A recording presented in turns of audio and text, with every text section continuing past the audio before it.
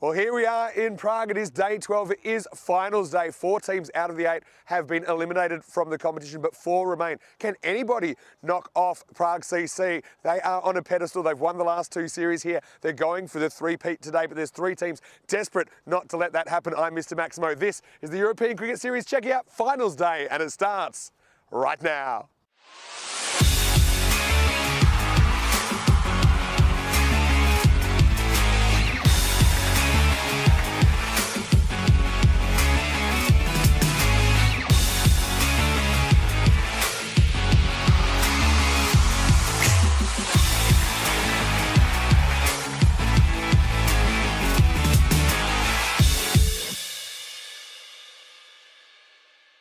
The European Cricket Series is proudly brought to you by HCL Software and Bizzaway. Good morning to you wherever you're watching from around the world. T10 and welcome back to Prague. It's going to be a huge day in European cricket, and the days just keep on getting bigger here in Prague with finals day in the ECS today. Also, we've got some international action for you tomorrow when the national team of Czechia will be taking on the Greeks and the Cypriots, who will be in town. I think they arrive a little bit later on today. But right here, right now, we have a huge program of action with 4 matches here in Prague. We have 2 matches in Portugal in the night series later on, as that series is starting to hot up and get to its conclusion. Well, they've actually got finals day on Monday night. But we are going to start the day with semi-final number 1. These are the teams that finished 2nd and 3rd on the ladder. There wasn't too much between them at all, and I'm very curious to see what happens at the coin toss. Charles Croucher is out in the middle. Let's see what happens for the coin toss right here in the first semi-final. Okay, your call? Yep. Tail. Tails is the call, and it's a head. We will bowl first. Bohemians have won the toss and will bowl first. Back to you, Vinny.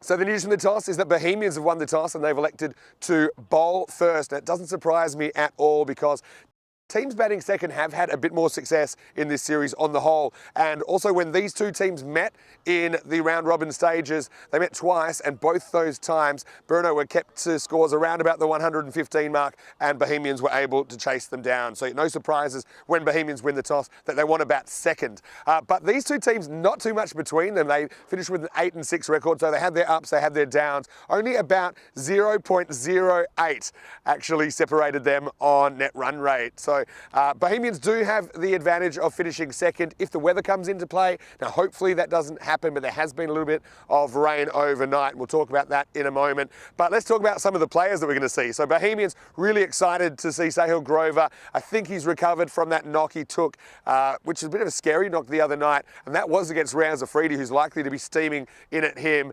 today in this semi-final. So, yes, Sahil, really important player for Bohemians. Also, watch out for Sazi Buyan. He just continues to score runs in this series, and even though he hasn't looked 100% fit, he's been very, very effective. Martin Verndl as well is a player to watch. He's a native Czech player, has been playing in the UK and actually has secured a spot in the national team for tomorrow, well, the squad at least. So we could see Martin out there as well. And watch out for Zishan Azim as well. I think he's been a real revelation. He's a fantastic fielder, also offers a bit with the bat and the ball for Bohemians. For Brno though, I mean, they look pretty strong. We know that they've been building. They started with 4 losses in this series, but then went on a bit of a winning streak. Since then, a bit hit and miss. But Dylan Steyn in their lineup, again, haven't seen the best of him so far in this series. But yeah, watch out for Ratul. He's been an absolute monster at the top of the order. Also very handy with the gloves, Mohamed Ratul. So watch out for him. And Riaz Afridi, he's a player that we talk about quite a lot because he is an absolute beast with the new ball. Can be a bit erratic at times, but he does get that white line fever. He loves to win. And both these teams, of course, if they lose this match, they cannot win the trophy. Let's talk about the conditions today. Well, we had a bit of overnight rain. Been some persistent drizzle this morning. It's been, yeah, a bit of a hassle, but I don't think it's going to slow us down too much. We're expecting a maximum temperature of 25 degrees, currently about 17 to get it started. But with this cloud cover, I think the clouds will stick around, so we might see the ball swinging a bit more than normal, and also the outfield not quite as quick as we've become accustomed to so far in this series. Danny Hudacek, well, fresh from his day off, he's going to get us to the start of this match. First semi-final on the way, Danny. Can't wait for finals day to start. And Bohemians, they've won the toss and they've elected to bowl. So it's over to you, Danny, and let's get ready for the start of the first match. Well, thanks, Vinny, and welcome to Prague and this European Cricket Series in Czechia. This is the match number 57. Only a few to go between Bohemians and Brno.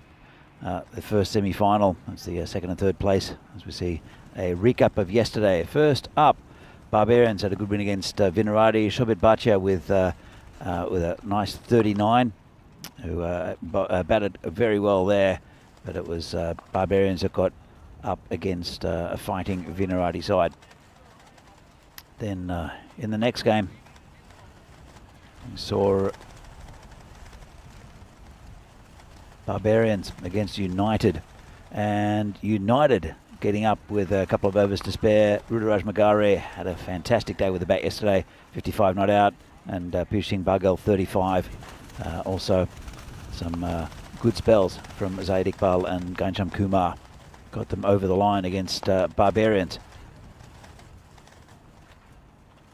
Then the Tigers against Vinarati. Again, a really good effort. Sobjit Mir with 42. But the highlight there, Nirup Raval with 3 for 14 for Vinarati. He's been working in his bowling a lot. Finally got a bowl, and it paid off. So well done to Nirup for those 3 wickets. Then PCC against Spartans, and the machine rolled on with Aditya Katewala with 51, Arun Ashokan 33. And then Riddick Tomar taking 2 for 5, and Dan Casey getting a bowl and getting a wicket. So that was a big win again for PCC against the Prague Spartans, who had really nothing to play for except for pride. And Prague Barbarians against United. This was an absolute cracker. 136 set, Devendra Singh 91 not out. Fantastic innings. But then after a wicket first ball for United, Ruturaj Magare 97 not out, and Pramod Bagoli got them over the line with the most important win of the tournament for United and got them into the semi-final, where they'll be playing PCC in the next game up soon. So in this game, Bohemians have won the toss, elected to bowl. I think it's a good one to win. There might be a little bit of surface moisture, and so the ball will probably swing for the first over or two, but then we'll stop. But it might be a little bit heavier for the batsman as well. So it's going to be an interesting tussle here. We, as per usual, Javed Iqbal, the warhorse, to open the bowling. And he will be bowling to Mohammad Ratul, who's been fantastic. They want to see the end of Ratul. And the man at the other end is Dylan Stain, with a pretty strong batting lineup from for Brno. Hamid Ullah, then Singh Gupta. Also Arumugam has batted really well, and quite a few big names there for Brno. But good bowling also for Bohemians, with Zishan Azim, who's been fantastic, and Abul Fahad also. Sazib Bhuyan keeps things nice and neat as well. Expected score was very close. Let's look what happened in this tournament so far. 113-4 for Bohemians, 90 against. Brno have leaked a few runs, 114, 117. So it looks on paper with this tournament that Bohemians might have the edge, but their supercomputer says that Brno slightly has the edge. That's how close this is that even the supercomputer can't really make up its mind as to winner of this game. What will be important, though, is early wickets for Bohemians, and quick runs and early runs for Brno. You've got two very, very good batsmen, both left-handers, out in the centre. And as I said, they'll want to get a good start here for Brno. Got a pretty good batting line-up to Brno. Rahat Ali has been in the runs. Riaz Afridi hasn't, but he is a big hitting batsman as well. All right, we're just about underway with today's play. Quite nice conditions for cricket. Quite cool. Finals Friday is about to start. Here we go. Iqbal with the first ball. And that's cut away through the gap. 4 runs. Lovely shot. Well, this ground got quite a bit of rain overnight, but it's still carrying to the boundary pretty easily. Nice shot by Ratul. Pretty typical of what we've seen from him for the last couple of weeks. Hi to Rob Thompson in the chat. And Kroom also. Good to see you there. So it's a difficult to bowl to Ratul. He's pretty strong on all parts of the ground. I know that most teams try to bowl outside off stump, but he's super strong with a cut shot. Very clever batsman is Ratul. Ball comes in again and clamps down on that. Little awkward shot there, just on the leg side, down to square leg, just for a single. Gets Dylan Steyn on strike. Steyn is a pretty accomplished batsman. Doesn't love the T10 format, but if you can just adapt his normal T20 format to play on this this surface, he hits the ball beautifully on all sides of the ground. Keeps it on the ground quite often as well, does Steyn. As they face the first ball, or his first ball, from Javed Iqbal. Javed, the warhorse, been around for many years here in the Czech leagues. Comes in bowling to Steyn. And tucked around the corner, 4 runs, nice shot by Dylan Steyn. And that's what he does well. Keeps it on the ground, 4 runs. Steyn actually holds a world record for the most 4s in a century in a T20 international. I think it's 17. Did that in Malta in the Veleda Cup last year. But just an indication of what kind of batsman he is. He's also probably one of the best fielders in the country as well. So that always puts pressure in the field. We'll see that a little bit later. There's Iqbal. Have to work out where to bowl to Steyn.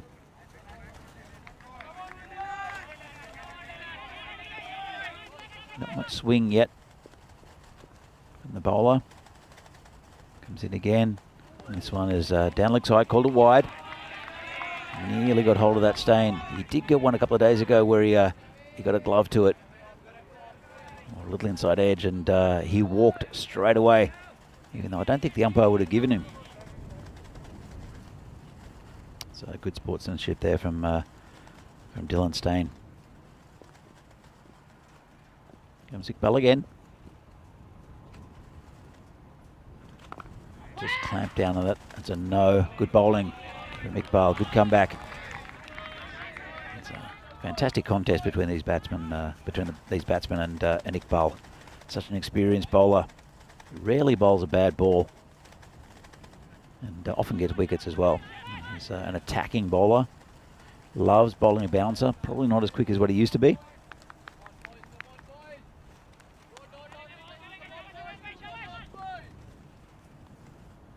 Comes Javed. Bowling to Dylan Steyn. And that's a little bit short. And good piece of fielding. Put a foot out. Did Farhad, the big fast bowler. And jumped up into his hand. Just a single. And that'll bring Ratul back on strike. They'll want these wickets early. Will Burno, if these two get set, could be a pretty big total here for Burno. Good morning, Vinny Sandhu. Good morning. What a contest. What a bit of foot fielding to start the day as well. Here's last ball of the over. Oh, it's a chance for a run out, but not picked up by the bowler, or run by the batsman actually. But again, a good ball from Iqbal. Drew a false shot from the batsman. Yeah, end of the over then. 12 without loss after 1. So good morning to everyone. Of course, watching on Fangode in the Indian subcontinent, and everyone watching on our YouTube channel. This is what we're in for today. Finals Friday. What a day we'll have. Bohemian versus Burno, too close to call for me. Both these teams, 8-6 record, just 0.08 apart on net run rate. The other one, I mean, on paper, Prague CC undefeated. You'd assume that they'd be too strong for United, but let's not count United out. That chase last night to keep them alive in the tournament was something pretty special. They've got guys that are in form, Danny. Of course, they'll have the final later on today. I like United as a side. They've got a pretty strong batting lineup. They're a Div 2 side that just won the Division 2 title. As Sazib comes in. And Ratul's reaching a bit. It's uncharacteristic. I just think this form of the game, United, we've already seen them beat Prague CC in the ECS.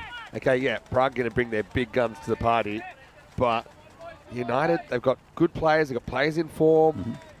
Prague CC haven't really been tested, but United have constantly been put under pressure during the series, and you just wonder if I mean, there's a chance they might get blown away by PCC for sure, but there's a chance that I think if their players get going, they could have a bit of an upset there. Anyway, right now, nothing too upsetting for Ratul. They've gone for the 2 left-handers at the top of the order. I like this. I like staying at the top. They're going to ask the right questions. Ratul, he's so good actually at reaching outside the off stump. He's got such a good eye. And despite the overnight rain, this outfield's still pretty quick. That runs away for 4. Yeah, very quick. It was a pretty unorthodox shot. He got down on one knee, but hit it through the covers and really didn't time it, but the ball just kept on going. But, yeah, going back to that United game, PCC have won everything this tournament, including pretty much every toss. I don't remember them losing a toss. Yeah, well said. And what they've done is just battered, got a good score, sometimes very high. They hit 187 odd, I think, in one of their first games. And they've just bullied the opposition. I don't know. I think United is such a fighting side. I don't know if you bully them, if the United team doesn't bite back at them. Oh, shot that. Brilliant shot. It's short, it's wide. Ratul again, he's got a lot of footwork in this, but it just reaches and absolutely laces it for 4. What a very good player this guy is. Yeah, he's fantastic. He's 14 off 6. Dylan Stain is 5 off 3, 20 for no loss. Yes, Ratul having a brilliant series. And no Paras Kari at the moment. He's not in the country. We saw him have a very good series for Czechia in the ECI last month in Austria, a couple of months ago now probably. But yeah, Ratul, I think he needs to stay in the country a couple more years. I think he'd be a very good pickup for the national team. And, he just pushes this one out to deep point for 1. Yeah, he's in a bit of a grey area, Ratul, because I think he's a student in Slovakia at the moment, but he's playing for Brno because there's no league in Slovakia. Right, okay. And so it's a bit of a grey area with Slovakia as to eligibility, even though they're playing in the Czech leagues. Yep. So because Slovakia don't have a national side, there's a little bit of wiggle room, we think. He's stateless with the ICC. Anyway, this is going to be up and over the top, and that's going to be 4. So Stain getting into his work now. Brno looking dangerous in the power play. Yeah. Look, could you imagine this lineup? They've got some really good batting to come after these two. Could you imagine with Paras Kari in this lineup as well? I mean, they'd be a real shake to beat anybody. Yeah, for sure. I think it's healthy, obviously, to have another club which is growing to a decent size when you consider the geography of the country. Yeah. Brno, second biggest population centre, if I'm not mistaken, in Czechia. Brno club having 4 teams now, so and building a community. Well, there's Moravians down there as well who've got 2 teams, so 6 teams in Brno, which is really healthy. So Dylan Stain, that's a lovely shot straight. Just timed it right off the middle. And, well, Sazi Buyan, he's an international teammate of Dylan Stain. Just got a bit of schooling there. Stain makes it look easy there. 29 without loss after 2. And yeah, Buyan's over, ends up going for 17. So this is a rollicking start now for Brno. It is a rollicking start. Really good. First 2 overs, 29 from them. And, well, Ratul and Stain are looking good at the moment. It will be Farhad to come on to bowl against, he'll be bowling to Mohammad Ratul. This will be a good contest as well. Farhad, as we see this is the table. Yeah, it's hardly anything between them, you see. It's 8 and 6 and plus 0.39 versus plus 0.31, the net run rate. Yeah, United versus Prague CC later. And Shriyans was saying, is there any point to this finals day? Will Prague CC just win it easily? But this is the thing. I've got a funny feeling about United because, I mean, they've got a winning mentality. So did PCC. Yeah. But you put any team under pressure with the batting, and I think it was United that got a few wickets against them, or was it? This format. I'll bring up those results in a minute. Here's Shohaz Farhad, who's going to bowl over number 3. Oh, loose shot there from Ratul. Just a big swing and a miss. Let's have another look at this. Probably didn't bounce as much as what he expected either. So Farhad does get quite a bit of lift, especially when he starts to really like dig them in and bowl a bit quicker, because we've seen him, I think it was 1 over, we've seen him bowl pretty quick Fahad. Apart from that, it's not been hasn't had that zip that he's had in the past. Coming again, bowling to Ratul. And it's a swing and a miss.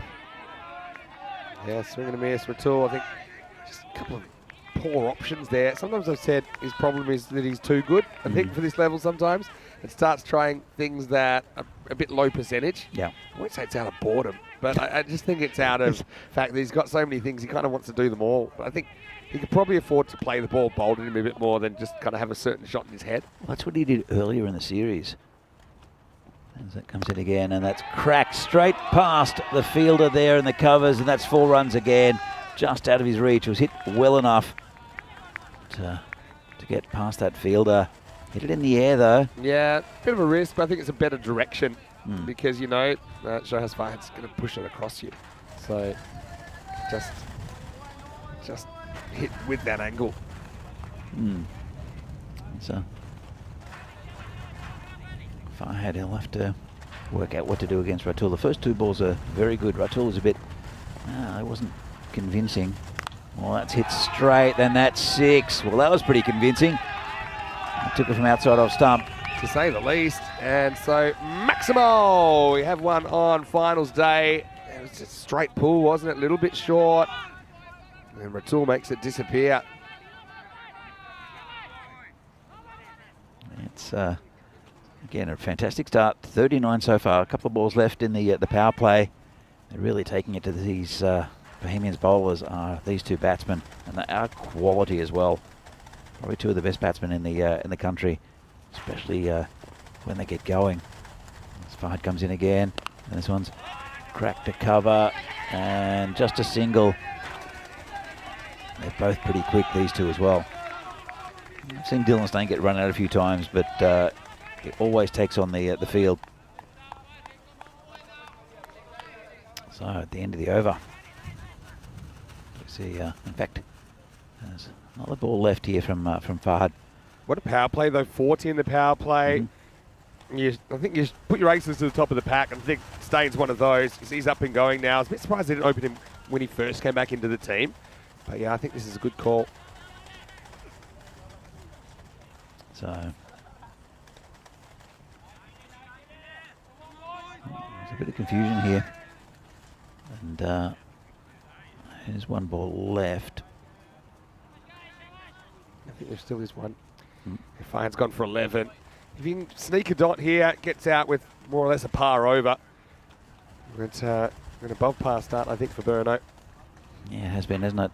And well, if these 2 bat deep into the innings, it's going to be a pretty big score that Bohemians will be chasing. As Fahad comes in again, bowling to Steyn, full toss, just punched to point, and they're almost through for the single before the ball got to the fielder. These 2 are quick, and they know exactly what they're doing with the... And they back up as well. I think it's one of the secrets. They're quick, but they're also, you know, they're very good at it's kind of not stealing, but getting that head start, which makes it fairly safe.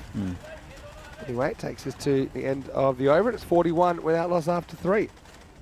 Yeah, fantastic power play there for Burno, especially the no wickets column. But 41 runs is pretty good going.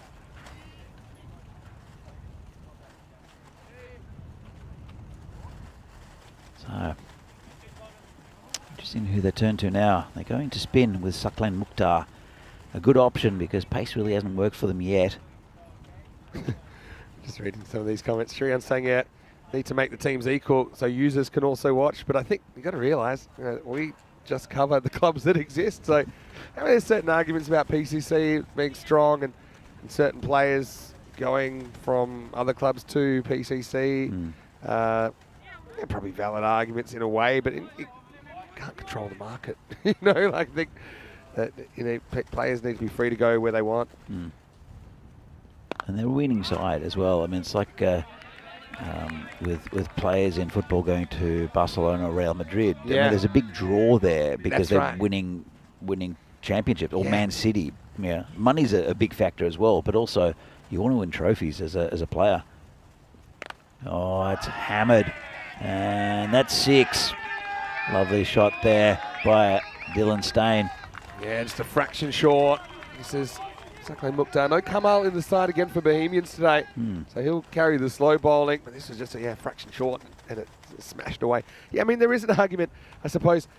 I've noticed national teams in countries are generally stronger when there's a number of strong clubs domestically. Yes. Because it just means you're playing high level cricket more frequently. I mean, there are good strong sides here. But, oh, this is hit straight. Lovely shot.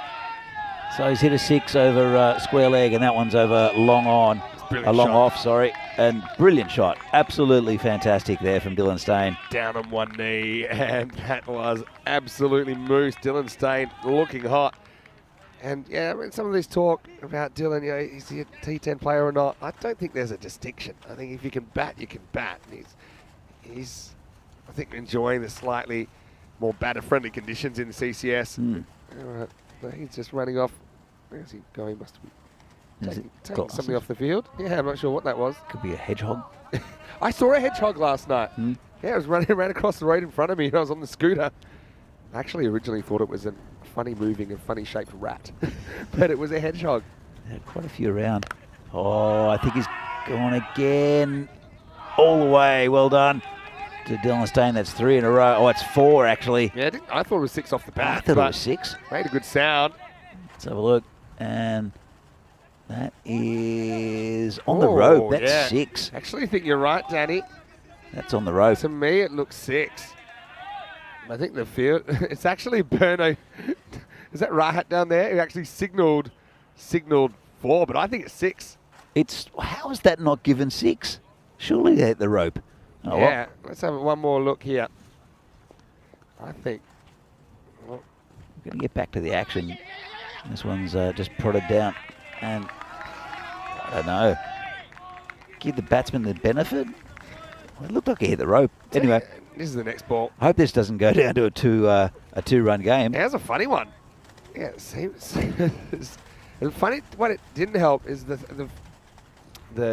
his teammate right there signaled at 4, and it's just like if you look, the camera can lie to you sometimes. Yeah, true. Make things look closer together than they are, but for me, that's horrible fielding. There was a man behind, luckily, to save the blushes of the fielder there. So it's pretty cold here. I'm not sure what's he wearing. It looks like a neck brace. I hope it's not. It's Sahil Grover who's wearing protection from the from the hit he took earlier in the week a couple of days ago from Riaz Afridi.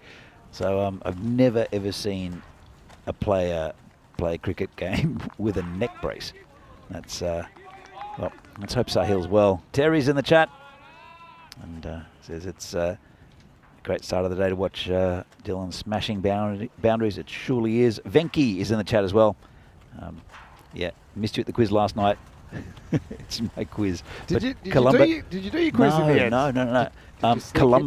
Colombo took over for me, a good friend of mine. And I'm sure he did a really good job.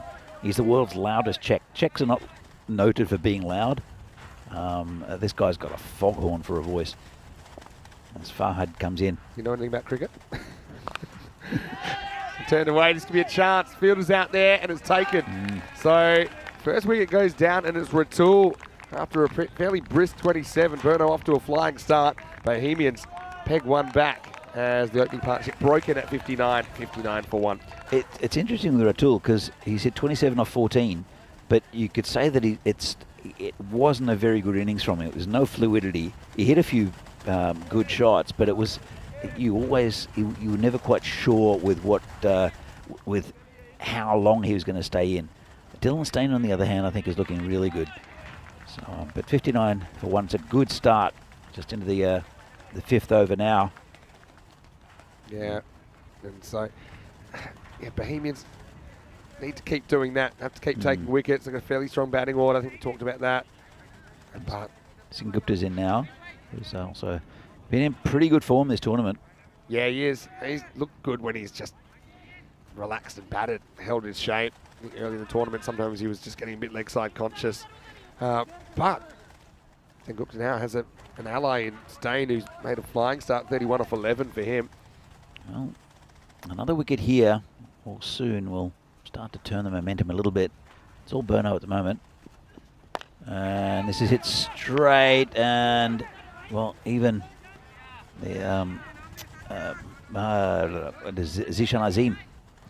I've got to get used to names again, Vinny, and flicking things. Gets a bit lucky there, doesn't he? I think if the shot was on, he just didn't middle it. And that's the name of the game sometime.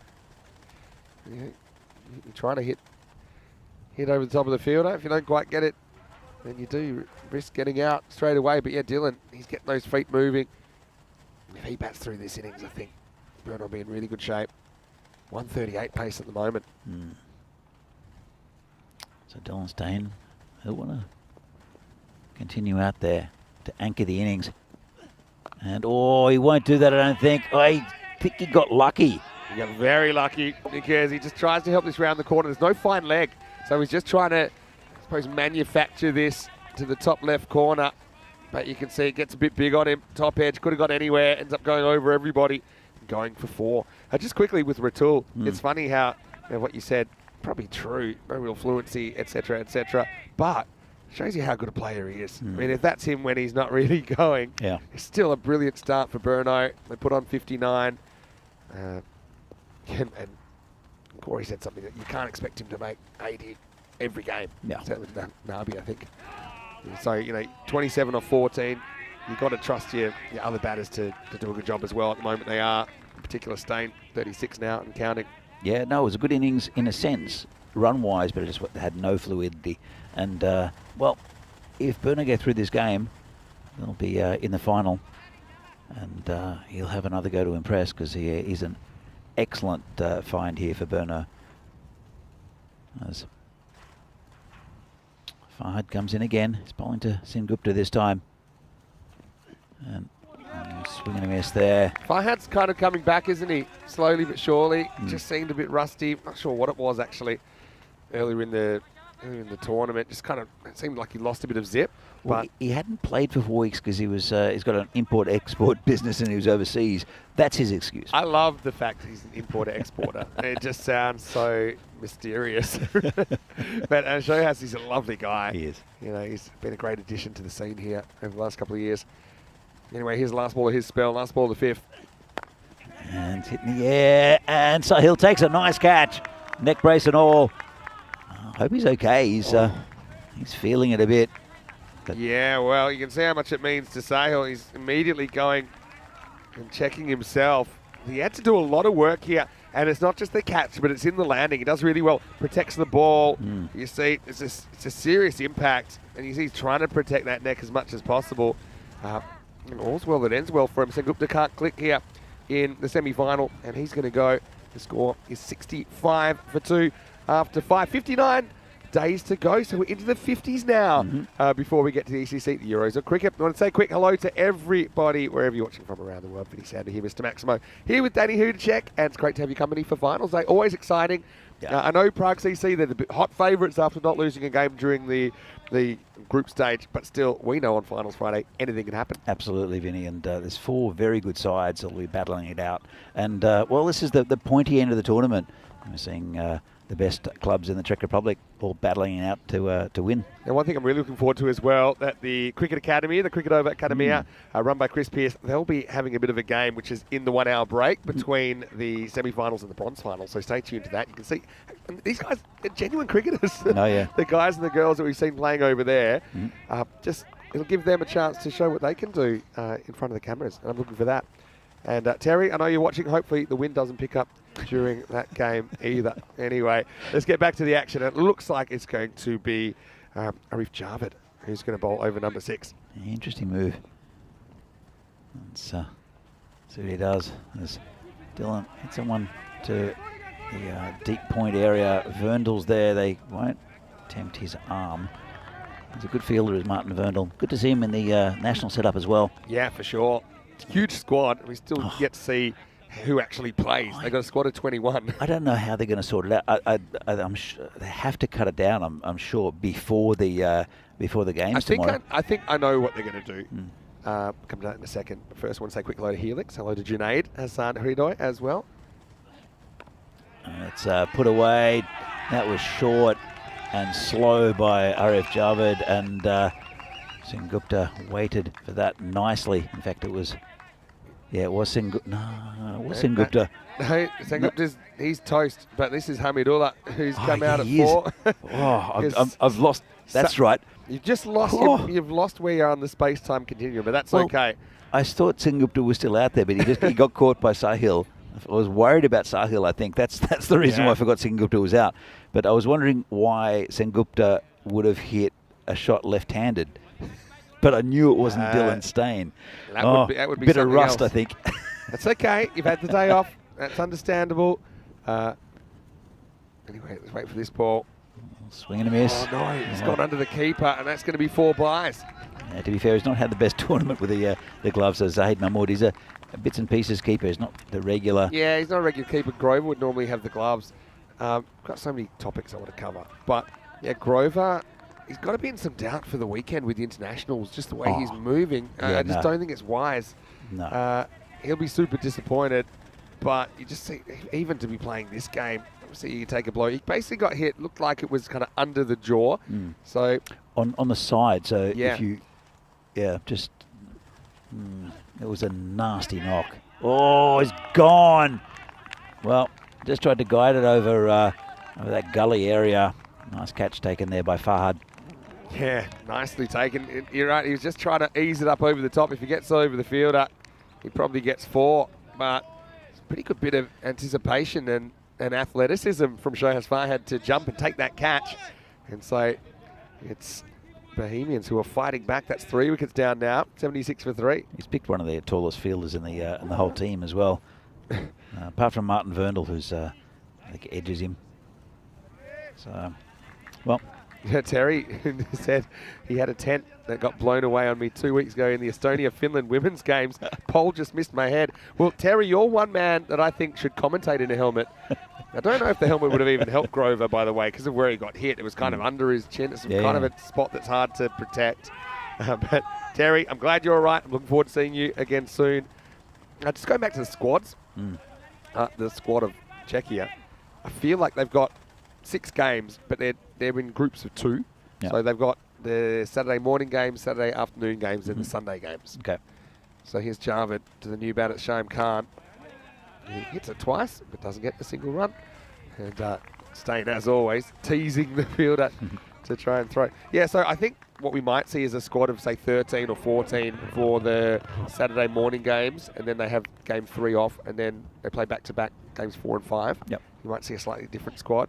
And then you might have a slightly different squad for the Sunday. Just because, you're not going to bring 21 guys, I imagine. Yeah. Well, my concern is it's very batting heavy. I mean, you look at a lot of the players they've included, and there's Verndl, there's Ruturaj Magare, there's Piyush Paghel, Ayush Sharma, but a lot of others that haven't. Oh, that's rubbish. Put away quite easily there by the batsman. It's been called a no ball as well. It does look high. It's called it square leg. Check out the replay. But, it's kind of hip high, isn't it? So it's a fair enough call. But, free hit coming up. It's been a real mixed bag this over. But, you can see why it gets called. And now, free hit coming up. We are pretty harsh on those in ECN compared to other cricket. But it's a safety thing as well. You know, full balls that are above pad height comfortably, so hip or higher. Anyway, free hit to finish the over. And he's taken full advantage. That's 6 over square leg. And that's a messy over in the end from RF Javed, even though they did take a wicket. And Burno march on. They're 84 for 3. In fact, 90 for 3. 90 for 3 after that. Shaim Khan will get updated. He's 12 now. But yeah, Dylan Stain, interestingly, he hasn't had a lot of the strike. You know, he hasn't needed it to score runs, but the other thing he's had batters all around him, so there's confidence. There's confidence in his partners, and rightly so. 90 for 3 after 6. Now, it is Peacock Friday, and I've kind of got a Peacock shirt. I've got my cricket bat shirt on. Friday. It's still peacocky. But I've gone the Peacock shoes, you see, Danny. Just to let everyone know, in case you missed them in the warm-up. So I've gone the Peacock shoes this morning. I've got beer socks. I like your beer socks. Yeah. They're odd. One of them is beer, the other one is pretzels. So beer and pretzel socks. That's incredible. So I'm very impressed. I've done a lot of things. I don't think I've ever done odd socks. Well, they're a pair. They're actually a pair. Yeah, they're a pair, but I'm just saying they're not the same. I don't mind odd socks, actually. As Sazi Bouillon comes in, is a bit short, and that's put away by Dylan Stain for 4. Didn't quite get all of it, did Stain, but placed it pretty well. Nice looking shot. Yeah, really nice shot. Again, pouncing on something a bit short. Stain, you know what's interesting about this innings? He hasn't had a lot of the strike, but he's never looked uncomfortable. Sometimes guys that don't have the strike for a while, they kind of go cold, but he just looks on top of his game at the moment. Whoa, that's dropped. That was a stinger. Oh, that was absolutely belted at Rohit Kungar. But, you know, I think he does well to stop 4 runs. He does very well. That was... That's great camera work by, I think it's Kirill's up there. Somehow he was able to track that ball. This is in the air. Don't think anyone can get there. They can't. There's 3 Bohemians. They've actually run 2. Such good running. Such good running. And Dylan flashes him a thumbs up. But this is more luck than management from Dylan. Just falls into no man's land. But yeah, excellent running from Burner. They're doing the little things, aren't they, at the moment? Hustling through for every run.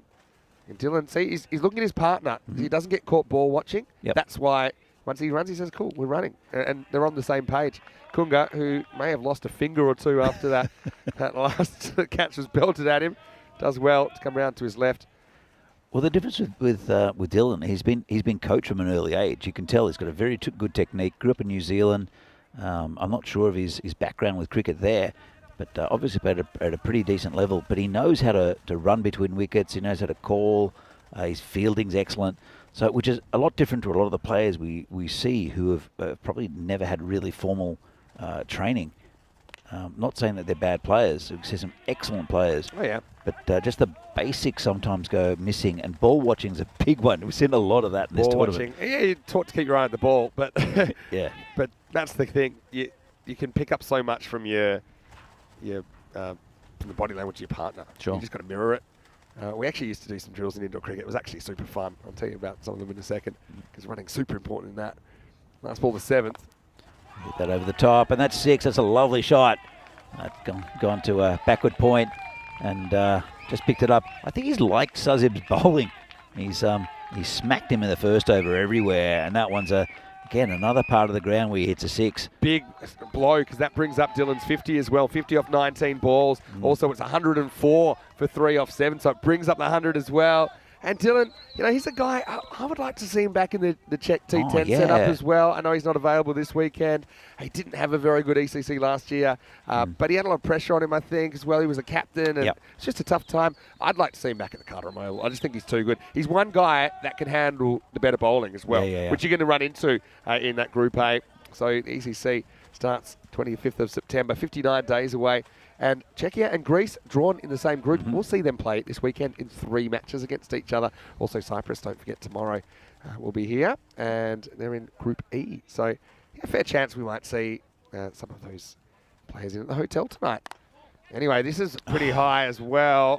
Let's have a look. Kunga drops it. I've got a feeling this will be called. Just the way he hit it. But let's have a look at it on the replay. It's... side on, that will be called, I think. That'll get called. So it wasn't really a drop catch. It was just a run saved by Kunga. Good effort. High to his right. Yeah, and so free hit coming up. And they do get one, so Stain is on strike. Probably doesn't matter who's on strike. Both these guys hit the ball really well. And there's a little stifled appeal for no reason at all, because it's a free hit. But it was actually a pretty good result there for the bowler. Well, they'll take it. And then he's saying, would that been out? And Joe's up, yep, probably. Yeah, And I think it was out. Yeah, I think, Maybe, I don't think it's going down. I don't think it's going down the leg side. He is bowling right arm around, but I think that was pretty good. More out than not. Oh, safest shot in cricket, that. Yeah, exactly. Hard to set a field to that. And Shane Card doing his role nicely. Yeah, this is a little bit fortunate. Bruno, they've batted really well, but I also think they've had the better of the luck factor in this innings. Yeah. You think about Stain skying one, getting away with it. Well, there was Kunga's drop catch as well. Kunga's drop catch. I mean, to be fair, he laced that one. Oh. But, yeah, Khan up to 18 off just 6. Mukhtar finding it tough going here. And batsman's hit that into his leg.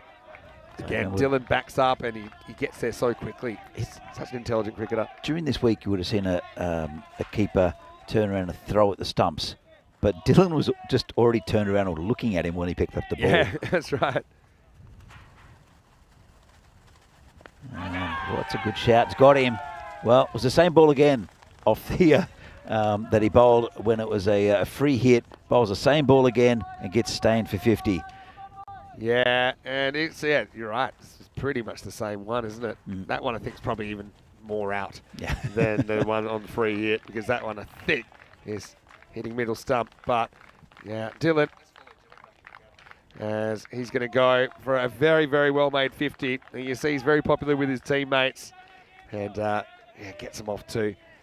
No, a bit more than a good start. It leaves them in really good shape. 112 for 4, and this is an ideal time, I think, for this man to come to the crease. Riaz Afridi comes out with 2 and a bit overs to go. He's not been in great form, has Afridi, during this tournament with a bat. But when he hits the ball, it's hit. It's coming out to a spinner first up though. 2 balls to come in the 8th. Just plays it down the pitch. I want to say a quick hello to Julian Dawson. Hello to Rob as well from New Zealand. Hello to Parth Baladia. Hi, Parth. Hey, Parth, how are you going? And Kranthi was saying to me, Parth is probably his funniest teammate. Oh, really? That's what he said. I don't know if he means ha-ha funny or just weird. But right now, Afridi is going to get a thick outside edge, and that's going to fly away to the boundary. A bit more aggressive. He does kind of try to go in that direction. I don't think he was trying to get it exactly there, but it's a good finish to the over for Burno. But they do lose Stain in the 8th to score 116 for 4. It's a very good inning so far here for Burno. And they've got 2 dangerous batsmen in. I think, well, Ratul did his job. Dylan Stain definitely did his job. And these two have a bit to do.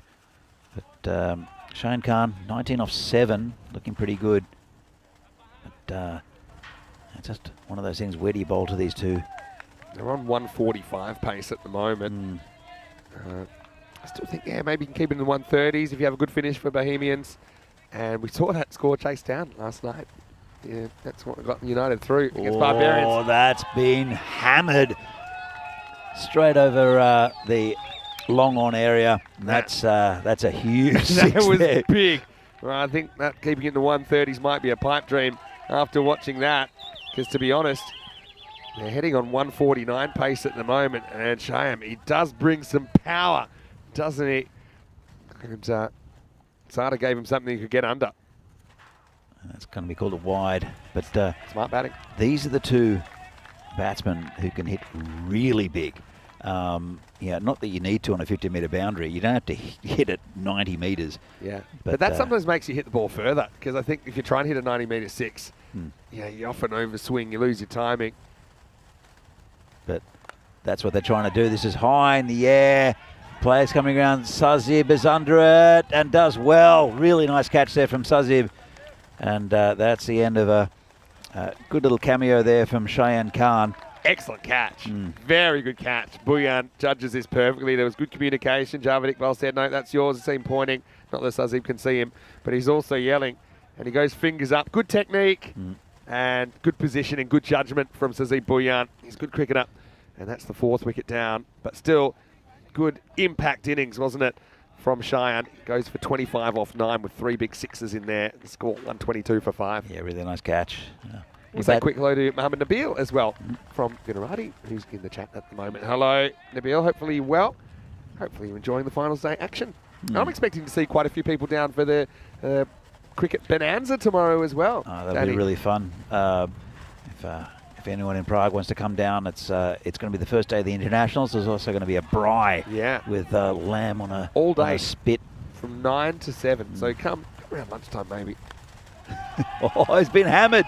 Well, first ball and new batsman. It is Arumugam who's a really good batsman to be coming at this stage of the innings. Pretty good, number 7. I read my mind there as he jumps all over the first one. The other thing I just saw, the clock, it's close. Ooh. You know, so they're probably fine, but if there was a wide here or something, yeah, they've got 1 minute to bowl 3 balls. Maybe that's why they're bowling. Oh, it's gone again. That's huge. That's over square leg. You better hurry and get that one back as well because, like I say, clock's ticking. But yeah, too short from Sada. This is the only overall bowl in his semi-final, but he served it up. I know he got driven first ball, one that the batter was able to get under, but you haven't really seen a Yorker executed from him. Aramugam 12 off too. Oh, clock's out now. Is it going to come back? Maybe it's going to get another minute. I don't know what's happening. This one not cleanly hit. I'm pretty sure that got reset to 0, so maybe that's a sign they're going to add a minute. But I'm not sure. There we go. We've got 43 seconds. Oh, well, there we go. We're bending the space-time continuum. I think they might have put Sada on bowling just to get through this over. He's got a very short run. The problem is he's been hammered to all parts of the ground. This is the last ball of the over. It's been hit along the ground, and player picks it up. Just a single. Yeah, it's the end of the over, so 137 for 5. Going by that, even though the clock seems to have stopped a couple of times, I think that they're just okay. So they're always, you've got to realise with that clock, they're always making adjustments. So they might even make an adjustment if there's a big 6 and there's 20 seconds to go after the ball. So that's why I feel we won't get penalty runs here. But 137 for 5, still pretty healthy for the Burno side. And that ninth goes magical for them. It all happens in the ninth for them. 21 runs. Despite losing the wicket, 21's a big ninth over. It is. And it's the warhorse, Javed Iqbal, to bowl the final over of this innings. And, well, couldn't quite get onto it then, Riaz Afridi. As I said, he hasn't had the best tournament with the bat. No, the timing's not really Hasn't really there. had a run, hasn't been able to bat for a decent length of time. Decent of him might be 2-3 overs. Even he hasn't faced too many balls. That's fine, though. I mean, Aramugam's coming up. I actually kind of like this matchup because Aramugam plays the pull shot really well. Yeah. I think the Iqbal does generally bowl on a length. So he's probably looking to do something similar to what he did last over. He does drop them short sometimes to Javed. This one's not short. It's hit towards a boundary. Well done by the fielder out there. Picks it up and they just get the single. Yeah, that's Afridi saying, no, I'm going to back myself to hit this one. I think Aramugam was pretty keen for the 2. I think I would have taken it on, but I don't think they wanted to sacrifice a batter just to change the strike back. So let's see what happens. Vashak Jagannathan is in the chat. Hello, Vashak. So he hit 100 earlier in the series and was spectacular to watch. Javed comes in again. Again, not cleanly hit. Clunks it. Gets one, though. It's all right. I mean, it's a decent total. I like the way Riaz, he looks down his bat as if it was the bat's fault as well. That's a sign of a good player. I'll answer Vashak's question. Who am I rooting for in this match? It's simple. I'm always looking for a golden ball. I'm always rooting for a golden ball. It's easy. My job's easy. Because, for me, I just want a good game. I'd love a close game. And I'd love a golden ball. Imagine a golden ball on finals day. It's United probably will bring it. They've been involved in all 3 golden balls here in Czechia. All right, 140's up. There's 3 to go. Can they get to 150? And, really good over here from Iqbal. Shows his experience. Yeah, he basically challenges him on the pull shot. It's a risk. Aramugam, he's laced a couple out of the ground in that shot. Mohamed Nabil makes a good point. Why isn't Zishan bowling? It's a good point. I suppose sometimes you're looking at who's fit at this stage and who's not. Maybe he's not feeling quite right. We saw that with Joe Cope yesterday. Didn't bowl for Vinarati. Yeah. 2 to come then.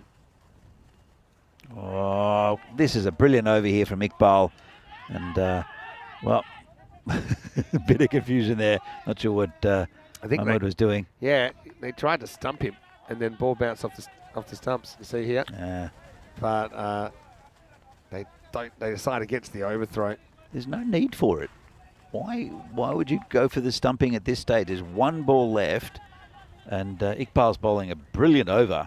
I was curious about the height of this. Is it not quite a bouncer, maybe? Well, he's ducking down there, and that's fine. Yeah, probably. I think he's back in time. See? Yeah, foot comes back just in time. Yeah. So they were just double checking that. I mean, it would have been just a wicket and a new batsman, but dot ball. Yeah. So there's no real point. And then they could have taken an extra run. They could have. They didn't. Aramugam, third time lucky or not. Here we go. Last ball. Seatbelts on. Burno, 140 plus this. Didn't get all of it. It should just be one. They'll come back for two and go to the keepers. And that's a good, well-run two to finish up. A very good over there. Brilliant from the over. Warhorse. 5 off the last over, and that was after 21 off the 9th. So, again, it'll have to be the biggest chase we've seen in the series, but we saw the biggest chase we've seen in the series last night in a pressure situation when United pulled it off. So, 143 will be the victory target for Bohemians. Bruno having a good result, and, yeah, just a few pleasantries exchanged as the players go off the field. And, I think also some congratulations in order.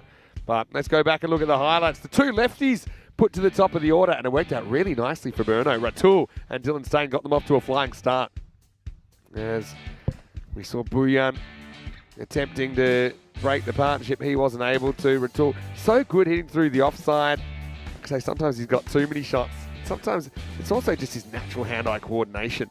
But yet Stain, his 50 was super important, Danny, for Burno, and it's nice to see Dylan back and scoring some runs. Yeah, he looked really good, really fluid with the bat, and he was hitting it to all parts. Ratul, on the other hand, just didn't look as fluid as what he'd been in the rest of this tournament. Still a very good little innings from him, but Dylan's 50 was nice to see a bit of form as well coming into these finals Friday.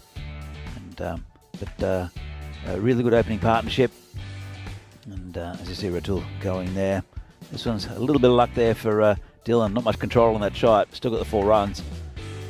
And we saw a good catch there from Sahil Grover, who's well, he's not looking great, is Grover. That was a nice shot there. Hamid Ullah, who didn't stay too long, managed to get a few before he hit one to Fahad off Arif Javed, and a bit of luck there also for the new batsman came in. Dylan Stain, he had to go. It was Saklan Mukhtar that got him with an LBW, and that was a really good decision there from the umpire. But, it was just a steady flow of runs there from Burno. Good catch here. Sajib coming around, taking a nice catch in front of Zishan Azim. But Shayan Khan, who did a bit of damage late on to pump that score up. Really good effort there. 142 for 5. Burno, let's have a look at his batting card. Ratul, 27 up the top of 14. Dylan Stain, a really nice 50 off 21. And Shayan Khan, 25 off 9. Really pumped that score up. And then Arumugam came in and did a bit of hitting late. 10 extras, 142. It's going to be a really difficult task for Bohemians to get there, but they are a very good side with good batting, pretty much all the way down. So it's going to be in that second innings. We'll see some pretty figures. Javed Iqbal, 17 off his 2. Fantastic final over. Also Fahad with 2 wickets for 18. And wickets also for Saklan Mukhtar, Arshavad and Wazim Sadar, but all going for a lot of runs. And as we see here, 142 for 5, 143 needed for Bohemians to get there. It's going to be a tough task against a very good Burno bowling lineup. But Burno will have to do some good bowling to keep the big hitting Sazib Buyan. We'll see about Sahil Grover. I don't know if he'll be opening. I'm sure that probably Martin Verndl will be there for Bohemians with some runs. Also Zaid Mahmood has been in good form. So we'll be back here in a few minutes' time with the second innings of this game between Brno and Bohemians. Stick around. See you soon.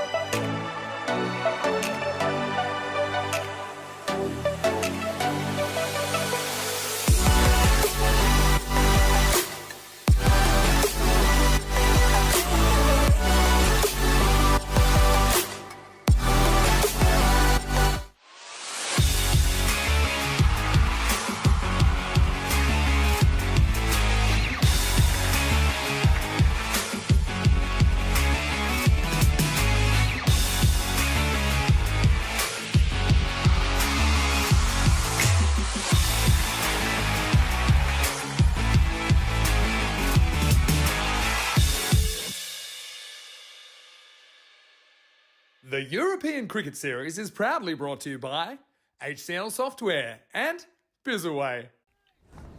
Well, welcome back to Prague for this European Cricket Series here in Czechia. Match between Bohemians and Brno. It's a good total set up by the Brno side. 142, 143 to win for Bohemians. They are a very good batting side. Some top quality talent, but they have to bat really well to get through this.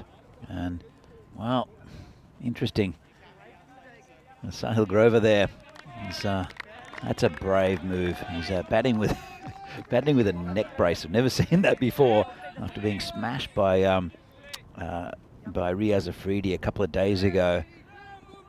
So really interesting to see. Zahid Mahmood will be facing Afridi first up, and that's called a wide.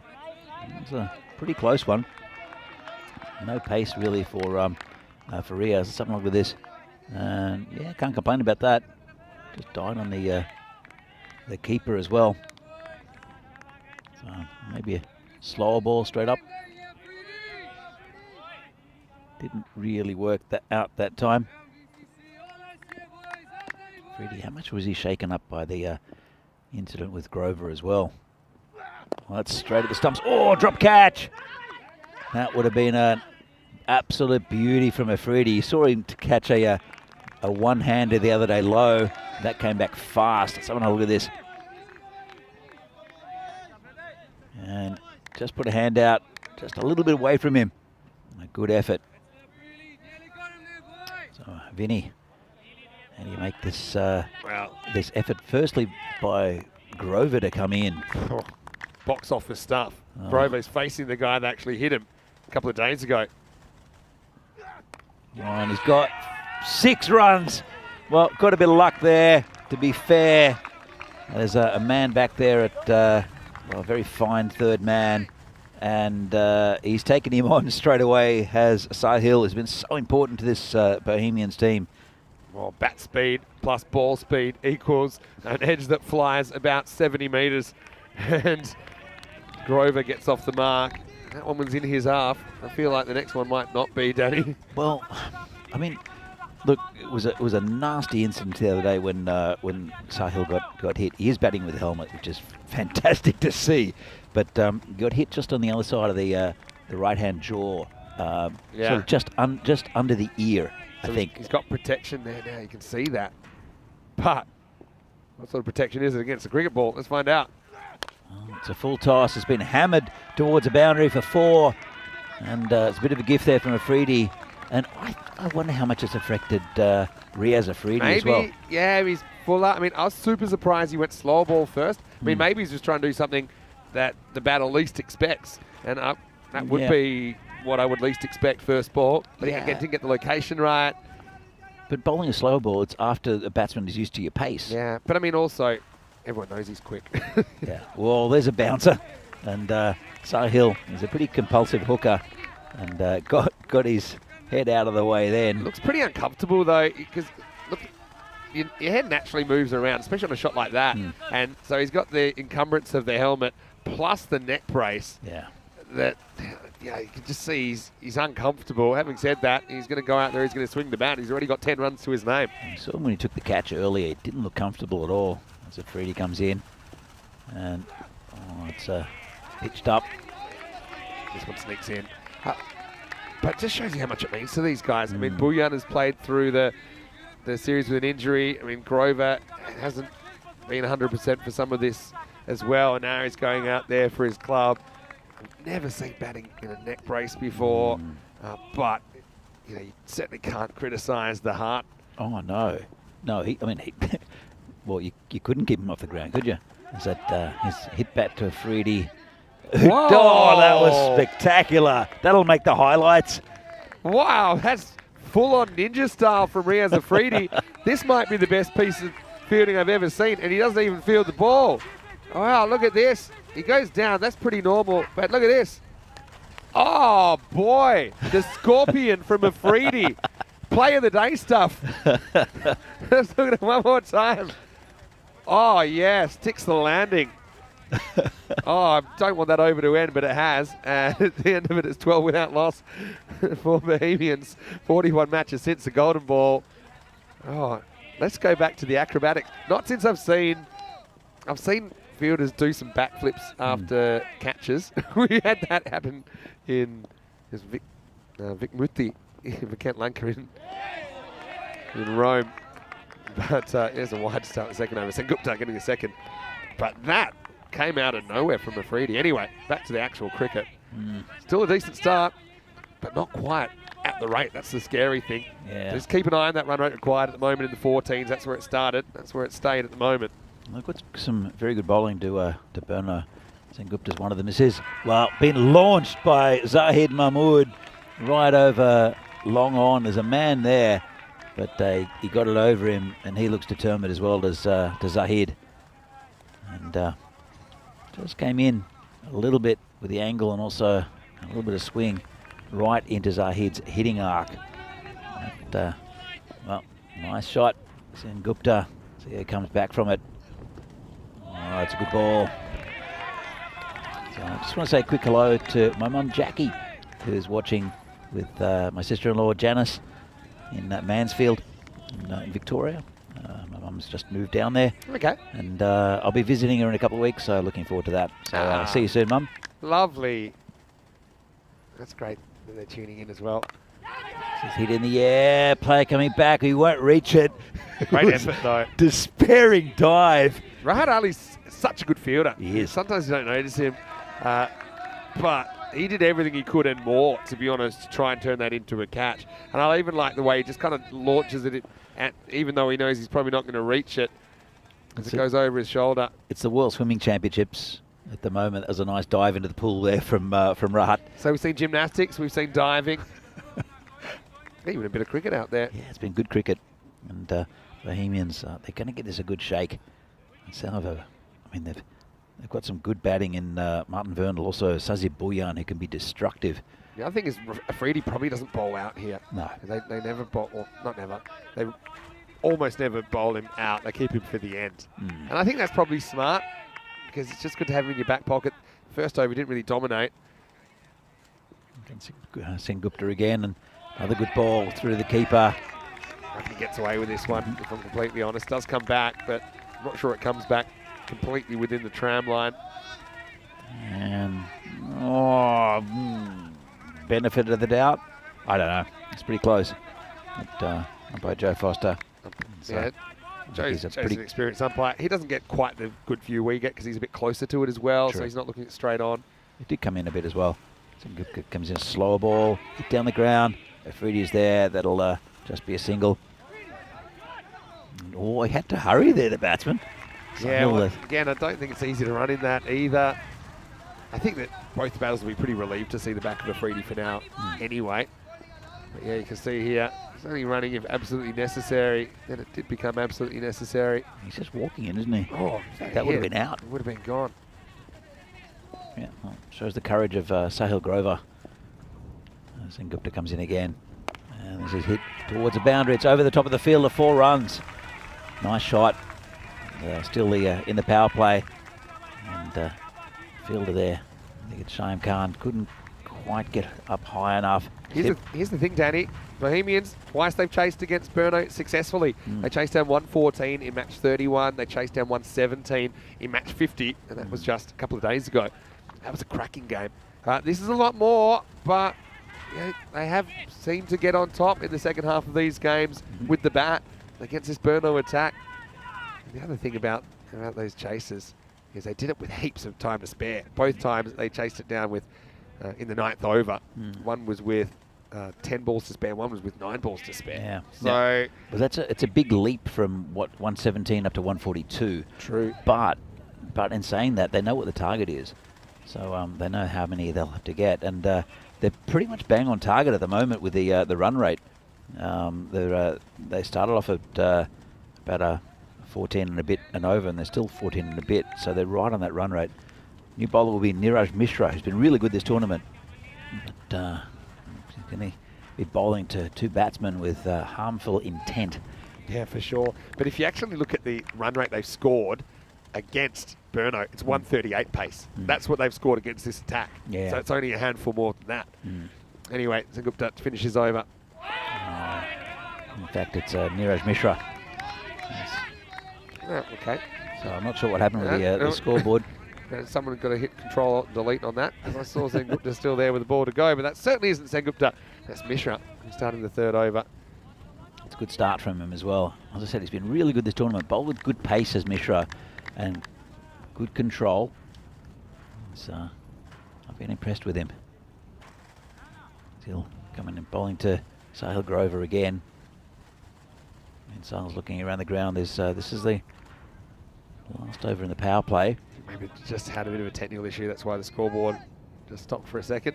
It's a shame. This game's in full flow right now. Probably not a bad time to have a little bit of a stoppage for Burno. This is where you might call like a timeout in basketball. So, okay, hasn't really gone our way in the start. Let's just, everyone refocus, reset. Got plenty of runs still to play with. Just got to start taking these key wickets. Yeah, it's a bit of a frustrating one for all the players really, but I think especially the batters, because you feel like you've got on top of the bowling. It gives them a chance to just regroup a little bit, have a bit of a think. I want to say hello to everyone, including all of our chatters. And there was a question, have we heard of air cricket? I can't say I've heard of air cricket. Is that like air guitar? Is that what it is? You just kind of go and play your best shots? We call that shadow batting. I remember one of my most embarrassing moments, I was coming out to bat in a first grade game. And, you know, bit of shadow batting. You always get a little bit of stick for shadow batting when you walk out there, because you're playing all these shots and then you don't play any shots in the actual game. But I managed to hit myself in the pad with one of my fake shots. So I couldn't even do that right. I mean, you are kind of jogging on at the same time. It's not quite the same as standing still. Do you remember if you got any runs in the game? Not a lot. In fact, that might be one of the games I got whacked in the helmet by a ball coming about 90 miles an hour. Ouch. It was one of the few games I was quite relieved to get out. It was a funny one because we finished top of the ladder. We played against a team that finished 6th, which included Ryan Campbell, actually. I was playing against Ryan Campbell in that game. And for us, we were guaranteed a spot in the semi-finals regardless of the result, but they had to win. So it was just one of those games where we wanted to win, but they were desperate. We were just desperate for the game to finish. Call it wide there. And for some reason, we prepared a pitch that was doing everything. And I remember batting for a while, watching all the batters at the other end, recognise guys get out, going, what am I meant to do about this? And this ball, his name was Denver De Cruz. He played for Canberra a little bit. That's Canberra a great Comets. name. Quick. Clocked about 144. This ball seamed back and just clonked me right and scone. And that's why it's important to wear the helmet. Morris is in the air. And it's been called and dropped. Whoa. Never saw it, did he, really? Never looked comfortable under that high ball. Maybe lost in the clouds. That is the direction the sun is at the moment. What sun's there? But that's a big moment because Grover thought that he was a goner, but he gets a life. He called it the fielder, just completely missed it. Well, that's a life there for Grover. It was 11 off 9. Mumwood 12 off 5. And this has gone through the covers. It's going towards the boundary. It's slowing a little bit. Rahat can't get it. Tried to scoop it back. Well, good effort there from Rahat. Yeah, I like that as well. Gets a pat on the bat from the opposition. Yeah, this a couple of days ago is probably in the bushes before he even looks twice at it. But with the rain we've had, you see it holding up a bit. Still, let's say, a normal speed, this outfield. Oh, yeah. It's not slow. Let's hit into the gap well. Good chase. But there's a great message there from Ali Kashif. I don't think he's here. He's a Burno player, unless it's not the same Ali Kashif. Yes. It's a great comment. I bet it is Ali Kashif. Hello, Ali. How are you?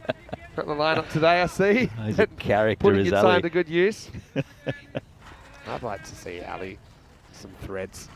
I think he'd be a pretty good male model. Riaz can give him a few tips. This has been dragged down just a bottom edge. No timing, just a single. Yeah, Ali he's very hit and miss as a player, as Ali Kashif. When he hits big, and he's a good bowler, he's a good batsman, but just didn't show it early in the tournament. And looks like Burno have I've not included him here for this, well, for the Yeah, semi-final, but also the final series. Hard team to get into, really. Final state. Oh, nice shot. And he's hit that over that cow corner region for 6. Yeah, what a shot that is. Need to keep getting these boundaries. Got to stay in touch as we get to the end of the over. They score 38 without loss after 3. So they're just a shade behind at the moment, only a shade. Pretty good power play for Bohemians, but they're going to have to keep doing that if they're going to keep their tournament hopes alive. Yeah, absolutely. And that's the thing. It's all it takes is, I mean, it could be a big over, but just a tight over will really help. As I see, 38 for no loss. Pretty close with the power play. 41 for no loss for Brno. They did have a couple of big overs, one of 25 and one of 21, but also, look, there's an over of 6 and the final over of 5. How important will that final over from Jadbet Iqbal be in the context of this game? Yeah, it gets exponentially tougher when you start to chase down scores. Once you get up to 150s compared to 140s. We have seen a fair few chases in the 140s. Not often, but yeah, it's probably been quite a few. But I think we've probably seen something like 10 or 20 times as many chases in the 140s as the 150s, put it that way. This will be an interesting over. It's Shyam Khan. He can go for a few. Can Shyam? Or he can get a wicket. That's huge. Zahid Mahmood is gone. And a really good Yorker there. From it's a ball that I don't think has been utilised enough. The Yorker, I don't know, it's tough when you get it wrong, but that was perfect. It was closest to the pin. It just hits the stumps and stays there. But that bounces right between the legs of Zahid lengthwise, and he can't do anything about it. So perfect start for Cheyenne. And Brno, I'll be very happy to see the back of Zahid. He's a good hitter. Yeah, he's a good hitter. But another good hitter here is Sazib Bhuyan, who he's walking out to the centre. And Bohemians will like a big innings from Sazib. He's a powerful hitter of the cricket ball. Shazil Butt in the chat asking if Martin Verndal's playing. Yes, he is. And I think he'll probably be the next batsman in. Yeah, you think so. Czech left-hander. You think so. Great delivery first up from Cheyenne Khan, right on the money. And another one like that to Sazib would really put Brno's nose in front in this game. It's a bit short. Oh, he got away with it. It's a wide, but that should have been in the car park. And maybe a little bit quicker there from Cheyenne. And he's close to him. It was actually not a bad ball, but just got it slightly leg side. And there's Naresh Mishra having a chat to the bowler. It's a bit tough. He's taken a wicket with a superb in-swinger Yorker, and then he's getting his fellow bowler having a chat to him, giving him advice. Yeah. Maybe just say well done. Well, it wasn't a good piece of advice, or he just hasn't listened to it, because it was pretty much the same ball as the one before. And Bhuyan's just turned on it and hit it down for 4. Just to that fine leg region. In fact, a little bit backward squarish. But yeah, I think he'll like that, Sazib. Just getting a bat on ball, getting a boundary first up. He does attack basically from ball 1, does Sazib Bhuyan. Cheyenne Khan again. Needs to get it right this time, though. And, well, this is hit straight, and Rahat takes a catch. Great catch there from Rahat Ali. Very conscious of where he was. And really good catch. Wickets down for 43 for Brno. You can see Sazib there walking off. Just didn't quite get enough on it height-wise. He got plenty of power. Yeah. It's absolutely belted, but Rahat, we talked about him being a good fielder. That was it's clutch catch, really, and it robs them of a Maximo as well. It was certainly heading over the rope on the full. And Brno, okay, have missed an opportunity or two in the innings, but this one is a big one to get. And Bhuyan's having a very good series, and he looks despondent as he walks off. Well, Cheyenne Khan, he's taken 2 wickets in this over. They're both huge wickets, that of Zahid Mahmood and also Sazib Bhuyan. And here's the big check. Martin Verndal has been really good this series. He's really grown into that the batting position there. He's he started off a bit slowly. In fact, he got a golden derrick in his first game. but has got used to the conditions. He's been really good, offers the full face of the bat. Cheyenne Khan, this has been a really good over. 2 for 5 so far. 3 balls to go. And the two balls that were loose weren't great. But the other 2 are wicket taking and short. It's okay. But he's bowled a bit quicker, I think, Cheyenne Khan today. I think he knows the importance of this this game. He definitely does. But that run rate creeping up. Almost 16 and over now. And how good is this over? We said right at the beginning of this over, all it takes is one big over either way. And this one's hit to the leg side by Verndl, picked up. And that's Hamidullah out there. Yeah, and Verndl is technically a really good player. It's still hard to believe that he picked up the game, I suppose, late in his fairly short life so far. I think he's 28 now. But yeah, he's more reactive most of the time. You know, he'll play the ball bowled to him. Grover's a bit more of a guy that'll take some risks. Oh, it's a good take there. I think this, yeah, he hits this into the ground and it's taken on the up. It was a good take by Mohamed Ratul behind the stumps. You see it's right off the toe, and Sahil was hoping that that could get away from the keeper for 4. Instead, it's a dot to finish the 4th. Bohemians just a shade behind the rate, as you can see here. They're 44 for 2 after 4. What an over that was. And, well, Cheyenne, he's good. He was good with the bat, little cameo. And have a look at this. They're going to bring back Riaz Afridi. That's a really good time to bring him back. Also, Rahat Ali, the captain, he's brought back his big fast bowler. And I noticed that Verndl, when he came out, has got a big fat chest pad on. Wonder why that is. Yeah, interesting. Maybe it's just part of his normal setup of what he'd wear, and it gives him some confidence. I haven't really noticed it before this, but maybe he's worn it all tournament. Yeah. But I think he's a good batsman to be batting against. Now, what about Afridi. this? Riaz Afridi coming back, and this is obviously to try and break this partnership. Typically, we've seen him coming back at the very end, but I don't mind this. He's your spearhead. Here he is in over number 5. It's well played by Verndl. Straight into the covers, no run. But, even if you can get a tight over out of him.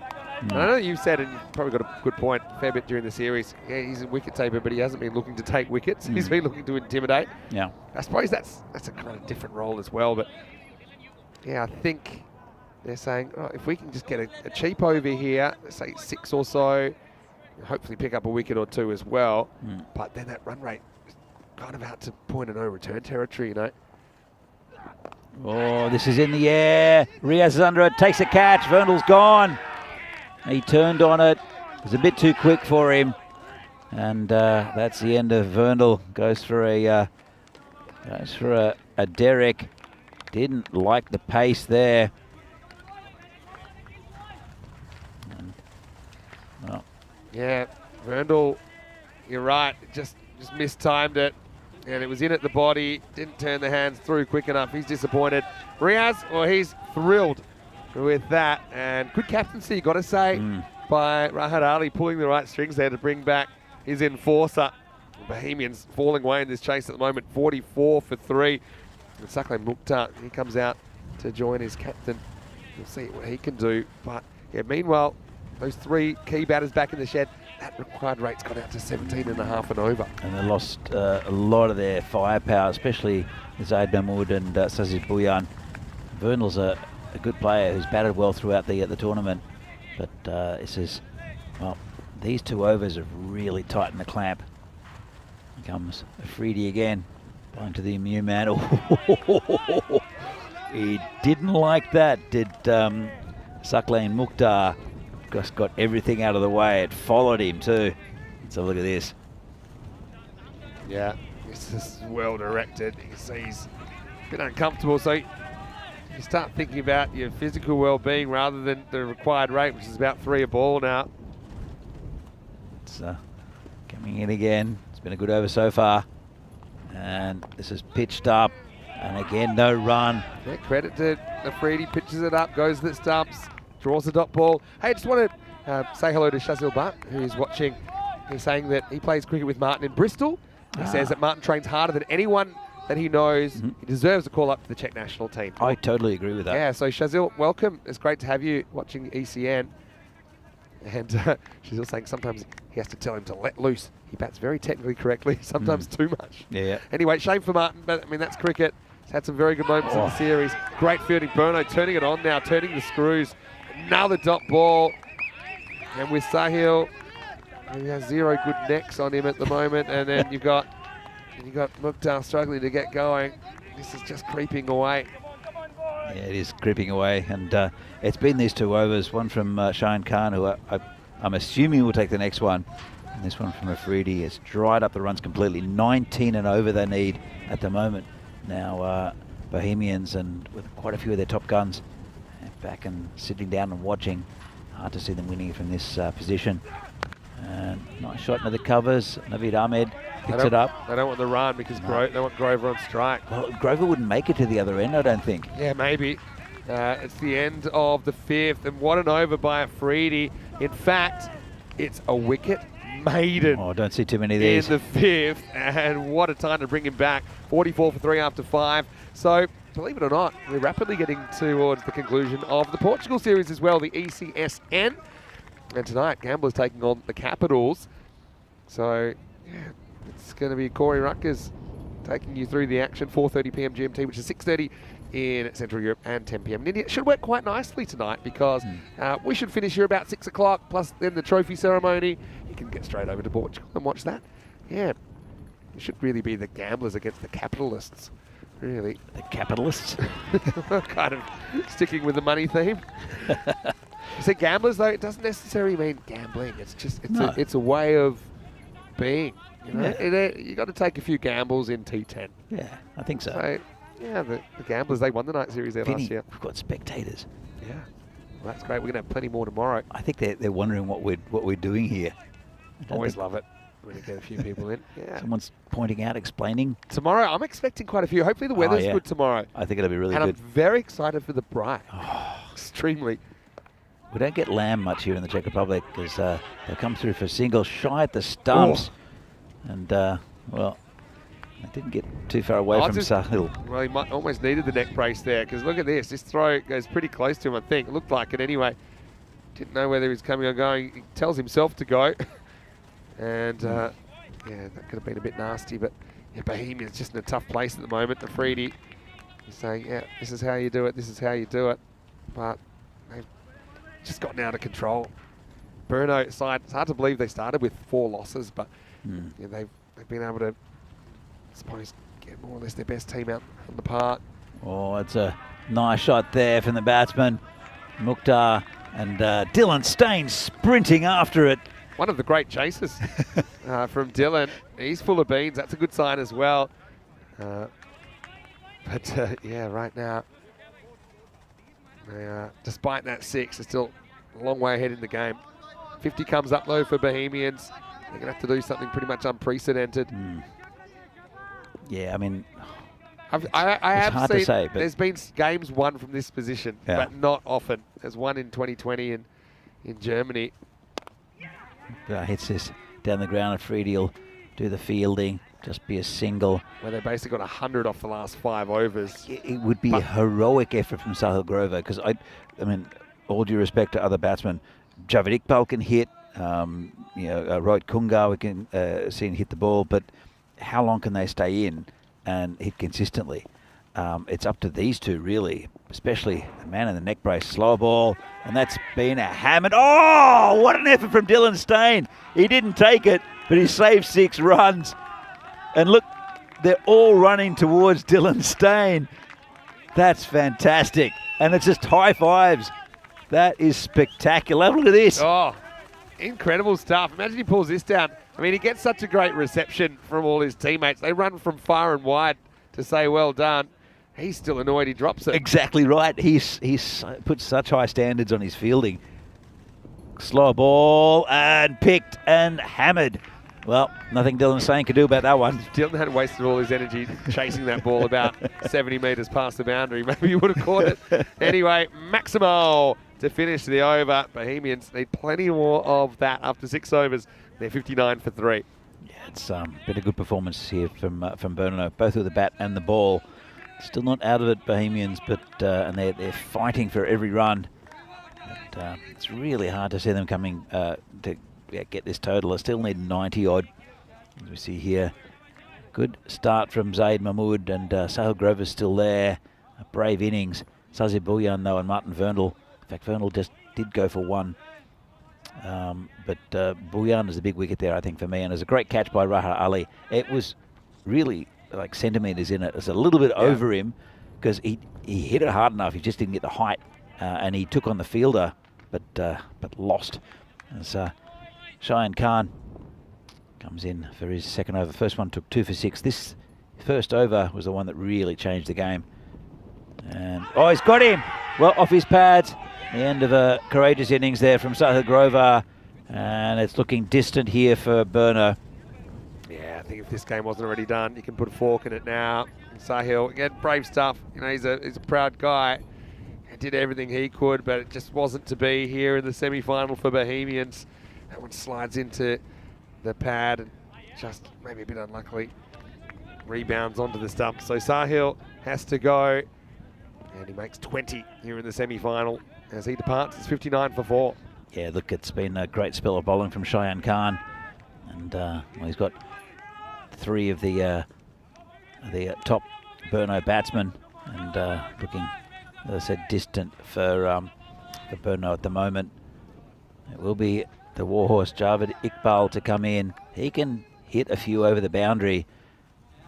Just depends on how motivated he is. I know he's motivated to do it, but he doesn't look as pumped up as what you see him normally. It was his over right at the end with just 5 coming from it that really kept a bit of a cap on that total, even though it's pretty large. Going to be facing Shayan Khan, who's on a roll. Comes in and got him! First ball. That's a beauty. And he's on a hat-trick. Yeah, what a spell this is. And for me, he's probably my player of the match. I know you could argue, okay, the game's gone now, but let's not forget that he started the rot, in a sense. Very first ball that he bowled, and also contributed some handy runs in the first innings. So for me, Shayan, he's been outstanding in this semi-final. Unfortunately for the Warhorse, he has to go off very first ball. And Berno, they've already got 1 foot in the final, and no matter who they play in the final, it's going to be a great conclusion to the series, and potentially a Berno PCC final, which would be a rematch of the T20. If it's not, that means we've had a boil over in the semi-final. But Piyush Kumar, the only player here in Czechia to take a hat-trick during this series. Let's see if we get a second one. Well, he's on a hat-trick and a Pfeiffer. A Pfeiffer, Michelle, yeah. Michelle Pfeiffer. And look, I totally agree with you. It's the quality of the wickets he's got, because he got Mahmood and he got Sazir Bhuyan, he's got Sahil Grover, and then Javed Iqbal can hit the ball a long way if he gets going. And it's been a fantastic spell. It's really, I think, won it for Berno here. 4 for 6 at the moment. And he's got 4 balls left in his spell. He's on a hat-trick here. I mean, if he takes 3 more, he'll have 7 for. Oh, Just saying, plenty of wickets left in hand. That'll be Stefan Gooch. I mean, I don't normally say this when there are only 4, but so Stefan starts trying to call no balls from the sideline. Anyway, here's a hat-trick ball. It's Kunga on strike. Oh, it's down leg side. Don't know if you got glove on it. Might be a leg by, I think. Yeah, I thought this is off the pad. Yeah, 4-leg by, so it doesn't hurt his figures. But yeah, it just doesn't get on the stumps. I think, yeah, he'll be trying to bowl 3 Yorkers, I think, these 3 balls, and see what he can do. Kunga, he's been up and down the order, finds himself in an impossible situation, really, but does get 4. The boundaries and extras, the only way that required rate's going to come down from where it is. Yeah, that's right. And I mean, Kunga can bat, and Mukto I've seen hit a big 6 earlier, but to come back from here, I think is it's pretty much. It's an impossibility. An impossibility. It's possible, but improbable. If there was a word between improbable and impossible, maybe highly improbable. But it's been a great effort from Berno there. Yeah. They're here on finals day to win. We turned it on. Shine well. He's down leg side again. Still got a chance. Another ball to get the Pfeiffer. At this stage, you'd rather that be a wide than a dot because it gives you another wicket-taking opportunity. Yeah, true. He's still got a chance of getting a 7 for 7 would be pretty good figures. 7 for 7 has a nice ring to it. Comes in again. And it's just turned nicely. And the field have to do well. He's come around and they've fielded well, have Burno. They've knocked the ball down when needed to. They've taken their catches. Dylan Stain dropped a sitter on the boundary. And Reza Afridi with a one down low that he should have taken. But apart from that, it's been really good. So a couple of balls left in this spell. And this is really a match-winning spell here from Cheyenne Khan. Yeah, he's having a great time in this semi-final. Sometimes pressure brings out the best in guys. He's one of them, I think. Slow ball. Yeah. But, yeah, Burno, they look like they mean business. They look very different to the team we saw on day one, Danny. Yeah, very different. Well, I mean, no one could really believe that Burno were playing so badly. It was a really terrible start for them. They lost their first 4 games. I mean, it was just, it was pretty awful. And the very first game of the series, they got hammered by PCC. This is nicely hit. On the offside, there's a man out there. We'll pick it up. That's Hamidullah, and that's the end of the over. So that is the end of 7. The end of Cheyenne Khan. 4 for 9, though. Great figures. He can certainly be very happy with his performance. So as this one starts to wind down, let's look ahead to the second semi-final, which is starting in only 25 minutes, Danny. Prague CC undefeated. The only point that they dropped was due to a washout, and that was against United. Pretty handy point for United as well. Prague CC winning the toss, electing to bat in that one. Just have a look at that top order. And have a look at the whole order. Yeah, everyone. In top 7, you've got Kadiwala. They're listed at 7. Stacked. But United, they're a plucky team. They're one team that actually bowled out Prague CC for 49 last year in a famous game. United defended 71 in that game. I think it was 3rd of June last year. But then Prague CC actually knocked United out in the semi-final stages last year as well.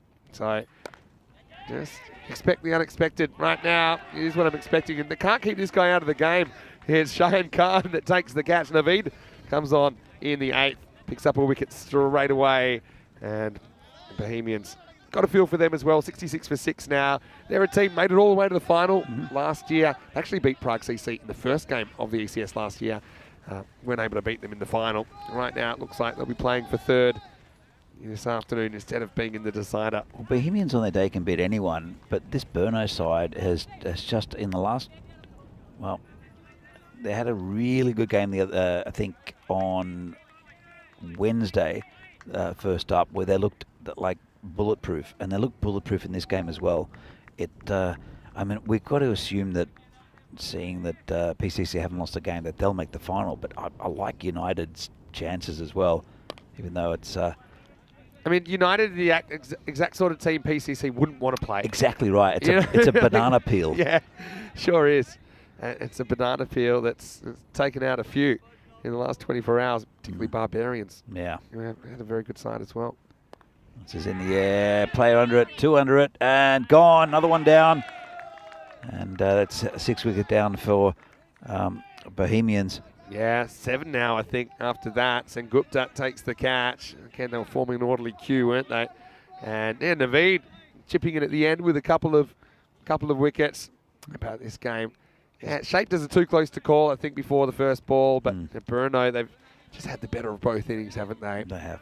Yeah, look, it's been a good performance from Burno, and they will be in the final later on today. But next up we'll see PCC against United. PCC a very strong lineup. I can't see them having a stronger lineup out of the players they've picked.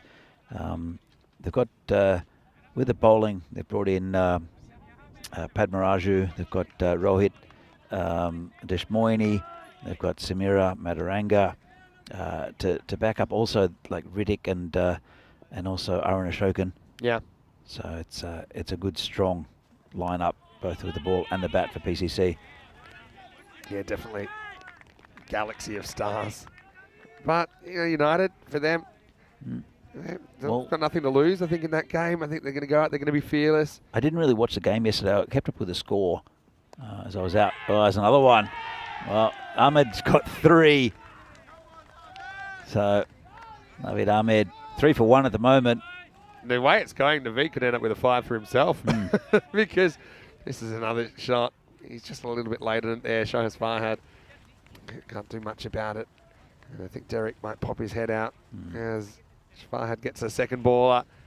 And the score now is 67 for 8. Yeah, so Bohemians, it's been a really good tournament for them. They've had so many great games, but they're just such a volatile team. As I've always said, sometimes they can look like world beaters. They can beat anyone in this competition, and other times they do fall apart.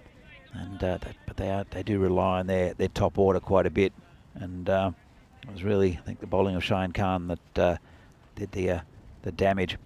As the new batsman is Zishan Azim, who hits a nice shot. Pretty good number 10. Very good. Given the situation, it's just kind of who wants to strap the pads on at the moment. And he's going to retain the strike with 3 for 2. Not a bad 8th over from Naveed. We'll have to see if he has the opportunity to get another one, because right now, Bohemians running out of batters, 68 for 8 after 8. I'd bowl him. Yeah, but I just meant the game could be over by the time the 10th over rolls around. Oh, yeah, 5 wickets in the last 2 overs, but I think it's just the pressure of that required run rate once it heads over 20. It's really, really tough. Take nothing away from the complete performance, though, we've seen from Burno. Yeah, it's been really good. I'm happy for them. They're wearing the ECL kits. Obviously, it didn't go their way in the European Cricket League. They weren't able to win a game earlier this year. No stain in the lineup hurt them, though, I think. Paras Kari led the side. Riaz Afridi was there, but yeah, it was a learning experience for them. I still think they really enjoyed going to that tournament. It's obviously a big honour to represent your country as the champion club. I know there were a couple of guest players that come in, and Burno decided that was against the ethics of the club, which I think is a really good sign. Yeah, that's true. You know, I think it's a big step up, and I think that obviously they're disappointed that they won't be the ECL next year, but they're probably already looking ahead to the next one after that. They went very close to qualifying again. Well, I think they're looking at this tournament, to be honest. That's what's right in front of them at the moment. And they know they're in the finals. This is in the air and taken. Another easy catch there. Cheyenne Khan is just everywhere at the moment. He's taken 4 wickets. He's taken 2 catches. And good contribution with a bat as well, right at the end of the innings. Give that man the prize. Absolutely. Big prize, though. Spot in the final for Burno on the way. Bohemians will be playing for bronze, and now they're down to the number 11, 71 for 9. Yeah, it looks like they might be bowled out, the Bohemians, but I think they'll reflect on this tournament and they'll see some really good performances. But as I said, they've been a bit hit and miss. They've fallen. Actually, they lost to Vinarati, I think, a couple of days ago, which is a bit of an upset. Yeah, they've been up, they've been down. And, like I said, it's been an interesting tournament, not just for them, but for most teams. And, another good piece of bowling there from Romario. Yeah, Romario. Yeah, gets a wicket, and he might want to make sure that this game doesn't go to a 10th the way things are going. Comes in again. He's bowling to Arif Javed. And it's going to be called a no ball off the pitch. Got that a little bit wrong. And I think with the game being over, Romario's getting a bowl and really lost that one. Yeah, not a bad opportunity to give someone a bowl as well. He has bowled earlier in the tournament. But that's short and, well, pretty well bowled in the end. Missed out the free hit. So, can't wait for that second semi-final to get underway. Well, I mean, Ruturaj, I saw batted really well in the last game yesterday. So let me tell you about, you said you followed the score, but you weren't able to catch a lot of it live. Yeah. If we get an opportunity to talk about it, which we will, because they'll survive another ball as Java gets off the mark with a single. It was a really intelligent chase from United against Barbarians, who probably, we mentioned at the start of the innings, they're getting a second, fair enough. We mentioned at the start of the innings that Barbarians had been conceding on average 120, which is pretty high. for a team that's kind of in finals contention. But once they kind of had it under control, and they lost Piyush early as well. But Begorli came out there, and he wasn't really hitting that well, but Rudraj was. Begorli was able to get off strike all the time. They were super intelligent when they're running between the wickets, and they like to dial it up, taking on some risky runs. As Dylan Stain, well, somebody tell him that the game's dead because he's not listening. What a stop that is. And that just tells you all you need to know about this Burno side. They're up by 70 runs here, and Dylan pulls off an incredible boundary stop. Check this one out. Not many people like fielding. Dylan Stain loves fielding. Have a look at this. I think it was almost over the boundary, wasn't it? Yeah, almost. Anyway, it does take us to the end of the 9th over. And I think it'll be 76 for 9 after 9. But even the way United, when they got close, they got ahead of the rate. I mean, it's a lot of runs. It was the biggest chase we've seen pulled off in the entire series. But then they just didn't take too many unnecessary risks. Yeah. So they chased down 137, and they did it with 3 balls to spare. And just very intelligent cricket. And yeah, United, they're not going to take a backward step. Look, with Promo Bagul is really their talisman. And there's such a better side with him in it. You saw he was injured early in the tournament, and they just didn't have that same. I mean, they were still a good side, but just didn't have that same energy about them, and confidence as well. And this is nice pick up. Oh, fantastic there, and it's that man Shane Khan again. Yeah, and Naveed doesn't get a second over. This might take him 3. They're giving Sengupta another over. Obviously, bowling here, they think. Can use the over. See if we get to finish it. It's very interesting that Rahat, this is in the air. Rahat's coming around. He won't get there, but he'll stop it. Great effort. Great effort. Has that hit his cap? Nah, it didn't. But even if it did, it wouldn't have been 5 because he didn't deliberately take his cap off. Oh, yeah, okay. You know that? Not many people know that. I didn't know that. If you were to deliberately take cap off, throw it on the ground, then to run faster or whatever, because it bothers you, that's one thing. But if it just falls off naturally, then it doesn't matter if the ball touches it. It doesn't happen very often. That's why not many people know it. Not a bad ball. And, well, look, congratulations to Burno. We'll be in the final this afternoon. Where we'll find out after the next game who they'll be playing, whether it's the machine of PCC or United. And, I mean, you'd have to back PCC, but United they're just one of those teams that I think they're coming good right at the good part of the tournament as well. They've got some talented players, but looking at the PCC lineup, it is very, very strong. Comes second Gupta again. Couple of balls left, maybe more than a couple. It's a wide. I think we'll start on time. No, in fact, we won't. Just had the information that we'll start actually 5 minutes later because this match has run over a little bit. So the next match will start at 9:20 GMT, 11:20 in Europe. And it'll be 2:50 in India. And we might have to delay it again. No, it's going to be the end of the game. So there you go. All's well that ends well. And it's going to be a wide and a run out. Yeah, look at this. They decided to try and pinch the extra run. What do I say about tail-enders batting together? But in the end, it's all academic, really. They're bowled out with 2 balls to spare for 78. Final score, Burno, 142. Bohemians, 78. And Burno, they have booked their place in the final and the first team to qualify. Well, it was a pretty complete performance there from Burno, setting a very good good total, as we see here. Semi-final number 2. Yeah, Bohemians, they'll be disappointed, of course. They made the final last year. Now they'll be playing for 3rd. It actually starts 5 minutes later than what's listed there. Just the information we literally just got to hand. And, yeah, looking forward to seeing who Burno will play now. Prague CC United, that should be an absolute banger of a game. And it starts in about 15 minutes. As we roll into the highlights, and it was a mountain of runs to chase, wasn't it, for Bohemians.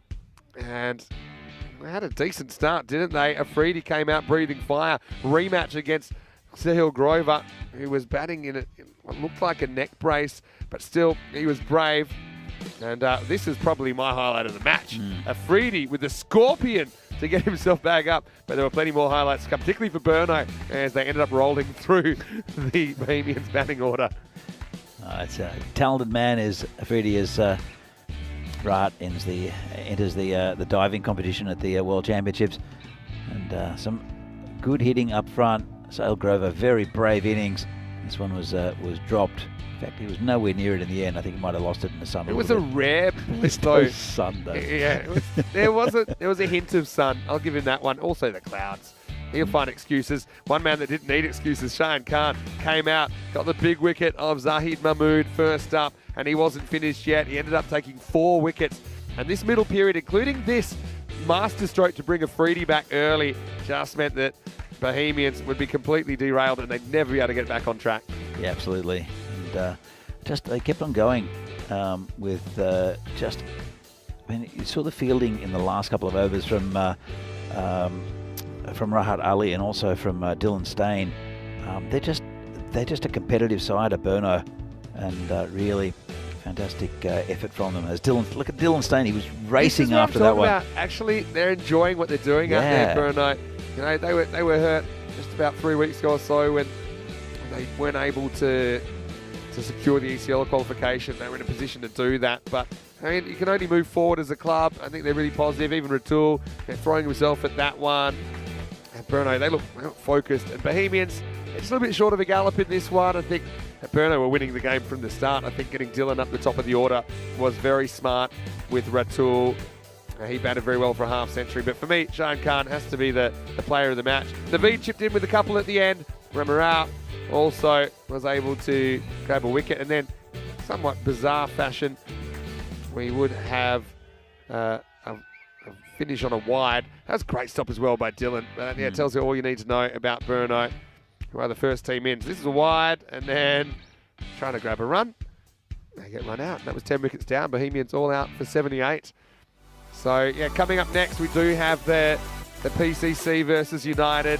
A reminder that it'll start 5 minutes later than listed there. So not too long to go, though. We'll be back in about 10 minutes to take you into the broadcast. Prague CC winning the toss and electing to bat, looking stacked. But United full of confidence. They'll be fearless. So join us very, very shortly for that one. As we look at the chase, Bohemians never really get on the pace.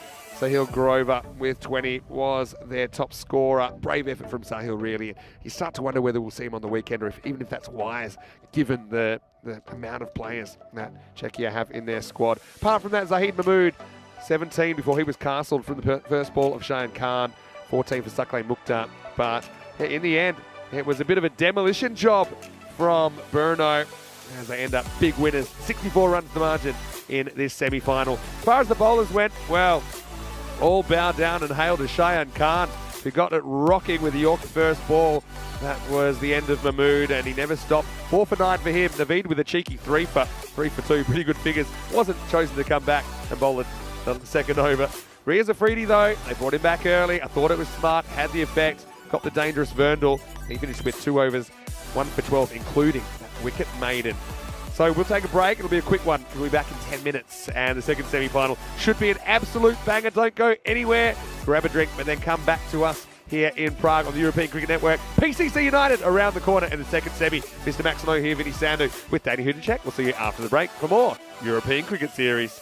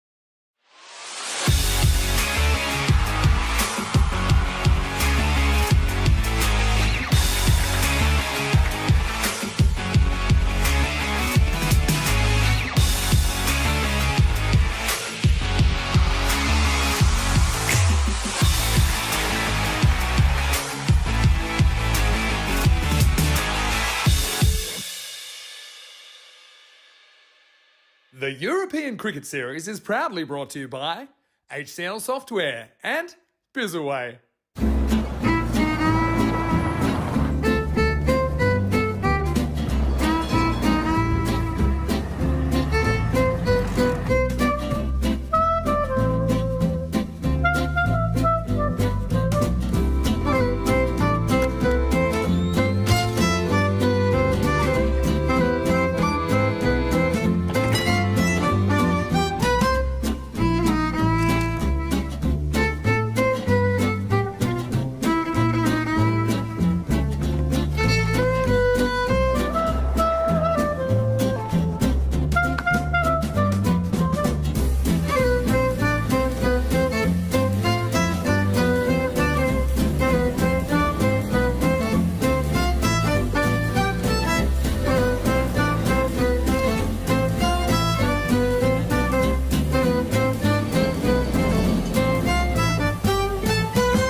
And welcome back to Prague. Finals day here. We already know one of our finalists. Time to find out who the other one will be. It's going to be Prague CC taking on United. These teams finished first and fourth respectively. They've had some pretty good battles in the ECS as well in the last couple of years. But who will win this match? The winner, of course, through to the final. The loser, they'll be playing for bronze later on today. So they will get a second match. Let's go to Charles Cratcher now with the two captains for the all-important coin toss. Your call. Heads. Heads is the call. And it's a tail. We'll bat first. Prague CC have won the toss and will bat first. So Aaron Ashokan, he seems to be golden with the coin tosses. He's won the toss again, and they'll bat first again. And Prague CC, they did not lose a game in the 14-match round robin stage, double round robin stage. They did lose a point though on account of a washout, and that was against United. Funnily enough, in that match they were rollicking away as well. They were 70, I think, without loss after 6 overs. But Prague CC, they've got a galaxy of riches. I've got to say, I think Katawala has been a really good addition for them. They've got Lala, they've got Davitsi, they've got the tank, they've got Aaron Ashokan, they've got the beast. I mean, they're a very good team. Now, a lot of people saying, are they too good for this competition? But, you know, just tell that to United, because United have been put under pressure, and I think that's one thing that they have in their favour. They've been constantly put under pressure. No more than last night, they had to chase down a big score in the 130s just to stay alive in the competition. Ruturaj Magare with 97 not out. Incredible stuff. The highest score ever by a United batter in a European cricket series. But they've got Piyush Singh Bagel up there. They've got Praman Magoli, who batted very intelligently last night. They've got Ayush Sharma, who's a bit of an Iceman under pressure. So they've got some really good players too. And like I say, Prague CC, maybe a negative for them is they haven't really been put under pressure in this series. So how will they handle it? We know this is T10 cricket and anything can happen. Having said that, they're very experienced, and I think that they do deserve to be favourites in this second semi-final. Let's get ready for the first ball then. Danny Hudacek is in the box and he'll take you to the first ball. And United, they lose the toss. That means they have to chase. I don't think they'll mind, because PCC, they've won the toss and they're going to bat. Let's get over to the commentary box now and get ready for the start of the second semi-final. Well, thanks, Vinny, and welcome back to Prague for this European Cricket Series Czechia match between PCC, Prague Cricket Club, and United. As I see the lineups here, and well, they won the toss again, did PCC, but a little bit birdie tells me that United would probably have put PCC into bat because of the chase yesterday, and such a huge lineup of stars here for PCC. And it'll be Sabawundavisi to open. As you see here, the expected score is 93-82. Looks like they're firm favourites. PCC, they were top of the ladder, undefeated, and United snuck into fourth place with 2 good wins yesterday against Barbarians. They're on a bit of a roll, United. It's a bit of a dangerous game here, I think, for PCC, who really haven't been tested. And United will have to start well. They'll have to get quite a few important wickets. And it will be Sabawundavisi and Aditya Katawala to open the batting. And a former PCC player and a very good bowler in Ali Sitar will be opening the bowling for United. It'll be a good contest. The power play will be interesting. No doubt Davisi will try to hit over the top. They've got such a star-studded lineup with Naeem Lala and Shokan, Riddick Tomar and Sudesh Wikramasekara. all in the lineup. Good bowling attack for PCC. With United, they're a fighting team. A great victory yesterday against the Barbarians. They'll be really up for this. They know what to expect. And they're well led by the skipper Abhimanyu Singh as Ali Sitar comes in for the first ball of the match and slashed out outside off stump by Sabu Ndivisi. He's a really good bowler, very consistent. And I want to get one up on his former teammates. This one outside off stump died a little bit on the keeper. Didn't quite get up as much as would have liked. And he comes in again and just pushed forward. Just a comfortable signal there. Gets Davisi off the mark. PCC start their innings. Katawala, he's been fantastic for PCC as well. He's played the season for them. Lives in Slovakia, student in Slovakia. Much like the Ratul from Brno. He chose PCC, and he's been fantastic with the bat and also the gloves. Facing Ali Sitar. Comes in and tries to hit that down the ground. Chance for a run out. Could be Davisi. Gone! I think he's gone. They're going to go to the replay, and Abhimanyu's happy, and Saba can't quite believe it. I think his bat might have plugged as well, and that could be a wicket, and a huge wicket first up. United. Let's have a look at this. It ran on the hit. Saba was ball watching. Abhimanyu, I'm not sure. I think his bat plugged. Let's have a little look. It was a good take, low. Really good work by the keeper, and he's gone. Well, it's a big wicket first up. Saba Ndivisi is out, and United celebrate, and that's exactly what they need. They need wickets early, and that's a big one to get. Saba Ndivisi, he's out for one. Yeah, he's not looking happy as Saba, but again, he was ball watching, which really, I mean, Aditya called him through, and well, that's a big wicket first up. The new batsman will be Naeem Lala, another superstar in this this PCC lineup.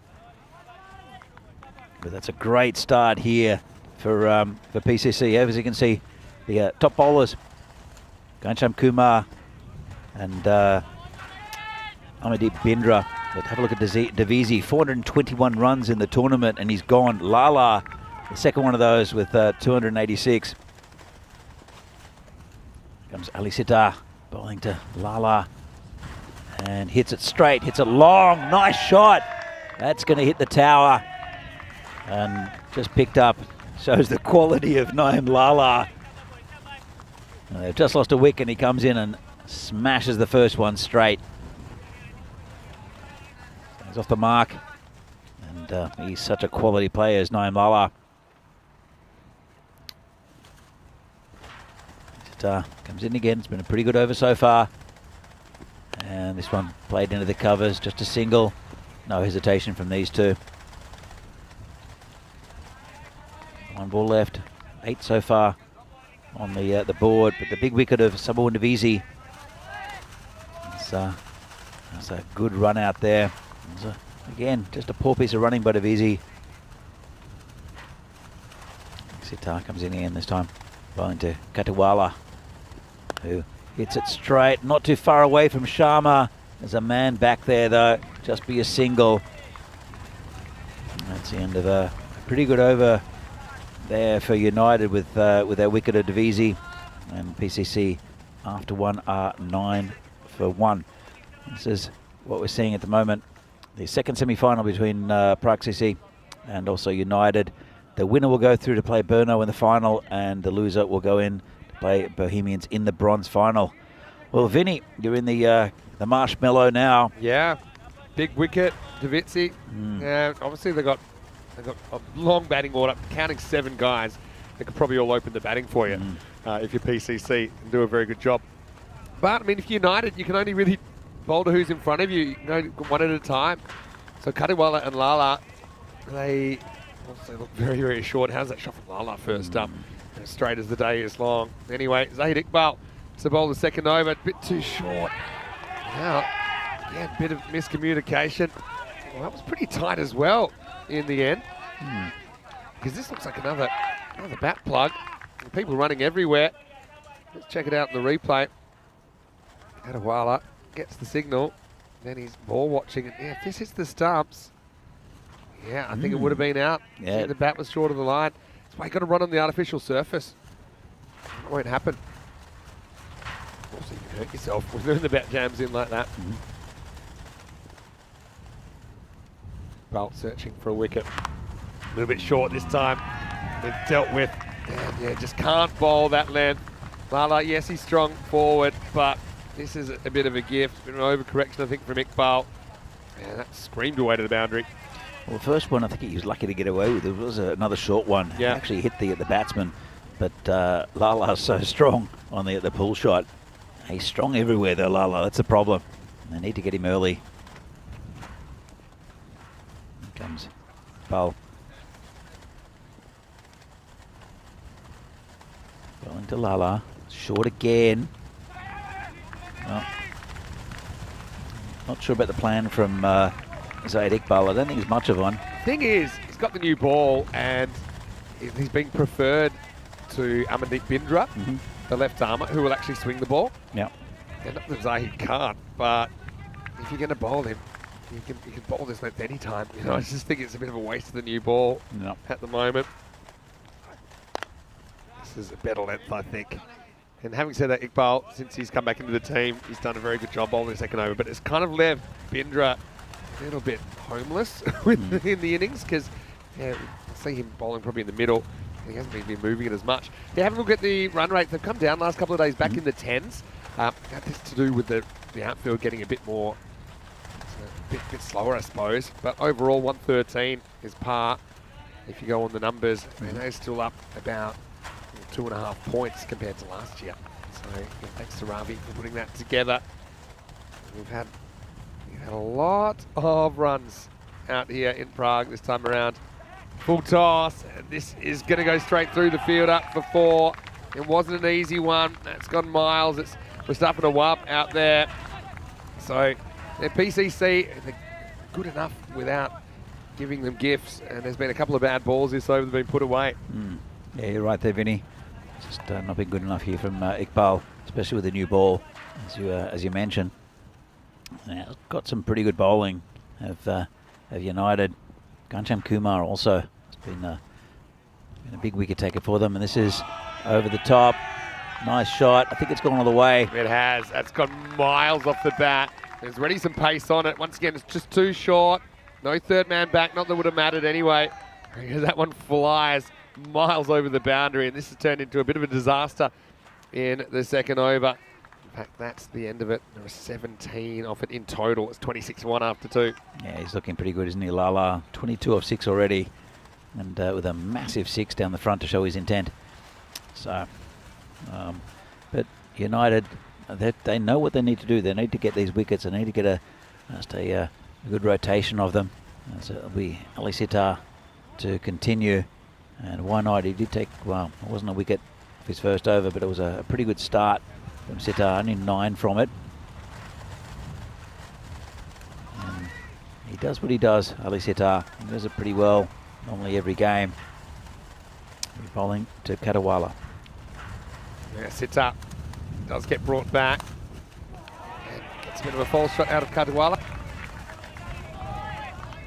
So, the other thing is, PCC elect to bat. There's no real surprises there. We know that that's their plan. They've been pretty lucky on the tosses as well. On Ashokan has had a bit of a good run. Comes Ali again. In the air, and this should fly all the way as well. It does. Maximo! Kadiwala, it's been unusually quiet, but not for long, as he bangs this one straight back over the bowler's head for 6. Yeah, he used his feet well, came down the pitch a little bit, and you're right, he's not really been hitting the ball as well as what we've seen it during other parts of the tournament. Lala's having a bit of a chat to him. Just crept over the boundary, but there's still in the power play, so no one back. Otherwise, it might have been a chance if there was outside the power play. See how unusually there's been more teams winning batting second than first. We'll come back to that in a second. First, let's go back to the action. Ali sits up with the comeback ball. Nice shot. And gets through the fielder. So just a couple that were fieldable. They're not easy. And they hit this hard, but Katawala gets another boundary. And yeah, this was timed. Just brute force through the fielder. It's not good enough at this point in the tournament. It's Sunil Zucchi out there. Just going to say though, yesterday we actually had the highest successful chase and the lowest score defended, both in one day. And it was actually Barbarians involved in both. Oh, he's bowled him.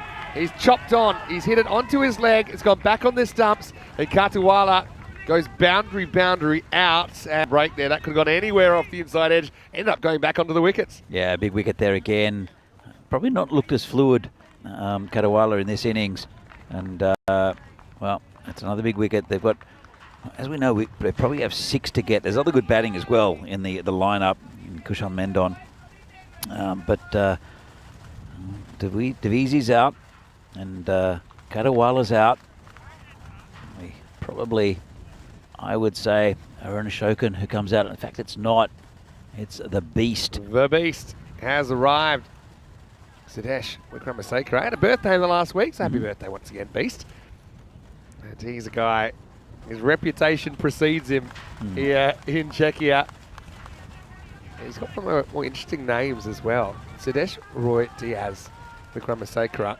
The other thing is that in the back of his shirt says Roy Diaz, but it was misprinted as Rory Diaz. So sometimes I feel like I just want to call him Rory. He doesn't really look like a Rory. Not really. Look, he's an... Rory's somewhere you might see down at the Improv Club or something like that. Anyway, here's the Beast, facing up for the first time to Ali Sitar, former PCC player. He lets it go past harmlessly. So I know there's some sort of history in Roy Diaz. He's a former cricketer. Yeah, Sri Lankan cricketer. True. So yeah. I think, I'm not sure if it's actually Sidesh's name, because Sri Lankans often have multiple names that are very long as far as that. But I'm not sure if it's actually his real name or if he's just, it's a tribute to Roy Diaz. Some of them have more names than fingers. Oh, he makes a long way across here. Misses out, and that wasn't too far away. Probably just angling down the leg side. But only just. End of the over. And Ali Sitar does get a breakthrough. And end of the power play, it's 36 for 2. So for all of that, I think it's pretty much... Even? Even, yeah. It's something for everyone. Obviously, Prague went above even batting lineup. Have a look at where these two teams landed on the table. Prague CC only dropped 1 point, and that was because of rain. They're well ahead in that game as well against United, who picked up that no result. In the end, they didn't need it because they are 3 points clear of Barbarians. But that meant that they had to win last night against Barbarians. In fact, they had to win twice against Barbarians yesterday. They had to be perfect. They were, even though they were kind of behind in that game last night, where Barbarians put 136 on the board, but fantastic partnership between Magari and Bagoli got them there. So Bindra is going to get a bowl here in over number 4. Like I say, he just kind of lost his swing the last couple of days. But we'll see if he can move it. Typically he'll move it left to right, so straightening it down the line to the right-hander. But Lala, he's looked well put together. He's had a magical start. He's 22 off 6. It's a pretty good start there from Bindra. They'll take a single. Yeah, pretty good start from Bindra. There's some good signs there. But Wickramasinghe, he's a unit. Yeah, he can hit leg side, offside. Sometimes he's his own worst enemy, probably, with some of his decision making. But he's certainly probably the biggest name player in the country. He forces this one. It takes off. Has he gone too far? It's a terrible throw. And it's going to be 4 overthrows. Oh, dear me. So that's just a really wide throw. I think it's Bagoli there who picks it up. And I thought that there was a chance they could run him out. But you can see that he throws from the knees. It's just not balanced. Pulls it so far away. And with no one backing up because there's no fine leg, it ends up going for 4. I would have gone to the keeper if he hadn't moved, but he was up to the stumps. Yeah. Oh, what a disaster. And I wouldn't say it's a clear-cut run-out opportunity because I wasn't sure whether he was going to get back or not, but I felt a good throw. Had Sadesh in hot water. Well, it's got him off the mark. Yeah. Pretty unusual way to get off the mark. Can Bindra fight back? Oh, good ball. Good ball. This is more like the Aberdeen that we know. And when the ball's not swinging, he kind of has to resort to rolling his fingers on a few. It's just not quite the same bowler.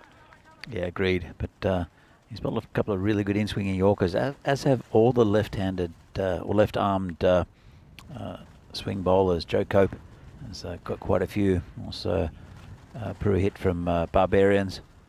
All look really good against the right-handers. He comes in again. He just knocks it away. Doesn't get a run. So Bindra, can't really blame him for the 4 overthrows. If you take those out, he's just gone for 2 off 4 balls so far. PCC, they batted yesterday in their only game. They batted first. And they batted okay, but they didn't really bat the opposition out of the game. 124 they scored against the Spartans. Spartans got to collapse to 62. But this is a brilliant over from Bindra. This one doesn't really come back, and that's what makes this ball dangerous now. You've shown you can swing the ball back a little bit, so if it doesn't swing, often the batter will play a bit inside it. Lala misses out. Bit loose there. It was from Lala. It was outside off stump, way outside off stump. Didn't get up very high, but unconvincing shot. All right, top edge. There's no one there. Abimanyu's going after it. I don't think he's going to get there. And it's going to go across the line for 4. So bit of bad luck for Bindra really in that over. Abimanyu is on the long run to nowhere. As PCC get a second 4 in the over. And at the end of 4, it's 46 for 2. Yeah, it was well, it was a top edge. It was a false shot there from Lala, and also those 4 overthrows are unfortunate. Go to the bowler's figures and onto the score, but very good over there from Bindra. So yeah, Wickramasacre will face up.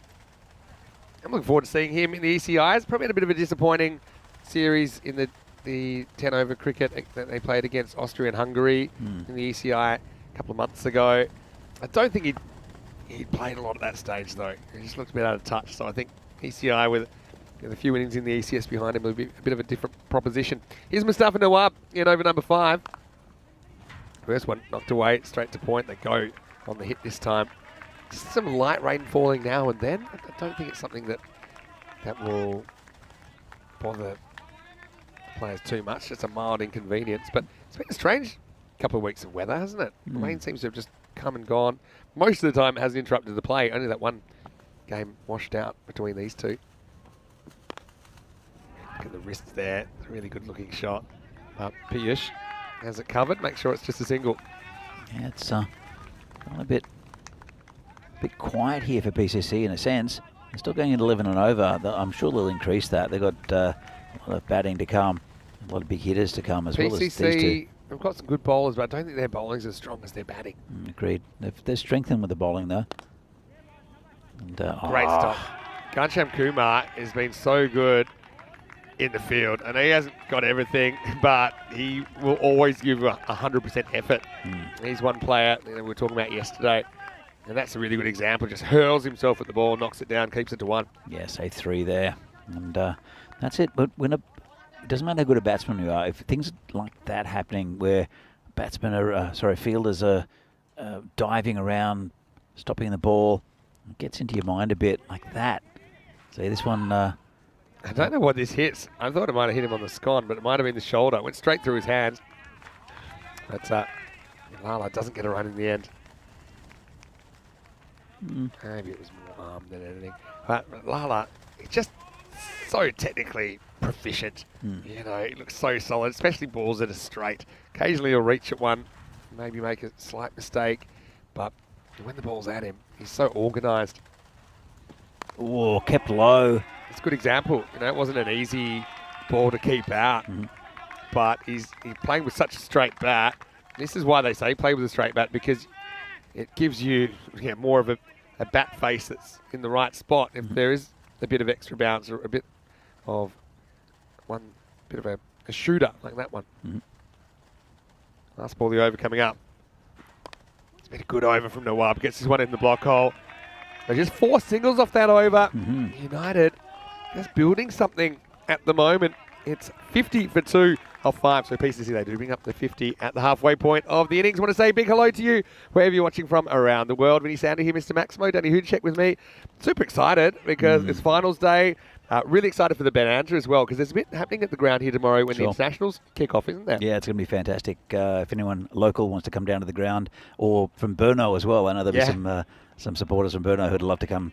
There's a braai going on, South African barbecue with a spit roast, and I think also lamb on the roast. That's going to be amazing. And also for people that maybe haven't seen a lot of cricket or been to a cricket match before, you can get to try on some of the gear, so you can get padded up. You can get the feeling of what it's like. Well, more importantly, you watch some international cricket.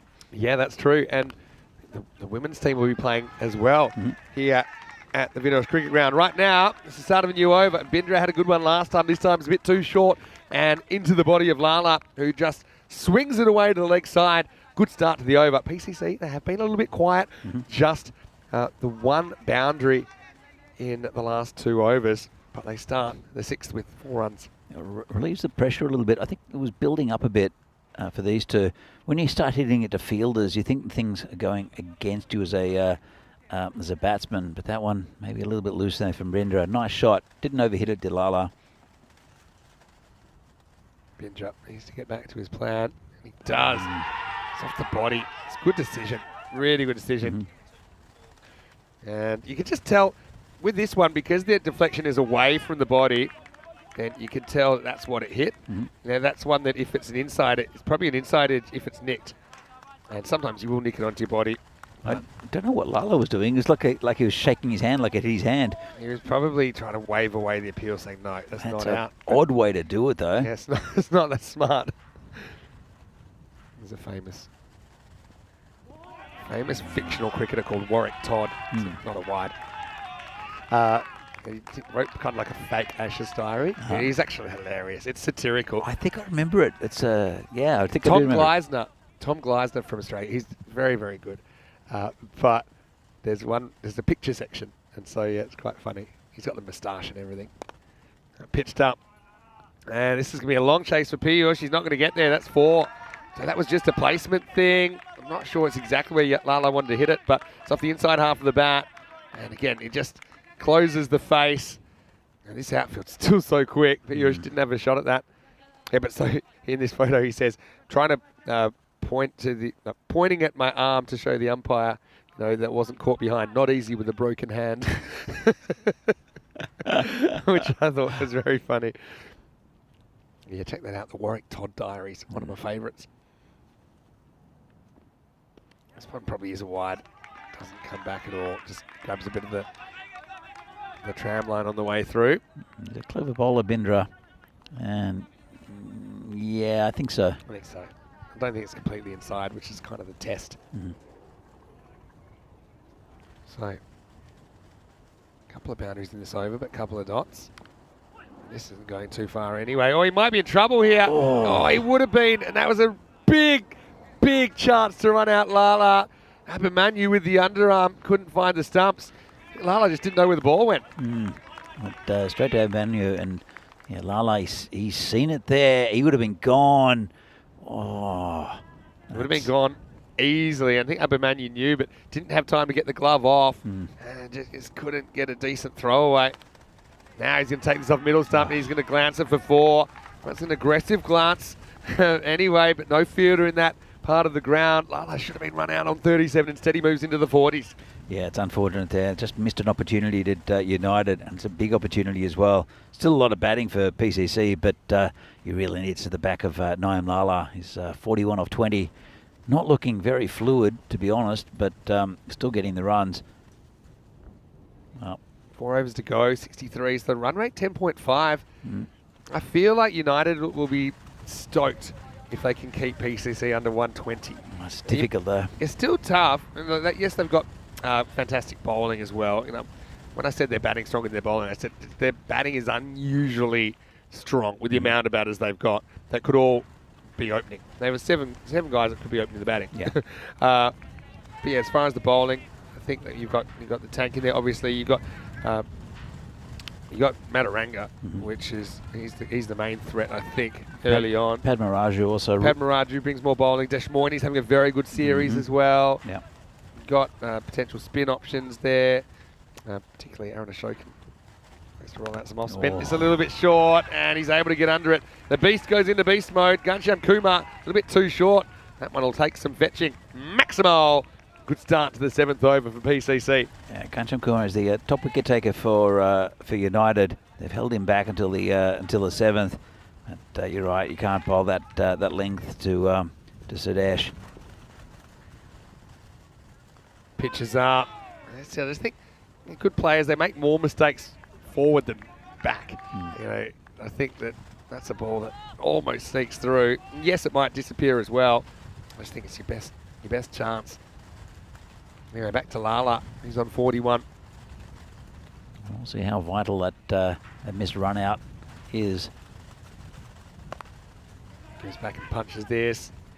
Doesn't leave the infield though, just a single. Every time it's just a single right now, you see they're super happy. That's a great result for them.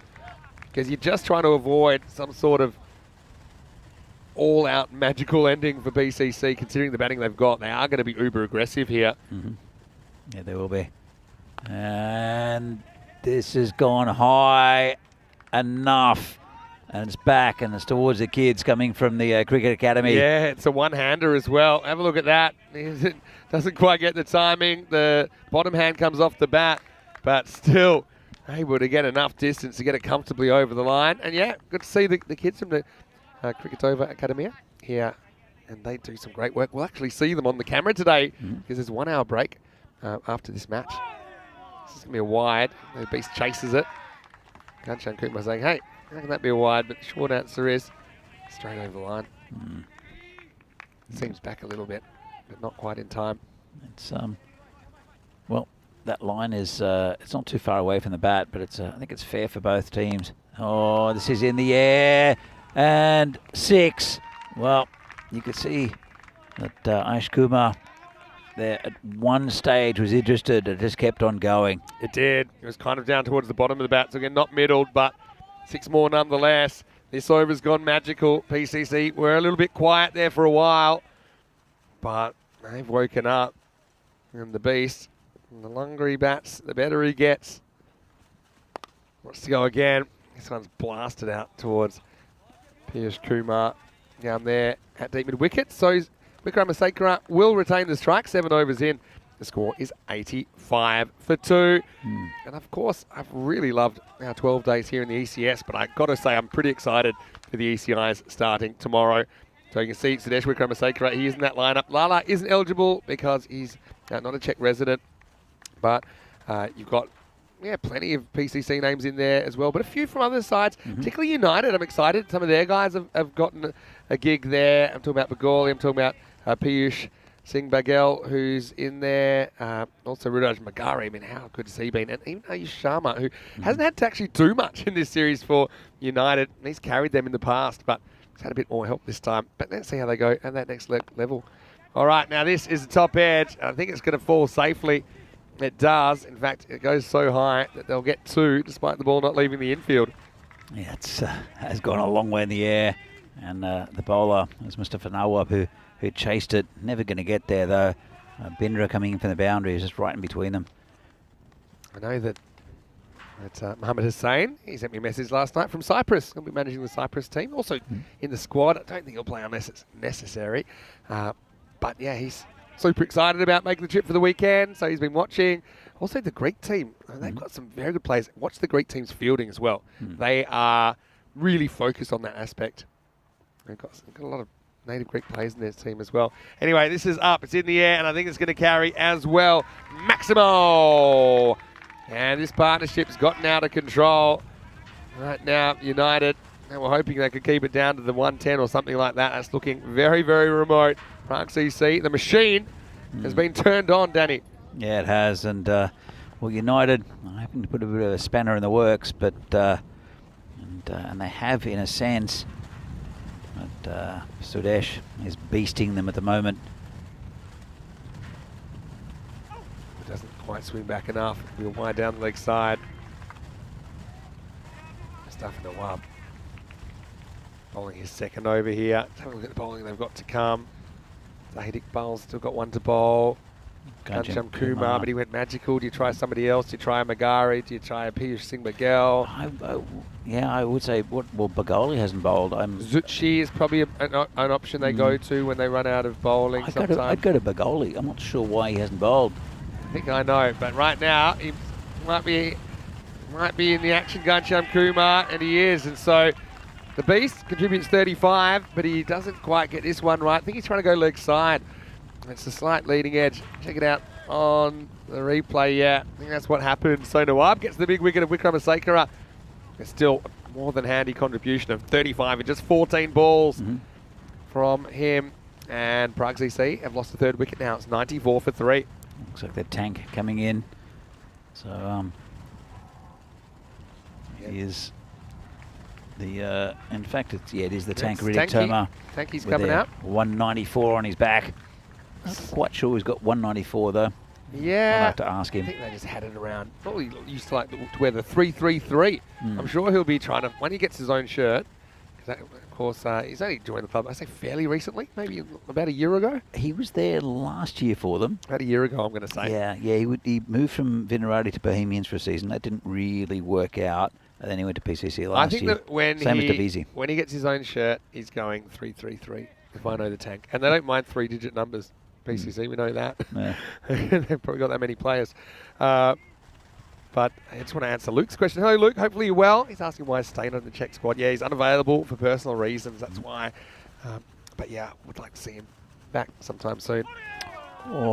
Tank gets a bit lucky. He's going to get 4 first ball on the French cart as PCC creep towards that 100 mark.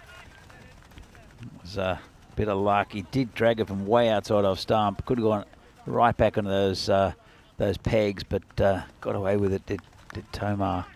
I don't think any of these batsmen have hit the ball really as cleanly as what we've seen them. Yeah.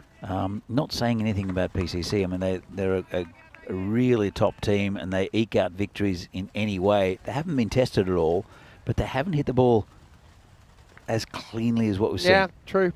This has been the odd one. Lala's first shot was probably his best. Then he smashed straight into the sight screen. 2 to come though in the 8th. He tries to turn on this and he does very well. Maximo! This has a little bit of length to work with. And what a brilliant shot. I mean, it's not that short. He just takes it on and wins. Gets it pretty close to the middle. And the tank's away. That one was a bit more convincing. Yeah, he waited on that for quite a while. It was quite a bit of outside off stump. Kept a little bit low as well. It's a ball that probably I would have been trying to hit it over cover. When you look at where it was, okay, because it's actually drivable. And it's kind of in that in-the-middle length, isn't it? He can do that, Tomar. He just likes to hit on leg side, but he can hit over cover quite firmly as well. Last ball the over. This time he will go over the offside, and he's going to be gone. That's a brilliant catch out there, because that was absolutely rocketing towards the boundary. I think that's Zichi out there that takes the catch. And this was motoring, Danny. Excellent hands. Really good hands. And as I just mentioned, he does hit over that area. Just didn't get quite enough of it. And that's another one of the big names gone. But then again, it brings out the PCC and national team captain, Arun Ashokan. Yeah, so that's the thing. They're star-studded. But you can only bowl to whoever's in front of you. So you just got to keep taking wickets one at a time. That also, of course, is a ball that PCC don't score off. So 104 for 4 after 8. There's a player limping out there. I think you were asking why Bagoli's not bowling, but yeah, we just haven't really seen him bowling because of that leg injury. Yeah. Remember that he missed some matches earlier in the tournament, and so he's been playing as a batter only. Looks like the player's coming off. Yeah. And, just limping there. I'm not sure what happened. Didn't see anything obvious. I think that's Nawab. That's going off. So maybe just injured himself bowling, but he's taken a couple of big wickets as Nawab. So, having a good at PCC. Lala is 42 of 21, going pretty well, but again, not as clean as what we've seen him. Arun Ashokan, though, he's a very good batsman. He tends to hit in the V to start with, and there are players back, but often if he's in good form, he hits over those players pretty comfortably. So they are going to go to Magara. They're going to go to another bowler, and he can be a little bit of a risk with the ball. This one, no one's hitting because it's well down the leg side. Yeah, it can be a bit of a risk. He's a very good batsman, is Magari. We'll see him in the second innings. I'd say opening for United. He batted beautifully yesterday. 97 not out, wasn't it, Vinny? Yeah, 97 not out. Incredible. 31 balls. And just bossed that chase. All right, that's a better ball. Is it going to be caught? No. It's going to go around Zucchi. He'll concede one more. And that's it, I suppose. It's better than it going to the boundary. And you can forgive him that after that catch he took a moment ago. Yeah, it was... it just fell between two players. It's a side spin, though. That does hit. Zucchi didn't really account for it. Then if you account for it, you probably get it shooting past you to your right. So sometimes you got no chance. He's getting the ball to bend here, isn't he, Magari? Now we've got a bit of a mix-up. Ashokan will scramble back. It's well backed up as well there. But Another drop ball, though. I mean, well, chance for a big run out as well. Have a look at this. Arun was gone. He was halfway down the pitch. And if the throw had been better, or if Magari had actually taken it... The thing is, Magari gets himself in the wrong position. Even if he takes that, what's he going to do with it? And the throw wasn't great. Probably Magari's positioning wasn't great. Needs to get behind the stumps there. It also would have given him more time to see where the throw was going. Anyway, right now, it's a slightly mistimed pull. Lala moves to 45. The machine is getting a little rusty here, I Reminds think. me of yesterday against the Spartans. I mean, they batted fine. There's nothing wrong with it. They made 124, and that was way too many for the Spartans. But it's not too many. The way for things the, are going, it'll be a for similar United. score. Ashokan, though, he'll have visions of 130 plus. They can hit big, and Ashokan hits down the ground and does well. There's Bagoli right behind it. Shows his experience. Yeah, Bagoli is very, very important for United. So I'm happy that they've got him back. Former captain as well. Now hand the reins over to Abhimanyu Singh. They're just such a calmer team with him around. They bond to him. He's not the captain in this tournament, but spiritual leader. He is the spiritual heartbeat of the team. All right, we're in the ninth, so we know it all happens, and this is sliced away. The batter likes it, and the reason he likes it is it's over the rope. Maximo, 50 for Lala in the semi-final. Brings up his half century of 25 balls. It's not an easy shot. It's away from him. He throws the hands at it and gets enough. Yeah, just got it straight enough. Didn't look very controlled, but good enough. Yari Agujar. Lala is a poor batsman. Well, I'd like to see you bowl to him. Oh, well, he's gone now. Magare does the job. Yari's ahead of his time. There wasn't really the best shot, but having said that, it's the ninth over. You got to go for it at this stage. And so after going offside, he probably thinks there's a fair chance this will be a bit straighter. It is, but it's all about the in-swing there. The in-movement from Magari. So even at this stage, that might save you a few runs because Lala was up and going, but now he has to get going. Out for 51, and after 9, it's 115 for 5. Yeah, it's well, it's not what we've seen earlier in the tournament from PCC, and they've got Kushal Mendon, who's is going to be walking out to the centre. And maybe Yari's using poor, like, you know, how you use bad. And the kids say, yeah, that's bad. You're bad. Could be. Yeah, like bad means good. Yeah, could be. Don't think people are doing that anymore. But He's just hit a 50 in a semi-final of a tournament. Hey, some people set the bar high. Anyway, Ashokan will face up in the 10th over. They're going to go back to Zahid Iqbal, who bowled the second. Went for 17 in that over. Yeah, it's a... Who else you got? I would Ghanshyam Kumar, I think, is the top wicket taker in the tournament. He's only bowled 1, I think. Yeah, went for 22, though. Yeah, still. Low on confidence, perhaps. Not. Ooh, gets away with this. In fact, it'll be 4 into the gap. Well, it shows you how strong some of these guys are, because that's a bottom edge drag pull, and because it's in the gap, Fielder's had absolutely no chance. 4 runs to start the 10th. What was his problem in the first, his first over, Zahid Iqbal? He was just too short. Yeah. And that's why he went. And you can't bowl short against Aaron Ashokan because he's going to launch you in the car park. Yorkers. That's what he needs to do. Yorkers. Well, bounce the ball on that line. He's going to go around the wicket. Doesn't really matter his angles. I think length is everything here. And he gives him something to work with. And it's up and it's out of the ground. Great effort by Piyush. And he can't bring it back. Once again, you can't give this guy something that's going to bounce. At this stage, Ashokan so strong. Goes Maximo.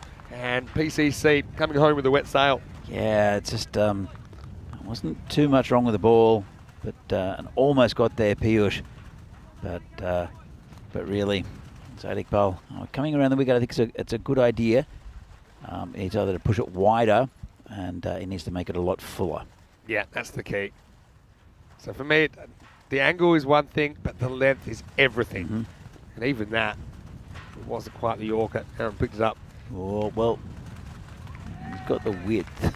So too much. He's trying to angle across him. I get this. I just think that Aaron, he's so strong down the ground when he holds his shape. So he can still hit you for 6. So you're trying to take that away from the batter. Give him something that they can't possibly get the middle of the bat on. And the only ball really that can do that is a good Yorker. Yeah, but he succeeds in beating him on the angle. So I guess that helps. Big 3 balls coming up here. Chasing something in the 120s feels a lot different to chasing something in the 130s. Sure. It's only a small difference, but Well, I think it will be in the 130s. 3 balls left. probably. This is up, but will just be a single. So Kushal Mendon will get to have a hit here with 2 to come. He's an experienced batsman, or experienced player also, is Kushal Mendon. Very intelligent cricketer. Also a really good captain. He filled in for Aaron Ashokan earlier in the week. Even filled in for the national team in Austria. That's all right, I think. Now Aaron's going to get stuck at the non-striker's end. That'd be very smart not to throw. It's a good call, I think. I think that when it goes past the crease, it's just inside. So maybe they will stay in the 120s. And they did a good finish. Let's have a look. Yeah, it's easily in. Yeah. Really good ball. Good umpiring. You'll want a carbon copy of that. Last ball. Oh, yeah. Oh, Well, there you go. And that's going to head straight for camera 4. And Mendon will catch up with this one. And he will get 4 to the total. It takes him up into the 130. So 131.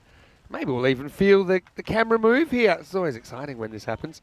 That's assuming it's working. And I feel after that didn't work, that maybe we need to check it out. But anyway, it will be 131. So United are facing another big chase.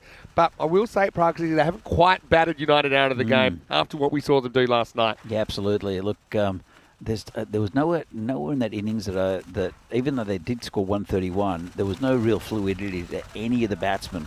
Lala started off really well, and then just a bit edgy and a little bit lucky not to be run out. It was a bit of a it was fine, but it wasn't kind of something that was setting records. Davizzi, unfortunately for him, he was run out in the first over.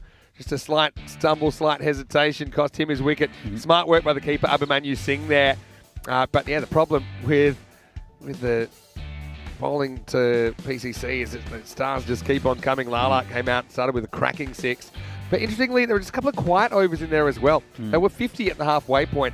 So they end up getting 81 off the second half with some big overs in there. So United, although they kind of were hanging in there, they kind of got blown away at the end. Having said that, still, they've got some chance.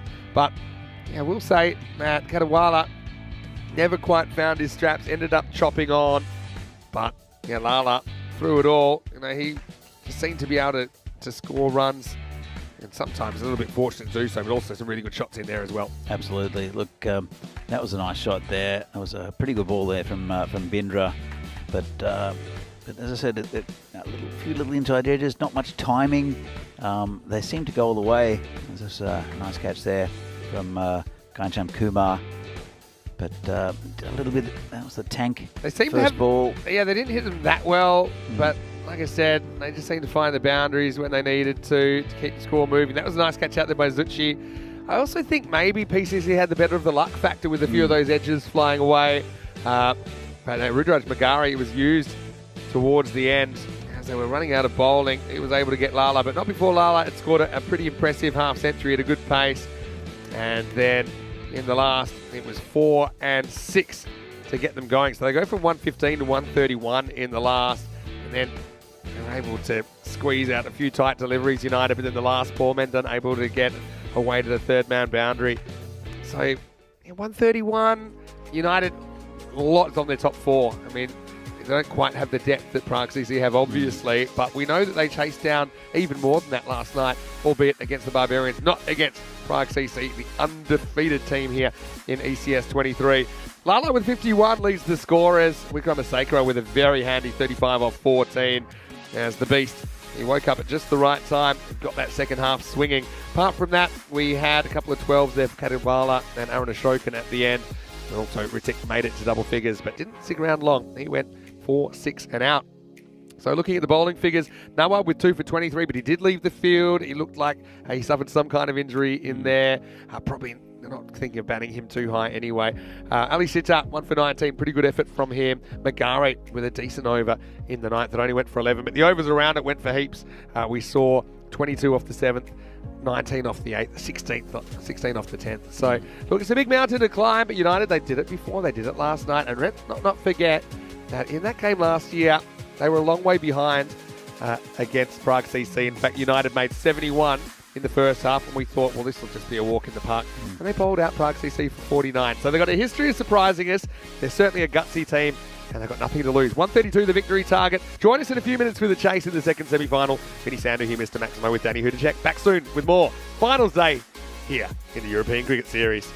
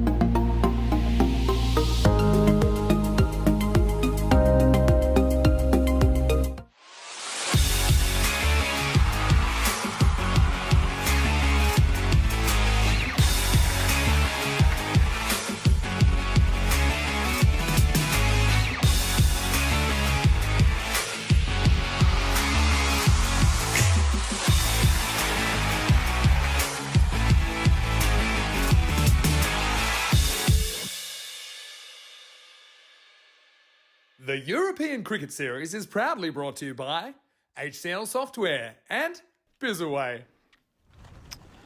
Hello and good afternoon and welcome back to Prague for this European Cricket Series Czechia. It is the second semi-final. Halfway there, United have a chase on their hands.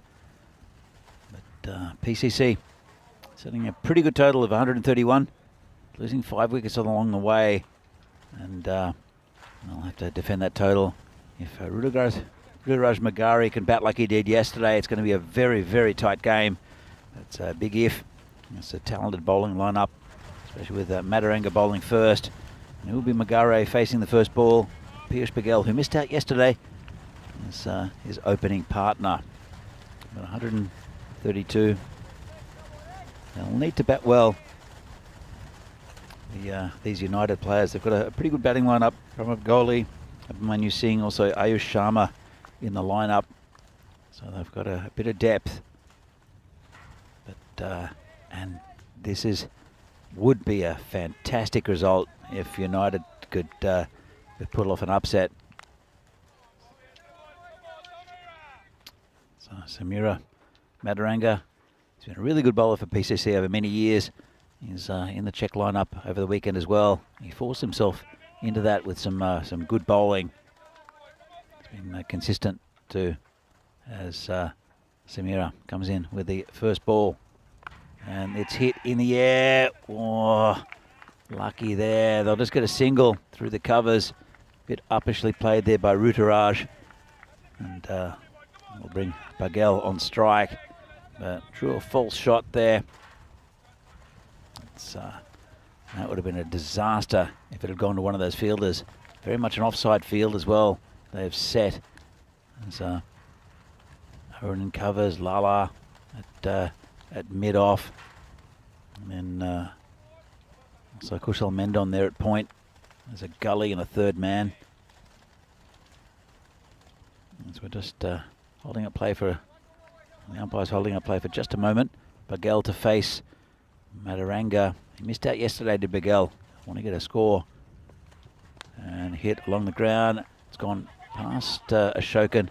Just a single there as it's actually Sabawin Davisi who picks that one up. And big cheer every time they score a run here, United. That'll help the batsman out there. And also, if BCC don't get early wickets, they'll start to feel the pressure a little bit. Madaranga, it's been a good start here, bowling to Magare. Big swing and a miss, good ball from Madaranga. You can see why he's been recalled into the Czech team. Look at this. And just took off, left the batsman as well. Seam up. He normally gets swing, no swing there, just cut off the upright seam. Madaranga, he often in the past he's bowled very sidearm. I think he's corrected that a little bit. And oh, that's taken off. That's going to be a dot ball. And good over here to start with PCC. Let's have a look at this. And well, that must have been called. It might have been called a no ball actually. Yeah, hit off the edge of the pitch. That's why it shot up. But a free hit here. And yeah, that's what made it take off. Good take by the keeper. And it will be a free hit, and it'll be Magare to face it. And he's gone high, he's gone long, and that's 6 runs. And that's maximum return there for Magare. And you can hear the cheering there. That's from his UCC teammates. Madaranga, well, he normally gets a ball to shape away. He shaped that one in, right into the hitting arc of Magare. Don't know if that was the right thing to do for Madaranga. What was a very good over to start with. It's turning a little bit more expensive. 9 from it so far. A couple of balls left. Remember, they need 30, about 13 and over, just above United. And this one will be a wide. He's lost it a little bit, has Madaranga. No ball and a wide.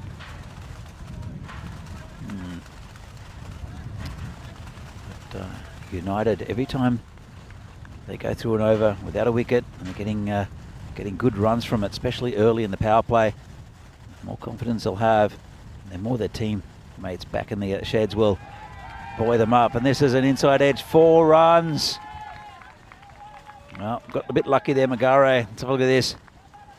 And got an inside edge past the keeper, who dives, can't reach it. It's 14 so far from this over. It's a good one here for UCC. And there's a long way to go. Magare's on 11 off 5. Miguel, just the one. Miguel will want to give Magare as much strike as possible. And Mataranga, we want to keep this one as outside off stump as he can. Needs a dot ball here, Mataranga. And, well, he gets it. That's a good end to the over. Well, 14 for no loss.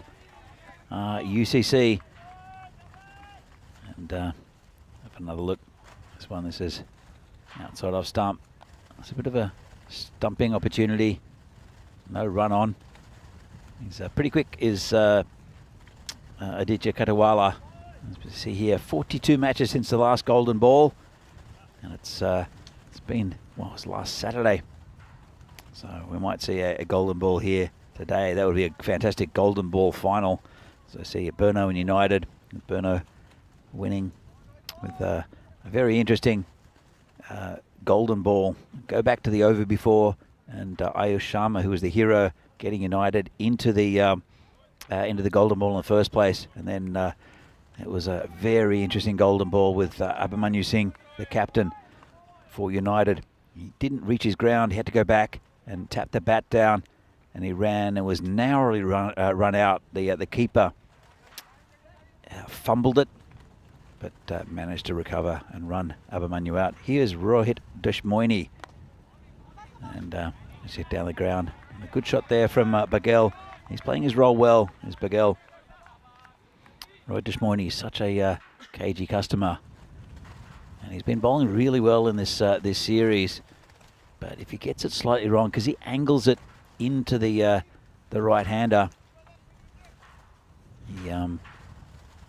it's with the within the hitting zone, and there's 2 men back on the leg side. One at deep square leg, maybe just backward a square, and one at long on. Comes Deshmoini again, and flashes outside off stump, called a wide. It's been a bit scrappy from the bowler so far. They're trying to find that line. As you can see, he did find the line, which is probably not what he wanted. But he needs just a few centimetres inside that line is fine. That blue line is a good indication of where he should be bowling. Deshmoini coming in again. In fact, he won't be. And Vinny, what do you make of the start here? Yeah, well, a bit of luck going United's way. The little French cut, I suppose. One off the pitch that, to be honest, almost went over the keeper. That was a crazy one that did get away from Mataranga. But, yeah, you just got to try and stay ahead of the rate. UCC managed their chase in the 130s very well last night. Deshmoini, though, he's reliable. This is in the air, and it's going to be into a gap as well. That'll probably run away for 4, and it does. So Magare with another boundary just continues to score runs at the back end of this tournament. Yeah, he's so important for this United side. Just a little inside-out shot there, just over the infield. Bit of risk there. And Smit Patel, he's quick, but couldn't quite reach it. Still pretty quick outfield. As Deshmoini ball again to Magare. It's 15 off 7, 20 at the moment. Into the second over. It's looking okay at this stage. As Magare just backs off, puts his hand up, and it's got a dead ball by the umpire. But Magare has to stay here for most of the innings. He batted through yesterday, and that's the reason they won the game against Barbarians. The power play, this one doesn't really get up at all. One thing United have done really well, running between the wickets. You know, I think that's one thing. Both them and the Barbarians, to be fair, last night did very, very well, looking for every run. That one gets away from Katawala, but not enough to take the run. But they're always looking for it. So yeah, I think just Piyush having a word, I think what he's saying here is, hey, you know, hit through the offside. You're hitting well through the offside. That's one that he tries to pull. Just didn't get up at all, to be fair. But It's also a risky one because you can easily chop onto your stumps. You can top edge a pull when you're trying to take it from outside the off stump so far. There's lots of gaps back on the offside. And that's the way he goes. Goes inside out. It's very intelligent batting. Whoa. And he just deliberately kind of maneuvered the bat face in that direction. So a little bit inside out, like I said. Have a look at the way he does this. It's almost like a little helicopter, like a baby helicopter, and ends up going for 4. So very smart batting from Ruturaj. He's in the form of his life here. He's looking pretty good. And that was a nice shot. I thought that they'd put a fielder back there, but well, in fact, I think they might be doing that now. Can I make a big call? Haven't done a Mr. Maximo's big call for a while. I've got him opening the batting for Czechia tomorrow in game 1. That's all. We'll come back to that in a moment. Ooh, sneaks down leg side only just. Part of the problem is that you look at the players selected for the Czech side tomorrow, and it's so much batting. True. That what do you do? Who do you drop? I This mean, is the sorry, finish what you're saying. Yeah, no, I mean Saha Grover, I think, Yeah. is not going to be considered. I wouldn't consider him for the team. As Deshmoni comes in again. So, but then look, you got Magare, you've got Davisi, you've got Aaron Ashokan, you've got all the normal players, plus also Ayush Sharma, who probably wouldn't open. But Martin Verndl, sure. You know, you look at it, and who do you pick? So the reason I'm saying specifically match 1, and yeah, I'm not saying it necessarily does the whole series, but I've got some reasoning in there. Anyway, first, let's have a look at this. It's going over the top, and it's going to fly away for 4. Magare to 23. Yes, so they're finishing what I was saying there. So the reason is, let's see if he can do it. No, don't put him on the bench. He's hot now. He's had such a hot couple of days. And all those other players, they've done it before. Ashokan, Damitsi, Agreed. Tanki, Sazib, if he plays. You could say the same with Devendra Singh. Yeah. I mean, he's hit 2 90s in this series. I would consider giving those guys opportunities and sink or swim. Yeah. So see if they can do it at the next level. Absolutely. Don't bring him in at 6 or 7 or 8 so he's facing 2 or 3 balls in. Because if you're trying to develop your whole squad, which is depth has been a problem for Czechia in international cricket. Yes. Depth has been a problem over the last few years. Get him out there. It requires some of the senior guys to be unselfish as well, which I think I'd like to see, obviously. Sign of a good system. As he's been so good in this region as well. This blast through the fielder, and it gets to the boundary. Magare, so good on the sweep, and he sweeps a medium pacer there. Deshmoini's over goes magical in the second 20 coming off that one, and it's 34 without loss after 2. Yeah, really good from UCC at the moment, and especially Magare. I totally agree with you with that, Vinny, because I remember we saw it in Italy. It was a similar scenario where they picked a lot of players up from that Milan area, from northern, right? But Jasprit Singh, I think it was Jasprit, wasn't it? Still opened the batting and opened the bowling, and really gave maybe one opportunity to one of these players at one time. The Czechs have to do that. But I think in a bigger picture, you know, you're going to say these guys that we're confident, you know, not just making up the side, but increasing the depth of the side. Well, Jagan Everson as well hit 100 and has looked really good. Put him in at number 3. There's 3. Because also you look at the PCC guys they've had at the top, like Lala, like Katawala. Yeah. They're not the Czech national centre. No. So I'm just saying, specifically I'm thinking match 1, match 2. Agreed. My openers in that would be a mixture of Magare and then also the 2 Barbarians, Devendra Singh and Jagan Everson. And then, okay, maybe make adjustments after that, because you do want to kind of spread it around a little bit, I think, over the 6 games. Sure. Here's Lala with the ball now, and over number 3, they're turning to spin. This is a big over, and I think I really rate Lala's bowling as well. I think he's been excellent, and he varies his pace well. He's got a good faster ball. Yep. And actually turned a bit, that one. Beating the outside edge nonetheless. Now goes with the spin, and he's going to get it up and out of the ground. Maximo! Just the power play United were hoping for. They've picked up where they left off from last night. Absolutely. And Bagel, I mean, he's facing now. He's been giving Magare the strike. Lala's a different proposition. But Piyush, really nice shot. Shows he's right up for this challenge. 40 for no loss. Still in the power play. And, well, PCC, the spanner's in the works at the moment for PCC. Yeah, I mean, they've still got runs to play with. Don't get me wrong. But the thing for United is, if they're not in wicket trouble, then you've still got such good batters to come in Bagali and Ayush Sharma in 3 and 4. Now, this is clever bowling by Lala. Just slides this through a little bit quicker as well. So, yeah, I just think with that batting to come, Piyush Singh, Bagal can afford to be super aggressive here and not just play second fiddle to Magare. And you saw him taking on Lala there and winning. I think Magare has to stay in, though, and has to bat through the innings. Bagal, though, can take chances. He'll still sweep whenever he can. Yes. This isn't one that he can. Clever bowling by Lala. That's that quick one you're talking about.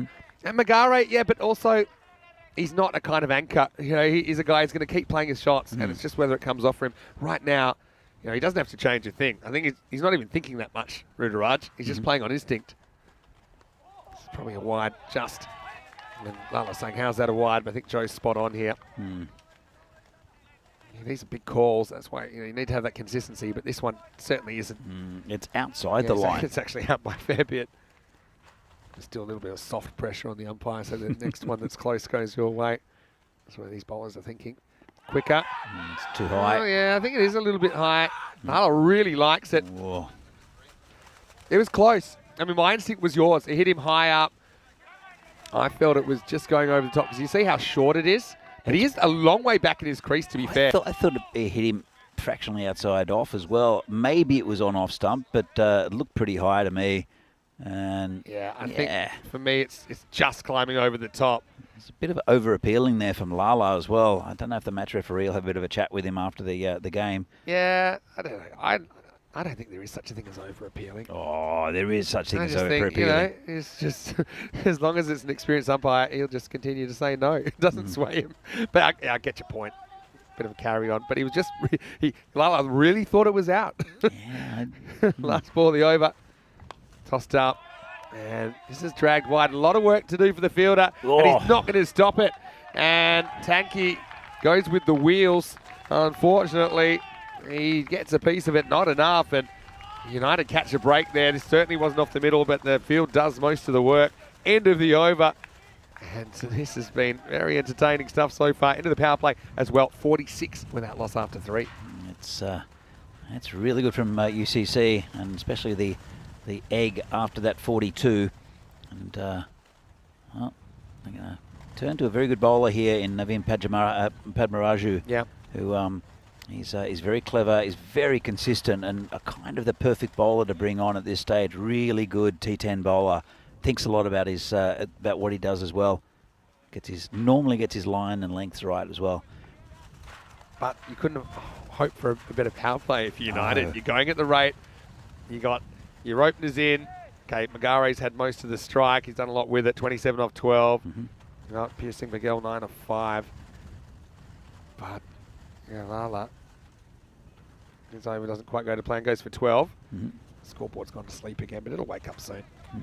United breaking the scoreboard with that power play, which saw 5 fours and 2 Maximos. So just a little bit of a delay. Where over-appealing comes in, to be fair, is less experienced officials. You know, it can influence their decisions. They can feel under pressure. There's Naveen, and he gets banged. And he gets banged over mid-off, and that's going to be 4. What a start to the over. As Magare going bananas once again here on Scott Page Field. What a shot, takes on the fielder and wins. It was a bit of a risk to leave that guy up, and PCC paid the price. Yeah, lovely shot there. Even if he'd been up, I think if he was straight back, I think it would have been slightly wide of him, and it was smashed by Bagal. They're really taking it to them. 50 for no loss. It's 50 up for UCC. Padmaraju is bigging him up. He's a very good bowler, and he'll bring this back for sure. They push back the mid-off now, which is Divisi. They've got pretty much all the outfielders in front of the wicket. Oh, goes big. Is there anything on this? No. Don't think anyone was that convinced. Now, umpire had a little sideways look to his partner. I thought he was under it by a fair way, to be honest. I think he actually flicks his shoulder on the way through. Might have, yeah. He's pointed to his shoulder, hasn't he? Yeah. Let's have a This look. will actually show up pretty well. Yeah, it's hit his. It's just hit even just on his back. Excellent umpiring. He shakes his head and looks over and says to Joe, "Do you think there's anything I've missed there?" He says, "No, I think you're spot on." Anyway, this is up, and I think this is into the gap as well. That's another boundary. So Piyush Pagal getting going. Got beaten upstairs on the one before, but the next one pitched up from Naveen on the stumps. And this is all about the placement for Water United. Exactly, all about the placement. And I think PCC is starting to get worried. They need wickets at this stage. And, well, UCC still haven't lost one. They've got quite a bit in the tank. And importantly, Magare's still out there, but Bagel's really scoring runs and chancing his arm. And he's finding gaps. And, well, PCC, this was not in the script for them. Not at all. But I just feel like there's a twist or turn left in this one. Round the wicket now. Beats him with that angle. That kind of fake left arm angle that right armers get by going the other side of the wicket. Yeah, it's well bowled by Padmaraju. He's a clever bowler. I think he's a perfect T10 bowler. As he comes in again. This is up, it's in the air, but sign that things are going United's way. It falls safely. Bigel moves to 18. So yeah, these guys just not bogged down. PCC kind of did get bogged down for a little bit around this time of the innings. They did. And they did have a great second half. They got 81 off that. So if they went at that pace the whole time, that's 162. And that is, I wouldn't say unchaseable because we've seen a couple of big chases recently, but it still kind of bats United out of the game. And beats him again on that angle. So you're going to give credit to Naveen, who changes his tactics, gets it right from around the wicket. And that plan comes together, but it went a bit off script early in the over. That's the end of 4 United, 55 without loss. Yeah, look, really good over there from Padmaraju. And it will be Hrithik the Tank Tomar to take on the attack. He can be a little bit straight sometimes, Hrithik, especially coming in at this stage of the innings. As you can see here, they're above the run rate, but only just. That one's slightly dipped because of the good back end of that over. Hello to Helix, who's saying, could we be having a golden ball here? It could be a close one. Imagine that, United, the golden ball specialists. Although they are 1 and 2 as far as the winning the golden balls. But the one they did win was against PCC. That is true, against the Rooks, if I'm not mistaken. As that was a crazy finish back then. But anyway, Tanky going to get a bowl here, over number 5. Dave, he was feeling the tingle at the end of the last innings, so a bit early to say that at this stage. Who would you rather be at this stage, Danny? United, for sure, as long as they're not losing wickets.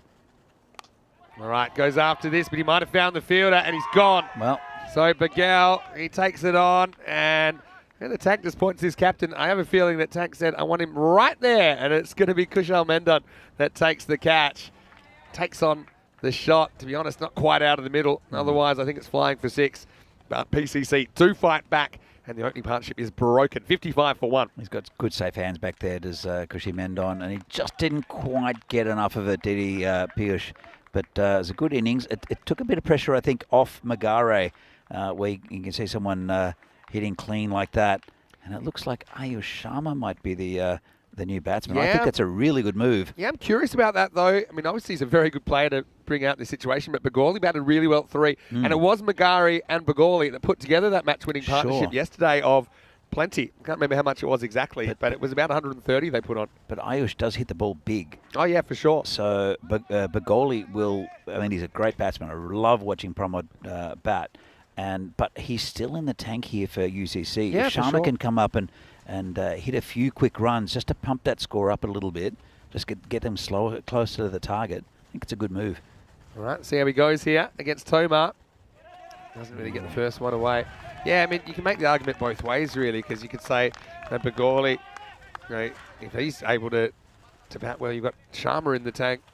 So, yeah, I don't think it's a bad move at all. Ayush, for me, is a guy you want to put in pressure situations. He's one guy that seems to just have that quality, which is a brilliant quality to have. So I hope he gets a run in the national team this weekend and is put under pressure there and see how he handles that. All right, he does go, and he goes miles.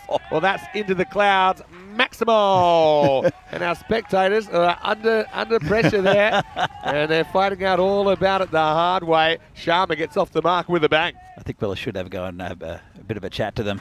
The 2 spectators we have. Thinking of catching it. I mean, he was only going to have to catch it in emergency. I think he was protecting his misses there. That's what I'm saying. Yeah. That was the only way he was going to go near it. Well, they're right in the action, aren't they? And It's a good spot to watch cricket from. Sharma, can he keep up that kind of pace? Goes again, but he might have found trouble. Smith Patel normally doesn't drop catches. He doesn't drop this one. So 6 and out for Sharma, whose stay is brief at the crease in semi-final number 2. And United, they lose 2 in the over. They're tanked with a double strike, and it's 61 for 2. Yeah, just didn't quite get the middle there. And Smith Patel is a good fielder and takes a nice low catch. So, well, I guess he increased the run rate a little bit. Didn't quite work, as you said, but it is now, is it Pramod Baguli? Yes, Pramod that's coming out. Baguli at number 3 now. These two in the middle, they put on 138 unbeaten last night. But, you know, kind of take your point with Baguli, who was kind of the support role there, 33 off 25 with 2 6s and a 4. So he only hit 3 balls to the boundary or over out of the 25. But he played his role perfectly. He did. Magare had plenty of the strike. He did plenty with it. Magare hit 12 6s in 31 balls. 12 6s, 3 4s, and his 97 unbeaten in 31 balls. So can they do it again? They need to put on 70 if they're going to do it here. It's going to be a big partnership for UCC. Magawali faces up for the first time. And he misses one outside the off stump. What a great over this is from Tomar. Absolutely. Well, there's 2 wickets, but also he's only gone for 6 runs. So, yeah, Tanky. I've been impressed with Riddick's bowling throughout this tournament. He's, I think he's coming on as a bowler, just with more exposure into the national side. Comes in again. Yeah, nice shot by Pramod. This could go all the way, you know. Going, gone. 4 runs. So it's just a push. It uses the pace of Riddick against him.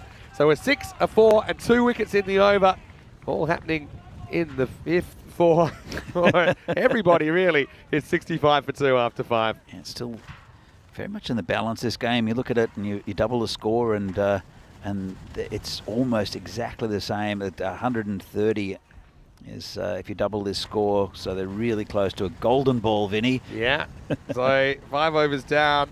And we haven't looked to what's going to happen tonight in Portugal. Gamblers versus the Capitals, starting 4:30 p.m. GMT, which is 6:30 in Central Europe. 10 p.m. in India. Corey Ruckers is standing by for some Friday night lights there from the Miranda de Corvo Stadium in Coimbra. And I'm certainly looking forward to seeing that. Gamblers probably favourites. Capitals need to make something happen as they're winding down the round robin stage. Yeah, Terry has a very fair comment. He says excessive appealing is a breach of the code of conduct, either appealing too much or appealing for things that aren't obviously not out. This will be a wide down the leg side. Yeah, and Lala's appeal meets the criteria, warranting a warning. Was he appealing too much? Maybe the 7th one was too much. I guess, yeah, warning's probably fair.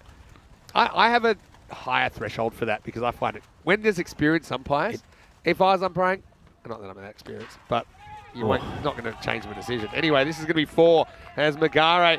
He's going to test out the yellow jacket, and he's not up to it. He offers the shin at it, but he's going to have to go find it from the bushes. A lot of balls flying in that area. Wasn't too far from the fielder, but it does get through.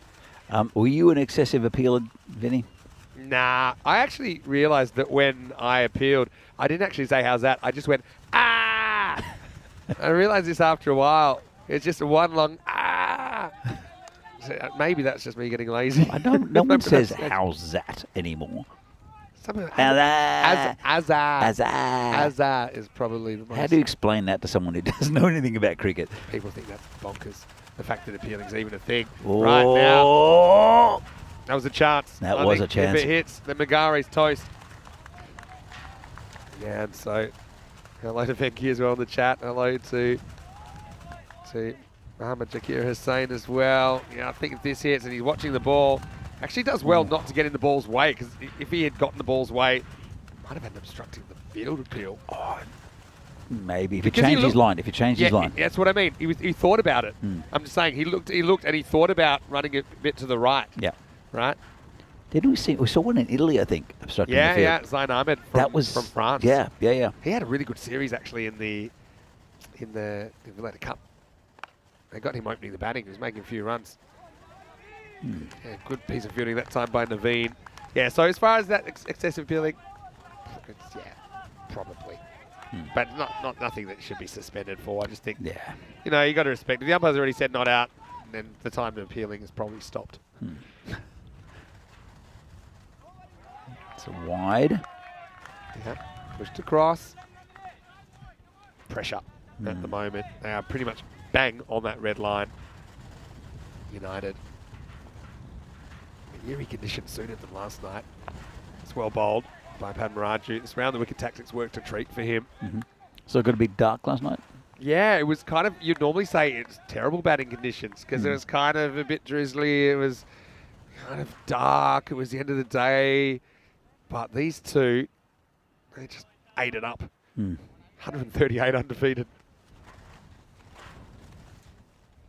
Anyway, Ngare gets the strike back and he gets it where he likes it. He loves it at the pads. I think that's got all the way. It has. Maximo! And this is handy for the Yellow Jacket. Does not have to move. And it goes straight to him in the chair. And that's placement. Rudraj now even factoring in the placement of exactly where he's hitting his boundaries as he moves into the 40s. Yeah, well, Padmaraju just got one slightly wrong. It's looked like a pretty good spell, especially when coming around the wicket. But, oh, big chance here. Huge chance. He has to go a long way. Smith Patel. He drops it, and that almost causes a run out. Smith had to run half a marathon to get there, but he does get there. He gets two hands tripped. He can't hold on. Smith's a very good fielder. That's why he fields it long on.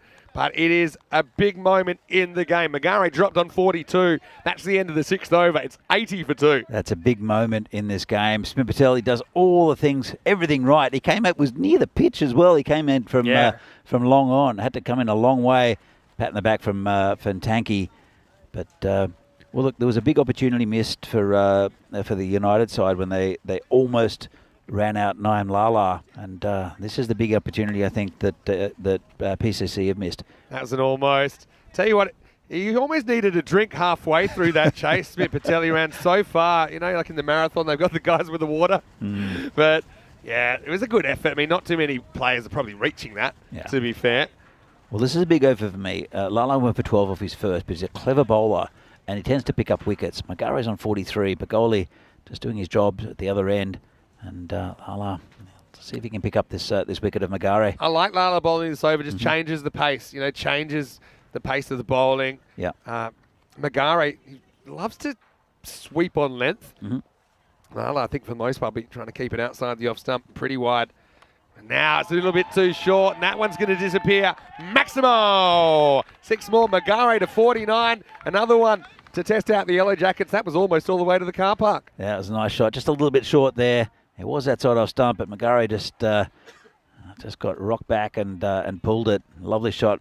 He's up on to 49 at the moment. Yeah, you called it a banana peel game for Prague CC. United, exactly the sort of team you wouldn't want to run into in a semi-final. United have just constantly been under pressure, so they're not going to take a backward step. Lala needs to pitch it up. Ngare inside of a half century. Oh, clever bowling, though. Pushed through, but well batted, Rudraj. Back-to-back 50s for him. And they try and spoil the moment. But, yeah, Rudraj brings up his 50 off 21 balls.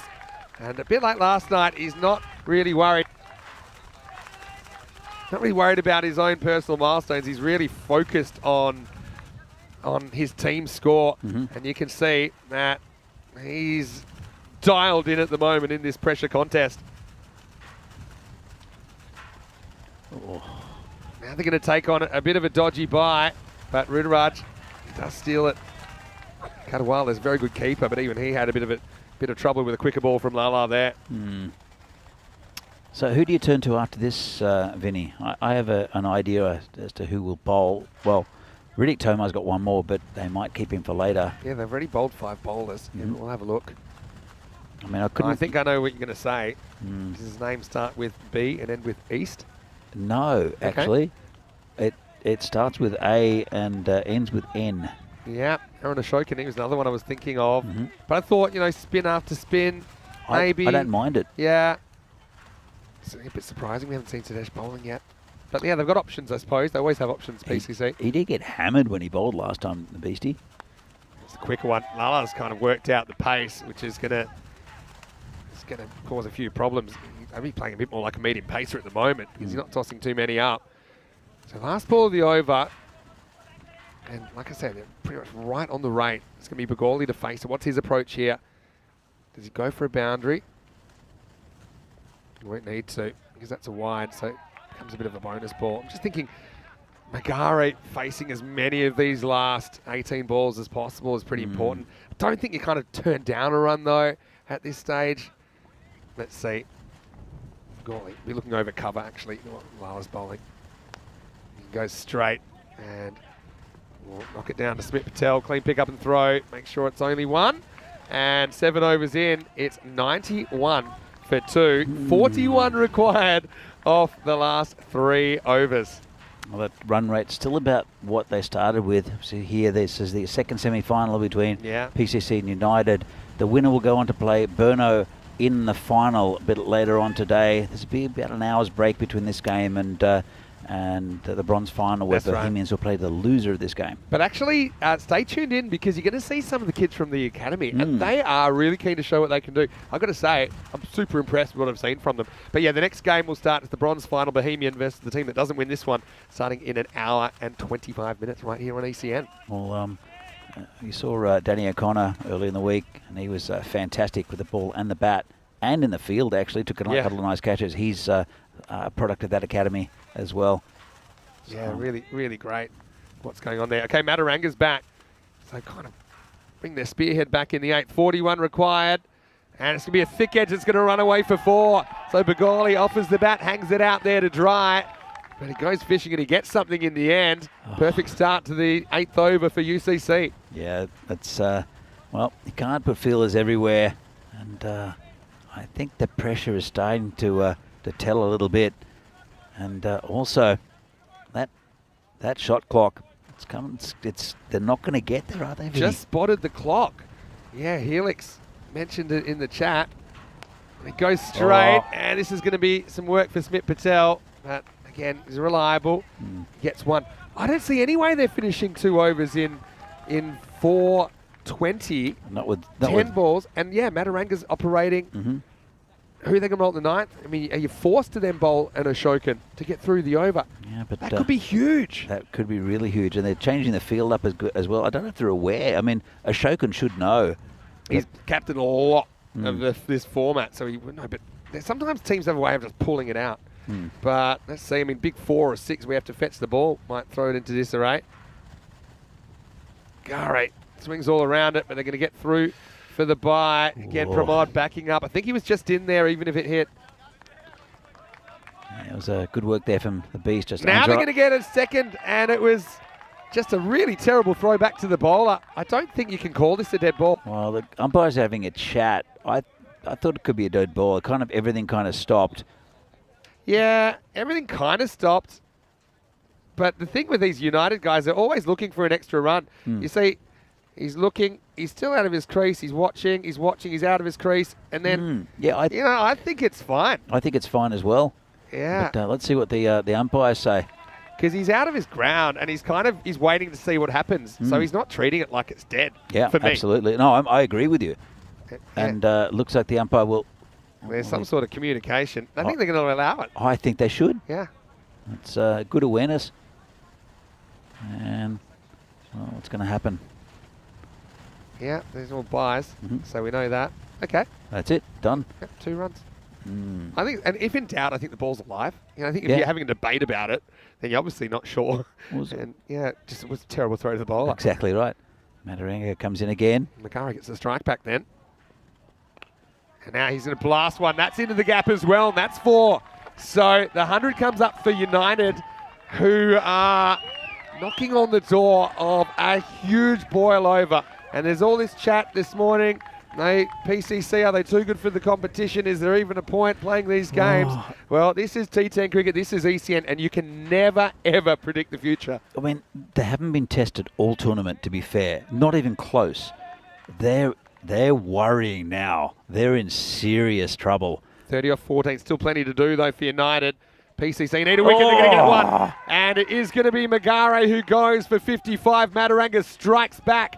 So, yeah, Magare gets the strike back on the overthrow. Does hit a 4, but he goes the very next ball. He snips back a little bit, I think, from Samira. Crashes into middle and off. So a big moment in the game, perhaps a turning point as United lose a third wicket. Is the key playmaker, Ruturaj Magare. He's gone, and it's 102 for 3. Well, that's great bowling from Samira. Shows the experience, and that one swung in. The wind is normally going from left to right. It's a bit the same, and you saw that just swing in slightly, and well, Magare lost it and lost his wicket. Brings Abhimanyu Singh, the skipper.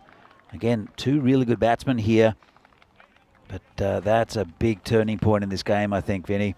Yeah, it gets them so far, but someone else is going to have to carry them across the finish line. They say winning's a habit, you know, and PCC, they're winners. I think they're up to 17 or 18 wins in a row, almost up at the record. Well, to be honest, United as well have got a winning mentality. They won the second division, so they haven't played against PCC at all since this last tournament last year.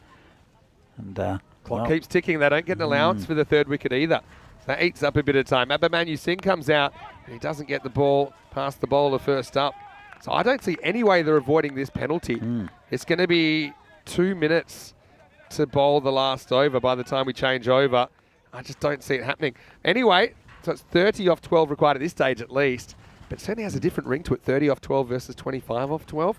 And have a look at this game, Danny. It does not get much closer than this. Oh, it is beastie. I think he'll come in as well. Sudesh Vikramasekara is so experienced, and he'll be bowling the ninth. It all happens in the ninth. Yeah, so Dave had a question. Will that buy them a minute? So we do see a minute added to the clock when a wicket falls, but that's only for the 6th and subsequent wickets. So I think Joe Foster's communicating that right now, saying, look, Aaron, you've got about a minute and 40 seconds to bowl this. Well, that's 5 runs. So 25 off 12 effectively. I don't see how they're going to avoid it. It's going to be the beast, Sudesh Vikramasekara, to bowl over number 9. So now, if you could see it was minute 20, I'm not even rushing anymore. I'm just saying, look, we're going to have to eat the penalty. There's no third man either, Vinny. Yeah, good point. Pagoli now thrust into the limelight. 11 off 8 at the moment. It all happens in the 9th, and this game is on a knife's edge. And he beats him first up, and that's what the beast does. He just bowls a heavy ball. Pagoli couldn't catch up with the first one. That's good bowling there, and just cramped him up. Couldn't get it away. But there's as I said, there's a gap at third man. There's also the square legs up, and so is the fine leg. In fact, they've got 2 behind square. Oh, another swing and a miss. Pagoli not really getting inside the line of these. He's trying to go inside out. Not saying it's ever easy to hit the thunderbolts of Vikramasekara, but maybe you could get across, maybe look to the leg side if you missed that a couple of times in a row. Abhimanyu Singh is captain. Has a word with him. Pagoli, of course, former captain. Very experienced. United giving this a fair old shake, and that clock is about to expire. And he gets a fair bit of bat on this. And maybe that was the advice. And get some bat on it, let the pace do the work. He just happened to hit that straight down to third man. But I think that'll be a 6 because it'll be 1 + 5. And often we'll see that, see some communication right now. Sometimes they'd wait till the end of the 9th over. But this is one situation I think that maybe, I think they're going to, there's the 5 penalty runs. So they're going to give them straight away, give all the players the notice they need. Is that changes the game situation. And so it goes from 29 off 9 to 24 off 9. It's very different. Abhimanyu Singh, though, yet to score. What an over. What an over. Well, he's been so reliable for the for PCC and the Czech Republic for many years. How big is that wicket of Ruturaj Magare, though? And there was a good bowling change, bringing on Samira Madaranga, and this is equally good. Make something happen now. 2 to come. Another swing and a miss. Well, Vikramasekara, they cannot time him up. And again, it's very different. Magare was there. I think he'd have a bit more of a shot against Sudesh. But you've got Abhi coming in now, yet to score. He's in a tough place, and United have gone from the lead to playing from behind very, very quickly. And now this is a pretty good shot, but he's going to find the fielder, Ashokan. They think of 2, but I just don't think it's on here. End of the over. Brilliant over. And even if you factor in the 5 penalty runs, there's only 7 off that over. Yeah. Just 2 off the bat, and it's 109 for 3 after 9. Well, they're up against it now, 23 off 6. Who's going to take the last one? It is Riddick Tomar. He's bowled pretty well this tournament. He went for 10 off his first, took 2 wickets too. Yeah, exactly. Adesh Moini didn't really work for him in the second, so he'll just finish with the 1 over, nothing for 20. I think that is sensible with the penalty runs. Once you know the clock's run out, let everyone know. Yeah. Because it can change your strategy. Of course, yeah. There's no point everyone watching on the TV knowing this penalty run's coming and you being oblivious. So it gave both teams a chance to readjust. Anyway, there's going to have to be a magical finish. 23 required off the last 6. And it is the tank. Surely PCC, they're not going to give it up from here. The machine has been tested and looks like it'll withstand it unless there's something dramatic. And it's a swing and a miss first ball. It's going to get even tougher now for United. Yeah, it's a bit of a swing and a hope here from Abhimanyu. And again, it's that similar line that Sudesh bowled. It's just sort of length, just going over the stumps, and just can't get it away. What a story though, United, over the last couple of years. Get some bat on this. I think they'll probably maybe take on the 2. Maybe not. I think maybe Macaulay wants a chance. Yeah, for Abby, he's just struggled since he's come to the crease. Never easy. And Macaulay now on 12. They need 22 off the last 4. So it's kind of boundary or bust this ball for United. It is, absolutely. They need some big 6s. Comes the tank again. And this will be 4. All right, that keeps them in it. Means 3 6s can win it for them. But you can't have fielders everywhere, I suppose. The third man was sacrificed, brought up into the circle. Macaulay, I guess not the most convincing shot if you need 3 6s off the last 3 balls. But yeah, technically they've still got a chance. So let's come down to these last 3. And Pramod Bagoli, such an important player for this United side. And it looks like they're probably going to drop short. Got to be a 6. Total.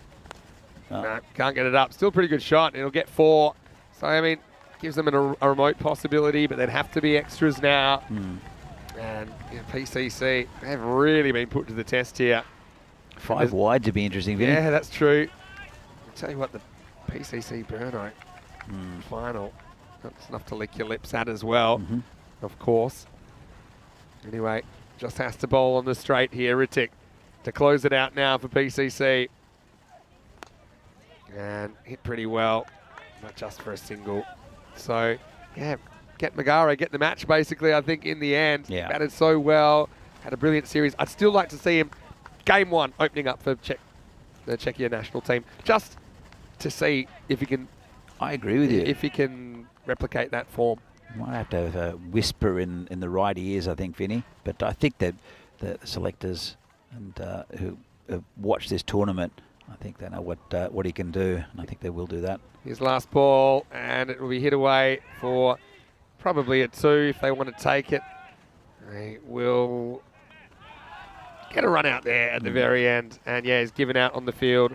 And so, yeah, United, you can't say enough good things about them. They ended up finishing 3rd last year, and they're going to be playing for 3rd again. But you know, it's a tough moment for United, but PCC, they will be thrilled and also a little bit relieved, I think. Absolutely. Considering how things were looking with just 3 or 4 overs to go. But the final score, Prague CC 131, United CC 119, 12 runs in it at the end of the day. And that means that we will see the Brno PCC final that a few people were predicting. But yeah, great cricket match. I think both teams deserve a lot of credit. The next cricket you'll see then will be Bohemian versus United. That's as far as the ECS goes. Though stay tuned in the break. We do have the Academy kids playing, and I'm really looking forward to that. Also, that bronze final will have Czech commentary as well, so we might be able to drop the link in the chat if you're interested to hear some of that, the alternative stream. And then the final, we can lock it in now. Brno versus Prague CC. And Brno, they seem to have hit some form at the right time as well, Danny. That is an absolute lip licker coming up in match 60. I'm glad you can say that because I can't. But Yeah, it's going to be a fantastic game. I think the final, as will the bronze final, as I'm sure United will want to beat the Bohemians as well to get that third place. But credit to United. This is really the first time that any team has pushed PCC. And I think it's the opener there, Prithviraj Magari, that really took it to them. It's the difficult of chasing really large totals is that once it gets away from you with new batters, it's just hard to peg back. Whereas when you're bowling, you kind of always knew when you're bowling. So when you're batting, though, if you have new batters coming at the end, even that rate, which on paper seems reasonable, like 12 or 13 and over, and if you're not picking up boundaries, it gets out of control really quick. Desh Moini did go for a few in the second, despite that he's having a pretty good series. But Magare, he looked like the man that could take United to the forbidden land of the final over the highly fancied Prague CC. What a chase it was. What a tournament again from United. They can be really proud of themselves. But in the end, it was just a few too many. But for sure, when you had them ahead, you said you'd rather be them. I think there's sometimes the fielding just let PCC down at some key moments. But ultimately, they do get the win. And you would argue as well they deserve to be in the final, having not dropped a game so far. Well, I did say I'd rather be them, but they hadn't lost a wicket, and the very next ball was hit out towards third man and caught in the boundary by Kushal Mendon. And it was those couple of wickets out of Bagel, and then more importantly, Prithviraj Magare. I think also Ayush Sharma went down, but and as you said, Vinny, you would liked him at the end of the innings, and probably looking back, that would have been the right thing to do. Oh, the pies have been delivered. Thank you, Bars. Good results all round. But, yeah, let's just have a look at some of these highlights. And this was the key moment, wasn't it? Yep. When Magari gets bowled, and that completely changed the feel of the game. Yeah, it did. And that was a huge wicket because Magari is the guy who can really break up an attack. And he has done. He did yesterday. And unfortunately, Pramod Bagoli and Abhimanyu Singh, they're good batsmen, but they're not the same power hitters and stroke makers as Prithviraj Magari. We'll see the scorecard in just a moment. Yeah, having a look at it, Magari dominates it once again from the top, 55 off 26. Did give a chance though, don't forget, he was put down by Smith Patel. A real tough one, but chance nonetheless. Bagel stuck around for a while, 18 in a fairly useful opening partnership. Sharma didn't really click, unfortunately for him. He was 6 and out. Bagoli with 21 of 14. Abhimanyu Singh again, just a tough situation to come in. End up getting run out off the last ball of the game. 17 extras, including the 5 penalty runs for time, meant that the margin was 12 runs. 2 for 21, Tomar, pretty important in there. But for me, probably the best of the bowlers is the Beast, because that over at that time just kind of killed off any thought of a United miracle. And he went for 2 in the 9th. The other wicket went to Mataranga, who bowled okay as well, even though 1 or 2 got away from him. Well, we'll have a bit of a break. Like I said, we've got some exciting things coming up in the break with the Cricket Over Academia kids playing. So yeah, tune in if you want to catch some of that. I'll be on for that as well. But the next cricket you'll see here in the ECS will be the bronze final, and it will be Bohemians who are taking on United. And that one toss news shortly. It'll be in the chat and also on our website, europeancricket.com. So we'll have a break. Back shortly, right here in Prague. Vinny Sandy, Mr. Maximo, with Danny Hudacek. We'll see you after the break with more European Cricket Series.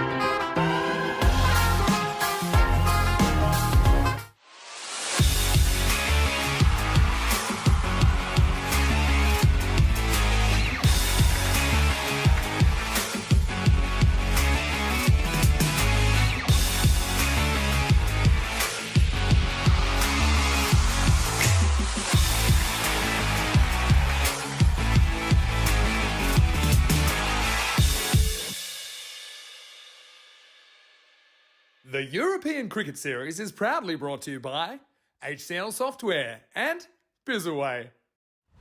Hello folks, welcome back. And well, didn't have to wait too long for some action. The Cricket Over Academia kids are out there, and what about that for a rip snorter of a delivery first up. And I just want to welcome Dan Casey, Dan Zilla, into the commentary box. Well, Dan, I saw you bowl yesterday, and you bowled very well, but it wasn't as quick as that ball. How about that? And just maybe you can tell us a little bit about the academy, and obviously Chris Pearce is out there umpiring at the moment. What a great opportunity to see some Czech kids getting in some cricket and actually being pretty good at it.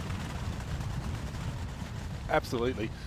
It's great to be back, Vinny. Thanks for having me. And yeah, I believe this is Moshe bowling. He's been a kid that Chris has helped to develop.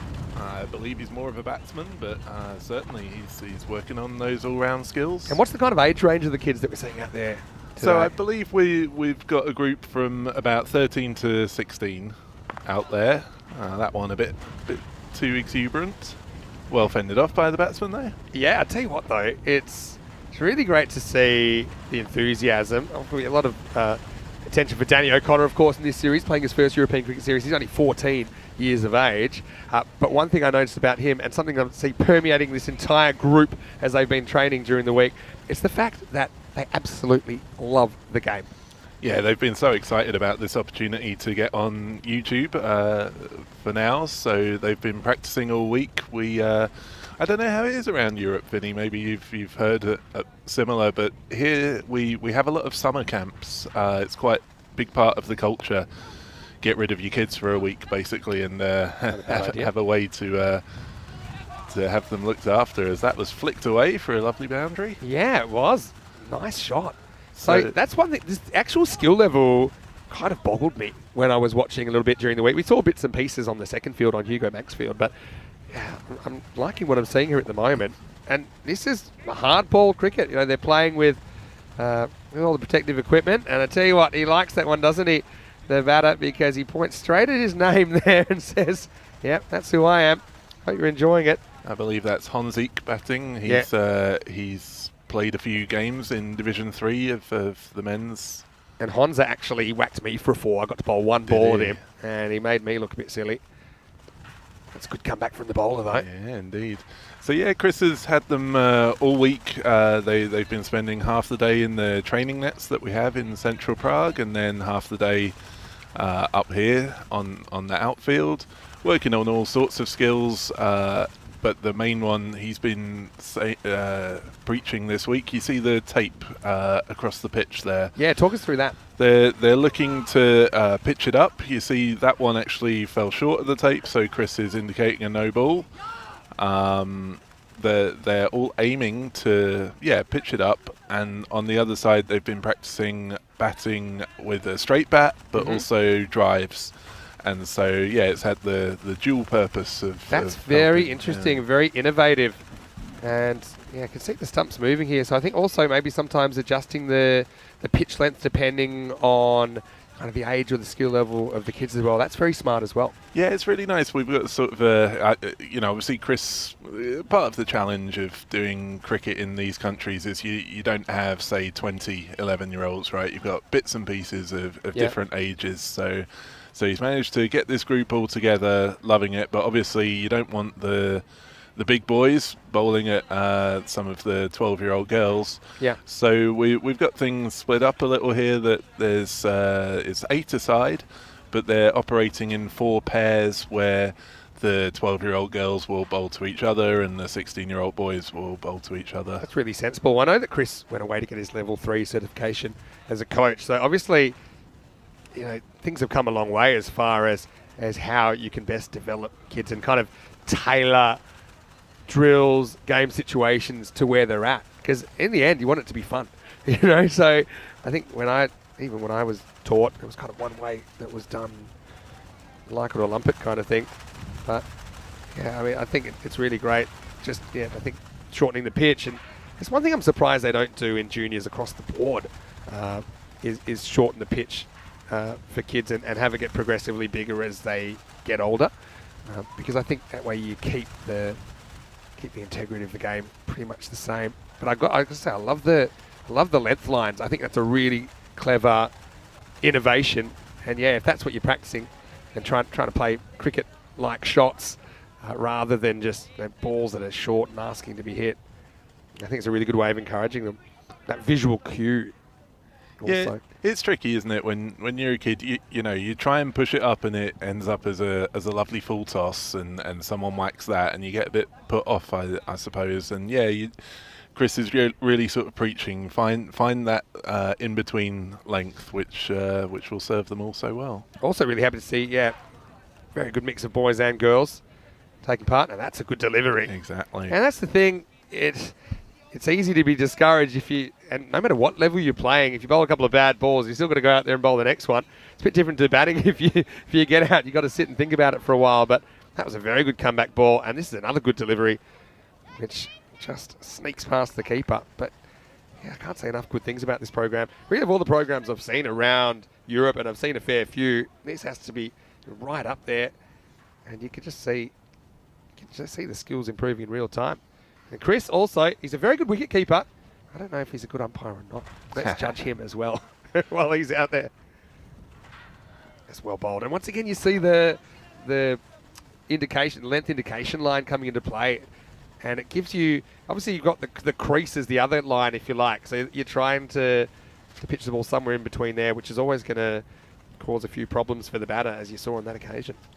But I'm sure Chris will be delighted to hear your kind words, Vinny. I know the dedication that he and his wife have put into getting things set up, and then obviously the coronavirus stuff really pulled the rug under the good progress they'd made up to that point. So they kind of had to go back to square one, but they've they worked their socks off, and it's really starting to bear fruit, and I'm really excited to see how it will go over the next couple of years too, when we really start to see those youth national teams come into force. Yeah, for sure. Yeah, Dan Casey's with me, and Dave was just asking, and Dan, we saw you actually in the ECS yesterday with your first ever ECS wicket, so that was a nice moment for you, youngster like yourself. But also really exciting times, I think, for the kids out there in the middle. And this is what I like as well about junior cricket, is you can kind of coach during the game. I think it's really important. Yeah. Just little tips there. I mean, we had that kind of until we're about 12 or so. And so I think it's just really important. You're trying, even in a competitive or semi-competitive situation, you're just trying to give a few pointers that you might be able to actually use. But also, let's also recognise that when you're on the camera, it's easy to get a bit nervous as well. So I think it probably adds a slight element of pressure for the kids as well. It's better length that time. Just pulled a little bit outside the off stump. I love the backing up here as well. I like the attention to the basics. So you've got the non-striker looking to steal a couple of metres to make that run a little bit easier. Yeah, I mean, Chris is very big on the fundamentals. I think you mentioned he's a very accomplished wicketkeeper himself, and all those little things that we learned in the English clubs growing up about, you know, sliding your bat in and all that. He's very happy to do an entire session that focuses on these little details. Yeah, a little bit old school. I like that. Some of the new stuff, but also a little bit old school. Oh, we poor. once did an entire, now this is bad communication, and this might work out fine. Oh, but it took a horrible bounce, didn't it? That's very European cricket series, actually, that ball. So that's with the wide almost bringing a wicket. But oh, and I think, did that bounce off? That was a knee banger, I think. But the hard ball stings. They do grab a run out of that in the end. I also think batting in pairs, I think, sensible way to do it. You don't have that pressure of actually having to stop batting, which actually can ruin your like for the game pretty quickly. I believe this is a brother-sister combo, and so right? I think, is that the older sister giving the little brother a little pat on the back? I will say this: when I first started playing "When You're Out" cricket, I think I was 10, and my first game I made 11. Number one, I went for Christmas. I got a bat. It was way too heavy for me, but I loved it. It was the old Dynadrive double scoop.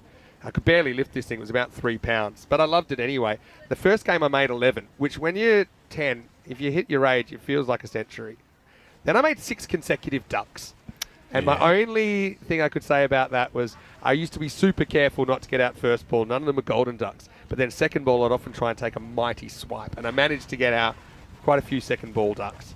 But then, because just through persistence, I hit 33 in the next game, and that felt like a double century. So what I will say is, even if you're having a bit of a tough run, when you're young, if you have the love of the game, persist, and the results will come. And I'll never forget that with a 3-pound bat making 33. 50 seemed a long way off in those days. We had those Australian boundaries, which still seem pretty long. But you can see they're just changing over now. Now, I'm going to actually step aside because I'm going to grab my pie. I know that Danny's already had his. So Danny and Dan will take you forward. Is that cool, Dan? Yeah, absolutely. See you later, Vinny. I'll probably be Enjoy back your in a food. little bit, and we can have another chat.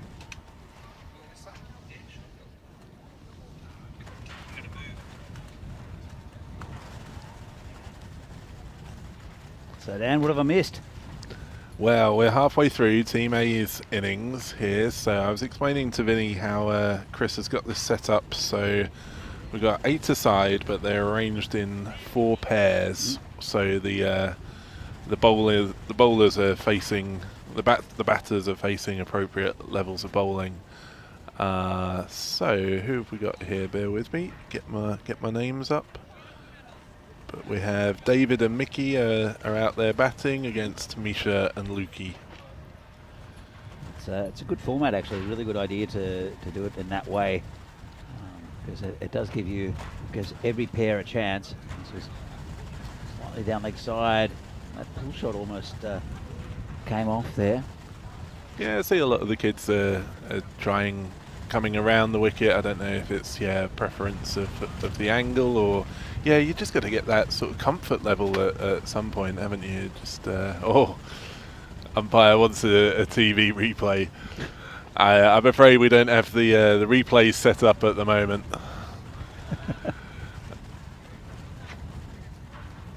Yeah, our fantastic production crew from, I believe it's Spring Productions, is that right? Oh, it's a catch. He's taking it well. Really good bowling there, and he's pumped up and very happy behind the stumps. Good celebrations. Oh yeah, he's showing the camera his name. I believe that's Honza behind the stumps. They're quite young. You look at Danny O'Connor is 14, and he came from this sort of cricket as well. Henry Wood, didn't see Humpy Socek, unfortunately. He was also a really good young fast bowler. But they all came through this academy, and Chris has done such a good job with his kids, and they love it as well. It's not just about playing a sport. They really love playing this game. So there's a little inside edge. Yeah, Chris was saying this year was the first time they've tried to run like a camp in this classic Czech style of arranging an activity for a week, so the kids are occupied during the summer holidays.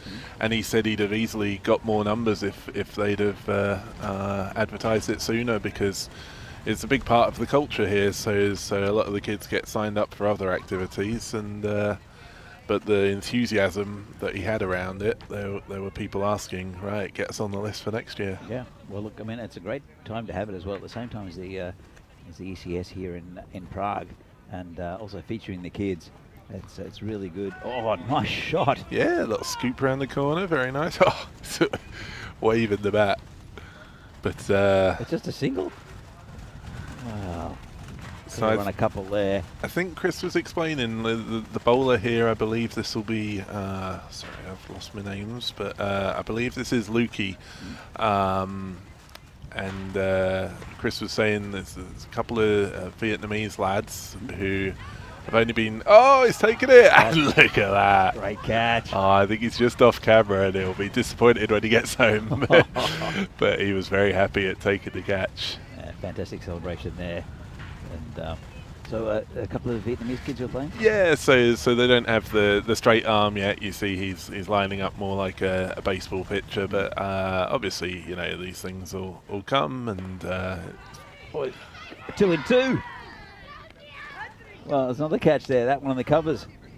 He's got a hat trick. And the joy. You see the kids loving it. So, let's see if Luke can get his hat trick. So we see just in front of some of the Bohemians are going back, shaking hands with Rudraj, and oh, it's good ball and well played by the batter. It's a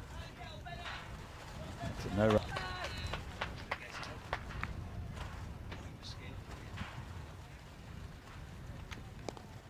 That's very nice. I was telling Vinny, Danny, that Chris has been working a lot on getting the ball pitched up and then the kids driving as well. He was explaining to me that the bigger kids get double points. If I'm not sure, he was saying that there's going to be a V that they have to aim into. But yeah, that's what they've been working on a lot this week, playing straight and also driving. So that's why also focusing on bowlers pitching the ball up. Looks like we've got a couple of the bigger lads coming in now. So, or even, sorry, this is Ben, and he's going to be batting with Rachel. I saw the setup. There's a little tent behind us, a little shelter, and there's a lot of pads there for the kids to pick up and put on, and you can see the protective gear as well. There's 5 pads and all sorts of guards. Helmets also compulsory for a hardball cricket. So the safety first here, and you know some of these kids are pretty young. Here you see a couple of some of the older kids now, as you mentioned, and they'll be hitting the ball a little bit harder, but still the hardball is tricky at this age. They missed something with the field. They've got a slip and a gully, and a long off, but no one in the covers. Oh, there's a deep cover on the boundary.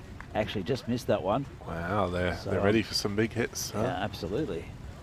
So ball comes in again. It's gone down leg a bit. Even the keeper can't get there, so a little bit of running for Moshi. That's good running. Oh, and it's even gone for 4. Yeah, Moshi's been playing cricket with the academy for a few years. He's done some commentary as well. Yeah, no, it's excellent. And yeah, I think it was down in Brno earlier this year. They played against Ostrava, if I'm right. And he and his 13-year-old brother put on, I think, nearly a 50-run stand, which, yeah, that kind of thing just really is awesome to see, you know. Nice shot that, and they'll look for 2. They won't get it. Good fielding again. Good work out there. And, took a catch earlier up in at the mid-wicket area, so the field is really spread for these two. You see, know each other from playing quite a bit of cricket against each other. This one's missed. Good ball. And keeper just fumbles a little bit. But yeah, nicely done. Dregs, very well done. And yeah, one of the other good things here is they're mainly out there communicating in Czech language, which yeah, is very nice to see, nice to hear as well. I know they had a couple of games at Velvari, and we tend to get more passers-by there. And the locals really, latched on to the fact that there's a team of Czech-speaking people out there playing. Well, look, I mean, I think Chris realised early. Good bowling, got him. Wow, beauty. Lovely piece of bowling, and missed by the batter. Really good piece of bowling there. But yeah, Chris, I think, realised very early on that he couldn't coach in kids in English. He had to use Czech, so he learned quite fast to just get the basics to be enough. And now his Czech is actually very good. His lovely wife Renata is Czech, and his daughter Lara as well was running around during all the training sessions. She's a sweetheart. Yeah, he's really been working on his Czech. Obviously, I think like many countries around Europe, quite a few of the kids who play are expat kids, you know, sons and daughters of the cricket community. Danny O'Connor's a good example. Yeah, yeah, and obviously you don't want to sort of put that off at all, but I think we all know that if we're going to actually grow, then we certainly want to sort of check kids interested, and there's just that thing, right, of especially in a country like this that... Oh, is that a catch? Is that a spectacular diving He's catch? given it, yeah. Oh, that's amazing. That's amazing. Fantastic Wish work we by had a the replay keeper. with that. But, Look at that, celebrations. But the keeper dives forward onto the pitch and we skinned both elbows. Doesn't really mind Showing his showing name to the the cameras. shirt. That's great to see. Yeah, look, I think the early coaching, I did a bit of early coaching here. Scott Page did quite a bit independently as well. But I went down to a couple of schools, but there are the English, the international schools, and we used to have tournaments, and it was going pretty well. But at the same time, there were a lot of expat kids, or there were Czech kids who were playing as well. But when we had, if you remember, Damien Caselli, and also Oh yeah, the pigeon, and also Adam Holub, who played for the national side, but was just coming back for second, and could throw in, but comfortable too. and you see Chris giving them a big thumbs up there. There's two of them working out in the deep there. And yeah, that's really nice to see. Actually, I think we mentioned one of the lads out there is one of the Vietnamese boys who's only been training for a few weeks. And one of the other lads was just demonstrating the long barrier and the best way to get down for the next one. Yeah, going back to the international schools, it worked for a while. Or can we run out? Oh, and I think very good great work. piece of work there. Picked up the ball, threw the stumps down, and that's another wicket down. Looked like just one stump to aim at. Mm. We got it. So That's Ethan. You see the name on the shirt. So So good yeah, work the international schools worked well for a while, and then it sort of petered out a bit.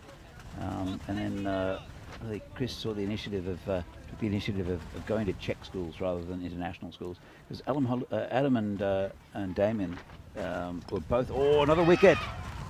Bowled that time. Really good piece of bowling. So, and that's the end of the innings, I believe. good effort. So Chris has been keeping me up to date with the score, bless him. We've not been actually sort of following in too much detail. I believe they've been playing 2 overs per pair and -5 for the big kids getting out, -2 for the little ones. Not got a final score, although Chris is telling me that Honza, for that diving catch behind the stumps, got up saying IPL contract.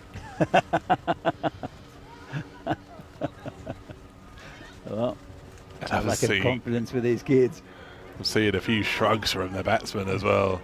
I think maybe they're saying out of these 12 balls they didn't get enough. But yeah, I mean it is it's always tricky to find a format that works for everyone, right? So these short, sharp games, sometimes you only get 2 balls and you get out to both of them. Yeah, true. But no, look, it's great that when the kids are out there, they're playing cricket. They're playing good cricket as well. Yep. You know, and as they get bigger and stronger, they'll continue with with their development, and hopefully we'll see them playing in games like on the ECN, the Absolutely. cricket series here. Just like Danny O'Connor is a good example. Henry Wood also. Yep. As a good young player. And as they get stronger, we can see them like next year they'll be bigger, stronger, faster. Yeah, and these kids will move into these ranks as well. I think, at least some of them. I think we all know it from you'll know it yourself from Australia, myself from England, that there's a natural attrition, right? Like it's not like every kid who learns youth cricket takes it on their whole life. You do sort of probably lose half of them by about 15 or so, don't you? And there'll be natural ebbs and flows, but it's just, yeah, planting as many seeds as you can, right, and then seeing which ones will actually grow. That's true. I mean, look, to be honest, the players that used to come in, like again, like those two I mentioned, Damien and also Adam, went to university overseas, and I don't know if they continued to play cricket. I don't think Adam did because he went to France, but Damo might have. But they've got their own lives that they're living outside of the Czech Republic, and didn't really come back to Czech cricket. We've lost quite a few like that, but good on them. But at the same time, as it's a big hole. Damien was a good fast bowler, and Adam was a actually very tricky bowler. He was lanky, wasn't he? So like myself, but yeah, all arms and legs, but that kind of bouncy kind of bowler that can be tricky to judge. Absolutely, yeah. So. We've had a few come through, haven't we? But I think there is just that thing of trying as many as you can and seeing which come off. Yeah, exactly right. And as we see, there's Chris there. Mr. Maximo's coming out. His blue suit as the kids come out as well. So he's going to be square leg umpires. It's Vinny Sandu. You'll have to be pretty close to the bat to be on camera though, Vinny. You don't need to be on camera. Hold on, there's a first. What's going on? Yeah, I thought we might have him as a guest wicket keeper, but presumably he's been beaten away from the gloves.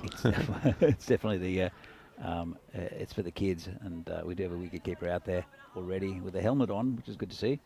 Because, you never know. I mean, a top edge can fly on this with this, and that'll be. Well, on the back of the shirt is Ethan, and the other one says cricket. So I believe it's Jake going out with Ethan. Well, it's been a good first half to this game. Some really good cricket, great catch by the keeper, some good bowling as well. So it's lovely to see the kids out there and enjoying their game. I'm sure they'll look back at this and analyse a bit. And, we'll take a little snippet when they bowled their friend, when they caught their friend. Of course, we only just see the pitch here. But it's really good to see. This is where most of the action happens. Might miss a couple of catches, but we'll tell you what happens during the game.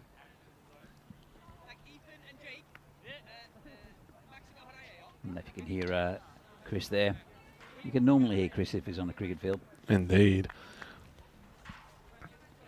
So we've got, I believe it's going to be Rachel and FIFO bowling at the opening pair. So I believe this will be FIFO. And bowling to Ethan and Jake. I think Chris did confirm the total of team 8. No. Anyway, I'm not sure we're too hot on the scores here, as long as everyone has a good time. Well, that's it. I don't think it's being competitive at this stage isn't the main goal. It's about getting out there and hitting the ball and catching it, bowling well. And well, this one's a little bit wayward down leg side. They're going to take a bye as well. Oh, are they? 2 wides. Good awareness there. Notice quite a few of the kids are bowling around the wicket, possibly to help the accuracy. Yeah, and as we were saying, this tape across the pitch, trying to encourage them to push it up, which can be tricky sometimes. You know, sometimes they prefer to dig it in. Sure. And it gets a bit wayward if you push it up, but these are the things we have to battle through, aren't they? We saw some of the smaller kids using the that tape, the line just in front of the bowler there. Just gets them a little bit closer. You know, they're not as strong as well, the smaller kids are not as strong as these kids here. So it just gives them a little bit more of a scope to get the ball on line, which is really good. We saw 2 wickets and 2 balls. It's on. It's tricky out there with this wind as well, isn't it? You know, we can still probably hear the wind buffeting us around a little bit, but Ball, a nice shot, and Maximo picks it Hello, up. what's going on Well, there? hold on. That's a bit rough. High fives all round. Vinny is on the camera. Look at him. Oh, I can't keep him out of the game. Well, the fielding team are happy. The batting team are looking around rather bemused. Well, I think Chris Pearce is having a chat. Ask him to leave the field.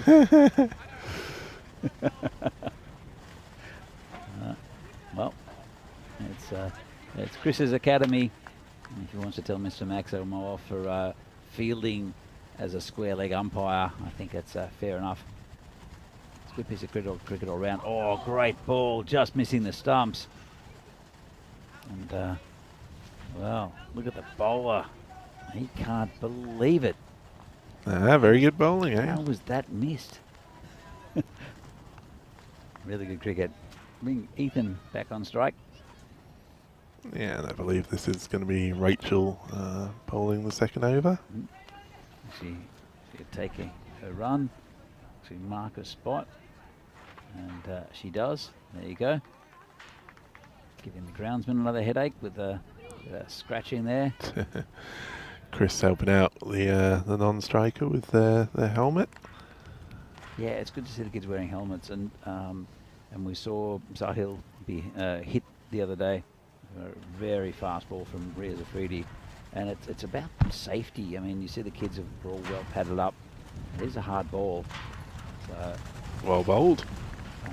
so it's really good to see them getting into helmets straight away, and just knowing it as a natural part of the game to wear a helmet.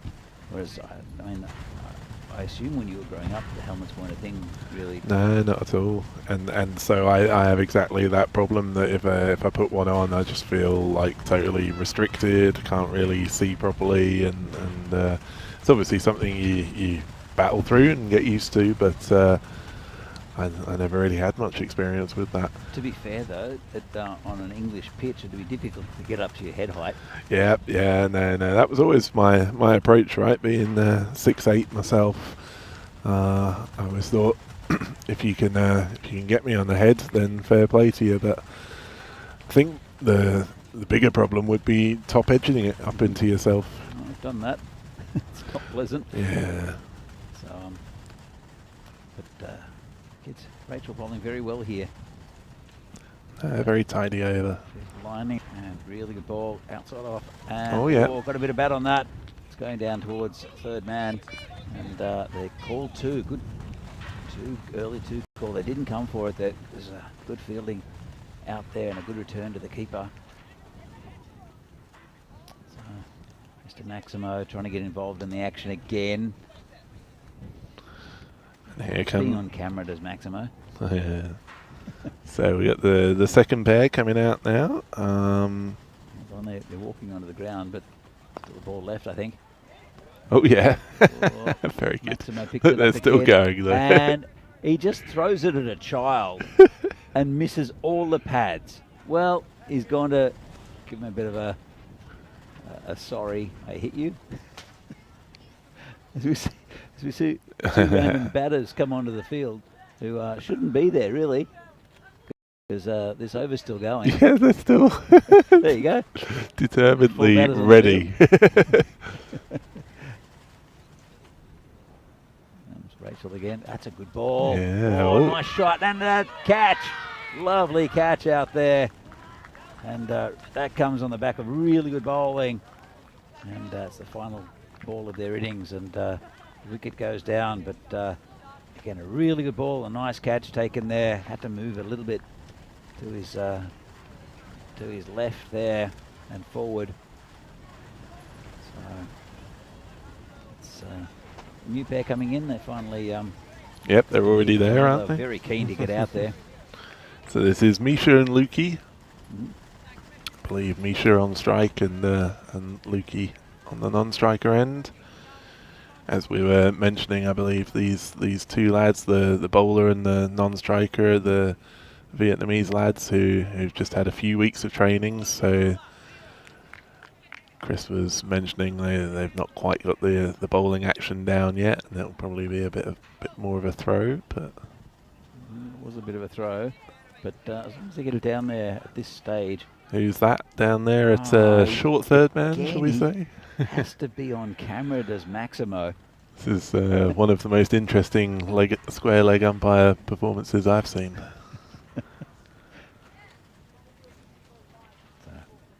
Comes the bowler again, and yeah, just can't quite get it. Yeah, can't quite get it on target, can he? I always wonder this. I don't know if you remember, we had the lad as well, Oliver, bowler at PCC. Yeah. And actually, he loved having his long run up, and he felt it. You know, he got into rhythm doing it, but sometimes he would lose direction, and I always thought, you know, take it back to basics, that one step run up, and just make sure you can get it straight a few times, and then build it back up from there. Ollie, we actually toured Romania with a Czech-speaking team. Chris was there as well, but it was Vojta, there was Lukáš Fencel was there, who's a really good player, but also Ollie was there, and Adam Holub, I think, was there as well. Don't know about Damo. And it was really good. We played against some pretty good sides from Romania. We ended up, I think we won one and tied one, or maybe, I think we won 2, lost 1 in that series. And it was really good. The Romanians, though, they focused on the fact that that there were ex-national team players or national team players. Ben Solcek was there, Vojta, but sort of ignored the fact that we had 16-year-olds playing, you know. And Pavel Florin was playing in that series, keeping. I remember that pretty clearly, clapping his gloves and saying, bravo, bravo, bravo, for anything good that the Romanians did. And it was good fun, really good fun. Really nice facility in Romania. This is going to be called a no ball.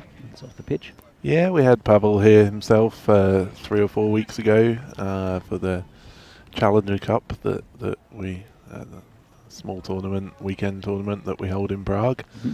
He was enjoying himself. I think there's a few clips on social media from his celebrations and such like. And yeah, our ladies team were actually hoping to go to Romania for their bit of chaos on the field. For the Continental Cup. I think they pulled out late in the day because I'm not sure of all the details, but something about the host board wanted it to be kind of official games, and our girls hadn't played any where the eligibility rules had counted yet, so they hadn't fully organised a team of fully eligible players. But that's going to be building up, and surely the work that Chris is doing will be providing a few 15, 16, 17-year-old girls who'll be able to fill the team as well. That'll be great.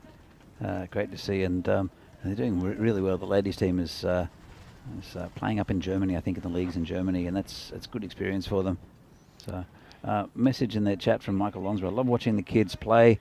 Much respect to Chris and Renata Pierce at planting the seeds for the future of Czech cricket, and many thanks to the ECN team for broadcasting Cricket Zdar. So it looks like Mickey here bowling is just struggling a little bit. Looks like something's hurting.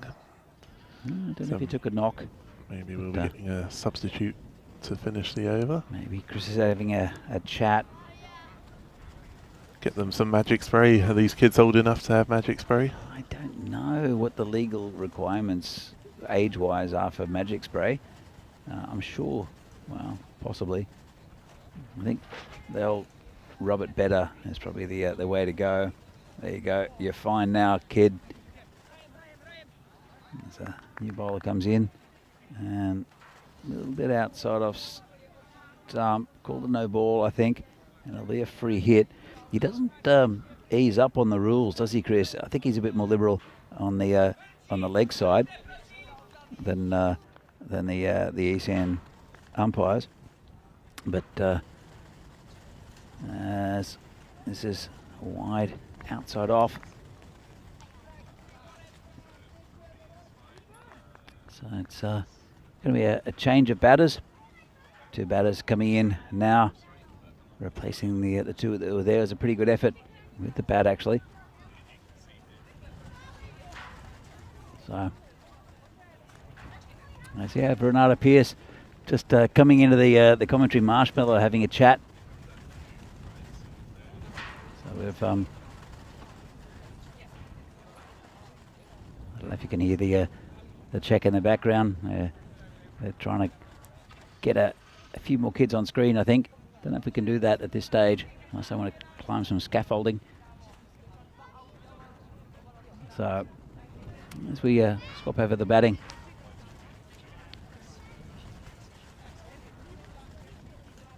And Chris is having a chat to all the kids.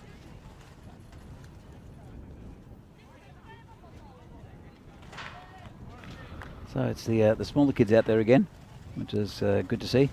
And I believe we've got a change of wicket keeper again. Young Ethan taking the gloves. Looks like with Lons written on his back, Lons 2. I think it's one of Michael Lonsborough's kids out there. So I believe the Team B, we're halfway through their innings now, and they're a little behind the pace. I think they're chasing 31 and they're on 12. And whoa, interesting bowling style. Effective though. Really good line and length there. And just patted down by the batter.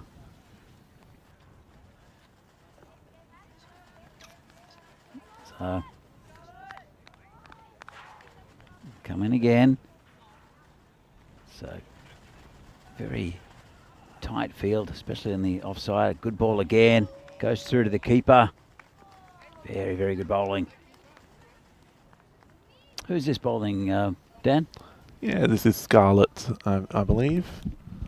And we got Team Vercha batting. So I believe they call the smaller Vercha Viverka, which means squirrel. Oh, dropped by Sandhu.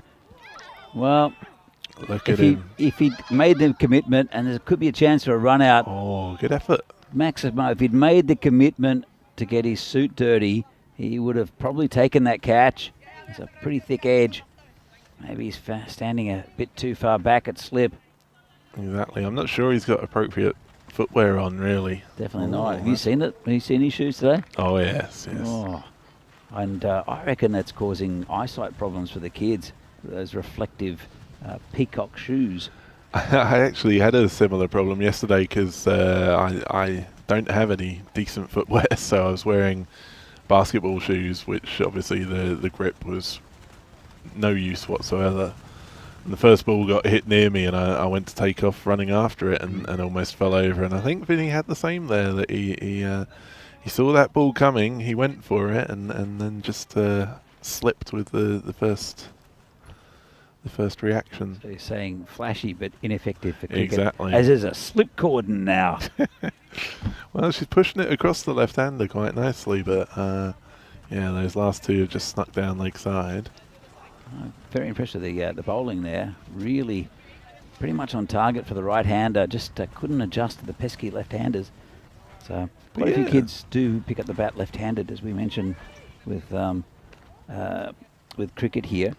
I was wondering about this, Danny, because it does seem to have become a bit of a, I don't know if it's almost a modern fad, right? Like, but obviously Saba bowls right-handed, but bats left-handed. Well, you see a lot of test players as well. Yeah, Anderson and Broad, both of them, right? I think Sachin Tendulkar is left-handed, bats right-handed. Oh, really? It's to do with controlling more with your dominant hand. Yeah. But also here it's slightly different because although cricket's not a huge sport here, and it's growing but slowly, floorball's a huge sport, and hockey as well. Not that too many kids play hockey, but a lot of them play floorball. And the dominant hand is the top hand, so they often they're left-handed, if that makes sense. Right. So when they pick up a bat, because again, coaching in the past that I've done, I've just given them a bat to pick up, and they pick it up in one way or another, and that's the way that they normally continue. And quite a few, especially the floorball players will pick up the bat left-handed, and it's just more natural. And Martin Verndl, we're talking about. He is right-handed, plays golf and tennis right-handed, but he thought that golf was such a different swing to what cricket is that he started batting left-handed, and it's pretty effective for him. Yeah, definitely. No, he plays very nicely. He also played hockey and floorball, so he's tried to do a lot of different sports. I think he's settled on cricket. Hopefully we'll see him on the weekend with the Czech national team. Oh, it's a bit wide, and called a no ball. Yeah, it looks like a couple more lessons needed on the bowling. Although, I think we know as well, right, Danny, that it's such a alien technique, isn't it? So it really can be tricky to teach. A goal. I agree. I think one way that is effective to teach bowling is if you think of football goalkeepers, they often bowl the ball out. Right, so when they're throwing it out, it's more a bowling action, and so getting a bigger ball like that is often a good way to get just the basic technique down, and that'll help a lot. Some kids it doesn't help; it takes them a lot longer, but then other kids will pick it up straight away. Oh, we've got a pace bowler coming on.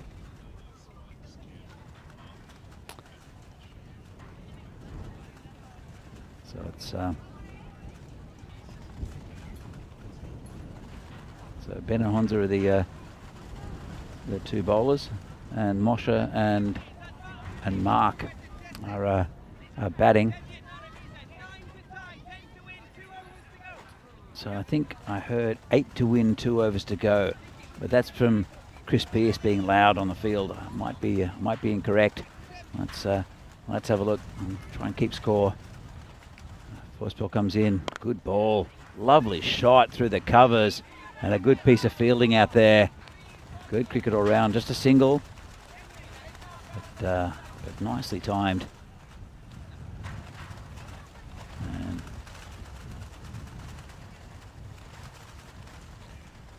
comes in again. Good action as well. Benzie's back. Lovely carry to the keeper. And that's perfect bowling. Especially, I think it's only 7 to win now for the batting team. From what I understand from Chris Pearce, Dan Ziller has left the building, so I'm not quite sure what the score is. He does have a direct connection with Chris Pearce. This is called a no ball. I'll take one. So he's Dan Ziller has come back from destroying Tokyo and will rejoin us. And so we think it might be 5 to win, not quite sure. 7 to win. So I heard Chris Pearce there.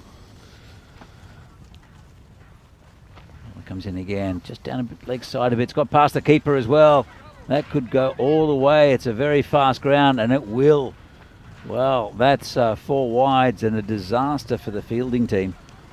Yeah, he's a decent bowler, Hanzik. I mean, it happens to the best of us, as you'll have seen over the last couple of weeks on ECS. It is sadly easy enough to push it down the leg side, and just looking for that bit extra pace. And obviously, as well, Moshi is quite a accomplished batsman. He's been training up well, so I'm sure Hansi knows that he needs to put a bit extra on the ball. Can he come back? I've been impressed with his bowling. That's a good ball. Yeah, that's exactly. Right off. That's lovely, isn't it? So Maximo's waiting for that edge. Exactly. He's poised to pounce, isn't he? He's almost blending in with the the border that we have there. Blending in with anything. With his blue suit and his peacock shoes. Once he comes in again. Just well. Maximo does the chasing. How's the footwear going to go? He's lost. Well, that's with Pearce there having a giggle.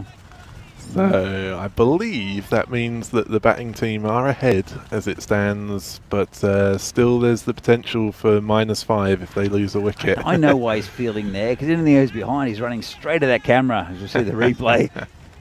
Great work by the crew in the van as well, getting the replays up. That's good fun. So Finky in the chat saying, let's go Culture. Exactly right. Oh, really good ball. And they'll go through for a bye as the throw is launched in. I believe this is Ben bowling. I'm not sure because I don't know the kids well enough, but I believe it's Moshi's younger brother. So a bit extra on the rivalry as well. Oh, he almost got him. That's a great ball, that. I've seen worse this week. Right up in the block hole.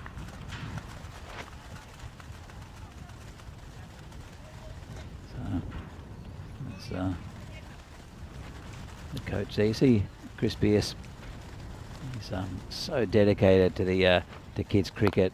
That's lovely and straight, and a good shot. You know, made sure he got behind it. A bit aerial, but long off was back. It's the field is pretty spread. So I'd like to see a couple more in the infield. Maybe it's to do with safety. Yes, sure. possibly. So we're in the last over here of this Catcher Kids exhibition match. It's not a bad shot out there to mid wicket, and I think that's good fielding. Did he slip over, or was that a sliding stop? I think that was over exuberance, attempting a sliding stop, and then it just dribbled past him. Good effort, but yeah, slightly misjudged. But comes in again, another good ball. Oh, how did they miss everything? They missed the stumps. The keeper missed it. It's going down for 4 byes. Well, that's unlucky. That was a great delivery. And you see, it's good enough pace that it easily gets to the boundaries. So good effort there by Ben. And yeah, that missed that leg stump bail by a fraction, didn't it? It did. And, very unlucky.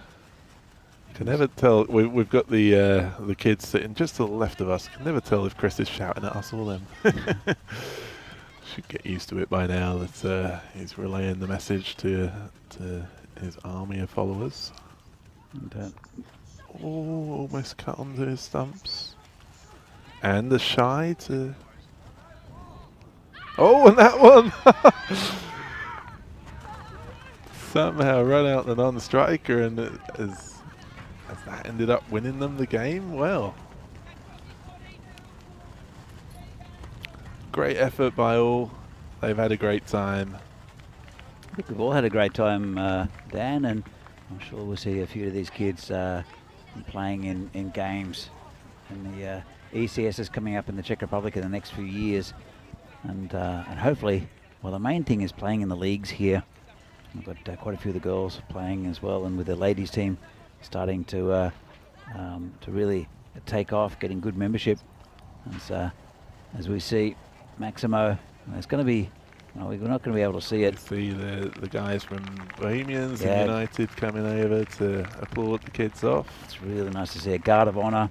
You can see that for the long shot. That's it's really good, and fantastic to see from the senior players who played the bronze final, starting in about 6 minutes' time. But it's fantastic that they're acknowledging the kids and seeing that they're part of the future of Czech cricket. So that's fantastic, and a really good little measure actually. And Chris Pierce is the last one to go through the guard of honour. God bless him. He's trying to tidy up, and everyone's out there waiting to give him a round of applause. He's got a bit of a jog, and gets pats on the back, and he should. He's doing a great job with the academy, and for Czech cricket as well in general. I mean, we'd be stuck without him, I think, because he's really the one pushing junior development. I know there are other programs going around to help out as well, but Crispin and Renata Pierce doing a fantastic job with Catcher, the cricket academy here in Prague, and hopefully it'll grow as it has been over the last couple of years. the energy and dedication they put into it is phenomenal. So yes, I hope this is. Well, I'm quite sure this is not the last you'll be hearing from them. For now, we can look ahead, Danny. We've got the bronze final coming up. Should be a good game as well. United disappointed not to go on with that the win against PCC. That'll start in about 4 minutes' time against Bohemians. So Dan, thanks for being in the marshmallow for a while and running through all the names of the future stars of Czech cricket. Pleasure, mate. And I hope we will see plenty more of them over the years ahead. Likewise. Okay. Well, we'll be back with this bronze final very shortly here from the European Cricket Series in Prague.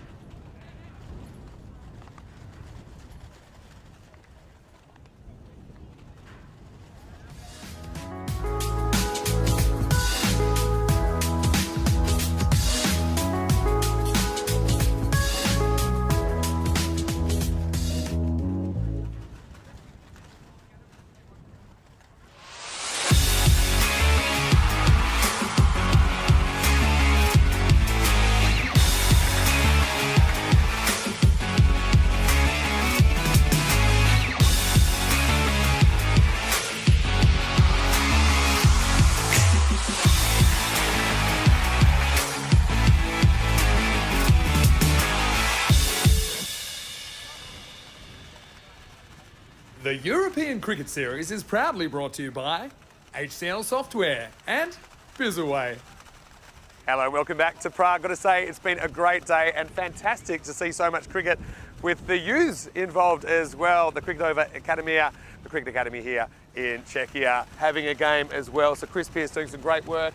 And as you probably enjoyed a little bit earlier, a lot of action, a lot of talent out here as well. The bronze final is on the way. It's match number 59. These teams, of course, upset that they haven't been able to qualify for the final, but still a medal to play for. It's Bohemians versus United. A little bit earlier, the Sheriff Charles Croucher was with the two captains. Let's see who won the coin toss. United's call.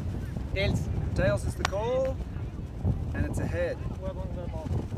Bohemians have won the toss and will bowl first. Back to you, Vinny.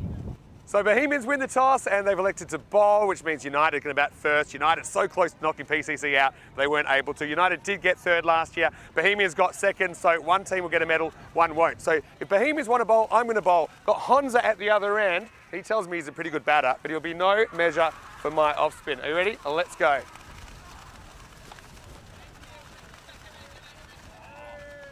All right, well, I give up. I'm going to go back to the commentary box. That's enough from you, Chris. Let's go over. I'm retired anyway. And the news from the toss in the bronze final, Bohemians, they've won the toss. They're going to bowl. Well, thanks, Finney, and good to see you bowling get spanked out to the boundary. And welcome back to Prague for this European Cricket Series Czechia. It's the bronze final between Bohemians and United. Bohemians they came up against a very good side in Brno earlier in the day, and United just missed out against the mighty PCC. So, as you see here, Sale Grover will be there for Bohemians. They won the toss, elected to bowl. So I think United are a good chasing team, maybe a good toss to win for Bohemians. They do like to bowl first anyway, to set a target. They just they weren't really there with Brno this morning, who looked pretty hot. So it'll be Sajid Buyan to only first ball of this bronze final. It should be a pretty good game, actually. Ruturaj in fine form. Oh, as we get a coffee delivered by the main man, Riaz Afridi. Thank you very much, Riaz. We'll see him later on. And I get my little espresso. So I might be speaking a little bit quicker for a while. Some people believe I should do that. So thank you to Riaz. And so it'll be Sajid Buyan to open. Still waiting on a start. And it'll be Ruturaj Magari, who's been fantastic in this tournament. He'll be opening the batting with Piyush Baghel in the bronze final. Both teams would love to win this. I have to say that the form has been with United, but Bohemians are a very good side. that can run hot and cold. A bit cold against Brno this morning. Let's see if they can turn up the heat against United. United have had a fantastic tournament, not only making the semi-finals, but really pushing PCC in that last game. They're as we mentioned, a second division team that's just won the second division, and are going to be playing in the top division for the first time here in Prague. And for United, they can only get stronger. They're a really well-run side and club, in fact, and it's been a success this tournament. Even if they, well, see how we go with this bronze match. Sazin Bouyan comes in first. This is hit over the top, full toss, bit of a gift, and one bounce over the boundary for 4. So that was straight up bit of a gift there, and just one bounce over the boundary. And I think it's okay for a no ball. But a good start for Magare. But Bouyan just over pitching. He'll come back from that. His good bowler is Bouyan. Looks to have shaken off his leg injury. And this is hit straight down the ground. And they've taken a single to Sahil, who's there with a neck brace. And picked up the ball, and he launched it at the stumps. It would have been pretty close, I think. And, very close, I think. The batsman had to take a little right turn because of Sazir Bouyan, who was in his way. And bring Bagel on strike. He'll be bowling to, Bouyan will be bowling to Bagel. 5 on the board. Only a couple of balls gone. Comes in. And nice shot, straight to cover, out. Well, nice catch there. Really well taken, and that's a golden duck there. Golden Derek for Piyush Bagel. Hit it straight to cover. Nice catch. End of the story for Bagel with a bat for this tournament. Well, it's not the start that UCC had liked. Last time he went cheaply, though, Bagel. The United side didn't lose another wicket with Pramod Bagoli joining up with Ruturaj Magare against Barbarians yesterday to mow down the 130 odd they needed. And it will be that man also, Pramod Bagoli, who'll be joining Magare. So see if history repeats. They'd love it, would United. And Bohemians, as I said, they'll be disappointed not to be in the final. They're a top team. And United also, of course, they would love to be in the final, but it has been a fantastic tournament for them, and I think will really push them onto to the season next year. As he comes in again, and good ball outside off stump. Lovely bowling there. And this coffee brought to me by Riaz Afridi. Smells pretty good. I think I need a bit of a taster. Coffee at this time of day is fantastic. Oh, another great ball from Sazib, and it's a bit of an appeal, a bit stifled. Keeper throws the ball in the air for no apparent reason. As you can see it again, and just played away from his body. No real footwork there from the batsman. And a bit loose there from Bagoli. Sazib again. And got him this time. Well, it's the same sort of shot. It was just closer to the stumps, and those stumps were smashed by Sajid Bouyan. Really good piece of bowling, and gets 2 for the over. Let's have a look at this. And there's just angled. It didn't really move in the air, just missed by the batsman. And Bagoli, he has to leave. Mistimed it. And, well, United they have another duck there, another Derek. That's escorting Pramod Bagoli back to the pavilion. New batsman is the skipper, Abhimanyu Singh. I think the right man to be there at the moment. His expected scores pretty close. Average runs 4, and 111 for Bohemians, 114 for United, and average runs against 112 for Bohemians, 111 for United. So averages this tournament, you'd have to say that at the edges towards United, but really it's just nothing between these two teams. Maybe a golden ball that could work, but Bohemians have had a really, really good start here, and it will be Zishan Azim, we didn't see with the ball. It was quite strange, I think, in the last game that Azim didn't feature. He's been a really good bowler for them for the whole tournament. As he comes in, bowling to Magare. And oh, good ball there, plenty of pace. Really good line and length. And a good start here for Azim. And as you can see, it just straightened. It was quite wide. And well, actually, sorry, it left the batsman slightly. Azim, well, coming again. And another really good delivery. And a bit of a shout. The umpire not convinced. So I know there's other cricket going on around the world. Not sure what's happening with the Ashes. If someone in the chat wants to let us know, that'd be great. Last time I heard, Australia had got a few more runs from their overnight score. As Azim comes in again. And got a bit of an inside edge there. It's got past the fielder who's chasing it.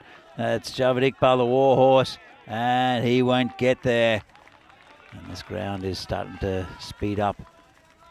Just an inside edge. He threw the hands at it a bit. And it's so frustrating as a fielder when you're just running next to the ball like that.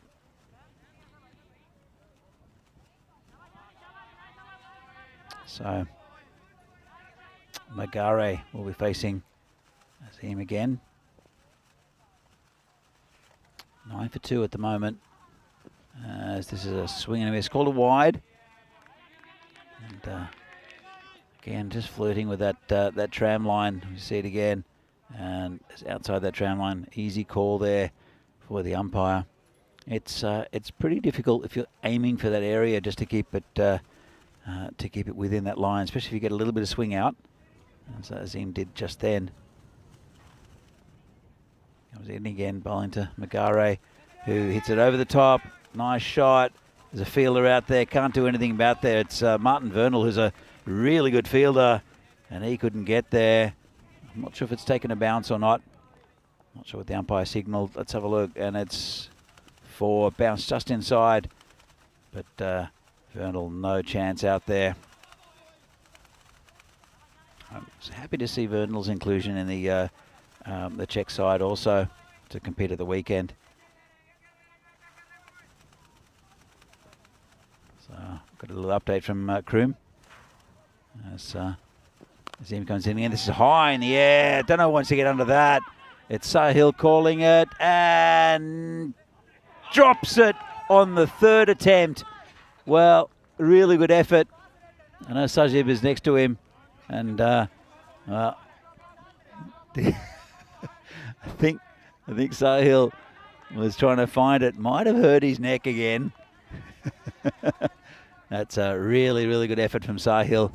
He's wearing the neck brace because of what happened a couple of days ago.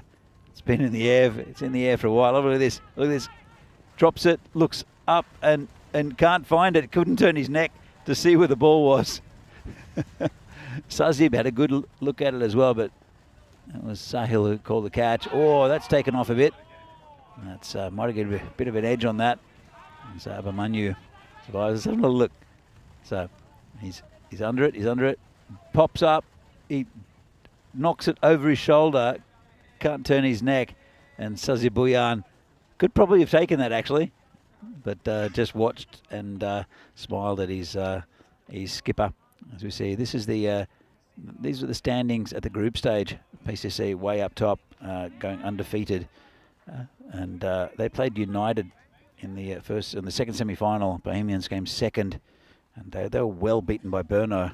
It'll be a good final. PCC Brno probably expected at the start of the tournament, as we see here.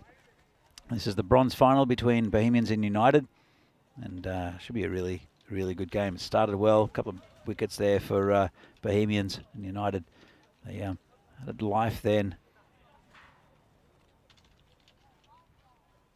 So Vinny's back with me in the marshmallow after running a kid out. You know what? You got to lead by example. Anyway, this is up in the air. I'll come back to that in a second. But right now, United trying to get things moving despite a couple of early wickets. Well, let me just talk you through.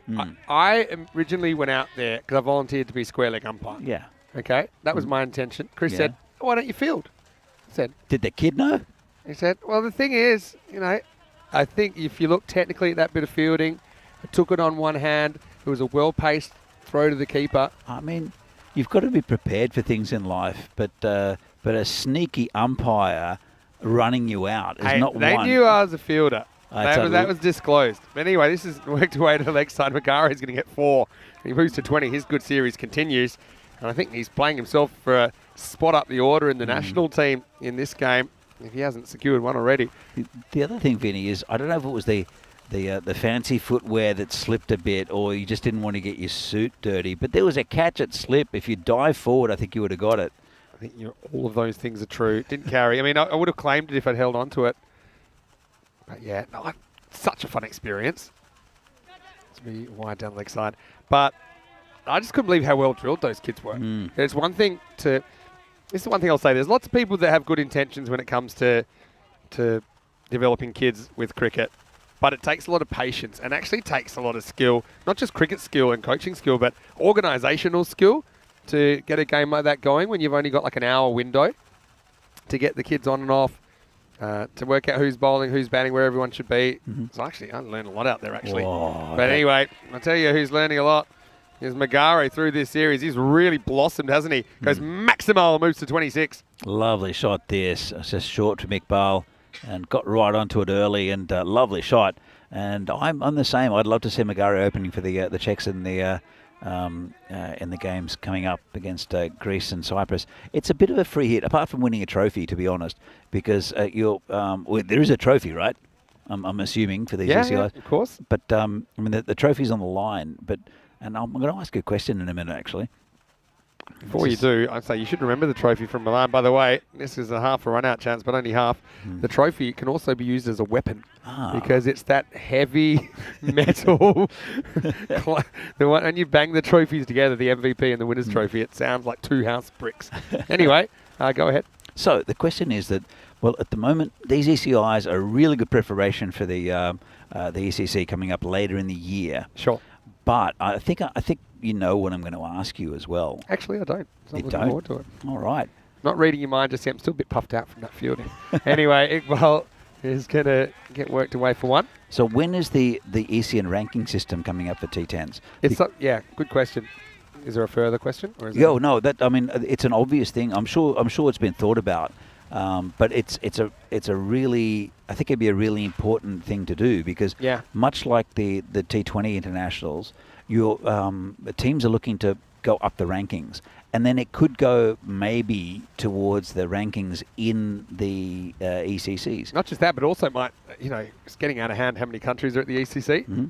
So it might be that, we have a 20-team ECC and you pick the top-ranked teams. Yeah. That's the idea in the longer term, perhaps. End of the power play for United. They're 31 for 2. But I think we already have been working on a ranking system. So whereas not just wins, but things like bonus points in the game, things like that to essentially be able to rank the teams. The issues we've got at this stage is with only, I suppose, 18 matches in a 4-week cycle. Yeah. And with some teams playing more than others. So, for example, we'd love to have the England 11 in the ECIs, and we probably will at some point. But it's very difficult because also you're not getting everyone playing everyone. Sure. So you've got, for example, lower ranked teams. And often we do want competitive ECIs as well. So often there'll be teams of around the same standard that are playing. Yep. So you take the Bulgarian one, for example.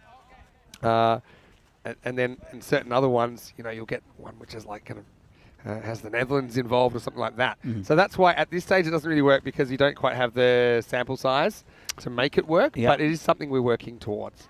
I mean, I know with T20 internationals, if you beat a higher ranked team, then your points are greater than if you play. Oh, it's just hit it high in the air. Play coming around and. Oh, yeah. What a piece of work out there. Yeah. Really good piece of work and a great catch. It's having like. That's Zishan Azim. Guess who? Oh. And this is a wonderful catch. They're going to check it, but I'm telling you what, he does everything right here. He actually gets good view of the rope, see, because he's right on it. Almost, but not quite on it. Oh, is he on it? Now, the thing is, the rope doesn't move, and that makes it look like he's touching it. But you can see there he hasn't touched it. Oh. For me, so the thing is, and then he gets back in and catches it. For me, the camera actually lies to you a bit from that distance. Maybe. Because it's so far away, and I've seen it with my own eyes. And he's gone as well. Yeah, he's been given out. So without any rope movement here, remember, you have to be conclusive that he's touched the rope. Yep. And even though the picture suggests it, but I think for me, when he takes off, that's the clue that he hasn't actually touched it. Plus, I think he would be the first to have admitted it. That's true. You know, he looked at it, and you can see there he takes off. To me, it looks like he doesn't touch the rope. Yep. And I think that's a clean catch. Possible player of the day stuff from Zishan Azim. What a catch. Look, he's had a couple, one where he sat down after he took the catch, one where I think he took it and just stepped over. Yeah. So there's been a couple on the boundary where he's gone slightly over, but I think he's judged that to perfection. What a catch out there. And what just his thought process going through that. He was he knew he had to throw it back in, but then he knew he had to get his feet back in as well. Yeah. Really good. He's a good cricketer. Doing. And he had the advantage of kind of catching it side on so that he could catch it, glance down at the rope and say, right, here's what I need to do. Yeah. And it's the difference of being set and stationary catching the ball versus being on the run. Yeah. Where you can't really control things as much. I mean, this is going towards Farhad, who does well. He just knocks it in. And, well, that's a big wicket there, Magare. But really good catch. But this is also, obviously, I've got a lot of experience looking at the replays, and I know how the camera can lie sometimes. It's a two-dimensional image. So I mean, look at that and you say, hey, surely he's touching, there's no space. But you can't actually see the other side of the foot. Sure. You know, that's the thing. And I've definitely seen things live where I know a guy hasn't hit the rope, and then look at the replay and you'd swear he's touching the rope. Yeah. So, or just like that one. It looked like he was touching the rope. But you're right, there's no rope movement, so there's no evidence that he has touched the rope. And if the rope moves there, then I think you can give it 6. But remember, boundary stops, the benefit of the doubt goes to the fielder for those. Yeah. And so you'd have to be conclusive. There's nothing conclusive about that. And to be honest, I think he would have admitted it as well. What a fielder there. Has been great through this tournament. And he would have admitted it, or even if he wasn't sure, he would have said, I'm not sure. But he was positive it was out, and I believe him 100%. Let's turn around the corner by Sharma. Maybe off the pad. In fact, it'll go for 4. It's going to be 4-leg buys. And the sun's out just in time for the afternoon session. We certainly hope we get good weather for the finals this afternoon. And that field just continues to rocket. What time is that game starting, Vinny? So the game will start 4:15 local, which is pretty much straight after this game. So just under 2 hours' time, about an hour and 45 minutes now. It's been a good day's cricket already. Fantastic game between United and PCC just before. And this is a good contest here. So at the end of 4, UCC are 38 for 3. 4 overs in, so these bronze finals, sometimes they're a bit tough, but United, I know, they were thrilled to be in the medals last year. Similarly, got knocked out by PCC in the semis. This time it was a lot closer, just 12 runs between them. And Bohemians did get a medal last year as well for second. Actually beat PCC in the first game of the tournament, but then couldn't beat them in the final. So there's where we're at so far. 3 key wickets in the first 4 overs. Good to see Skippy in the chat. I'm sure he'll be thrilled that Berno made the final. I'm sure Jan Hoffman will, if he's not there now, will be watching later in the day. That's going to be something. Oh, it's going to be great. This is a nice shot. Just pick the gap between the man at that fly slip area and the gully, and that's 4 runs. Just poked it, and really that's with this ground. And it is playing very quickly now. I think it's, as I said, we got a little bit of overnight rain, but with the breeze, the surface moisture goes away very, very quickly, and then this sun will really suck out the moisture from the ground. Just played on the leg side. I was just going to go back to something you said about the rankings, how there's the T20 international ranking system, about beating someone above you, below you. For that to work, you kind of already need to have like a base structure. Sure. And so whether you would just to start with the T20 international rankings, whatever, as a base for the T10 rankings. You kind of do a base structure with the ECC coming up later in the year. It's kind of how it happens. But as far as allocating points for someone that's above you versus below you, I mean, I think that's important. The other thing is that we want teams to be able to play and to want to play all the time. So you've got to give teams incentive to play whoever they're drawn to play. Sure. These guys. Sometimes they're geographical. These kind of the threes we get. Often we're trying to keep them teams that are fairly competitive with each other. I think we'll see that this weekend. Hence Cyprus and Greece are coming out to Prague. Yeah. It's not geographically close. Well, Greece and Cyprus are close to each other. Yeah, true, but they have to travel a long way to come to Prague. Yeah, that's true. But I mean, we've got to get him in sometime. True. And we say Prague's the heart of Europe. It's never far to anywhere. Yeah. But, so this is what often comes in. And it's even things like, the viability. So even these places might be far apart, but if there's direct flights, for example, that's always an advantage. Sure. Obviously, we saw Austria, Hungary, and Czechia playing in the Austrian ECI, all fairly adjacent to each other. Well, I know that this is hit well out to the boundary, good piece of fielding and just a single. But I know that the ranking system does come into fruition in these ECCs with the top ranked teams. I mean, England, Scotland, Ireland, Spain I don't think Italy is one of those. Jersey maybe. It says hit a long way by Sharma. Lovely shot. And the kids from the Cricket Academy will probably do the fielding there. They will. That'll take us to the end of the over. Brings up the 50 with the Maximo. Does United, and it's 52 for 3 after 5. Vinny Sander here, Mr. Maximo here with Danny Hudacek. And it kind of is Peacock Friday, looking fairly bright here today. I do like your socks. I know we probably can't get them on camera, but your socks are very good. Now, I had a few questions about my shirt. This is my cricket bat shirt, if you haven't seen it before. So the kids were quite fascinated with this shirt, wondering where I got it when I was out there. But yeah, the bats and the balls. I thought, pretty fitting for finals day. I think so. And it's been a good finals day so far. So looking forward to this game to see who gets that third place. And then the final coming up this afternoon will be fantastic. The other thing is we've been talking about the academy.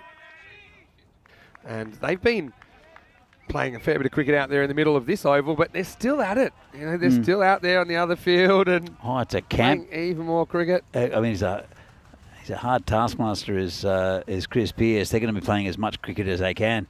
I know that we're playing the European Cricket Marathon. I think those kids are pretty well prepared for it. Anyway, this is going to be 2. To be fair, though, when you were a kid, you didn't want to stop playing cricket. Of course not. The sun would go down. You'd feel the ball thunder into your thigh because you couldn't actually see it. It's something we just all did as kids. Yeah, definitely. And you just need people to play with. And that's the great thing about having the group. And I really loved it how they've got kind of a mix of ages, their mix of abilities at the moment, but they find a way to get the matchups right. So, everyone's getting the most out of it. So yeah, I absolutely loved it. And so yeah, I kind of snuck into slip at the end and was just kind of chatting to Ethan, who was doing the wicket keeping on positioning. I think, trying to get the ball before it gets too low because that makes it a bit tough. Oh, that could be close, and he's gone. Well, it's another wicket there. It's Saklen Mukhtar. And he gets Ayush Sharma. Goes for 16. Yeah, Sharma just got a bit too far across. Then Charles Croucher, the sheriff, is out there. Question is here, is it going past the stumps or not? I got to say, probably not. I think that's going to hit. And he's kind of caught on the crease. I think that's a good decision, Danny. A very good decision. Look good from here. But, of course, the sheriff has a better view. Let's have another look. Tell you who wasn't that sure about it was Zahid Mahmood, the keeper. Well, because he didn't see it. Yeah, but I think I feel that's hitting. But look, he doesn't appeal. He goes after the ball. I thought it was worth an appeal. And I think Charles, he's just looking over here. I got to say, I think that was a good decision. I think so. I think it just has to be getting some of leg stump as well to be hitting. So I think it was more likely to hit than not, even though it's not plumb. It's not in the middle stump, but it doesn't have to. I think good umpires, they back their judgment. For me, I think if you do that thought experiment, if you took the batter out the way, you look at that ball, I think it's hitting the stump. I think so. Jan Hoffman's in the chat. Hey, Jan. So he's still watching. Very proud of the BCC players. Finals will be nail biting for sure. I totally agree with you. I think it's going to be a really good final, and I think that Brno have got a very good chance of toppling this PCC side, who have been undefeated all tournament.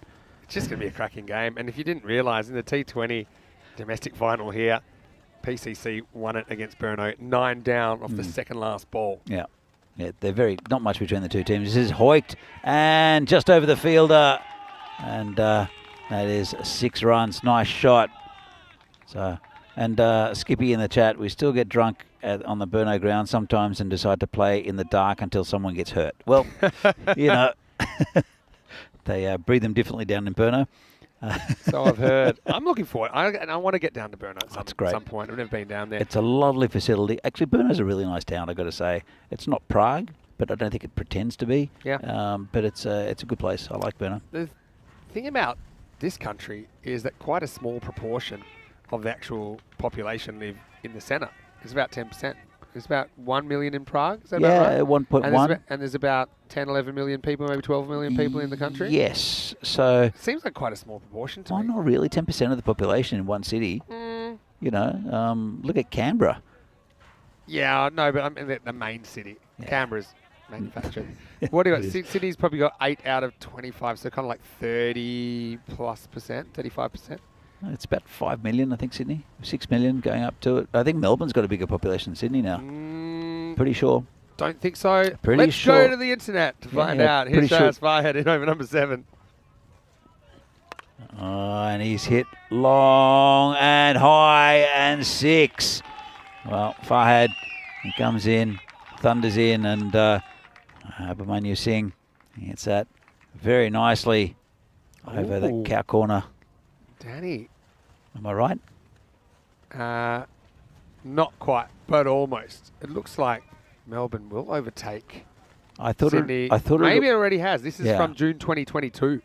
Yeah, so I think it's just overtaken it. Just like India has just overtaken China as the largest city, largest country in the world. But I think Melbourne has a larger population. And of course, turn around the corner, lovely shot, 4 runs. So I think most Melbourneites will say that it's just a better city to live in.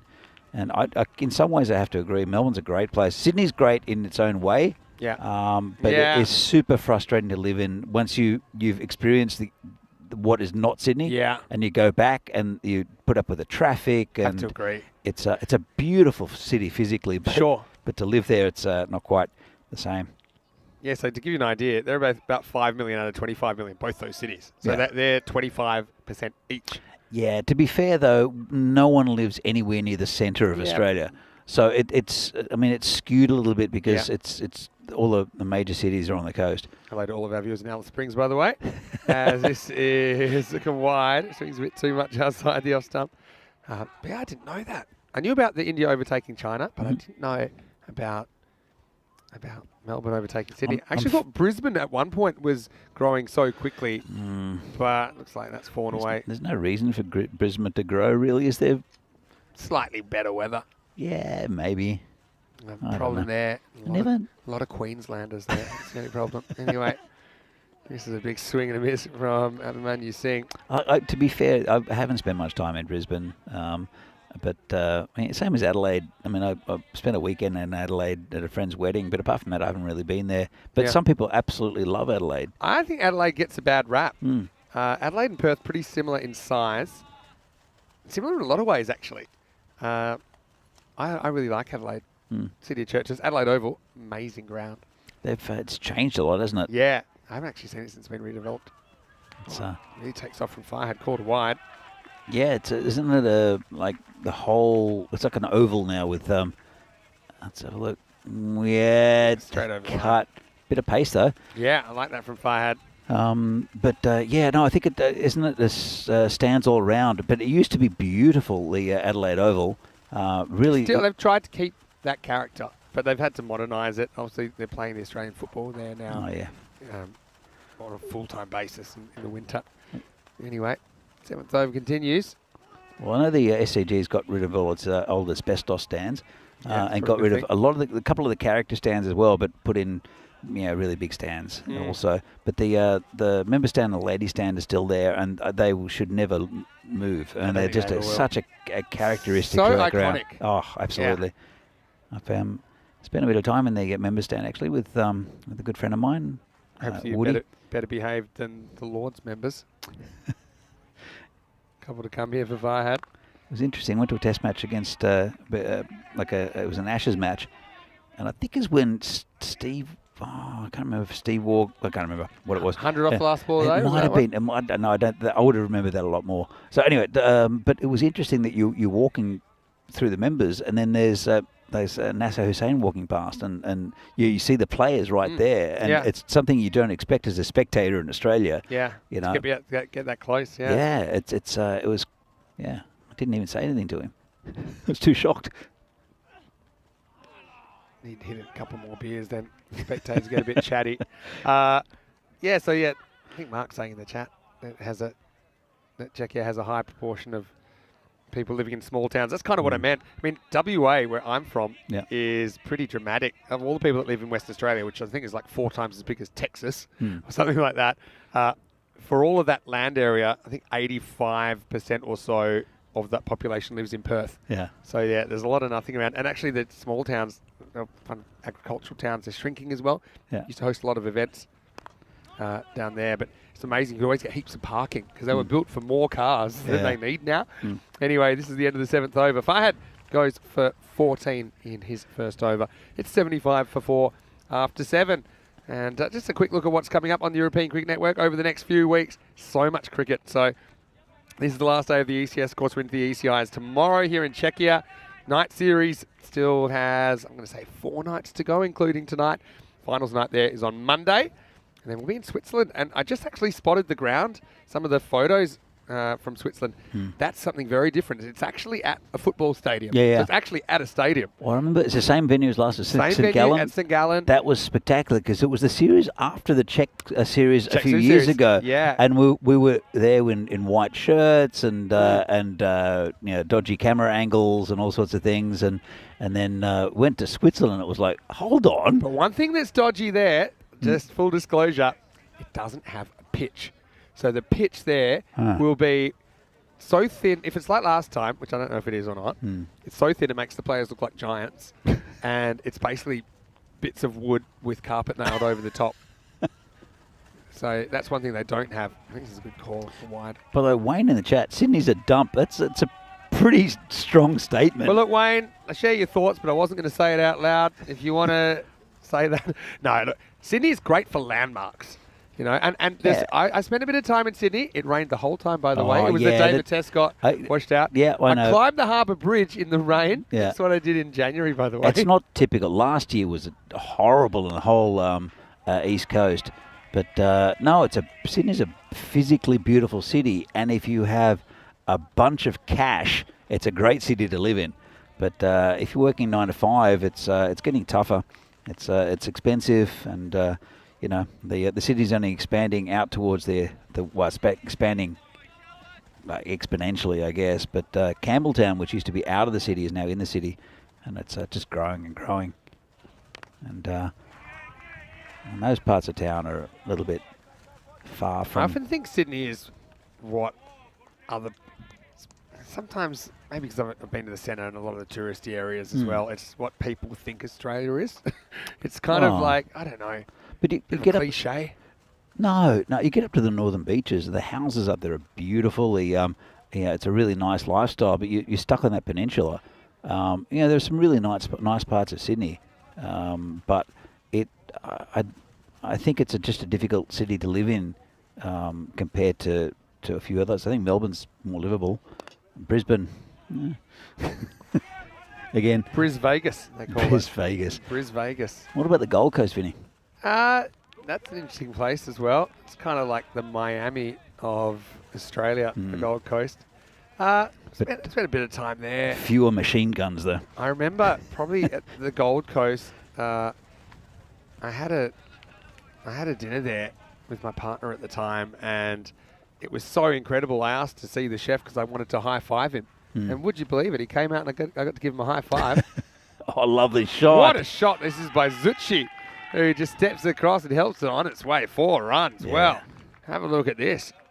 Really good shot. It was right in control. It's going to hit middle stump as well. Lights, camera, action from Sunil. Yes, I was going to say, how funny would it be if we got food poisoning or something like that after we've had such a wonderful meal? Lo and behold, the next day, my partner did get food poisoning. Don't know what if it was that or something else. And the worst thing was we had to go to all the theme parks. She couldn't go on any of them, so she just followed me around when I went on all the roller coasters. Hey, but I had the fast queue pass, so what are you going to do? I wasn't going to waste it. Can't believe it didn't last. But anyway, there's 2 runs. And so Nazim, I was a bit surprised as well. They didn't get a bowl a little bit earlier. So it will be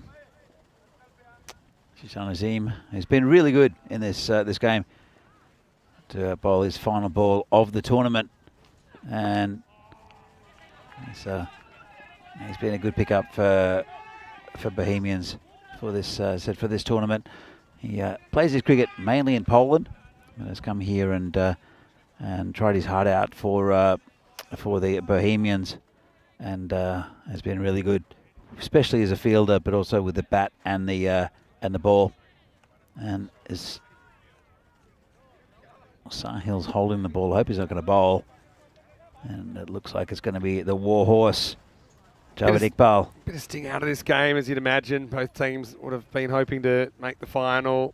United not quite going the same kind of pace that they've been going last couple of games they've played. I tell you what, over here, do you know, I think the kids are just playing rogue now. They're just playing their own games because Chris is over here with us. So how about that? So I love that you're getting a bit of multi-game action.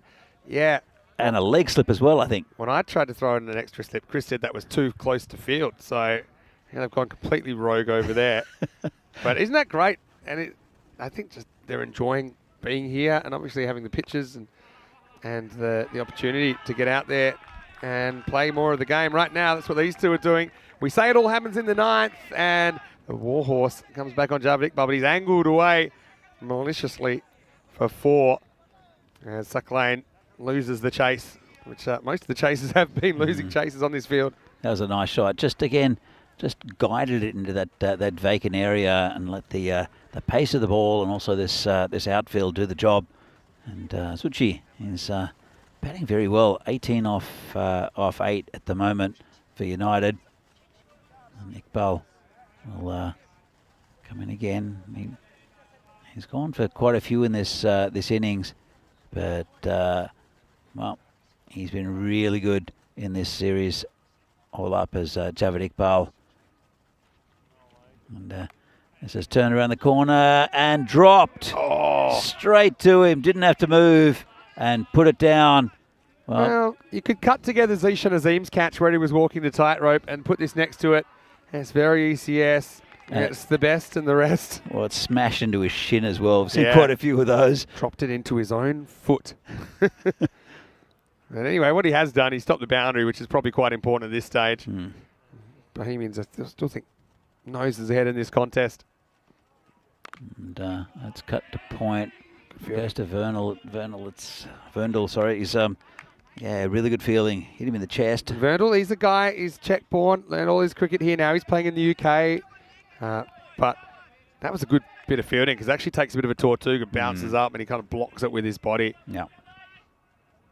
Ball coming in again. He's bowling to Zucchi. It's been good. He's smashed that through the leg side. It'll be picked up. Just looking for the 2. They won't get it though. Good piece of fielding out there. He got it in quickly. They probably would have gotten away with it because the throw wasn't handled cleanly.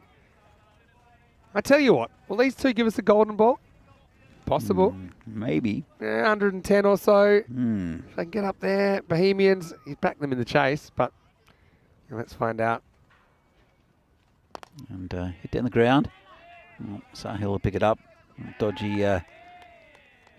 neck and all. I think that hurt him as well. I don't know why he's feeling it long on. I don't know why he's playing. Sahil, I don't think will be playing on the weekend. No. He's already told me that he's...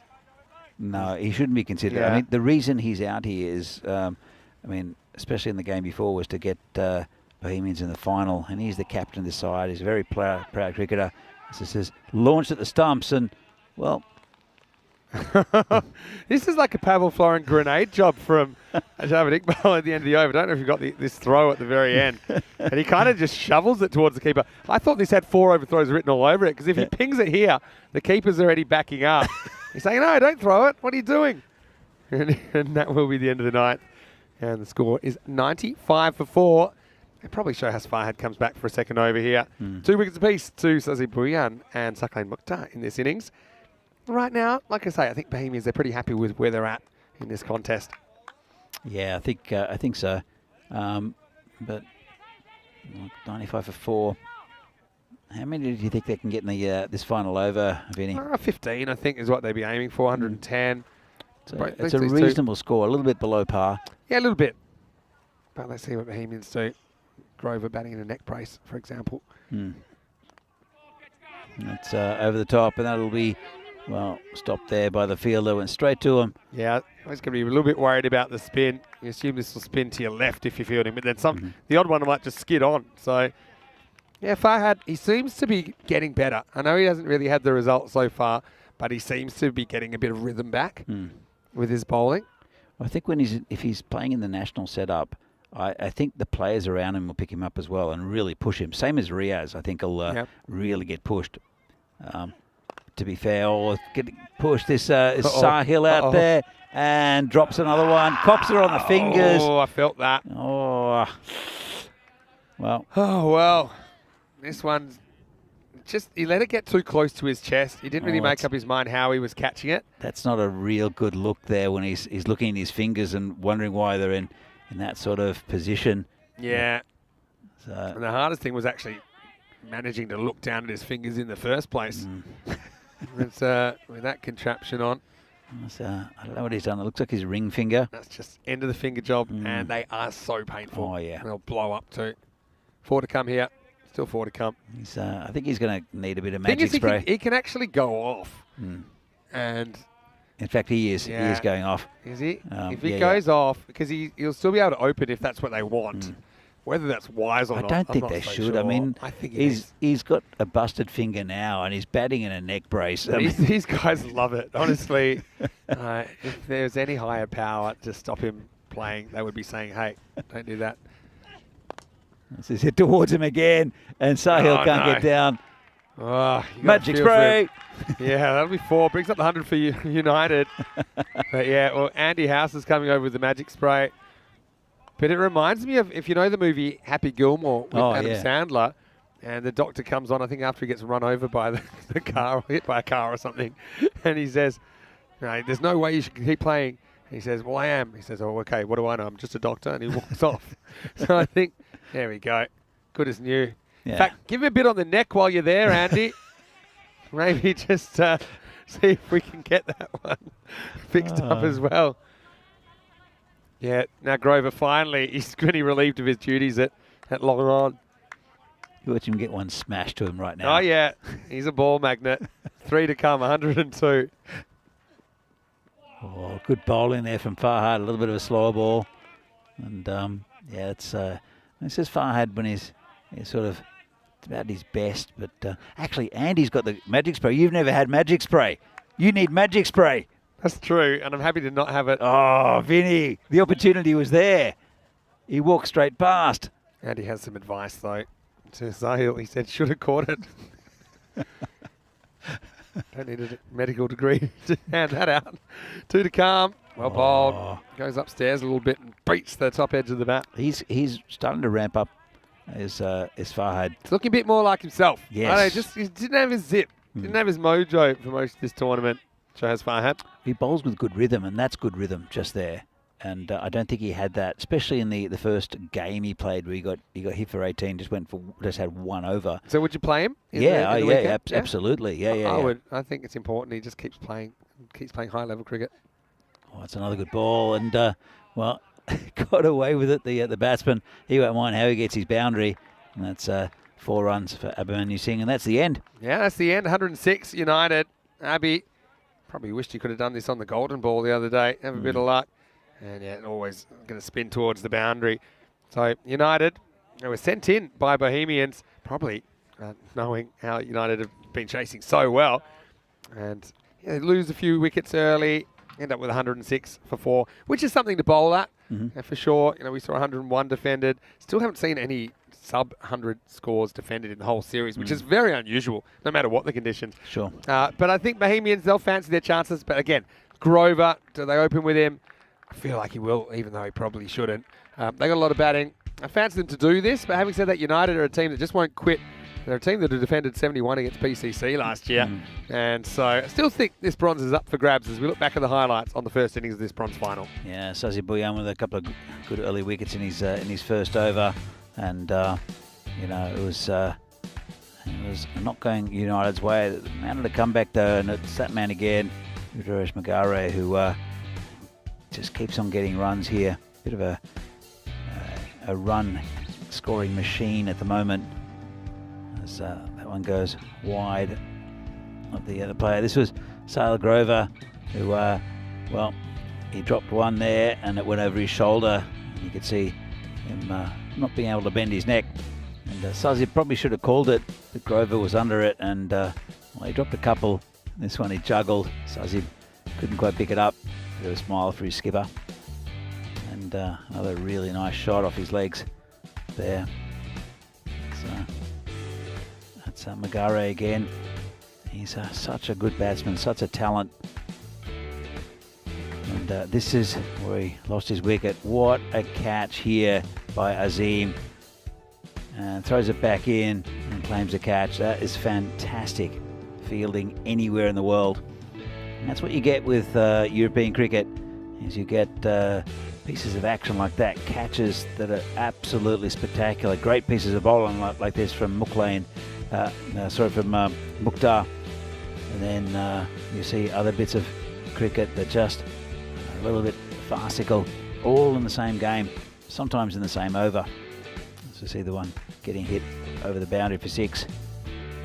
And some lusty hitting, good placement from the United batsman. Got them up to a decent total.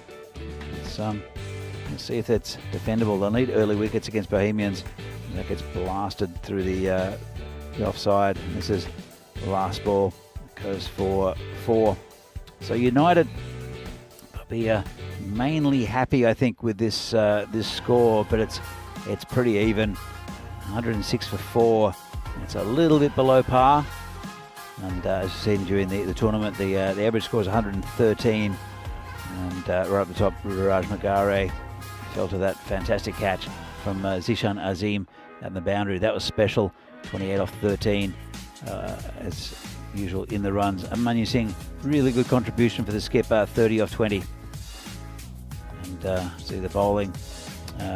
Great up top from Bhuyan, 2 wickets on the first over, really put United on the back foot. Also 2 wickets for Saklan Mukhtar, and fantastic economy rate from those two, especially Mukhtar, who only went for 6 off his 2 overs. 106, 107 to win for Bohemians. They'll have to bat pretty well, and United will have to bowl very well to restrict the, especially the early onslaught from Sahil Grover, Zaid Mahmood, and Sazi Bhuyan. We've got a pretty good batting lineup to Bohemians. We're back in a few minutes' time for the second half of this bronze final match from the European Cricket Series in Czechia. Bohemians need 107 to win, and United will try to defend that target. We're back very soon. See you then.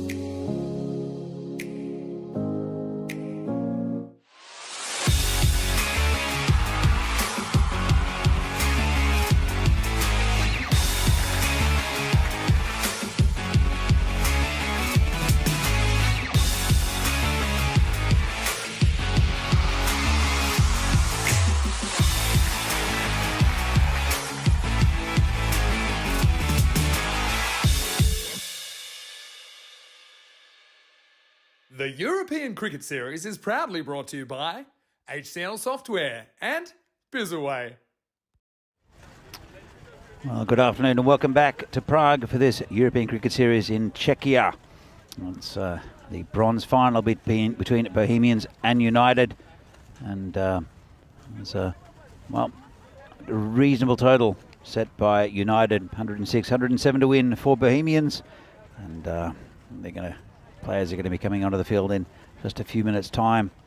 This was a fantastic game earlier on, where United really pushed the star-studded PCC side, who are undefeated in this tournament, right to the limit.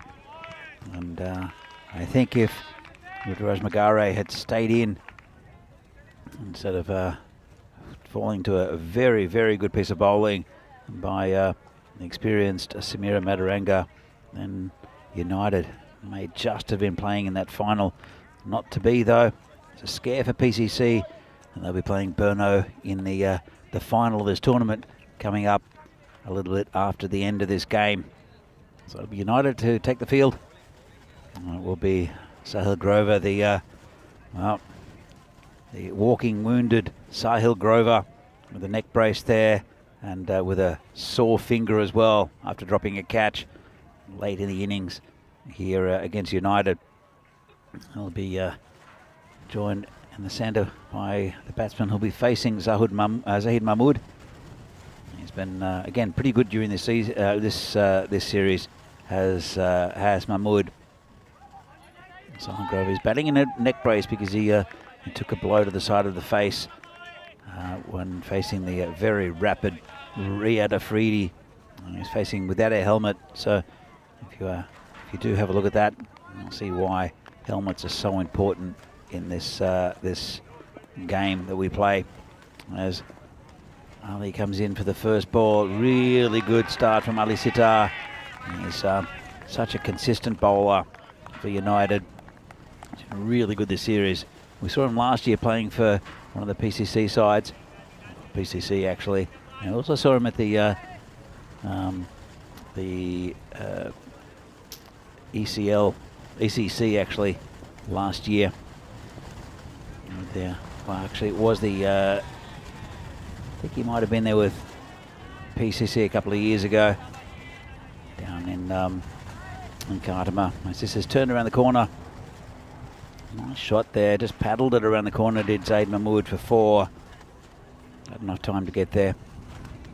Well, I think the only weakness with Ali Sitar is that he's got no real pace on the ball. So better batsman will be able to get in position quite early for his bowling.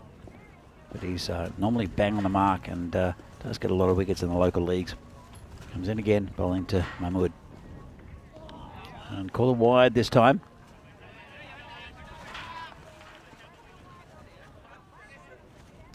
So they, it's fair enough. It did move away from the right-hander.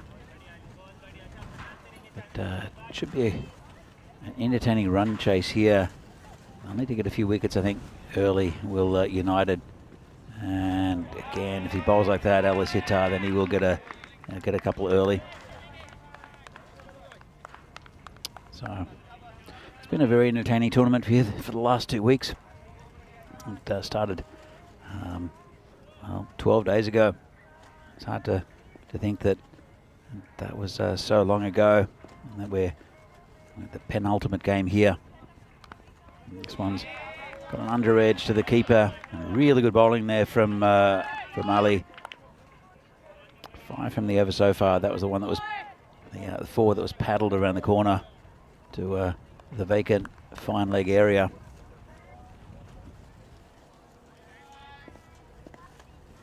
So coming in and again, bowling to Zaid Mahmood, who opens up that time. It's in the air. It should be safe. Well, there was a couple of players coming around to it. One coming in from the boundary. None of them could actually reach it. So it'll bring Sahil Grover back on strike. Well, on strike for the first time in this this game, I should say. But he'll be looking forward to getting home and getting rested with Sahil Grover. He's in the list of players for the Czech national team, but I think it's more important to his health that he stays at home and recovers from his many injuries. And this one that should be out is out, and Grover, he's had such a great tournament with the bat, and he gets a first baller from very good bowling from Ali Sita. Let's have a look at this. Well, he can't complain about that. Plays right across it, and that is a golden derrick for the Bohemians captain. It's the last time we'll see him out there in the centre. It's been a really brave effort from him, both when he was batting, he was getting very big scores early on, and then, well, brave batting, injured, as we see the golden derrick accompanying Sahil Grover from the field. So that's the end of the first over. Pretty good one there for United. The dangerous Sahil Grover out, and Bohemians are 6 for 1 after 1 over. Target is 107. 43 matches since the golden ball. It was almost a week ago that that happened between Brno and United. Brno winning that golden ball. If you haven't seen it, go back and have a look at the over before that got United to that golden ball, and then yeah, United missed out on the win, but under again strange circumstances. It's Pramod Bagoli as the new bowler. As he'd been cracked through the covers. There's no one out there, and that's 4 runs. Nice shot. That's Zaid Mahmood facing just a little bit too much width. Nice straight seam there from Bagoli, but equally nice shot there from Zaid Mahmood.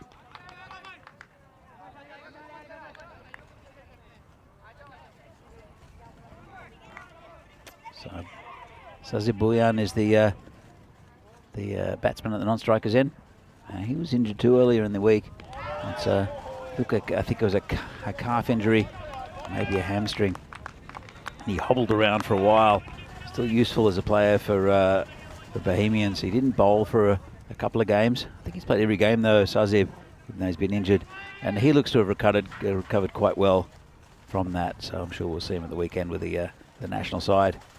And Zaid Mahmood is knocked that down to the man that used to about a forward square leg. Hit it pretty well, but straight to Mustafa Nawab, who throws it back into the keeper, Abhimanyu Singh. Comes Pramod Bagoli again. Sit high in the air. There's no one back, and it's 6. Well, wouldn't have been able to do anything about it if there had been anyone back. And he's been good as Zaid Mahmood in this tournament. Had one really off game where he just couldn't get going.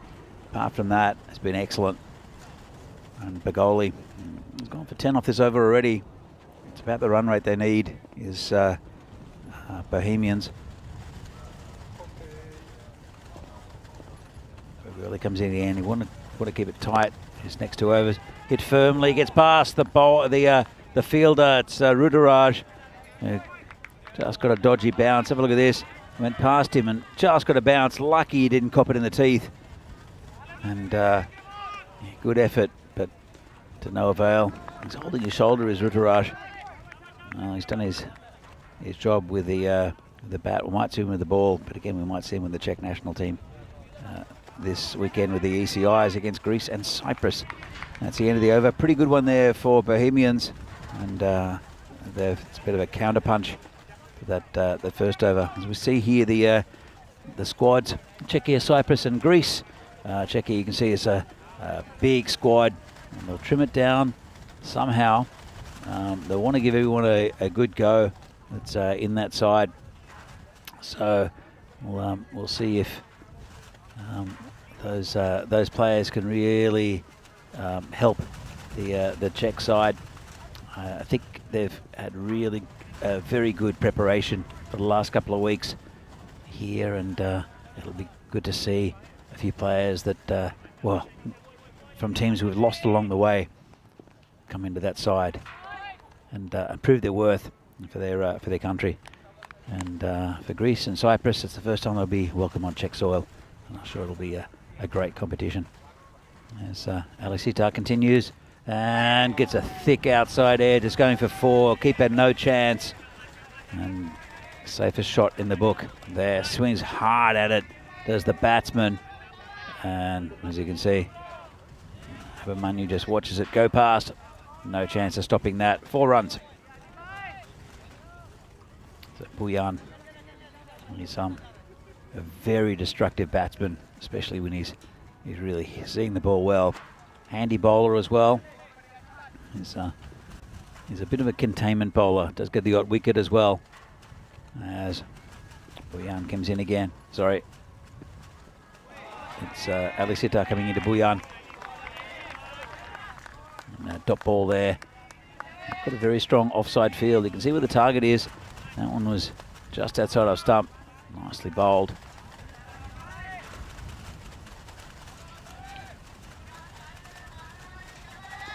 So Alisita, he's been really good this tournament for United.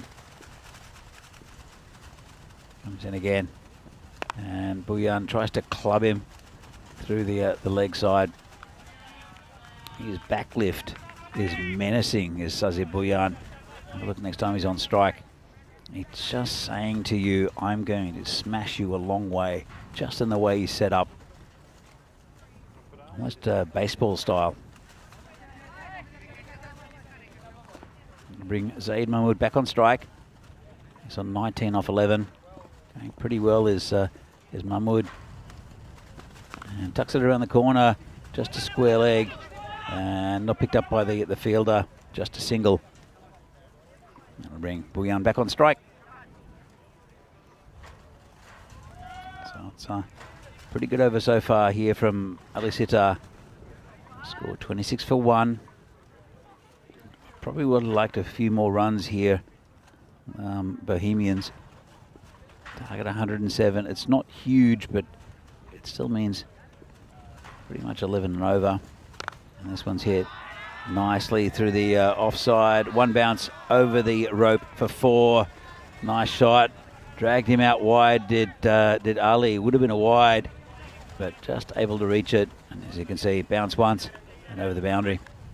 So you can see that in just a standard form of cricket, that wouldn't have been a wide if he'd missed it. But with the tram lines there, you can see those blue lines just behind the stumps and to either side. One indication for the left-hander, one for the right-hander. They're a good indication for the umpire. And it's also a visual cue for all of you watching at home on YouTube or on fan code in India, just to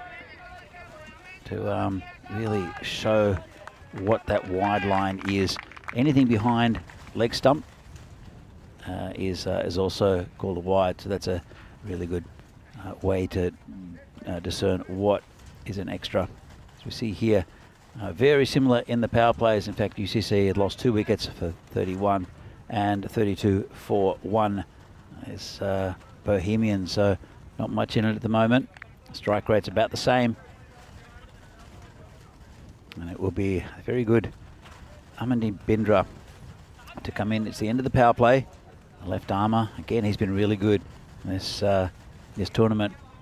He has a couple of variations. One that comes into the right-hander at about a Yorker length, and then that one which goes away from the right-hander. This one's hit towards the boundary, just a single. Bindry's picked up quite a few wickets. He's been a good economical bowler for the most part. He's not got much pace, but because he's a left armour, he rolls his fingers over that one and hit nicely out for 6 over that cover region. And it's just muscled it over there, did Sazib.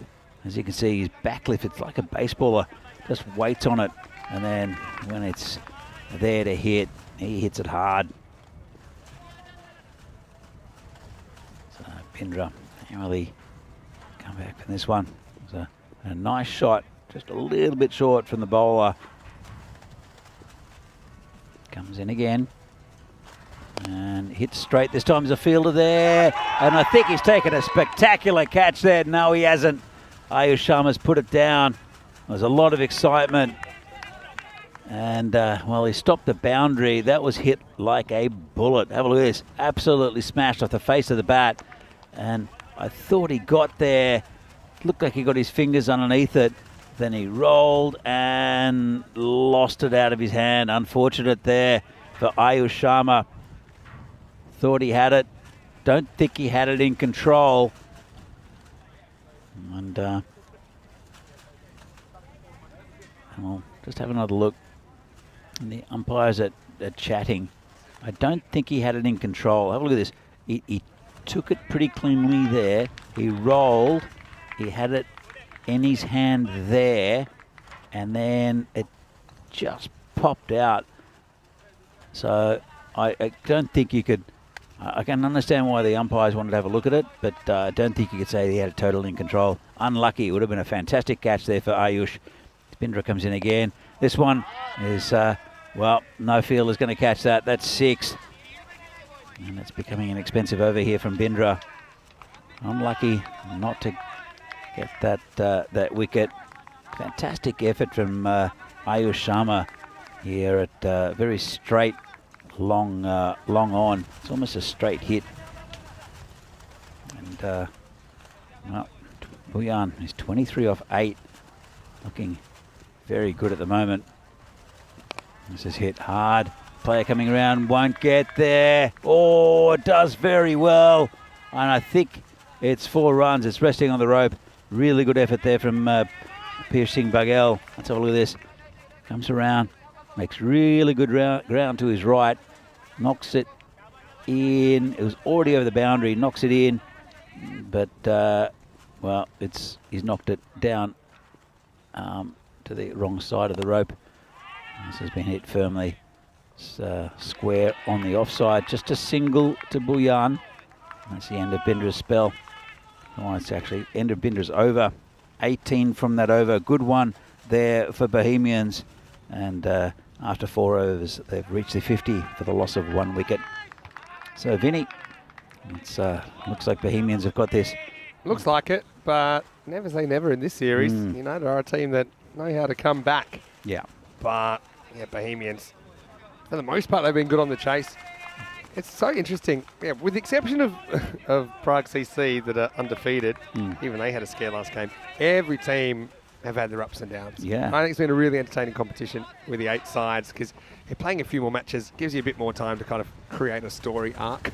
Nawab's back and he's going to bowl. Maybe went off injured earlier today, and the first one isn't too great because it's a little bit short. It's pounded over the leg side by Bhuyan. Well, Bhuyan, Maximo for Sazib. Yeah, he's really in the mood this afternoon. I think he was a bit upset at losing that game against Burno earlier in the day, and he's taking it out on these United bowlers. 34 off 11 at the moment. These two placed 2nd and 3rd last year. Bohemian 2nd, United 3rd. Only one of them will medal this year. And Bhuyan, he's still not moving very freely, but I think that's just the way Sazib Bhuyan runs. Yeah, the thing is, he's been injured, but he's been playing all the time, and he seems to have improved while playing. It's the opposite that should happen. Yeah. So Bohemians, talk about banged up. You got the opener and the captain batting in a neck brace, but just basically Rick McCoskering it, saying, hey, I'm just going to keep doing my job. You're not going to knock me out. That's a good reference if anyone wants to look up Rick McCosker. Talking about Rick McCosker, right, the first series that we played here, Oki, the commentary dog, was spending plenty of time, and someone took a picture of him. Of her, sorry. Him? Okay. of her. Yeah, as, gender fluidity these days. But yeah, took a picture of her and posted on some sort of, I don't know if it's a Twitter page or something like that, of dogs at cricket grounds. And nice. Rick McCosker liked it, which is right? really nice. Let me give you one guess of what his profile picture was. Oh, yeah. Him batting with his jaw in a bandage. Yeah, a big bandage wrapped around his head.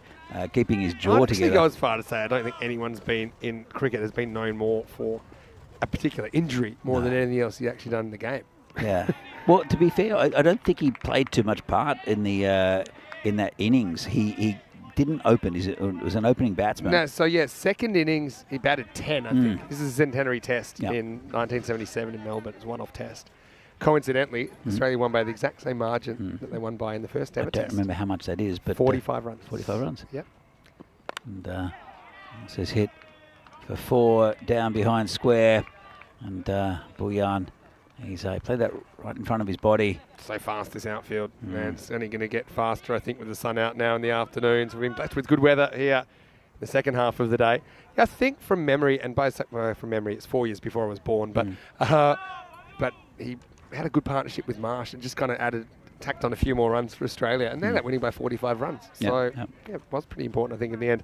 This is what's coming up tonight in Portugal. Gamblers versus the Lisbon Capitals, starting in 3 hours. Corey's there, so get your Friday night fever in Portugal in that night series from the Miranda de Corvo Stadium, matches 23 and 24. There's 30 matches before finals, which is Monday night. So 2 tonight, there'll be 3 tomorrow and Sunday, and that finishes the group stage, and then you've got finals on Monday.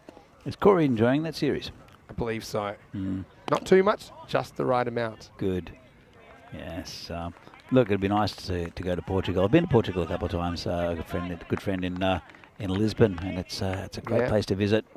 Careful what you wish for, I might send you. All right, this is cut away and well knocked down in the infield. And make sure it's only a single, otherwise that would have gone for 4. So it's well, they're going pretty well. Are the Bohemians at the moment? And yeah, just cruising, aren't they? United need a wicket. We've seen some run chasers basically turned on their head with 1 or 2 wickets. That's exactly what happened to United in the semi-final against PCC. And this one's hit to Rutaraj, who takes the catch. Nice catch there. Judged it well. He looked like he might have. Oh, it was a bit of a send-off. I don't know if it's aimed at the batsman or not. I think he's just happy. You know, I think he misjudged that slightly. Takes a step in, and I was a bit worried he wouldn't be able to double back. You can see, I think it's more just a bit of finger twirling. I don't know, like Sazib is still looking at him. So, yeah, well, there might be national team They can talk about it tomorrow when they've both got the blue, the royal blue shirts on of Czechia. I don't think he's too concerned, is Sazib. But it brings... I think he's just annoyed he didn't hit it over him. Yeah. Here's Verndl, another new national squad member. What an exciting time for him. He didn't love the pace of Riaz Afridi this morning. It's fair to say. Yeah. He's got an uncomplicated technique. I think he's built to be able to handle that. Yeah, but absolutely. if you don't have it very often, I mean, he's not the only one that's troubled by the pace of Afridi. I'm sure he's got some decent bowlers. He plays at a good level in Bristol. Yeah, of course. So, but on a turf pitch, it might not get up as much. Yeah, yes and no. He got rushed. Yeah. At least he's not wearing a neck brace. Here's Verndl, left-hander, ready to face up for the first time. I feel like Sahil Grover could end up autographing that neck brace and maybe putting it up for auction. Oh, on eBay. Go for a bit. Yeah, absolutely. That might have given him an idea. Kancham Kumar with the breakthrough. Thing is that he could do that with quite a few neck braces. Oh, this is no run taken. Bit of an appeal, and actually, it's going to be reviewed by Joe Foster. Let's have a look at this. Probably okay, but I think a direct hit might have been out. Let's have a look. Throws coming in. Verndl has, he's easily in. Yeah. So That looked a lot closer in real time. no, not really. It looked like it always slid his bat in. Yeah. Well, and yeah, he's still get to score. He got 1 in the last game before he got a pretty sharp one from Afridi. This is high in the air, and I think it's gone.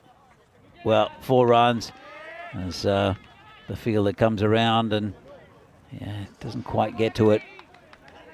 Let's have a look at this. So it's right on line. Plays that shot really well, doesn't he? He does. Because, okay, as someone who's come from a golf background, you expect hitting straight to be good. That's not really something you do in golf. You're rarely trying to hit the ball backwards. But he plays golf right-handed, Vinny. Yeah, true.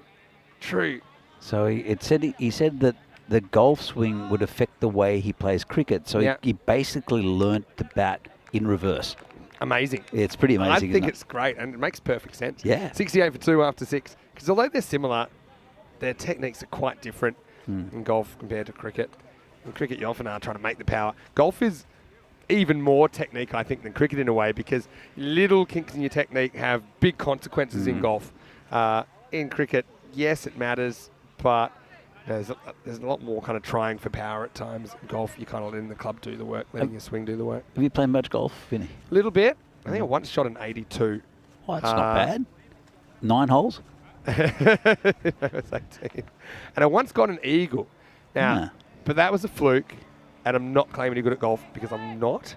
I've got a massive slice that I can't get rid of, and in the end, I just aim left. And, Makes sense. and so I probably hit the ball a lot further than actually you'd measure it, because it goes in a big enough. The cricket in me. It's exactly too much bottom hand. Yeah. I can't stop.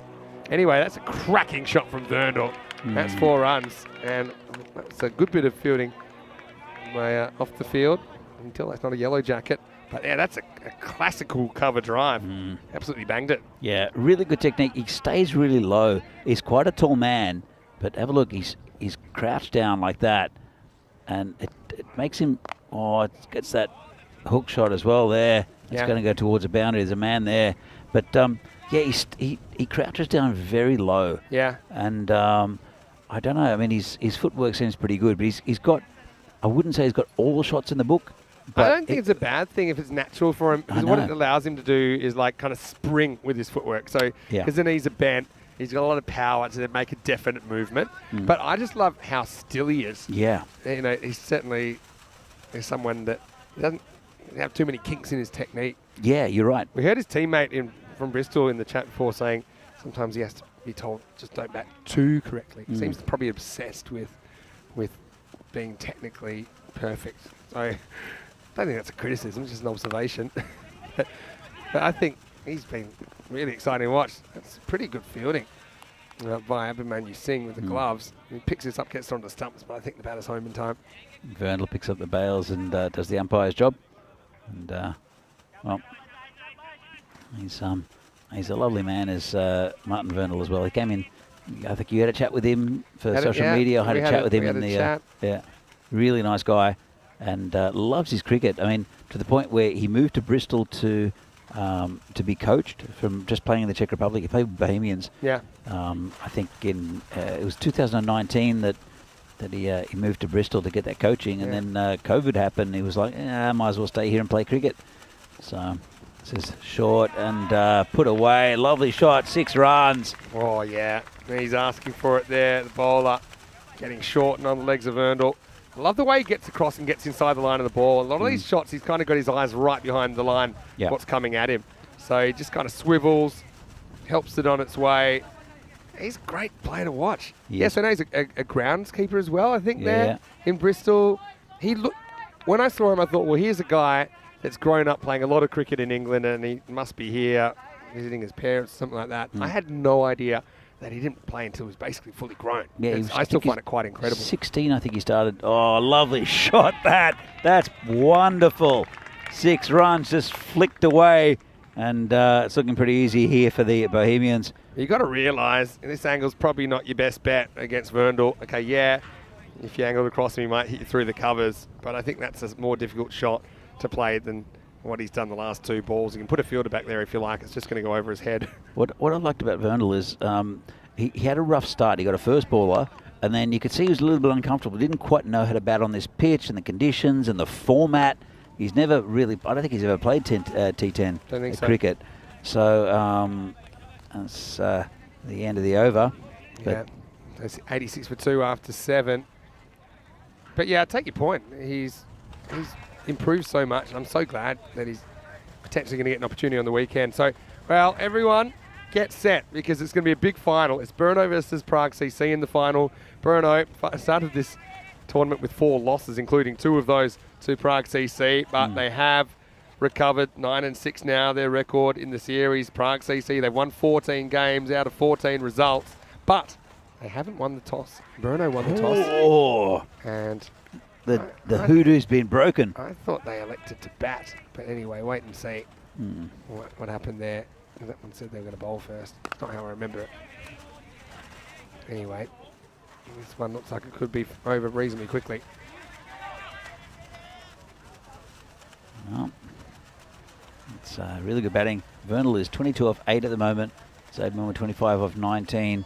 And they need about 7 and over. And these two are going pretty well.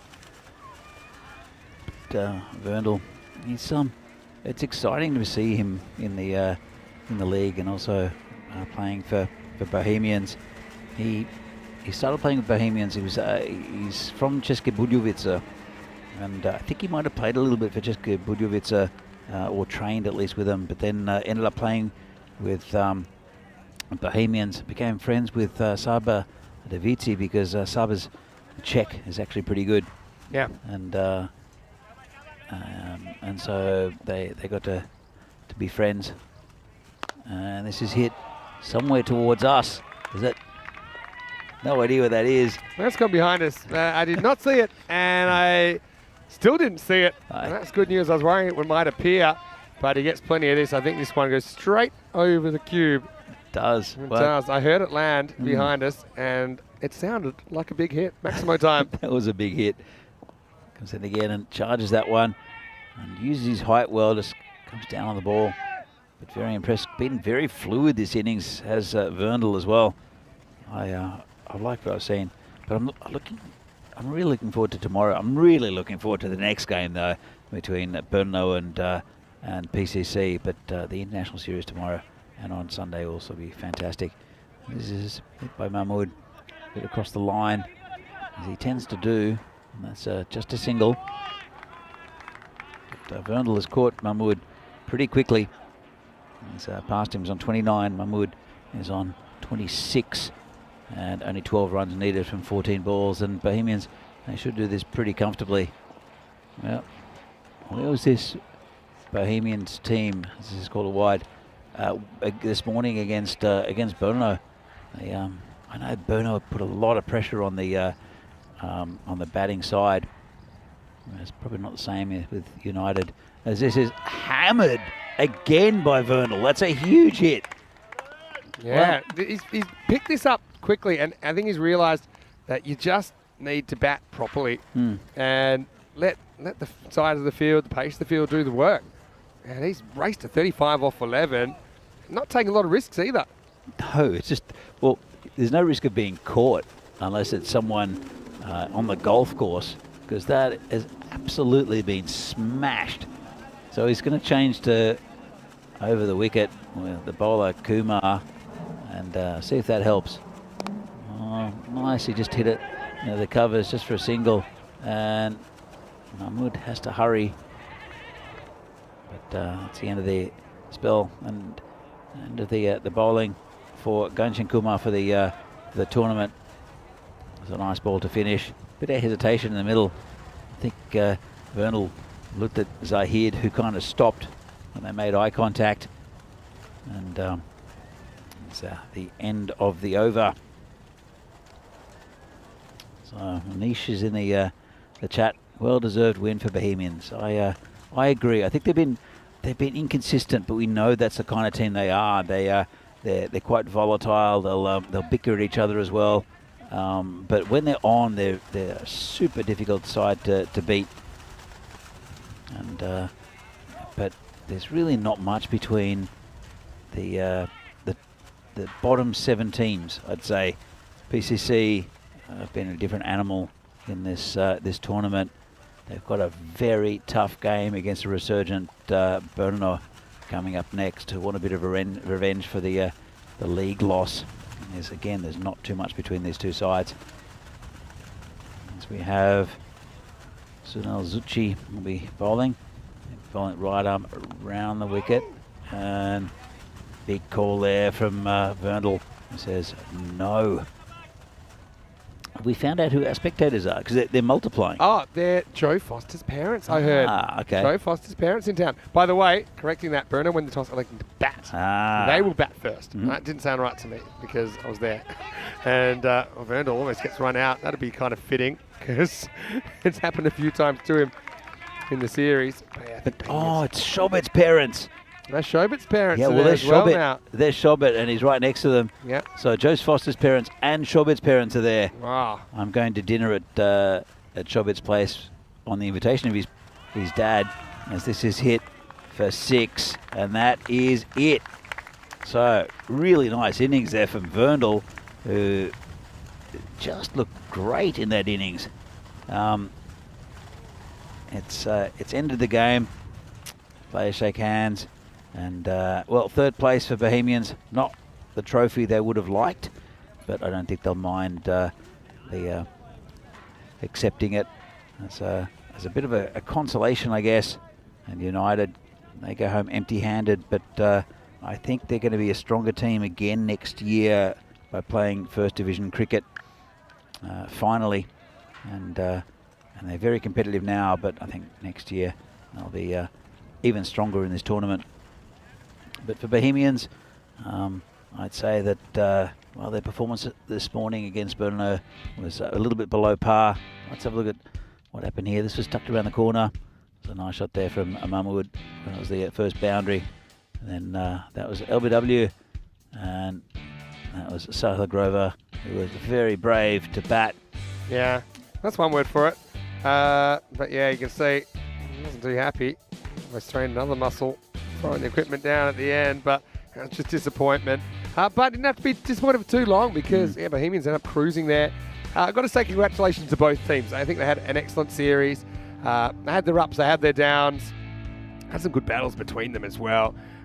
But I think both teams probably deserved place. Only one team would be able to, though. So United, they get within inches of the final, really, against PCC. They're going to have to settle for 4th.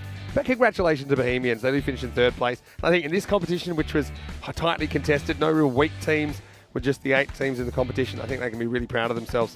Yeah, absolutely. And as I said, that look, they won the first Czech Super Series. They're always a very competitive side, Bohemians, and they've got some talented players that we'll see at the weekend as well, including that man Sazi Boyan, who and it's a nice catch there by Rudaraj, but also Martin Verndl, who came in and just blasted the bowling and made short work of it.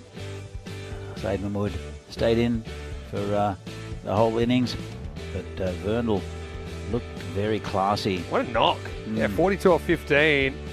Kept kind of bowling into his power zone, didn't they, as well? And he's like, yes, please keep putting it there. And these guys played a bit of golf. A fair few of these were going to the golf course. This one might have been my favourite, though. It steps straight down the pitch and goes bang. That was over everybody. And United, yeah, just not enough runs on the board, and probably running out a bit of puff. I think they've had a big 24 hours. Their big run towards the finals. They just edged out by Barons last night.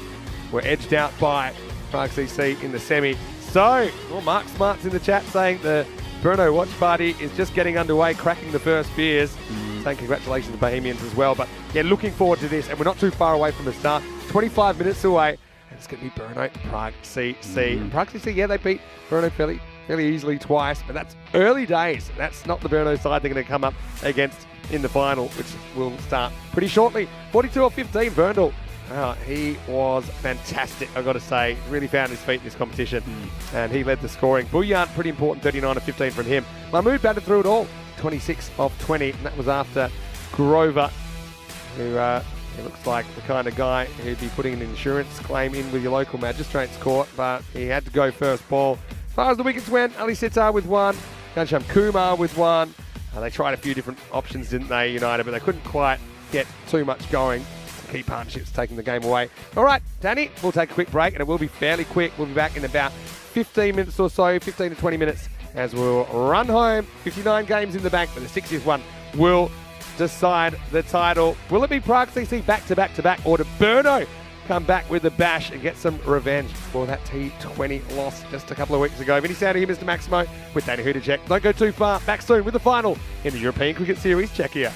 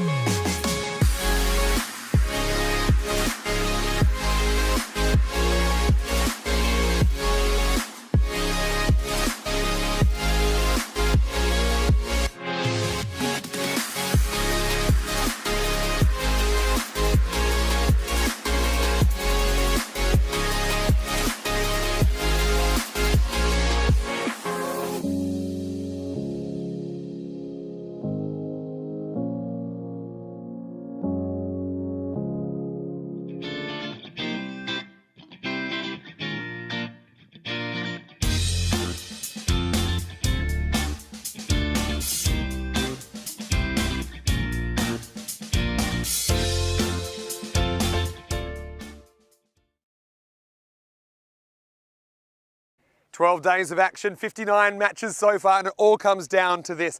Brno, the challengers, and they went so close to knocking off PCC in the 20 over final a couple of weeks ago. But PCC, they are a machine. They're well oiled. They've got so many superstars, but I don't think they're going to have it all their own way. They've already had a scare. Anything can happen here. I'm Mr. Maximo. This is the European Cricket Series Checkout Final, and it starts right now.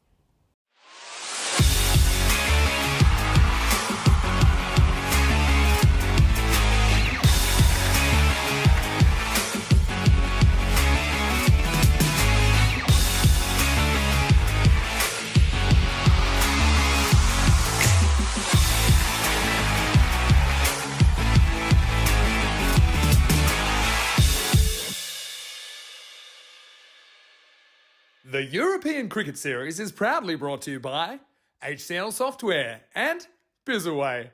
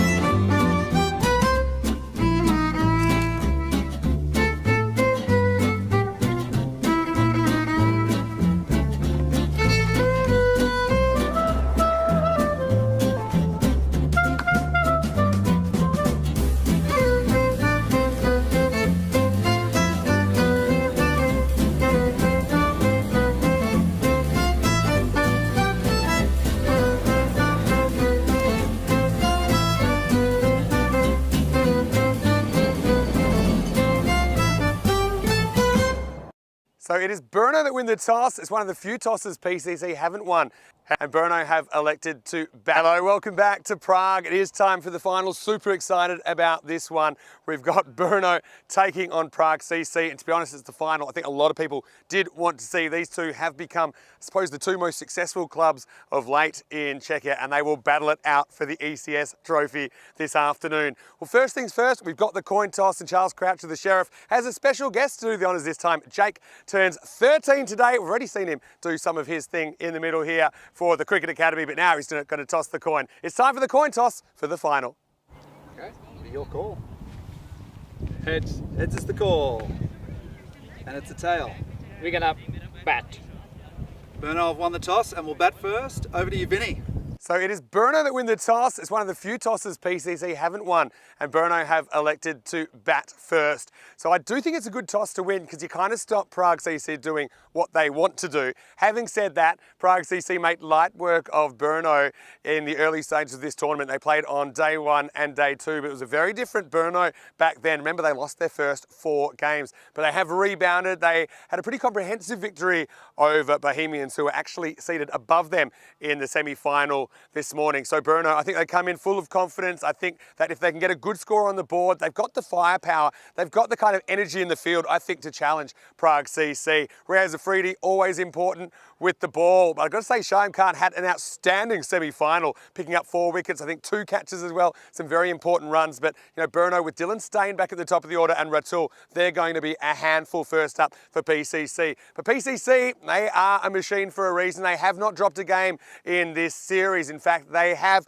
Albi Zalmi in their sights and that record of 20 consecutive ECS wins. I think they're just 2 or 3 short of that now. So we won't see if they do that till next year, but first, they're going to have to win here. Don't forget PCC, they won the title in 2021. They won the title last year in 2022 as well. Can they make it 3 in a row? Well, a pretty good Brno side are standing in their way. Let's get ready for the first ball. News from the toss that Brno have won the toss and they are going to bat first. Happy birthday to Jake as well. I'm going to have a piece of cake. He promised me one if I let him toss the coin. But let's get ready now for the first ball. With Danny Hudacek, it's over to you.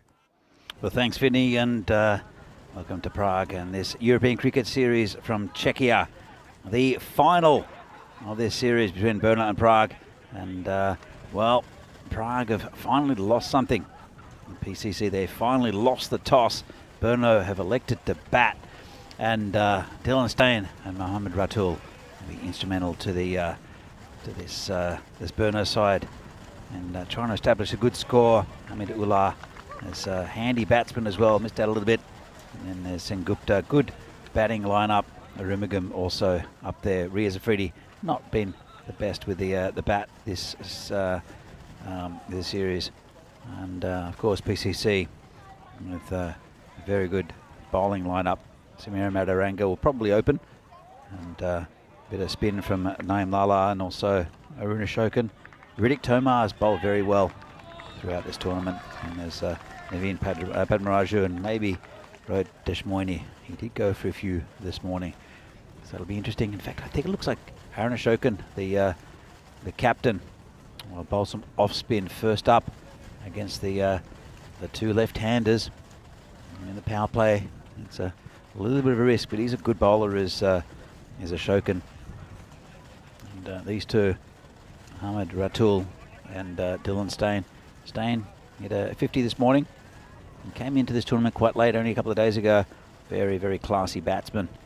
And Ratul, well, we saw him early in the tournament just tear apart the bowling, and in chanceless innings, he's very good as well. And probably wasn't as balanced as what we saw him in the game earlier. He's falling over the ball a little bit, but he is a class batsman. So very intriguing. This final, PCC have won all the games. That was except for the washout against United. And Brno, they started off losing 4 games on the trot, and that's not what we'd expected at all. But they came back very strong, and then with the inclusion here in the last couple of days of Dylan Stain, they've solidified that batting lineup. They're much stronger in the field as well, and he'll put a lot of pressure on any batsman with his fielding, will Dylan Stein.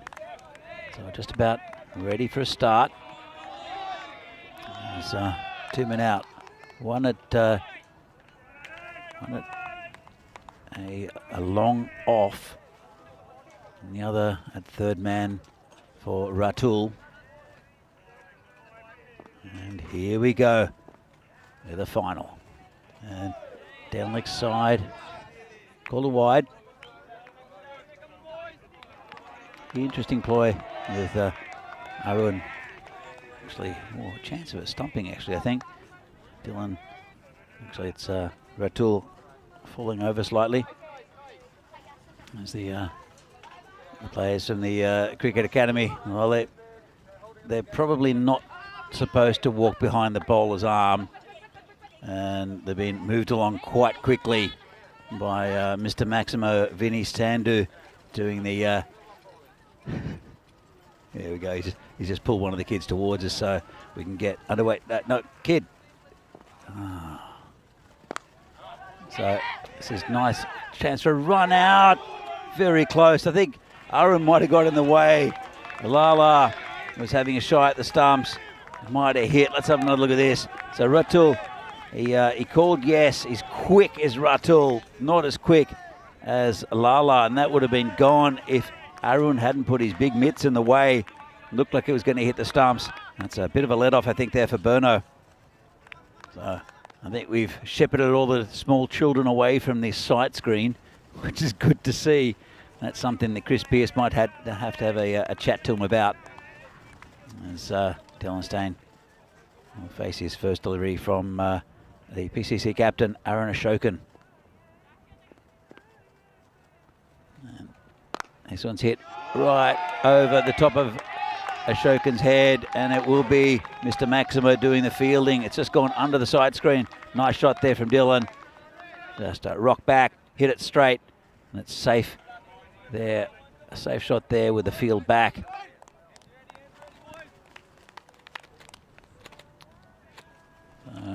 Dylan and Ratul would like to stay here for as long as they can. They're vital to this innings. This is it straight. This is it further, and that's 6 there from Dylan. Again, just that straight hit, and it is the power play, so it's a pretty safe shot. There's a man out there, but he's a lot wider. That's Riddick Tomar. There's at a long off.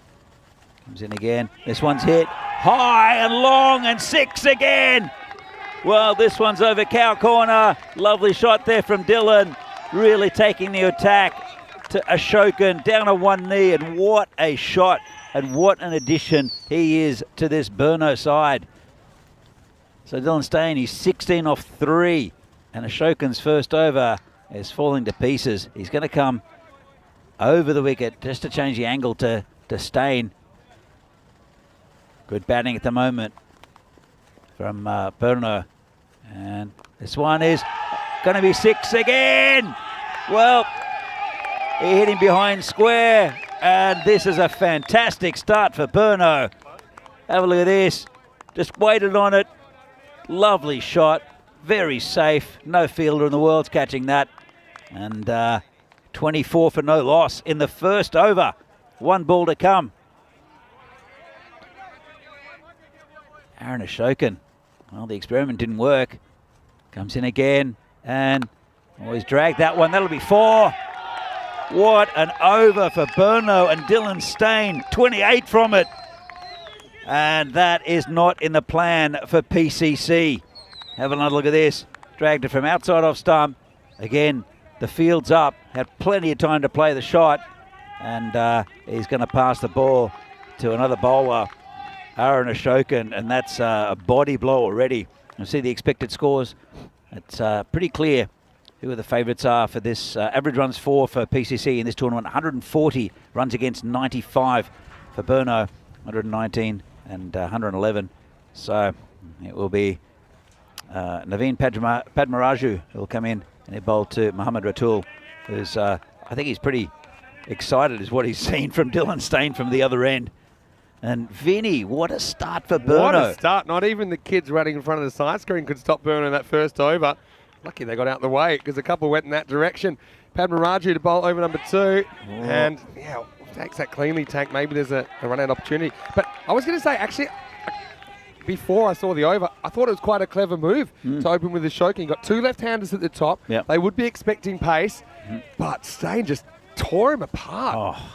28 off the first, almost a supersonic start for Berno, who win the toss and elect to bat here in the final. That's a fantastic over, especially in such an important game like this. And, well, this one's going straight. That'll be 4. That's coming towards us. Lovely shot there by Ratul. And, well, PCC, they didn't have it their own way against United. There's a little chink in the armour again. This machine is starting to malfunction. And the Shokin's won so many tosses and batted in the series. This is when he doesn't win. And Berno are off to the races. Oh, that's it. I think I don't know. I saw something in when he lost the toss, Aaron Ashokan, and was told that he was going to bowl that he didn't really like. And Padmaraju comes in again. This is hit past the keeper. It's going towards the boundary, and 4 runs. Yeah, and so Ratul is not exactly textbook. It's right off the end of the bat, just out of the outstretched mitt of the keeper. And so... Well, we have a few more spectators as well. Lons is there. And also some of the Bohemians players watching on. And I think they're seeing a fine display so far from Berno. And, well, I think there's only... They're going to be supporting the players from the second city. More's coming, and the spectators better watch out, Danny, because that's out of here. Maximo, both lefties going all guns blazing here in the power play for Berno. Well, Lons has just picked up that ball, Michael Lonsborough, and thrown it back in. It almost hit him though. Yeah, he's back faced. It's a big target. He is a big target. I'm sure in Berno, they know there's a watch party going on over there. Mark Smart, I think he's liking what he's seeing so far. I think Jan Hoffman is as well. I'm sure he's watching. 42 in the first 10 balls. This is 252 pace. And, well, finally a dot ball for Padmaraju. Good change of pace from Naveen that time, change of angle. But, yeah, so I've got to admit, Ashokan bowled the first over. I liked it. Me too. You could argue maybe you could have gone Lala instead, who's a bit more, different sort of off-spinner, but still an off-spinner. I like Aaron's bowling, but and he's usually very tight, but Dylan Stain... But to have the kind of cojones to keep going for it after you've already got kind of 14 out of the over, 18 out of the over, it's good stuff from Berno. Now Ratul's going to blast one straight at the tank, and the tank makes the stop. Lucky it was straight at him, otherwise it would have been 4 runs again. And another pretty good over there from Berno, 42 for no loss after 2. Well, let's see here. This is the final game of this tournament. Berno against PCC. Yeah. Congratulations also to Bohemians who secure 3rd place. United just out of the medals this year, but this final has got a bit of spice in it. You think of some of the individual matchups we're going to see. Afridi to the top order of PCC in the second half of this game. But Berno, first thing, getting a score on the board, and there's a long way to go. Don't get me wrong, there's a long way to go. But yeah, you would say that Park CC, they also struggled to penetrate the top order of United in the semi-final. Ended up just holding on by 12 runs. So they're going to try a few things. And Mataranga's going to get the ball in the 3rd, but because of what happened in the first over and a bit, that ball's already a bit banged up. He's not getting a brand new ball. Yeah, true. He's a clever bowler. Actually, he's turned back the years a little bit, has Samira. I think he's bowled very, very well in this tournament. Took a big wicket in the semi-final, getting Radara Magore. And this one's going to be a wide, I think. They're going to check, is this on the pitch or not?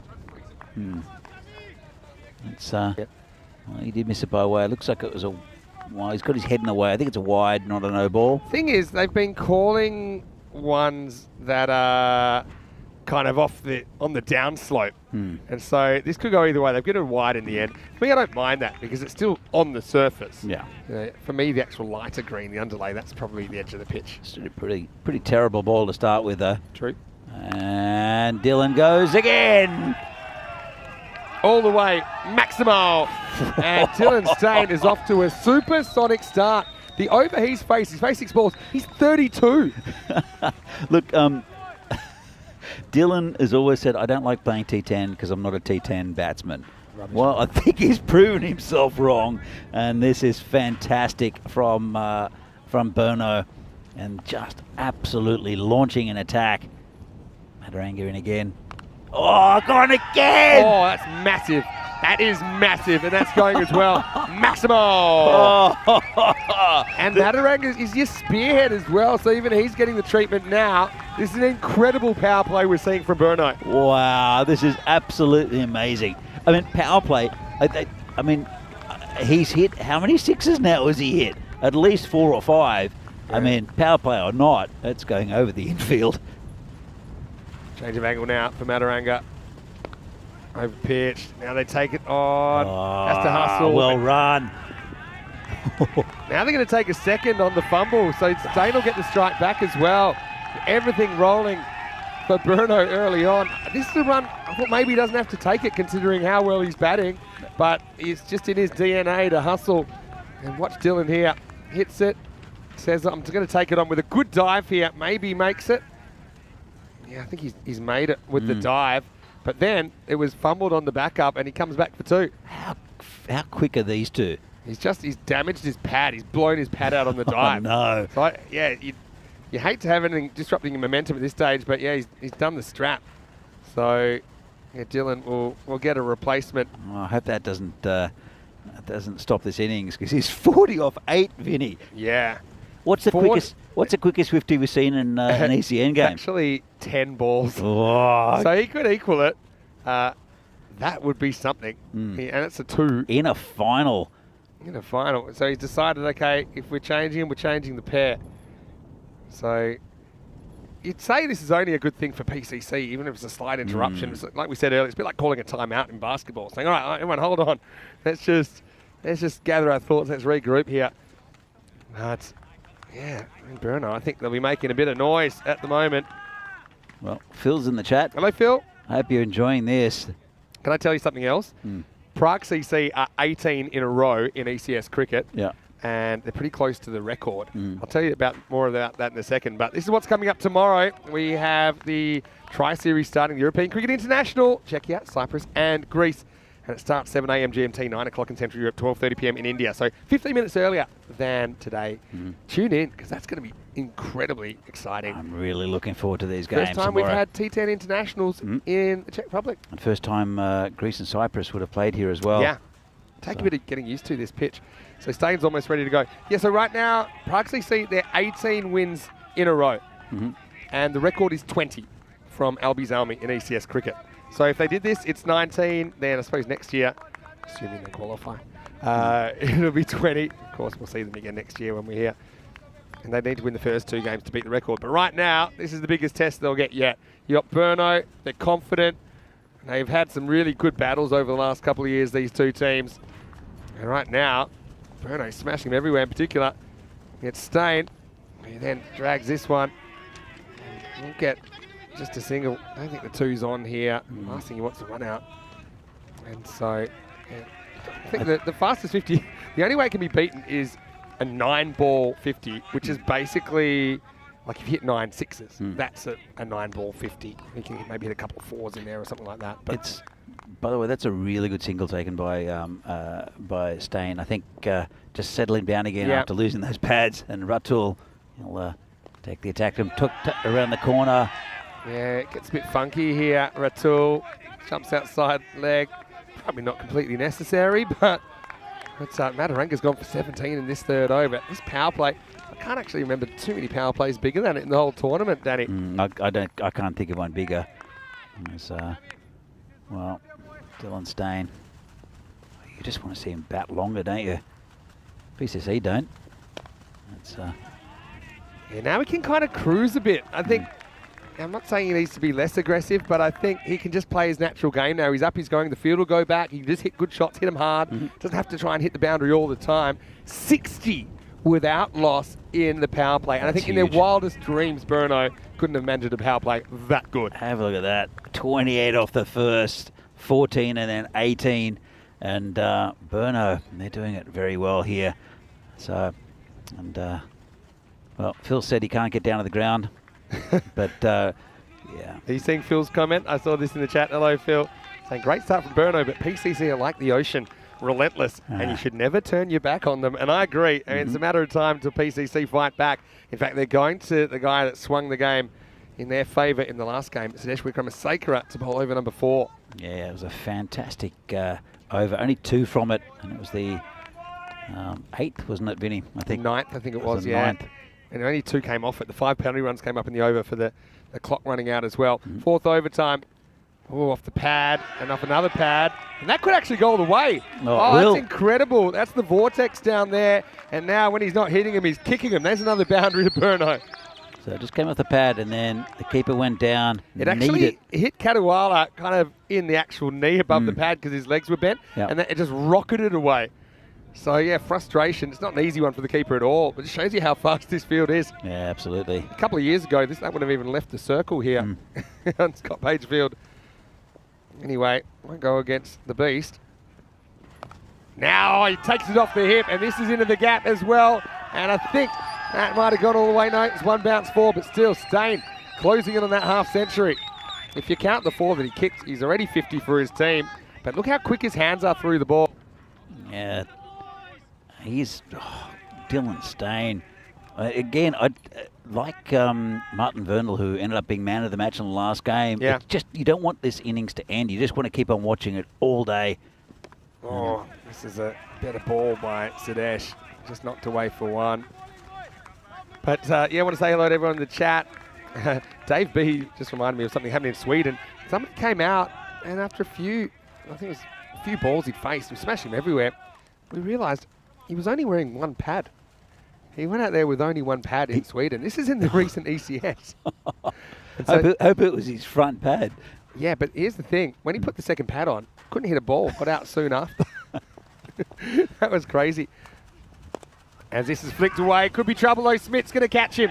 And so Ratul just instinctively flicks 1 off the pads.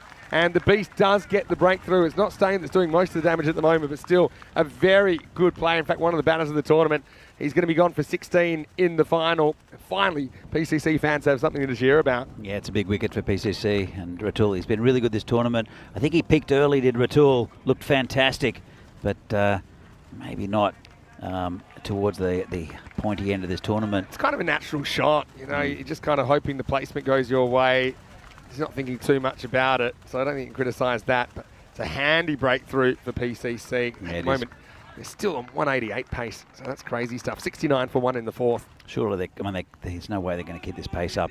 But if they could still go, let's say they go at a normal pace from here. Let's say 2 balls normal. Yeah. What do we got? We got 38 balls left, so add 76. You're talking 145. That's a good score. Yeah. Yeah, it's achievable for PCC. They can chase down pretty much any score on this ground from any team, but at the same time, that scoreboard pressure might just get to them. Yeah, Sarab Kakari enjoying this, saying best contest of the match. Beast. Oh no!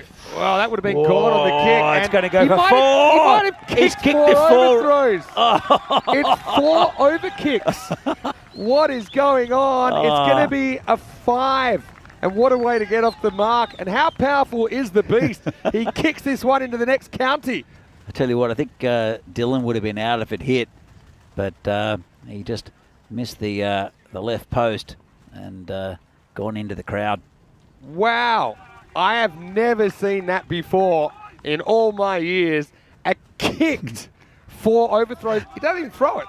He's kicked it. It's 4 over kicks. Well, that's got to be the first time that's ever happened. Surely. Brings Dylan Stain on what strike. What a kick. Yeah, you can afford to leave one now. It's going to be a dot to finish. And that's the end of the over. Sengupta boasting the 500 strike rate as we end the 4th over, and it's 74 for 1. Yeah, it's well left at the end, I think, by Dylan Stain. He knows that Sudesh is a good bowler, and he's going to try to pick juicier fruit going from the other end. And it will be Riddick Tomar.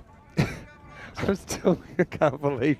I mean, Kadiwala, he's a good wicket keeper, goalkeeper? Maybe not. That one slid into the bottom corner pretty easily. He's one-on-one with the beast coming down at him. But the thing is, it would have been out, I think, if he kicked onto the stumps. Absolutely. So it wasn't a bad option. The only problem is, number one, he kicked it with unprecedented speed, and number two, didn't hit the stumps.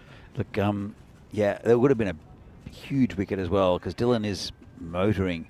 He's he stepped back a little bit. Now he's lost his batting partner, but Sengupta, like I said, a 500 strike rate. That's potentially viral as well. It reminds me a little bit of the 7 buys. The fake 7 buys, but the 7 buys in the United finish against the Tigers. Anyway, 5th overtime. Sacha smartly takes it away. Dylan he's so smart, and he does the little things well. Even there, he's looking to turn for 2, even though he knows it's probably not there. And let's see how he takes on the Tank. Tank was one of the better bowlers for PCC in the last game. Yeah, he's been really good this season. This series has Tank. He's I think he's learnt how to bowl. He's experienced in the national team, and he's always been a decent bowler, but he's just been keeping things a lot tighter, bowling in the right areas. Staying on 46. He goes straight, and he will get it towards the boundary. The stop is made. It's a slow motion roll from the beast. He'll come back for an easy 2. Good piece of fielding there, and he got down well. Did Sadesh. He didn't want to let go of the ball when he realised, okay, I think I can stay in the field and play myself. So even though it's a bit of a slow motion, see here, he loses his bounce, but he says, okay, that's fine. I know it's 2, so I'm not going to rush or anything like that. Just going to hold on to the ball. All right, 48 for Stain. Oh, he almost chips it back to the bowler. Yeah, it was right towards the end of the bat, wasn't it? Yeah, I think this wasn't a bump ball for me. He just stopped his shot, or maybe changed his mind. Yeah, but you see, that could have easily just popped back to the bowler. Well, he's not happy with himself. He's in the zone though, Dylan. And he's one of those going gets tough, tough get going kind of characters. Games don't get much bigger than this. Look at him wiggle. Yeah. Not happy with himself. Very expressive. Anyway, I think he's annoyed that he changed his mind. He would have been really annoyed to get out. That would have looked soft. All right, that's his 50. What a shot. Knock. What a knock from Stain. And he'll bring it up. And I think they're going to check this one. But regardless, it will be 50 for Stain. He brings it up in 17 balls. Let's check the replay. It is 4 runs. The 1 bounce 4. That's a lovely shot there from Dylan Stain. Yeah, what a knock. He's just absolutely blasted this attack into submission. It's 5 Maximos, 4 4s in there. So he's on 52, and 46 of those runs are in boundaries. And just have a look at that. Some of those are huge hits. Yeah, fantastic. 4-dot balls as well. So it's great going here from Dylan Stain. Round the wicket. That's a better idea from the Tank, but it will be called wide. If you're going to go around the wicket, you've got to be super careful not to get too close to Stain. I think that's pretty obvious. He's just going to turn you around the corner, and it's going to fly with the pace. Well, difficulty is that he's very strong outside our stump with a cut shot along the ground. But they've got the field kind of set for that at least. Yeah. They've got a floating slip. They've got a third man that's back, kind of 45 on the boundary. They've got a backward point. I think they'll try that again. It does get a bit close to him. Cramps him for room a little bit in that time. Stain will get the single. That's pretty well bowled there from Tomar. And considering it's been a pretty good over, I think he's been really good, as I said, for PCC. Was Riddick Tomar with the ball. He's instrumental with the bat as well. 1 ball left of this 5th over. What a start for Burno and Dylan Stain. We're seeing Gupta facing though here. Yeah, cramps for room again. Is there any bat on this? Maybe a little bit. Joe Foster says, yep, that's a run. And so it takes us to the end of the 5th over. And the score is 84 for 1. Very warm welcome to you wherever you're watching from around the world. Vinny Sounder here, Mr. Maximo. Danny Hudacek, kind of our Czech specialist. It's been great to be in the box with you over the last 12 days. I know we've got the internationals to look ahead to as well. But yeah, got to say this series has had a slightly different feel from some of the others. It's been fast-paced, it's been fast scoring. The field's been fast. We've had a lot of high scores as well. We've got, 4 scores in the 90s and 100. Yeah. So it's just been really good batting from quality players that probably haven't shone in the past because of because of the ground, just being a little bit slower. Yeah. But they're getting really good value for shots, and looking forward to the rest of this final, but also to the international games tomorrow. Absolutely. And I think if you look at this tournament versus 3 years ago when we started broadcasting cricket from the Czech nation, it's completely different. Oh. It's going through the roof. More players, the standard going up little by little. It's a really good advertisement for European cricket. Well, you're right about the standard of the teams, because there was, apart from PCC, who blew it out, as Padmaraju comes in and big swing and a miss there. Oh, they'll get one now. Smart by Stain. Also by Sengupta, I think he almost goads him to throw, and knowing that they might be able to sneak through for an overthrow. So Satya, I mean, he's watching, right? So it's pretty hard to get a guy who's watching, and then they'll come through for the bye, and, well, somebody put some handcuffs on Stain, because that's burglary in the first degree, and he gets the strike back, and he looks like he's ready to go again, dancing like a butterfly and stinging like a bee at the moment. He's been great. And as I said, hope he can continue this, because it's fantastic to watch. Hope you're enjoying it. And if you're watching it on YouTube or Fancode in India, this has been great so far. Oh, that could be close, you know. I think it's pitched outside leg stump, and then it was a run-out chance. Now they're going to get two. So this is the hustle. This is the hustle of Bruno. But the LB was pretty adjacent, but I think the problem was the ball pitched a mile outside leg stump. There wasn't a great appeal, was there? Let's have another look. And you're right, I'd say. But the thing is, Satya would have been run out. He had a fair look at the stumps there, didn't he, the fielder? But then very quickly, Stain, who's actually super fit for a guy with his lifestyle. He gets back for a second. He just turns it on the cricket field. Hello to Ali Kashif as well, watching and supporting Bruno, no doubt. Anyway, what a game so far. This is hit pretty hard as well. Takes some stopping, but the tank gets a friendly bounce and keeps it to 1. Yeah, it's a nice shot, but just couldn't get away from Tanky there on the boundary.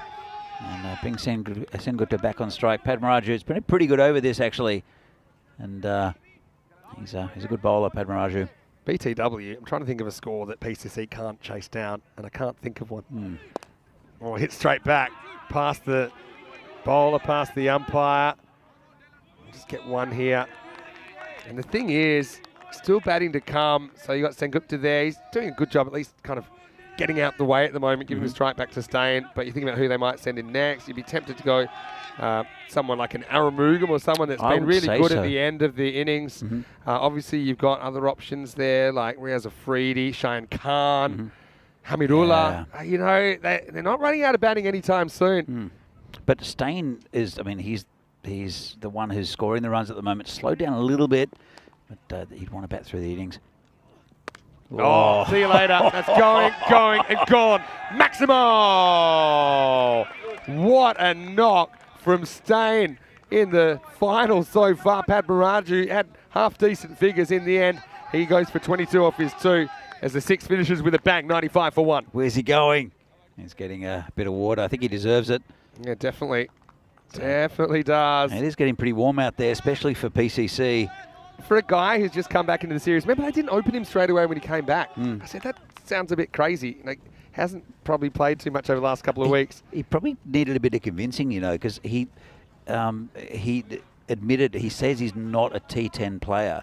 And then I think he got a first baller in one of the games as well. He strangled down the leg side, I think. Yeah. And then, but now I think he's got that completely out of his mind, and he's just batting like Dylan Stain does, and it's been fantastic. A bit like Verndl, you know, another guy who, once he realised, you know, just bat normally and let the runs come. You know, obviously not being super defensive, but I come back to this mantra: hit the ball hard, but hit it correctly. Yeah, that's the thing. Shot selection is very, very important. Here's Lala getting a bowl in the 7th. Now he used something a little bit different. It'll be an interesting contest, I think, and he's a good bowler, Lala. So 158 pace at the moment. You know, they've got to continue it. They're 95 for 1 at the moment after 6. So they've got to, whatever happens after this, they've got a good score on the board. The thing with Lala, he's just bowling heat. Don't be fooled. Like, he's kind of shaping up to bowl off spin, but this is just a genuine seam up outswinger. Sengupta's kind of a bit surprised by the pace on that. There's probably more of the same coming up. Short. Yeah, because this isn't spin. It's kind of, I'd call it like a hybrid because he's He's not really tossing too many up. But let's see what he does to Stain. Will Stain be ready for the, I suppose, the deceptive pace of Lala off this run? You see Dylan working really hard to keep his feet moving. He's in the zone at the moment. It's a beautiful place to be. Again, if you get him right now, you've still got visions of keeping it maybe around the 130 or something like that. PCC probably back themselves to chase that, though. Even that won't be easy. Gets it slightly wrong, but he gets away with it.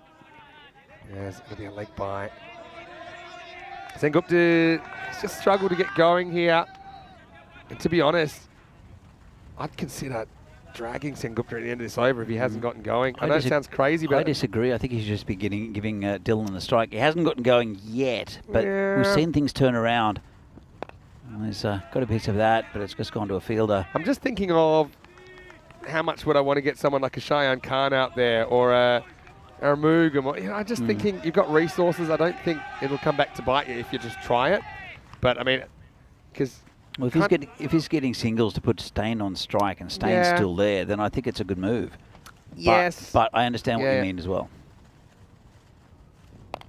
That one is going to go out, one bounce. Bit of a lucky one that doesn't carry to Smith Patel. Yeah, I get what you're saying for sure, but I think at this stage that you'd like both ends firing. You know, I think you got guys that are suited to the situation. Not that Satcha's not, but I think he's just struggled a little bit when he has tried to be aggressive. And that last ball he faced kind of showed it, mistimed it. Last ball the over coming up.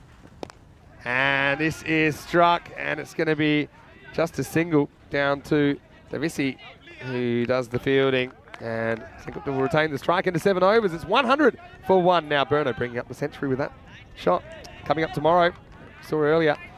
Czechia Cyprus in game 1. That should be a good one. They're all good ones, really. Greece, we saw them in the ECIs before. And we've seen Czechia even in the ECIs before because they played in Austria. Greece played in Bulgaria. But it's the first time we're seeing Cyprus in an ECI. In fact, it's their first ever 10-over international because we haven't seen them in the ECC before either. So it's really exciting that we'll get to see a whole bunch of players make their debut. Yeah, looking forward to this, and it's so exciting to have these international games at the end of the week.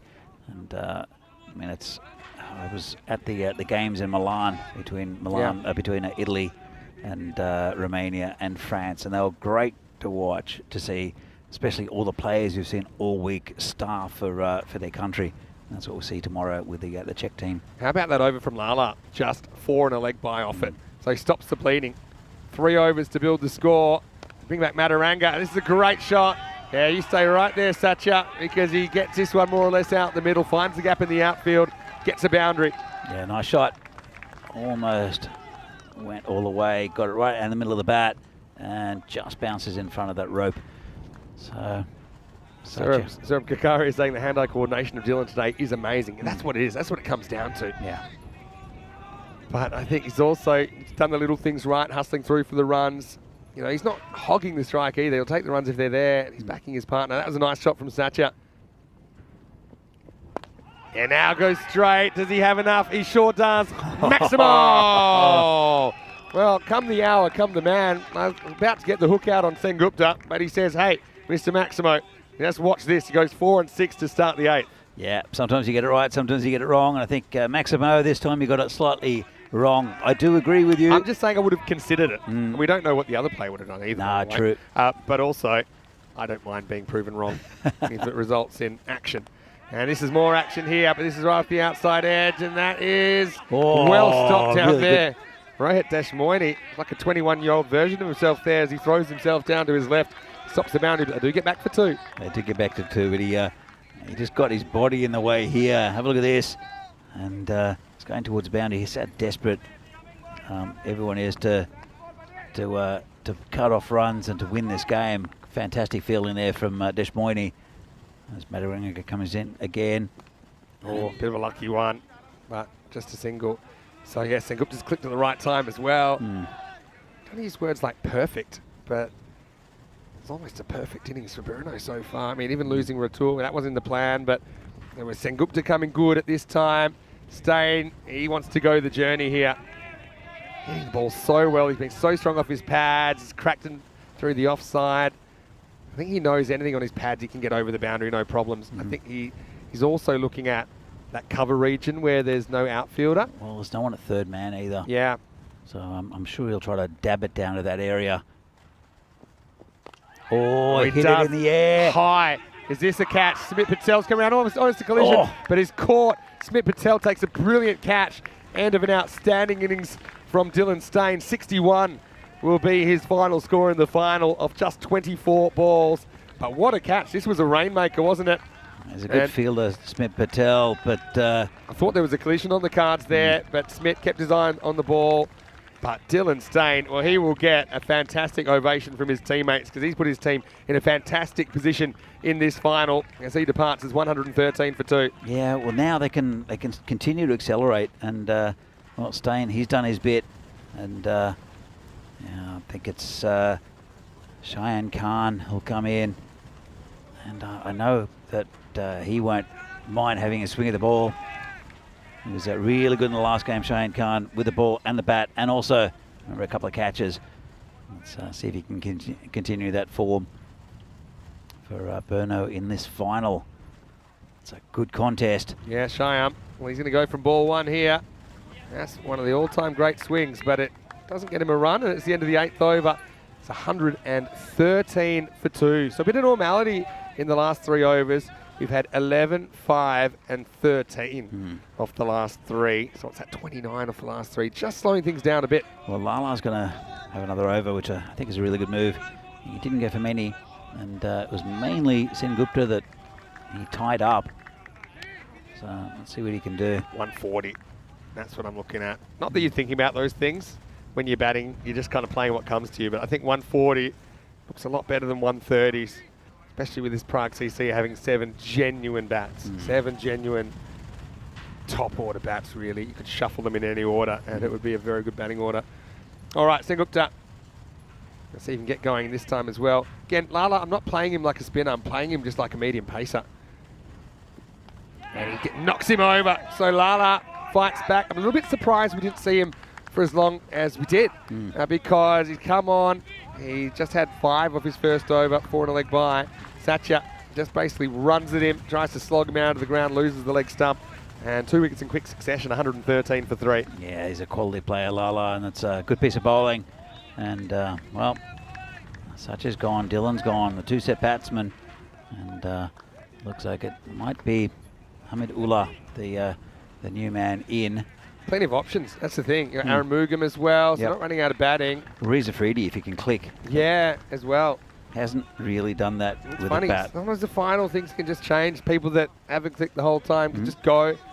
And Dylan's probably a bit of a special case because we didn't see him for most of the initial stage of this tournament. But yeah, another left-handed option. I don't mind that. Creates a left-hand, right-hand combination. But yeah, you got to kind of get the 4-1-1 on Lala, which is, yeah, don't be late on him. Don't expect him to toss one up because he's not going to. I think he's found the pace that the batters have found hard to hit. So 11 balls remaining.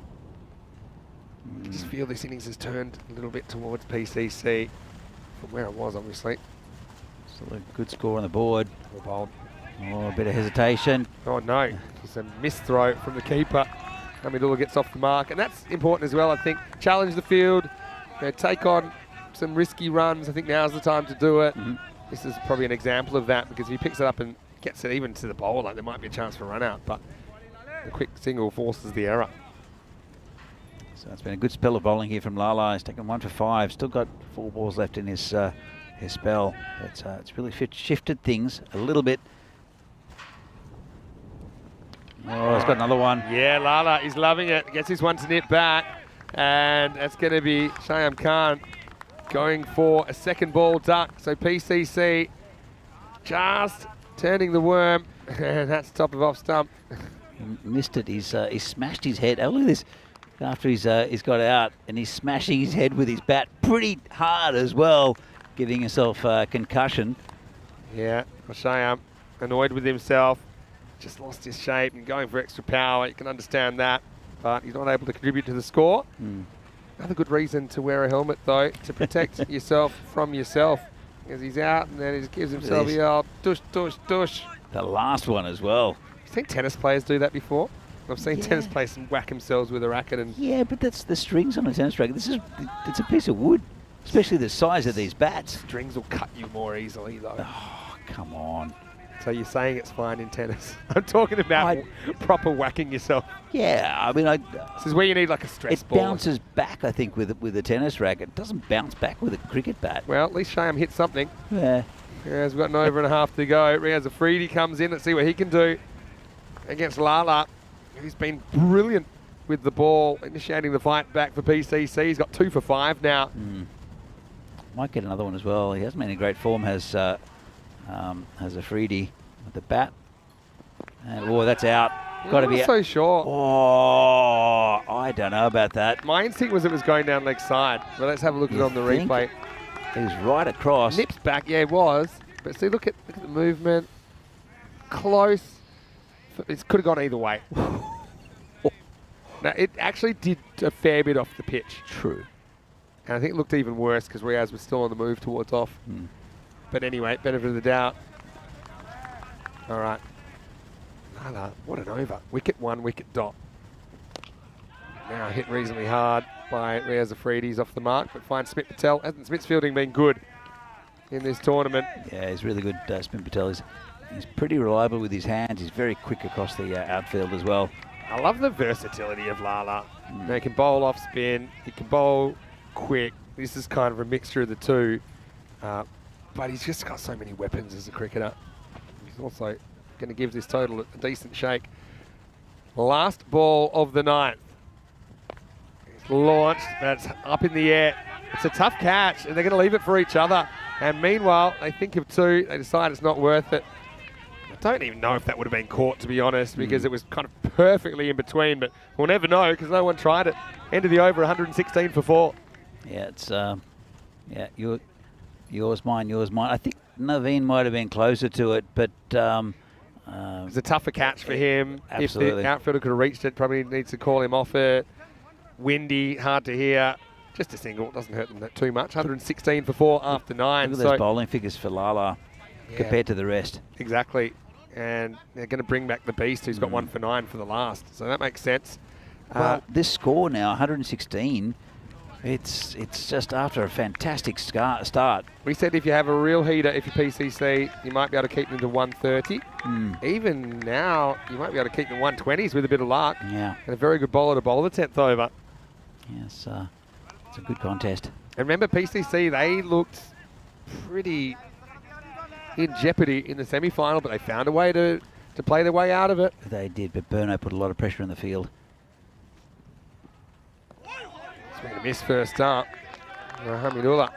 Yeah, but yeah, United seemed to be, I'd say, they were winning by a little bit. They had their nose in front, but PCC pretty quickly shut the gate with a big wicket of Magare. Similar thing here by getting Dylan Stain when they did. Yeah, it's not been much support. 5 to come. Yes, and bat on ball, and that's going to fly away. 1 bounce 4. Good shot by Ula. I like this. He kind of stands still. I think they might have got a little bit too sloggy here at the end. I think you look at how they scored the run so far. It's through cricket shots. I think it gets good bowlers. Yeah, cricket shots are your best bet, and that's exactly what Ula does there. So I don't see Riaz Afridi play too many cricket shots. They're just absolutely hammered when he gets hold of it. It just hasn't happened for him this tournament. His timing's been off, I think. Yeah, it can be a tricky pitch.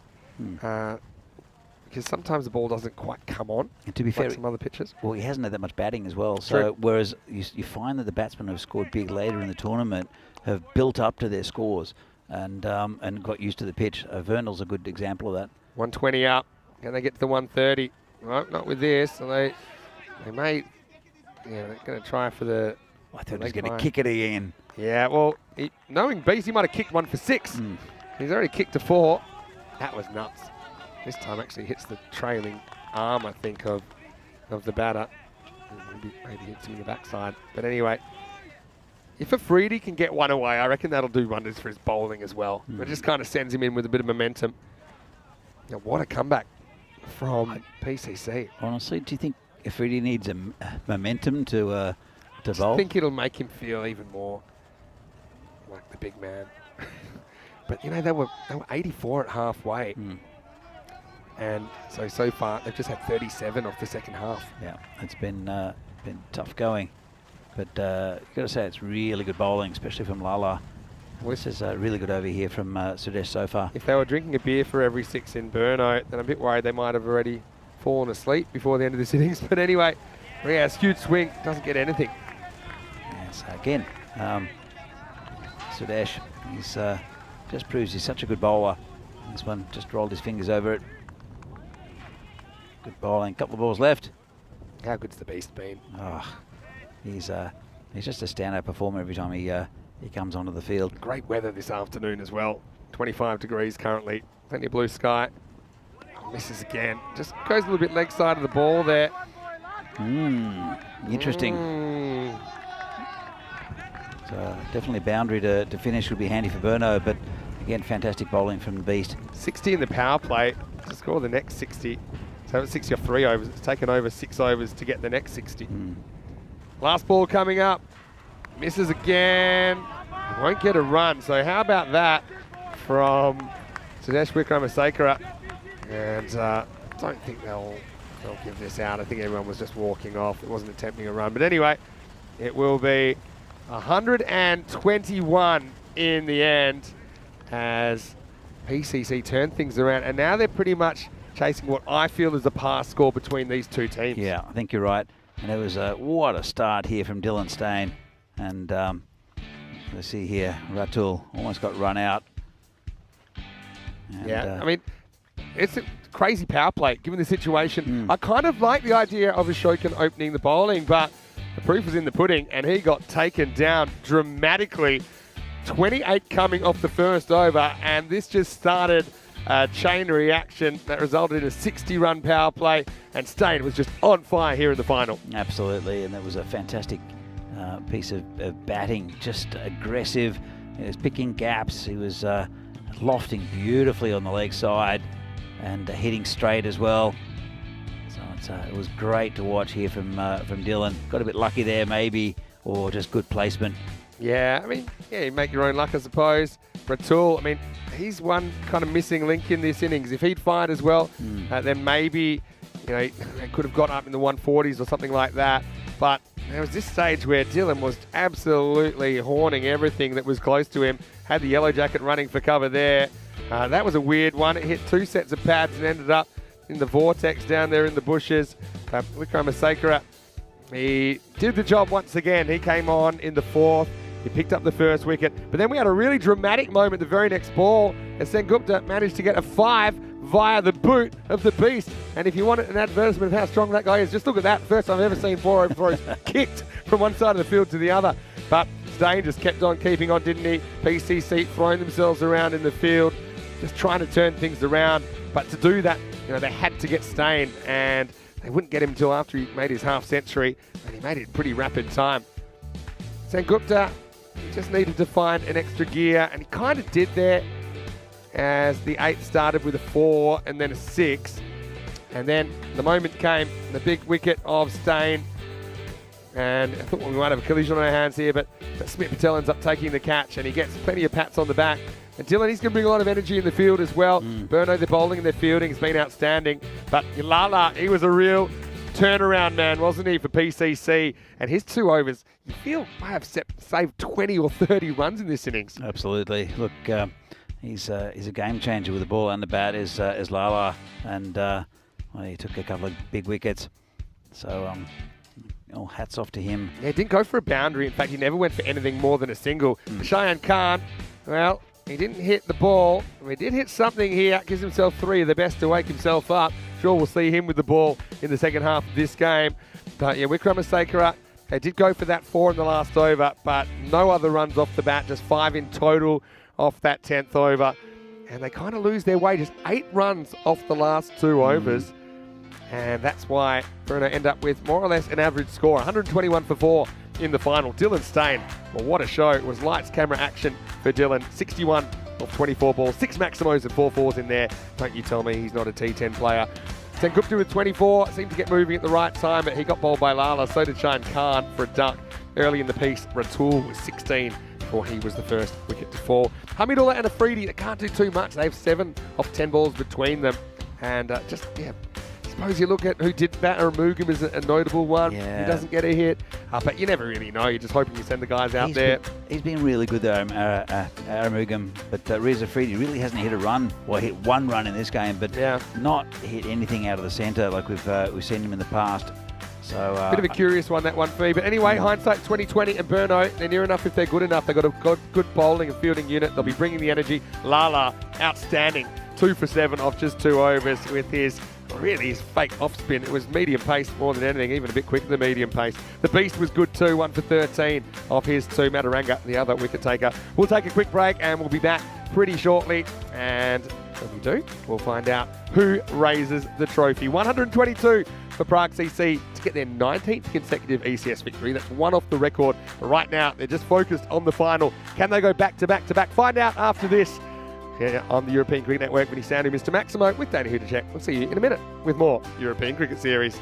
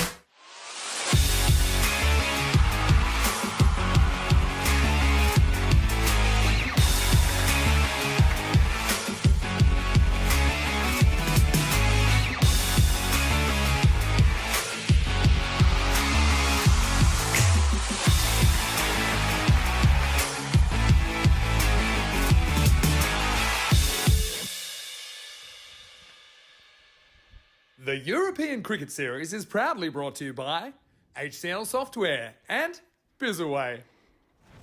Welcome back to Prague. 8 teams started this journey.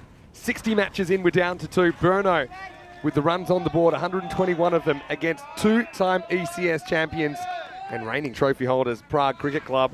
Benny Sander here, Mr. Maximo for ECN. It's final time here in this European Cricket Series. Joining me once again, Danny Hudacek. Danny, Brno off to a crazy start. They were 60 after 3 overs. They only really get 60 off the rest of the innings and they end up with 121. What do you think of the game so far? Oh, look, it's a really good comeback from PCC. A great bowling from Lala and from Sudesh, but I think it's poised. It's going to be difficult, I think, if they don't get early wickets, Brno. But they're a good fielding side, and we saw how good they were against Bohemians. Here comes we go. Afridi. Yep, Afridi to get us going. Whoa. High, but certainly beats him for pace. As we've got the opening pair out there, it's Katawala. Will face up now, Lala. Don't often see him beaten for pace. Got through him a little bit. It was, don't know where it hit him. I think it was flashy rather than paddy, though. Positives for Afridi in the series, he's been wild. Negatives, he's been wild. So, he's been pacey, but he hasn't always known where he's putting it. I think he's right up for this, though. Yeah. He's charging in where he didn't earlier in the day. Loves the contest. A little bit short. This is pulled away. It's partially stopped. I think it'll just be 1 in the end. Now, Brno, one thing that was really electric about them this morning was their fielding, their energy. You notice whenever Staines in the side, they seem to lift a bit, don't they? Yep. It's there's like a little buzz of energy that this team feeds off, and he's there in the covers. It's a good spot for him. Actually, anywhere is a good spot for Dylan Stain, to be fair. He's a very, very good fielder. Here comes Afridi again. Well, yet to score. Gets on one on the pool here, but picks out the fielder. They don't get a run.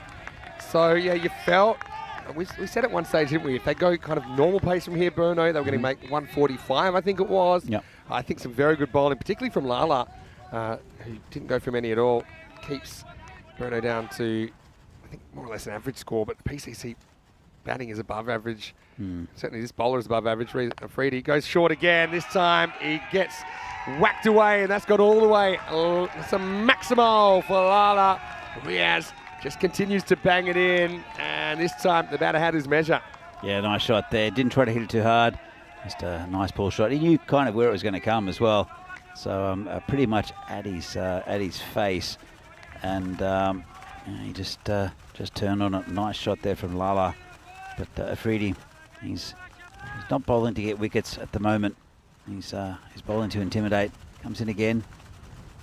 He goes again. It's a tough take down the leg side. Very well handled by Ratul. That was swinging away from him. Excellent wicket keeping.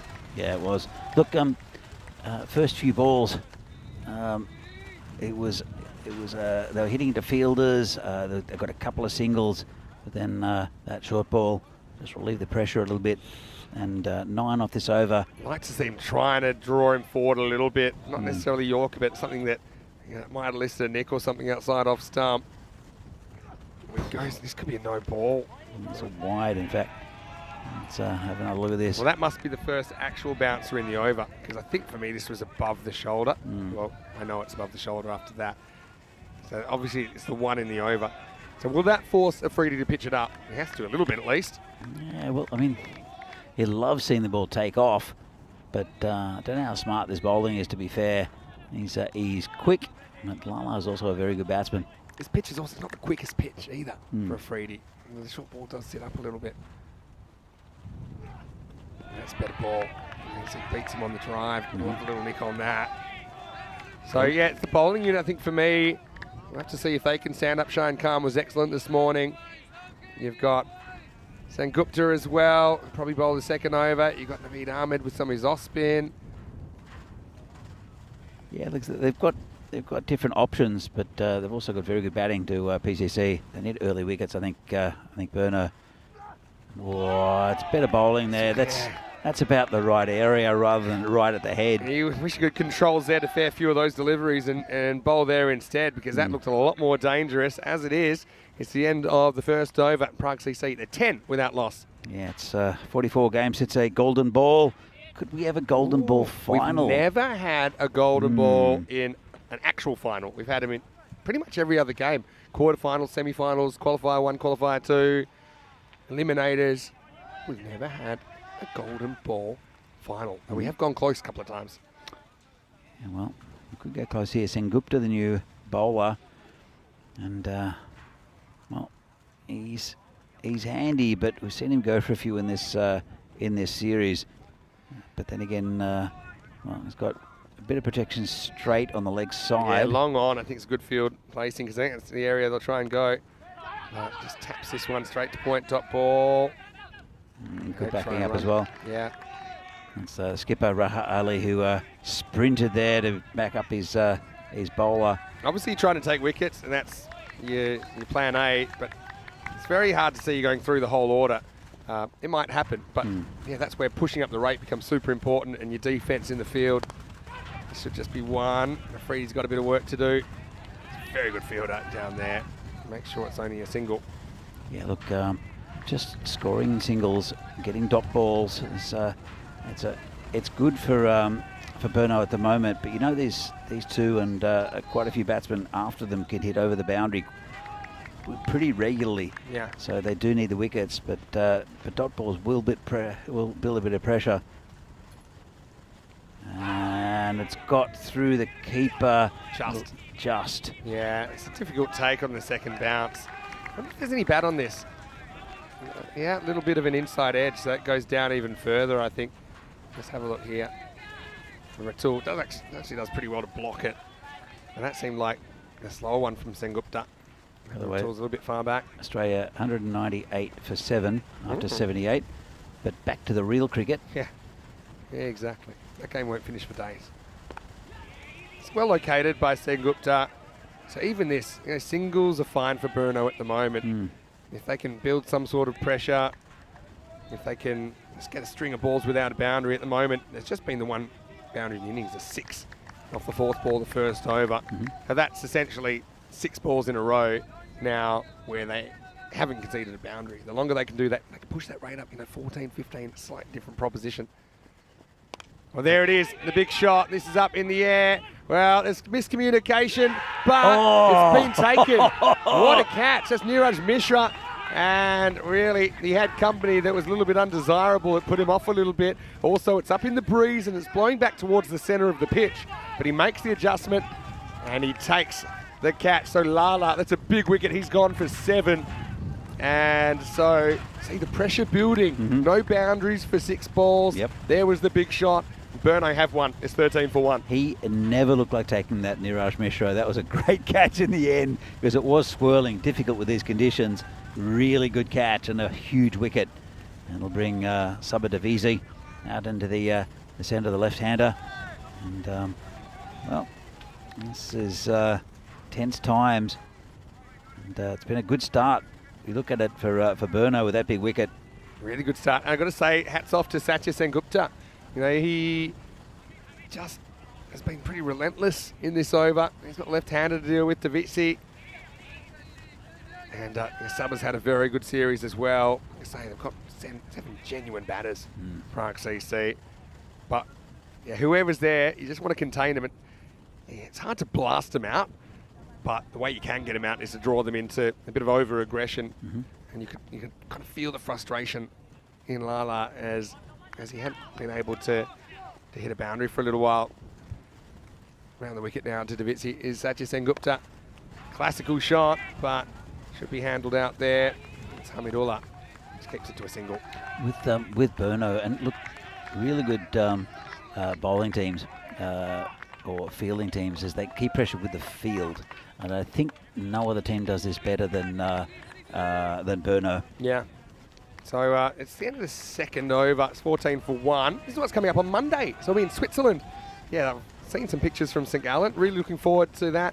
Alton, when we were back in in 2020 when we were there for an ECS. They won every game but lost the final to Zurich Nomads, and that is match 1. So that should be a really good one. We'll also see Power on the first day, and Winterthur as well. Join us slightly earlier time, 6:45 AM GMT, which is 8:45 in Central Europe, and 12:15 in India. Well, there's the parents' stand. Might call that Shobit's parents and Joe Foster's parents stand. Yep, it's good to see them here watching the final. Also, I'll have a special guest commentator. He'll be doing his first series with me in this early stages. He won't be there for day 1, but it's Andrew Leonard of Ireland. And Andrew Leonard, or Lenny, as we like to call him, as he's known. He's done a lot of cricket all around the world. I think he's just finished the World Cup qualifiers in Scotland.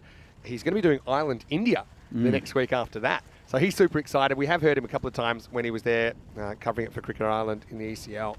So I called a couple of games in when Brigade were playing. So he'll be there from day 2. And yeah, he told me he's super excited. I'm looking forward to getting a new voice in the box. Yeah, I've heard a bit of his commentary with you earlier. I think was that last year? Yeah, last year's ECL. It was great. It was really really entertaining hearing an Irish voice as well. Yeah. It's unusual. He's a great guy as well. I think the viewers are going to really enjoy it, getting to know him a little bit. Pretty well bowled. Pitches up.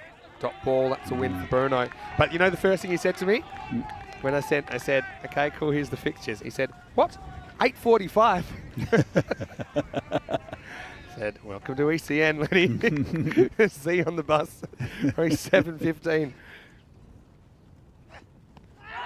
Not out, but again, it's a bit of a win because it's a dot ball. Throw for no reason, but the stumps do the backing up. Look out! I mean, they're just right on these PCC batsmen. Davisi's an aggressive batsman, and he just can't get it away at the moment. And they're just right on him. Still no boundary since the 4th ball of first over. So if there's no boundary here, that's 2 overs without a boundary. Look at the power play at the moment compared to the Burner power play. I know it changed at the end, but it's good bowling here. Mishra's been good. Oh, this is off the pad, just kind of cramps him for room. Another dot ball. Well, that is now 2 full overs without a boundary. It's a bit of a risky game to play going into the pads because if Davitsi can get his hands through that, there's pretty much no protection on the leg side. There's one guy. He looks lonely. I think it's Naveed there at 45, but anything to his left, right, or over him is going to be a boundary. Well, 2 come straight to him off the pads. Yeah. So I'm going to say it's good bowling, but how long will this last? Yeah, pitches up. And now we got some indecision. Oh, I think that would have been out if it that hit. You know, would he had have one been stop out. to aim at. They're causing havoc in this PCC batting. Have a look at this. And he's going back and would have been gone. Would have been gone. But Burno, every time there's a dot ball, you can feel the energy. You can feel the volume lifting. And I feel that the batters are feeling that pressure. Yeah. It's all headed their way from all around them. It's up to about 15 and over now, the run rate too. Last ball, it's been a great one from Mishra. And now this is the one. You can only get away with that so many times. And I think that's gone all the way. Maximo. This was the risk. Like I said, if you're going to keep going at the pads, it's fine if he misses out. But Davitsi probably a little bit better balance that time. Yeah. Got across, escorted it for 6, so it breaks the run. No boundaries. There was only wide off that over up to that point. As it is 7, still a very good over for Burno. And into the power play, it's 21 for 1. Yeah, look, compare the power plays. 21 for 1. Let's have a look. And they were 60 for none with Burno. But have a look at right at the end. It started going down. I'll give you a game. Compare the last 3 overs of Burno's innings. 21. So we kind of basically PCC looking to do it in reverse. Yeah, exactly. Although they won't want to be chasing 28 off the last over to win. Dave B brought up that Lenny, who's commentating with me next week, he got a bit famous late, maybe last month or a couple of months ago when England were playing Ireland in the Test match. He actually caught one in the stands. Oh, really? He was there on behalf of Cricket Ireland, and he caught a 6. Out of like 30,000 people, he caught a 6. Yeah, I said I've done that 15 times, but not in front of as many people. Anyway, full toss, first up, bang down to the ground. Maximo! As Shyam, who's had such a good game in the semi, he's having a bit of a shocker in the final so far. Had a duck, and then the first ball, a fairly gentle full toss, and Kadawala takes care of it. Yeah, it's things have changed a little bit for Cheyenne Khan. He did hit himself in the head 3 times with his bat. The third one was right out of the middle as well. Wasn't it? Comeback ball here. It's a bit of movement here, but it's a nice glance, and that's racing away. That's 4 as well. So Katawala fighting back for PCC. You feel the momentum changing again here at the start of the 4th. Yeah, it's just, well, a couple of them are going to have a chat. That's Hamidullah and also the captain, Rahat Ali. I think the word is don't bowl it there, because he's got offside protection. That one came in with the, it was swung in and came in with the breeze. So he doesn't want to drift in too close to Katawala. He's got to get that channel. He's got a little bit more protection coming out on the leg side. And just at a short, fine leg. Comes in again. Oh, yeah. Your thoughts were my thoughts there, because he tried the same thing again. Dylan Stain. Go for 2, and they're going to get there.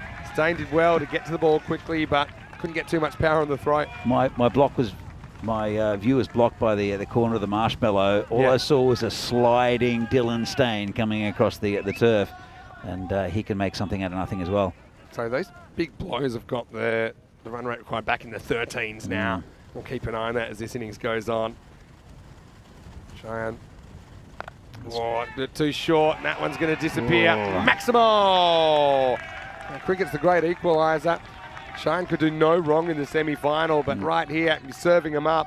Katawala is feasting. 6 more to PCC. This has not been a good over, and you can't afford to bowl overs. Considering what's happened before, this is release the pressure totally for PCC. And Cheyenne Khan, he'll have to come back in these 2 balls just to make things, well, not just competitive. It's still a long way to go for PCC, 83 off 38. But Cheyenne Khan has to bring this back. Pitching up and getting an outside off, trying to drag him forward. Katawala, after a slow start, has accelerated. Uh-oh, that's the same kind of ball, and it's the same result. Maximo, as the 4th over goes magical. Prague CC trying to box their way out of the corner, and this over is just what they needed. Well, this is the Arun Ashokan over that happened for Burno first up. They scored 28 off it, and this will even things up down to 12.5 and over. And Cheyenne Khan, you got a feel for him. I think it's the end of his spell though, and I think he might. I think Rahat's having a chat to Riaz Afridi. I think it's a really good time to bring him back in. That's kind of what they did last time, and it worked. Yeah, I don't know. I'm glad I'm not captaining. Riaz is really good to have in your back pocket though, but I think you'd probably rather use him too early rather than too late, given the momentum change we're feeling here. Last ball, the 4th. Finally pitches one up, and I'd be fine with Charm having another over if he could just bowl there. Yeah. End of the 4th, 46 for 1. Let's see who he turns to. Looks at the moment like it's going to be Riaz Afridi. Still deciding. Or do you go maybe a Naveed or something, take the pace right off? Maybe. Yeah, do something different. Once you use Afridi, you use him. And there's still discussion about it. I feel like Afridi's going to take the ball here. It's coming towards the middle, as that over's got them right back in the mix. Look at that innings, though. It's a deceleration, particularly after the first wicket of Ratul. Sengupta couldn't really get going with Stain. Eventually, we saw that run rate down at the 12.1 and over by the end. And now, big moment in the game, because Riaz is coming back to bowl out in the 5th. He needs a really economical over, just to put the pressure on the PCC bats. And I have got, well, quite wisely, they should go right back on the boundary here. Yeah, he wants the fine leg back. A good move, and square leg comes into the circle. This over can be make or break, really. It's a gamble to bowl him out now. Which everyone watching in the background, Bohemians guys, ready to collect their bronze medals later on. Here we go, over number 5. It's Afridi to Katawala. And it's up, it's in the air, and it's going, and it's gone. Maximo! So he challenges him upstairs, Katawala ready for it. And that's a brilliant cricket shot for 6. That's fantastic, especially off the pace of Afridi. Katawala, he's batting really well. He started this tournament so well as well. Then he took a bit of a break, and he's back and batting brilliantly. 34 off 11 at the moment. Divisi just 7 off 7. 50 comes up as well for PCC with that stroke. Better length, genuine nick at 4. Well, this is what they were hoping for. It did get the edge he was hoping for, but it was just too thick. Ratul was frozen in time, had no chance And that one races to the boundary. So bit of a lucky one, but 4 runs nonetheless for PCC. Yeah, it's well bowled, but you know, having a slip here at this time is just, you just can't do it. I would almost consider having a player on the circle on that slip kind of line to save runs, but also to maybe take a catch. Because they've got the kind of whitish gully. I just think it was the pace of Freddie's bowling. The more balls will go finer. Tries on the short stuff again, and this is absolutely laced to the square leg boundary. Katawala 1 step ahead, moves into the 40s. Yeah, batting really well, and yeah, Afridi at the moment, he's gonna have a chat to him, is the skipper, and this is another over that PCC would have exactly wanted at this time. And when you thought that Afridi could have maybe either got a wicket or kept a really tight over, it just hasn't happened. Got to draw him forward, just got to. Katawala 42 off just 13, and he had a pretty slow start, believe it or not. And yeah, once again, that length, it's a bit fuller, creating a few more problems for the batters. Yeah, Phil's saying in the chat, every time you think you have Prague CC on the ropes, they more often than not find a way back into the fight. And that's been the case not only in this game, but also in the semi-final against United this morning. Look, absolutely, and it's kind of the nature of the club. They know how to win. They've got a winning mentality. So Freddie comes in again. Oh yeah, see, that's the length. It explodes off the length, and you can easily get a little edge on that. As it is, it's a dot ball. So yeah, that's the length I'd like to see him bowling a bit more often. Yeah, he's brought it back, hasn't he? Needs to kiss this to a dot ball, and then just need to build pressure again. Who's the man who's going to do it though for Burner? Maybe it's Naveed Ahmed. We'll see in a minute. 12 and over required at the moment. There's a fraction shorter. I suppose at this stage, I don't know if you ever play a bowler out, but I think you can be pretty happy that Riaz doesn't take a wicket there. And that's the end of the 5th over. The score 60 for 1. What a game we've got here in the final. More cricket coming up tonight. Under an hour until we'll start in Portugal. We've got Gamblers taking on the Lisbon Capitals tonight. Corey Ruckers is standing by. And that will start 4:30 p.m. GMT, which is 6:30 in Central Europe. It's 10 p.m. in India. We're really looking forward to that. And it should be a fantastic evening of cricket. And it kind of times in nicely because we'll finish here in around about 25 minutes or so. And then we'll have the trophy ceremony. And I think you pretty much turn from that straight on to the first ball in Portugal. Yeah, Corey's always fun to listen to as well. It certainly is. I like it when he's alone sometimes because you really get some stuff from the depths of his brain. You don't have to go too far to get to the middle of it. But anyway, Davisi, 7 off 7, faces up. They bring on some spin. Naveed Ahmed. I like this move. Just got to change the pace. Afridi gamble to bring him back doesn't work. He finishes none for 23. Right now, they're pretty much sitting right on the red line here, Prague CC, but with heaps of batters to come, heaps of wickets in hand. Davisi, he hits this out to Stain, who is a very reliable fielder out there. We saw him almost take the catch of the century this morning. He actually robbed the batter of a 6. A while ago, you'd say that if you're bowling to Sabu Ndavisi, that spin would be the way to go. I think he's improved a lot against spin. Yeah, he does prefer pace. So this is a good move because really, if you're taking one of these players out in Ndavisi, who's going to hit singles off spin generally, then it's up to Katawala to score the runs. This is hit pretty well into the gap, and that's 4.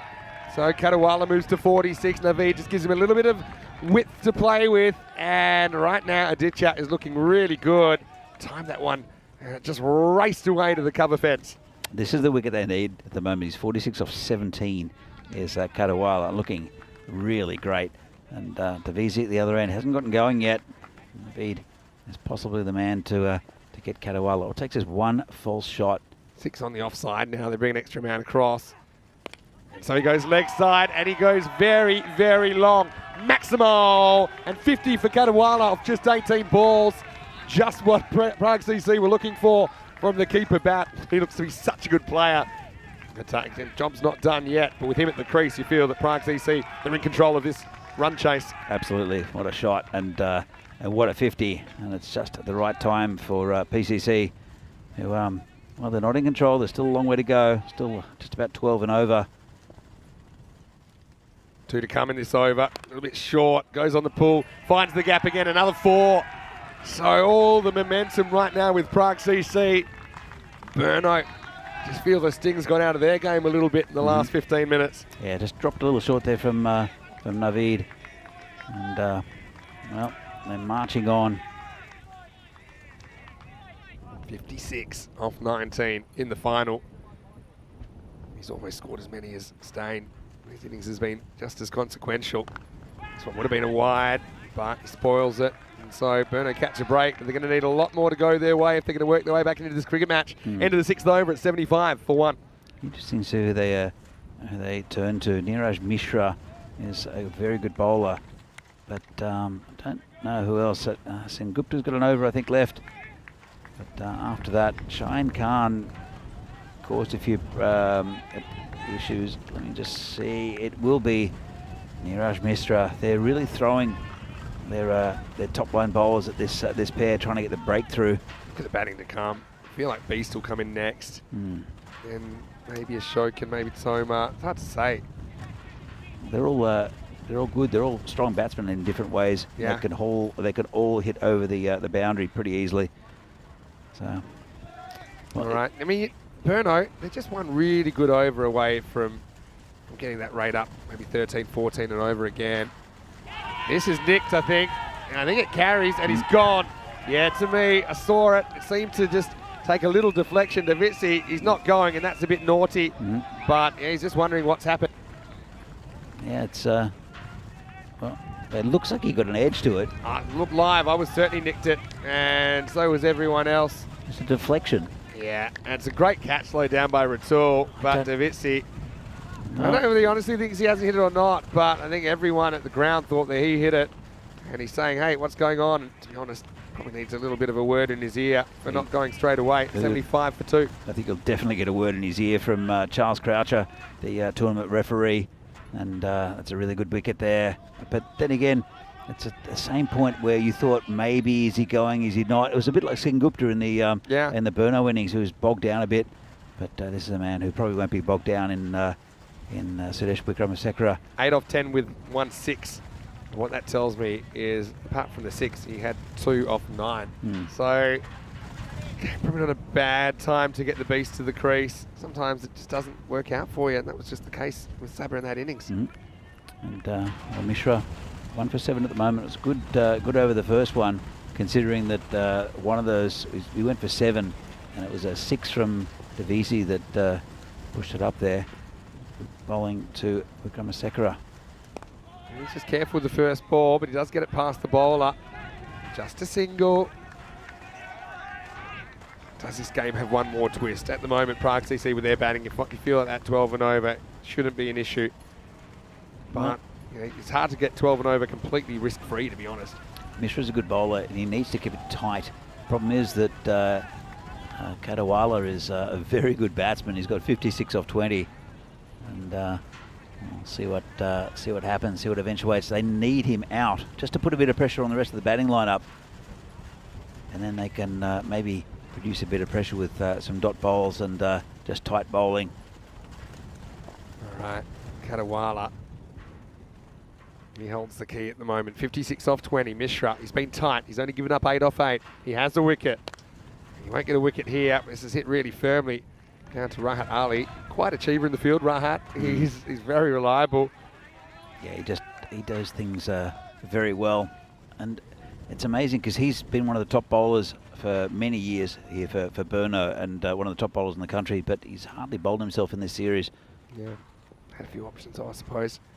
All right, here's the beast on strike, and he goes after this one. I don't think he's got it quite right. Oh. Well, Riaz does very well to stop the boundary. It'll be a long single, but Riaz, if he sticks this, I feel like he probably stays inside the field of play. It went to his favourite right hand. I suppose in the end that's a little bit of a win for Burno, because the 6 would have been a bit of a killer. Yeah, he tried to kick it back in, didn't he? Landed on his foot. Yeah. Well done there, just to keep it to a single. Probably you'd take that, considering what the alternative is, but does give the beast another life. Kadawala back on strike then. 2 to come for Mishra. And this is a false shot in the air, but it's going to fall safely. Great effort there from Hamidullah. In the end, it's just a single. So, yeah, still plenty to do. You watch that required run rate, it'll change pretty quickly now depending on the result of the ball. So already it's back up in the 13s. So they're slightly behind the rate, but only slightly. These batters, you feel that they should do that if they don't lose any more wickets. Last ball of the 7th coming up. Mishra has bowled a good spell, but can he dodge the beast on his 12th delivery? Pretty much. Well, it's off the end of the bat. It's handled, well, footled by Sengupta, and that's the end of the 7th over. It's 80 for 2 after 7. Really good over there from Mishra, and a good spell as well. Here's what's coming up tomorrow. Yeah, can't wait for tomorrow. It's going to be a bit of a party here, actually, because it's the cricket bonanza day here in Czechia. There'll be the braai, which means barbecue if you're not from South Africa.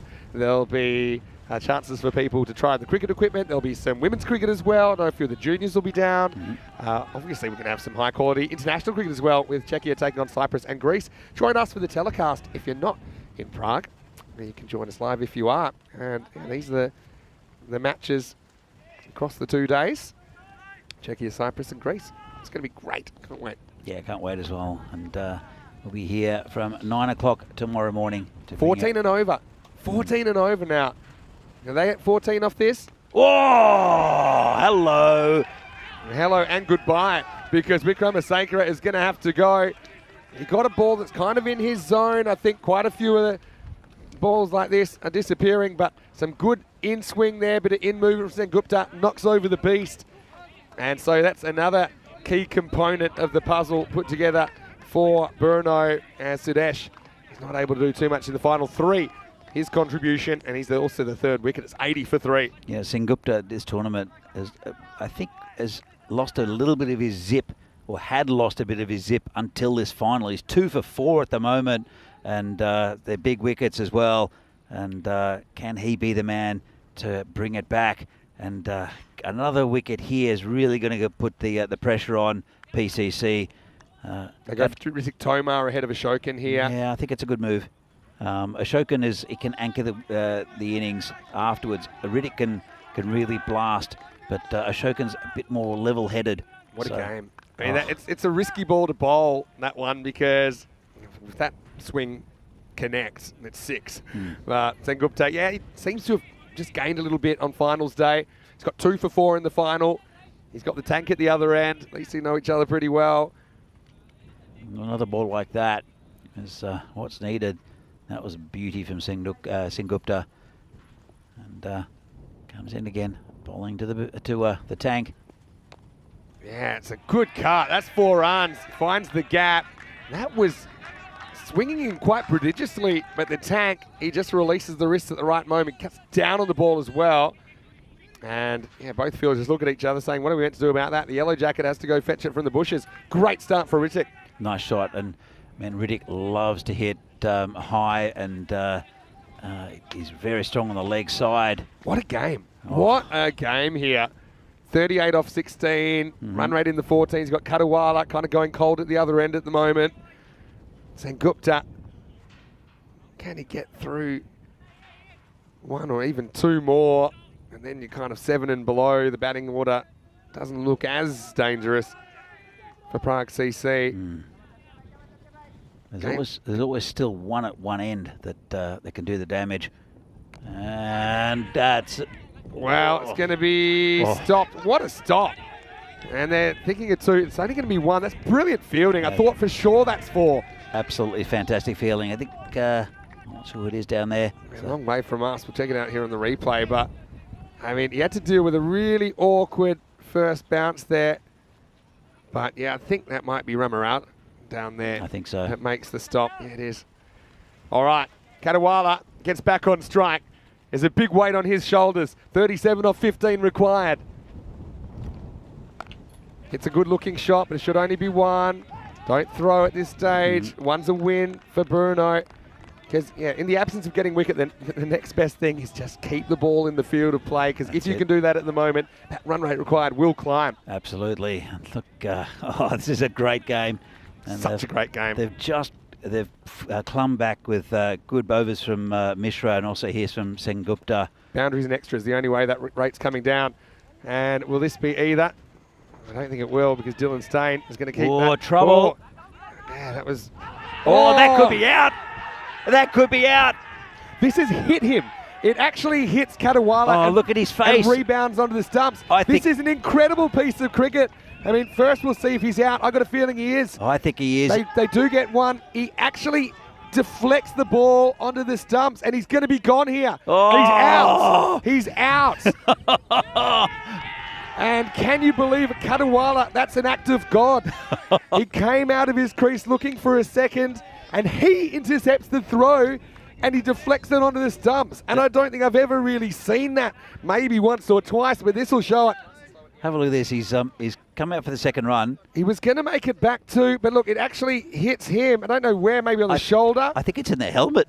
And it deflects onto the stumps, and Katawala is run out in bizarre circumstances. Oh. He's going to have to go for 59. What a knock. But there's nothing he can really do about that. It was just unlucky. It was a good pick-up and throw from Dylan Stain. It was a bad throw, but it was actually a perfect throw. Because even if it was going to hit the stumps, I think Katawala would have hustled back, but he probably saw that ball wasn't going to hit. And so it's a very strange way to get out, but he is out, and it's 87 for 4. That was unlucky. What a moment. And he batted so well, just that, sometimes stuff happens. And this is a huge over. Sengupta, he's going to be bowling the final delivery. You say stuff happens, there's another S word happens that Katawala's probably thinking at the moment. So Sengupta, he's bowling to Ashokan. And gets through the infield. There's a player out there, just a single. And what an over. Well, that's a really good spell by Sengupta. There's also a really good spell by Niraj Mishra, but who does Rahat Ali turn to now? He's got two good batsmen who are not set. Cheyenne Khan got a bit of a pasting in his one over. And who do you turn to? Good question. Ramarao. I still think Cheyenne, even though he went for 25, he's having such a good day. He's had a bad over. He's had a bad day, a bad game. Bad really. game. Maybe had it himself 4 times. I don't know why Rahat's not bowling himself, to be honest. That's because I think he'll leave the last over to Naveed Ahmed, which is a risk also. What an over. Only 8 runs off that at this time. And I think they're only 17 and over. Only 5 runs off the over before that from Mishra. How much pressure is on Ramarao here? Big over here. Prague EC need it. I mean, even if you can keep it, say, 14 or less here, it means they need a magical finish. We talked about how these innings have kind of been opposites of each other. Prague EC need a big finish. Here we go. It all happens in the 9th, and Shokin, he pulls into the gap and gets 4. Great start to PCC as they move up into the 90s. Nice shot, and that's what I think that it doesn't really matter because the 2 batsmen are out pretty close together. But Ashokan, he's a finisher. He's a really, really good player at this time of the innings. Look at the clock as well. Some people are saying, they should do this unless it's a very long over with extras and things like that. But the reaction to the run out in the chat's priceless. Mark Smart saying unbelievable in all caps. All right, goes after it, and it's Aaron Ashokan that goes 4 and 6, and Ramarao in a bit of pain here in the 9th over. PCC closing in. Well, that's it. I mean, he's such a good player as Aaron Ashokan, and he's cool under pressure. There's a reason why he's the captain of this PCC side and the captain of the national side, because he is very, very cool under pressure. And as I said, he's a finisher. 14 and over now. 24 off 10. This is a big over here. Got to dial up a Yorker. Can't give him anything that bounces like this. Luckily, it's a bit of a slower ball and he mistimes it. And at the moment, I think you're happy to see Aaron at the other end because Ritik also very dangerous, but Ashokan looked really good in that 1 versus 1 matchup. Yeah. I need just a couple of dot balls. And as we saw, he's Rahat Ali, the skipper, he's turned to Ramarao because Cheyenne Khan went for a lot in that over, and his confidence would be down. But dangerous ploy. And you have to think that Naveed Ahmed would be the one to bowl the final over. That's also a tricky one. And slower ball, hit to the fielder. Oh, every ball's massive now. And then, he tries to be careful. Now they're going to take on a second run. He was 2 go. Wrong end. Oh, this is crazy. Dylan Stain. Well, then The funny again, thing is, Ulla's trying to be careful here by throwing it softly, but he didn't have to throw it at all. This is the point. And by throwing it softly, it gave him an opportunity to take a second run. Ramiro was saying, don't throw. Yeah, Let's but have a look. It was close, but I mean, Tank was nowhere. But then again, you'd rather get Ashokan out, I think. And, well, maybe not. Well, you see, it would have been a new batter on strike if they did run Ashokan out. They didn't, and Tank goes big. Maximo Ramarao tasting it in the ninth, and PCC, I don't know about noses in front, but I think they bring it back to 50-50 as Tank goes large. I think that makes it 15 off 7. Oh, boy. Well, one ball left in this over as well, and a big 6 here would make it definitely in BCC's favour. What does Ramarao do? Dot ball. Handy. Really handy. They get in for time by a minute as well. So it takes us to the end of the over. What a thriller we've got here on Scott Page Field. A fitting finale to what's been a really entertaining series. Prague CC 107 for 4 after 9. They need 15 off the last over for the win. 14 for a golden ball. Danny, sooner or later it's going to happen. And this could be it. 14, if it's 14 off this over, we'll have golden ball 49 live from Prague in the final of ECS 23. Well, theoretically, who would you bowl with a golden ball if for Berno? I mean, oh, look at this. He's not going to Ahmed. He's going to Cheyenne Khan. Right. So this is a big move, and it shows a lot of confidence in his bowler. Yeah. Can Cheyenne... Now, here's where Cheyenne's been good. When he's nailed Yorkers. Yeah. Think about when he's been good. And he just didn't do that earlier. He has a good Yorker. He actually, I think, would have been my choice here. Naveed potentially as well, another option. But Cheyenne, let's see if he can step up. 15 required off the last over of the European Cricket Series. It doesn't get the Yorker, and it gets away for 4. So just overcooked it, had the right idea, but couldn't execute. The fielder threw himself at it. That makes it 11 off 5. It's going to be a close one. It is a close one, but that relieves the pressure a little bit. Still need to find another boundary from somewhere. Had the right idea there. Ashokan is so good at driving on the up. So you don't want to miss a Yorker short. That's probably a better way to miss it, but still didn't work out too well. Inside half of the bat and raced away. Now the deep backward square goes back. Field kind of protecting everything but protecting nothing. There's some big gaps in the outfield. Anyway, Ashokan eyes off that leg side again.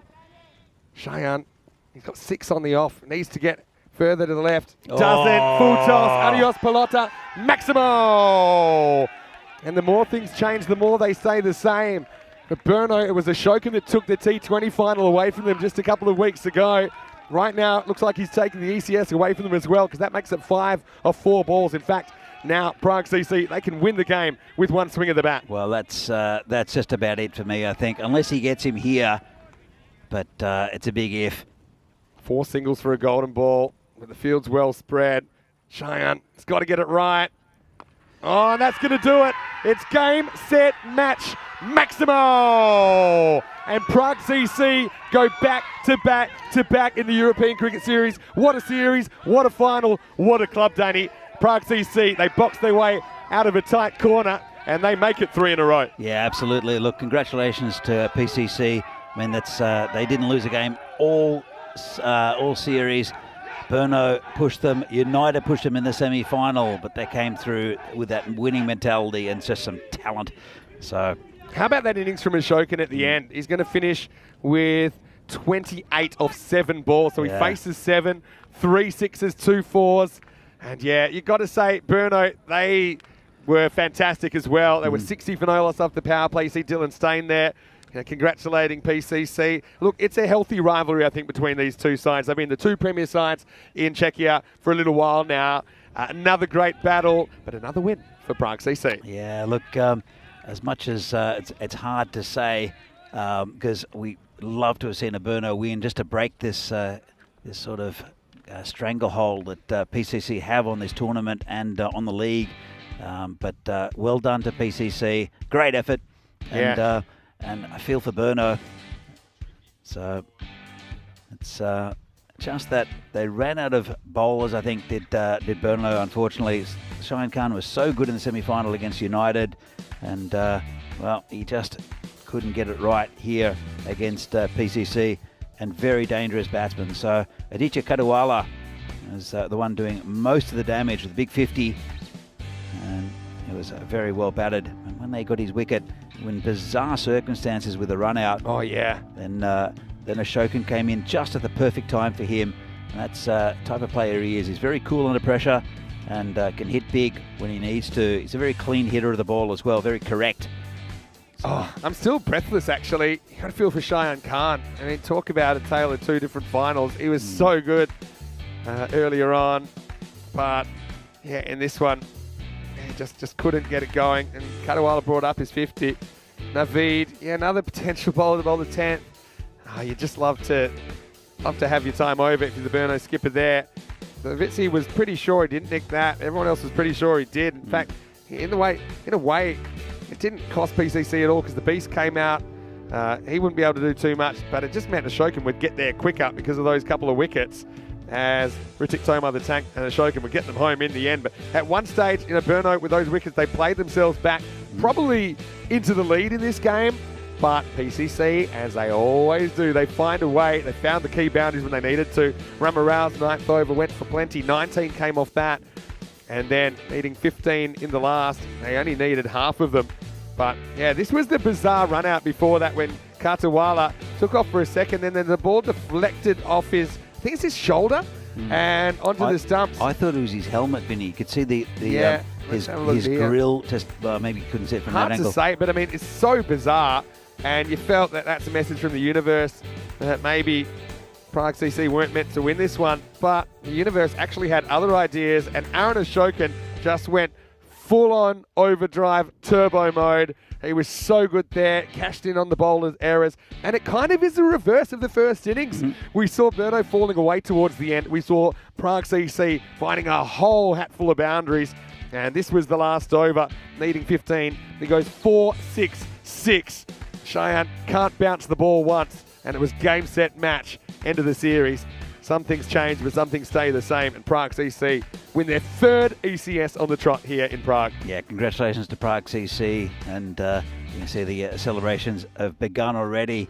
I think they'll have, well, some of these boys will not have much time to celebrate because they'll be in the squad for the ECIs starting tomorrow at 9 a.m. Channeling all their energies together. Just a quick note that with Portugal starting in half an hour, you still got time to stick around. We'll have the trophy ceremony just after the end of day highlights. So if you'd like to stick around for that, there's some great trophies that will be presented, and medals, of course, on behalf of Loka Lifestyle. Let's have a look at the scorecard. And Kadiwala, he batted so well. He made 59 before he was run out by himself. Dylan Staines' throw came in and bounced off him, went onto the stumps. Lala went early, just after a slight run with no boundaries. He skied one. Davitsi never got going. He was caught behind. Vikramasekara likewise got a good in-swinger from Sengupta that he couldn't catch up with. But Tomar and Ashokan, under pressure, they do the job. And between them, they score 42 off 13 at the death.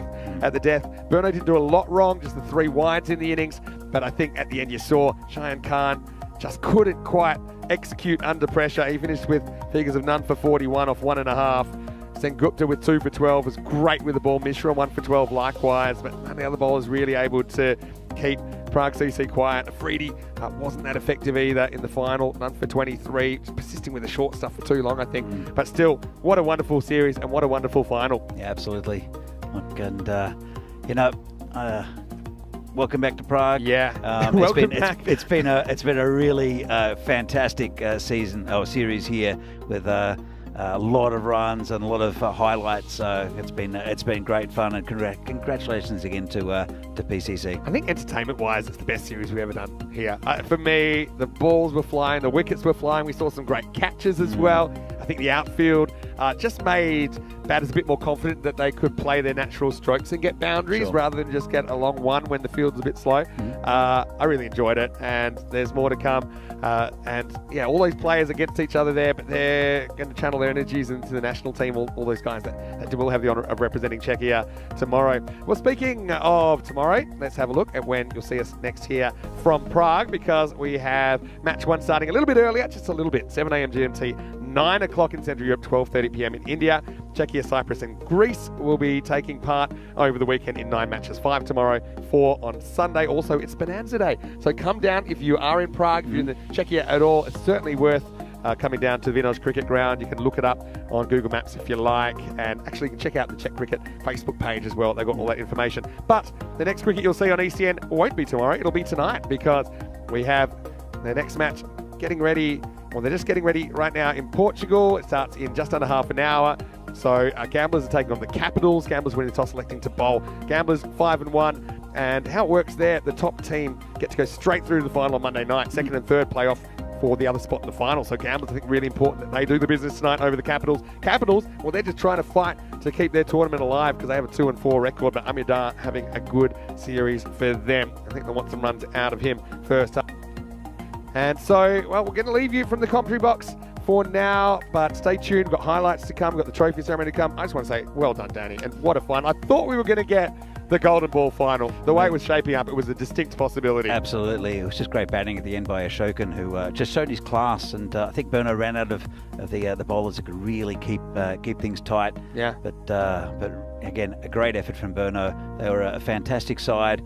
Considering they lost their first 4 games, they came back so strongly and pushed PCC all the way in that final. So congratulations to Berno again for a really good effort. Yeah, for sure. Not just Berno, but all the sides, really. Congratulations to Bohemians for 3rd, United in 4th, or even the sides that missed out. But there's a bit of an expression that I learnt a long time ago. If you want to be the best, you got to beat the best. And Berno gets that close once again, but can't quite do it. Stay tuned, because like I said, trophy ceremony is coming up. But in the meantime, you might want to like our YouTube channel, ECN European Cricket Network. Subscribe if you haven't already. Like this video, tell your family, tell your friends about ECN. Go to our website, europeancricket.com. Check out our social media, and there's some great material for today at European Cricket on Facebook, Twitter, and Instagram, and all of your socials. But for now, we're going to say goodbye from the box. I'll see you for the trophy ceremony. I'll see you tomorrow for the internationals, and hopefully we'll see you right here on ECN. It's Mr. Max, I'm here, Vinny Sandhu alongside Danny Hudacek, and we'll see you shortly for more action right here on the European Cricket Network. See you later.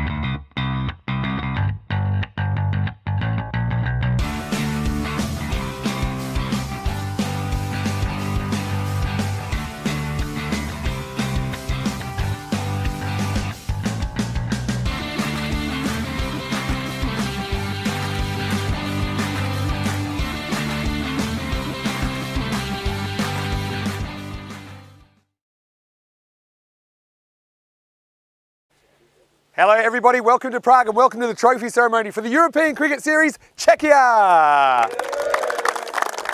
It has been such a great couple of weeks here.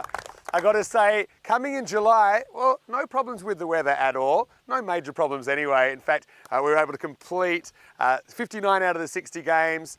It was a really, really great series. This time of year, the field, I've never seen it so fast.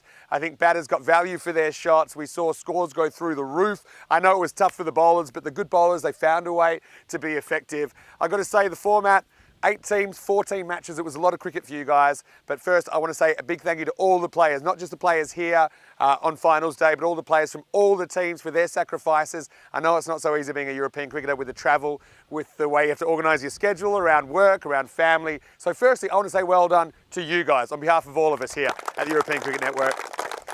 And the viewing audience, they absolutely loved it as well. We had another golden ball, united again with a golden ball, doing something strange on it. So yeah, the more things change, the more they stay the same so far.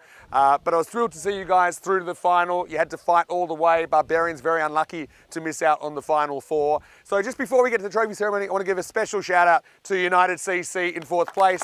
Congratulations. And on another day, you're 12 runs away from the final and maybe history being different, but that's another story. Just before we get going in the trophy ceremony, I have a few thank yous. We couldn't do what we do here at ECN without the support of our partners. So a big thank you to HCL Software, to Bizaway, who get us all around Europe, which is not easy as the operation continues to grow. We have multiple series at a time at the moment. Also say we value our partnership with Dream 11 and Fancode as well. To Local Lifestyle for the fantastic trophies and medals that you'll get today. They're unique, they're special, and we hope that you treasure them. So big thank you to all of our partners here at the European Cricket Network. We are very, very thankful that we're able to do what we do. Also, a quick shout out to Grizzly Bear Sports for providing the balls and a lot of equipment. They've been a great partner this year. So to all the crew there at Grizzly, big thank you to you as well. I know you're always watching. Couple more thank yous before we get going, of course, to the CMKS. I know that Michael's here and he'll be helping with the presentation, to everyone that's helped out, all the ground helpers, all the yellow jackets. Their fielding got a little bit better towards the end of the tournament. But they were busy. They were busy, put it that way. We saw records go as far as the amount of 4s hit. We saw the most 4s in an innings, both for team and individual, for Berno and to Mohammad Ratul. So yeah, congratulations for breaking that record. But we had a bit of everything. We had a century, Vashak Jagannathan from Barbarians. So that's the first ever century on Czech soil in ECS. Big moment, big moment for him as well, I'm sure. Obviously, we had one hat-trick, Piyush Kumar, who was able to take the only hat-trick. So well done to you as well, Piyush.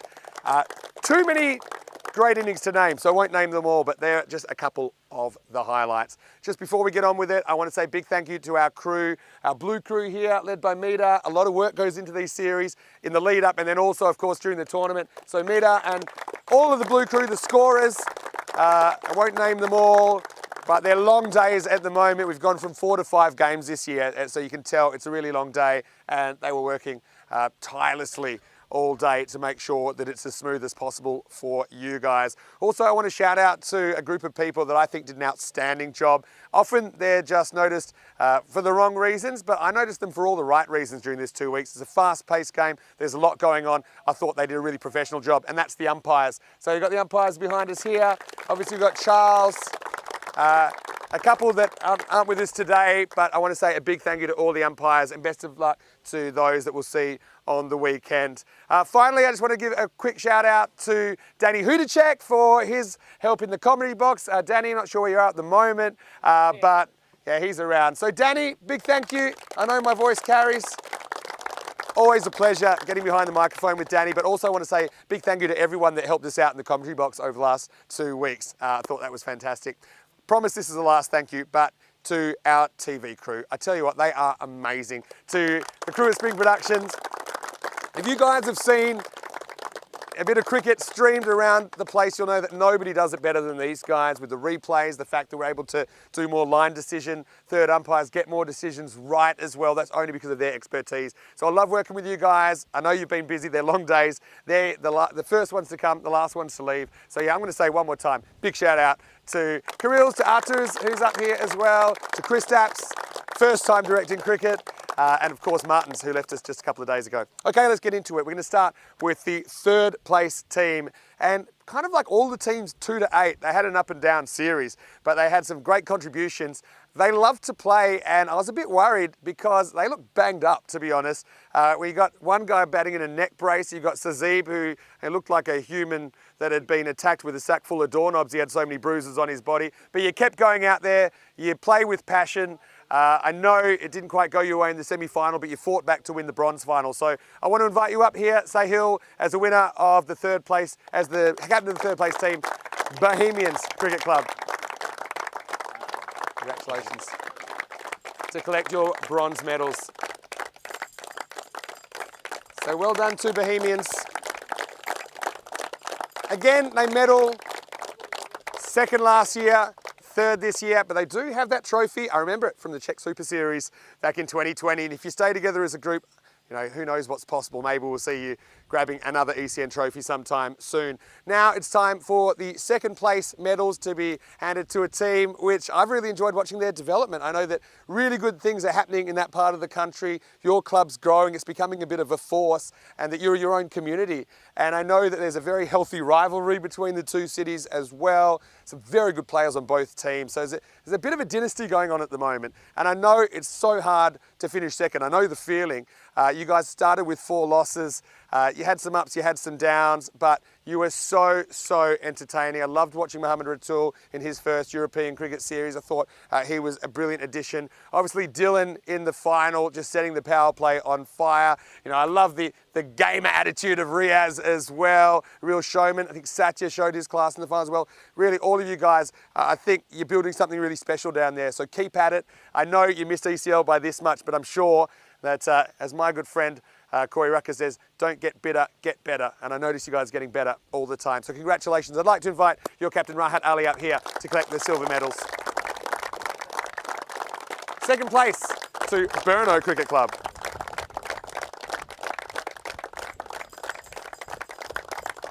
Congratulations. And so, before we get to the winners, I have one more trophy that will be handed over. I think Charles Croucher will be doing the honours on this occasion. And this is for the MVP. Now, this was not easy, as you can imagine. You had 8 teams, you had 60 matches to choose from. That's 120 innings. And normally there was a standout in almost every inning. So we're going through hundreds and we were weighing certain things against other things. I won't mention the players that were close because there were too many. There were kind of 6 to 8 people that all might have won this trophy, the MVP trophy. Now, when it came down to it, I think the reason this person got picked was not only the performances that he came up with, but when he was able to do them, under pressure, in key situations, towards the business end of the tournament, with his team's survival on the line. So I'm pleased to announce that the MVP for the ECS 2023 here in Czechia from United Cricket Club is Ruturaj Magare.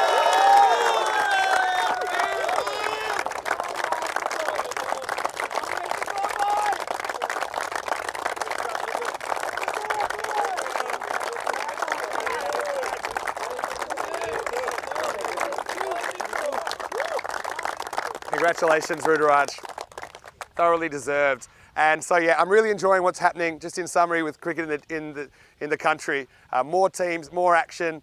Standards gone through the roof. If you go back and watch some cricket from 3 years ago, when you're one of the first places that we shot after the pandemic, it's quite outstanding what's happening here. So continuing being part of it, we appreciate your sacrifices, all the players, of course, all the officials and everyone working behind the scenes as well. Okay, now it's time to talk about the winners. Well, I love some of the labels for you guys as well, and they're kind of tongue-in-cheek, but the Evil Empire, well, I know you're not evil, but the Machine as well, the fact that you are such a force. And I just think that because of that, other teams are having to get better. You look at the 2 games you played today against United and against Brno, you guys were really put to the test, and really it wasn't a sure thing at all. But I've got to say, I know you guys love the game, you love your community, you love each other.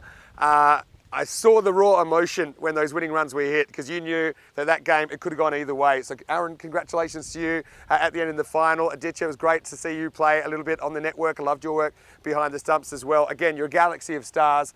I hope you continue the work you're doing developing cricket within your club, but also within the broader community, because I think that Czech cricket as a whole, you know, they owe a lot to the example that you guys have set and the standard that you guys have set. So I want to congratulate you. I'd like you to come up and collect your gold medals. Please welcome the winners of the ECS here in Czechia 2023. Prague Cricket Club. Thank you. Congratulations, Sudesh. Congratulations. Congratulations. Thank you. Fishy.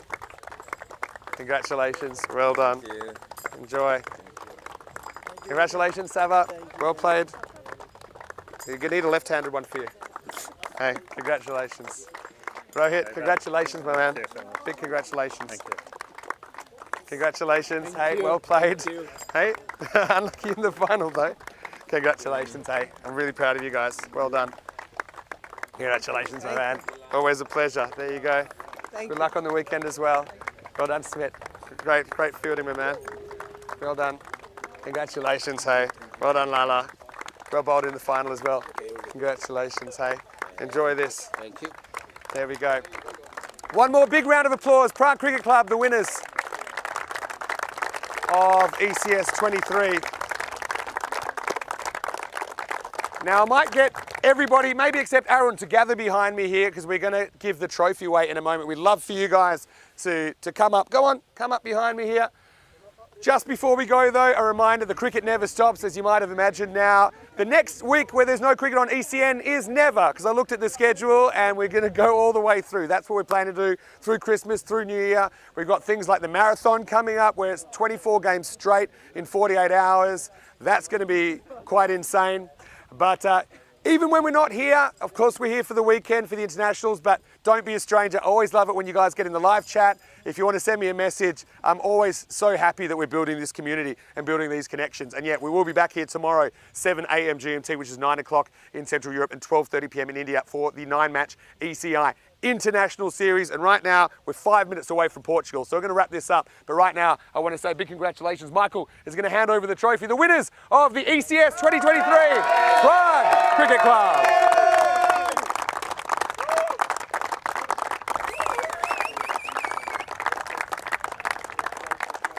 Big congratulations.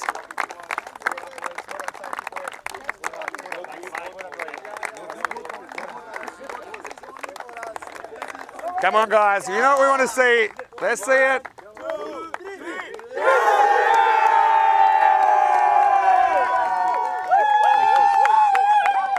Well, once again, the more things change, the more they stay the same. Prague CC 3 in a row, but didn't they have to fight for it today? More action coming tomorrow. Can't wait for this 3-way international series. The Cypriots, the Greeks, I think they're at the hotel. They're ready to go. Turn over to Portugal. Corey's waiting for you, and I'll see you tomorrow right here on the European Cricket Network.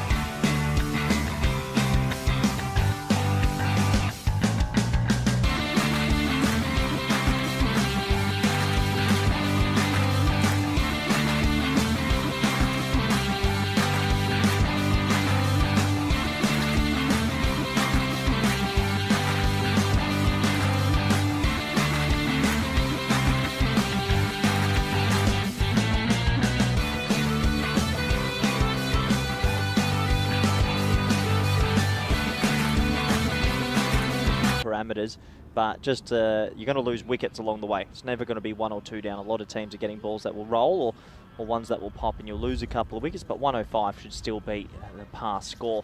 Look at these lineups. Well, gamblers have Kuldeep Gullia. I know a little bit about him. Looking forward to watching him open the batting a little bit later. And, well, they do go in as favourites just by 12 runs, so we'll have to see if that pans out. And good to welcome everyone in the chat. As Kroom and James Stewart, of course, they don't miss a game. They were just watching for their Friday nights, and I don't blame them. Why not? What a perfect way to spend a Friday. As we have man on your screen, Nitin Kamboj. I remember him, little left arm seamer, not too bad. They'll be coming in to open the bowling here and start our Friday night off the right way. Umpire about to say play. Just waiting for that clock to tick over exactly on 5:30. And he does say play. Here we go, ball 1 in the night session. And that will be a top ball. Okay. Generous. No, wide. There it is. Took a while. And, well, that starts my Friday the right way. Wayne says hello to the tightest commentator in Europe. I've been working out. The body is looking tight. Thank you very much for noticing, Wayne. I think Wayne's referring to money. And I'll have you know, I donated to the robot more than anyone else. Well bowled, that's a lot better. Right on the money, and Singh just drops that into the leg side. And whoa, there's a silver-haired Fox doing the fielding at mid-wicket. That is a glorious glow. That must be Narayan, the captain. That is... Maybe it's not. I'll find out who that is, because he's become my favourite player very quickly. Mayank Darji, I believe that is at mid-wicket. What a head of hair. Number 99 as well.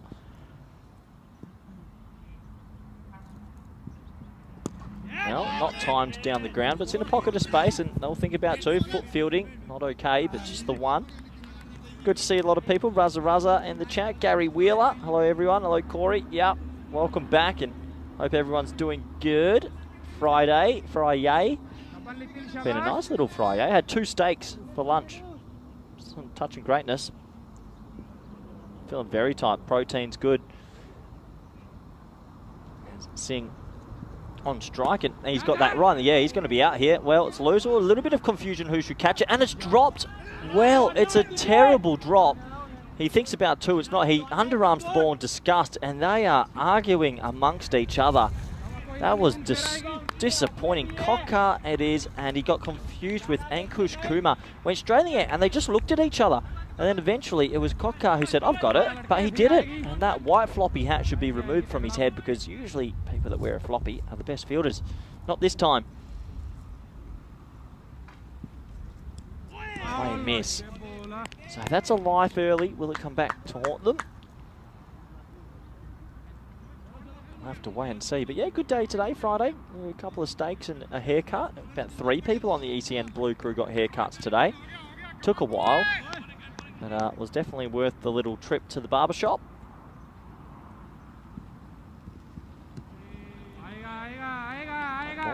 Here's Friday. A few people are probably off to the candy shop later as well.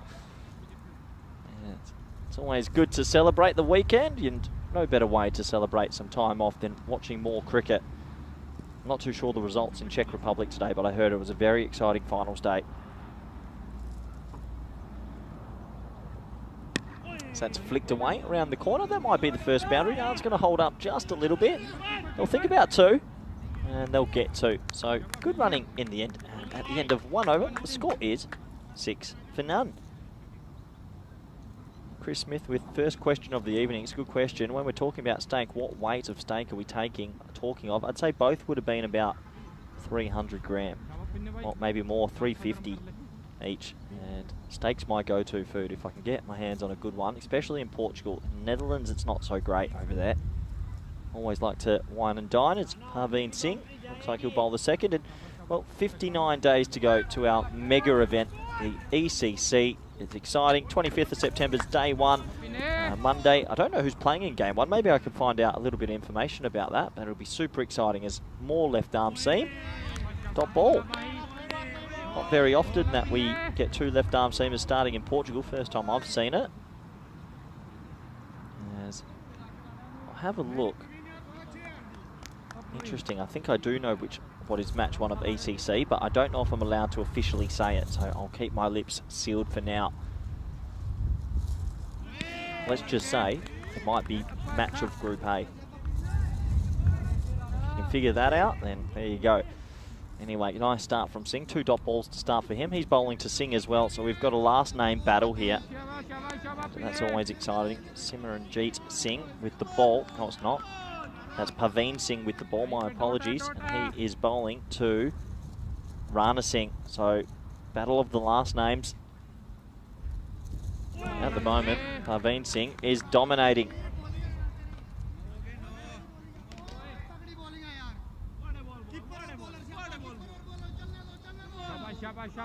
There's plenty of noise out there, which is good to hear as well. Players are right up for this. They've been watching all week, and I'm sure they're pretty excited. Oh, there we go. There's the first grubber, and that's exactly why you have to have third very fine. That's good captaincy. It's only going to be 1 by. That got through the keeper, got through everybody.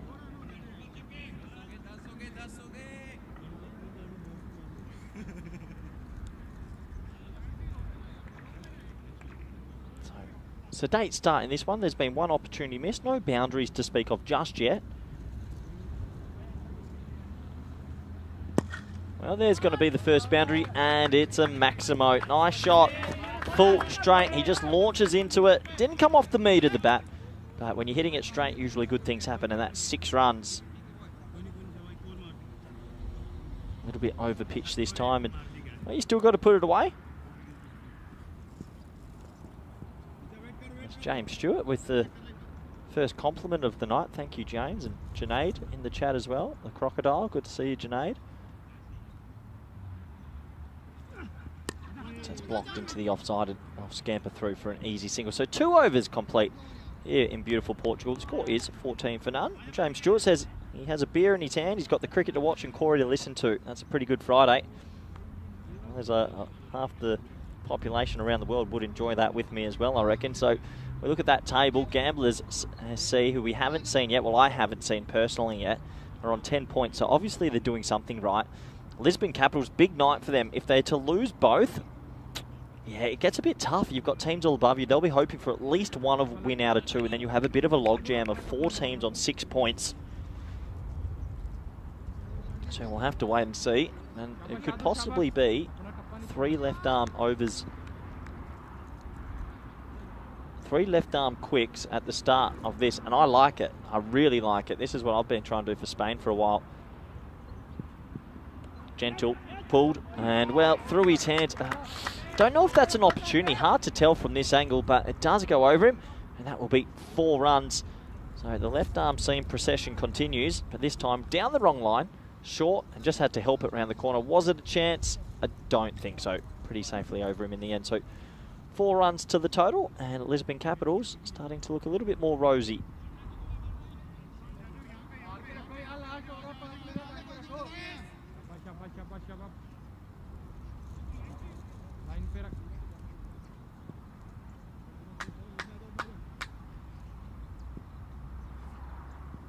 So Rahman just coming off his Portuguese international debut in T10 cricket anyway. It's going to be wide. Or slide appeal. Is it off the pad? Looked like it was far away from the leg, so there must have been something. We'll have a closer look here. Did it skim some pad? I don't think so. So if there was a noise, you would imagine that it was either bat or it's a wide. I think that's actually a little bit far away from the pads, but either way, nothing signals, so it'll be a dot ball.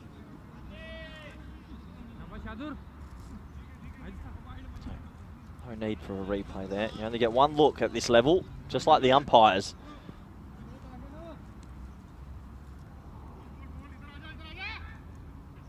Rahman looks like he's got a nice strong action. Can he get it maybe on 4th, 5th stump?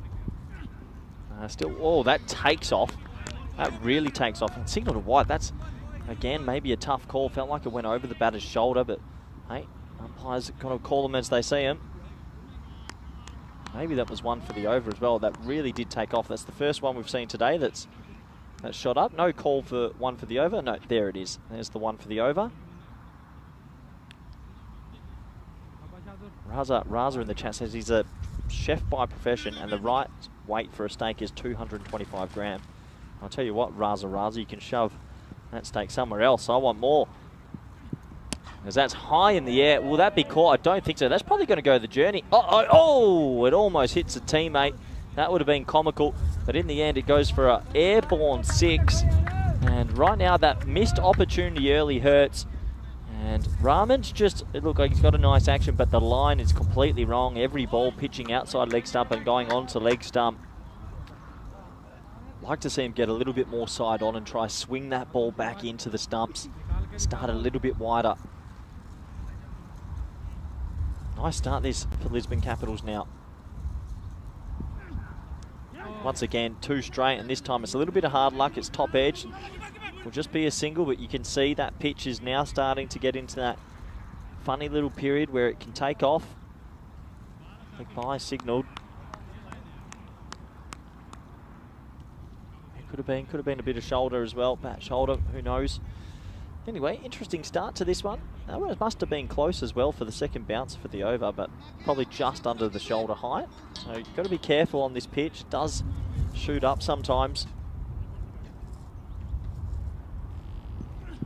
Once again, definitely not out. It's pitching well outside the leg stump, and this could be the orphans of cricket.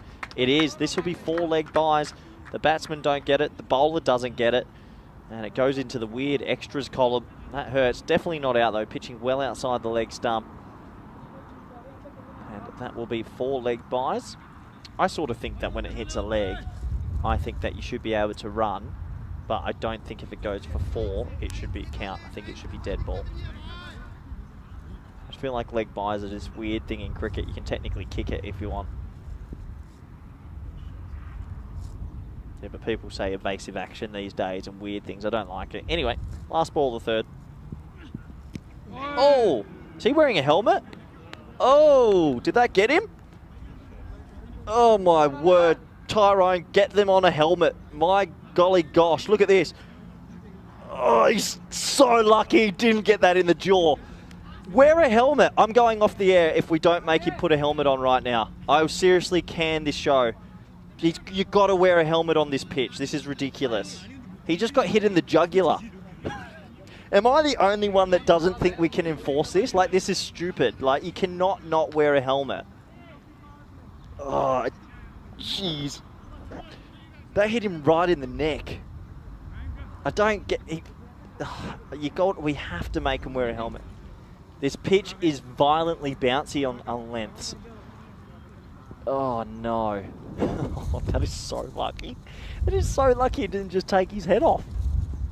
Anyway, we'll start the 4th. Cambodge, another over of left arm seam, pulled away. And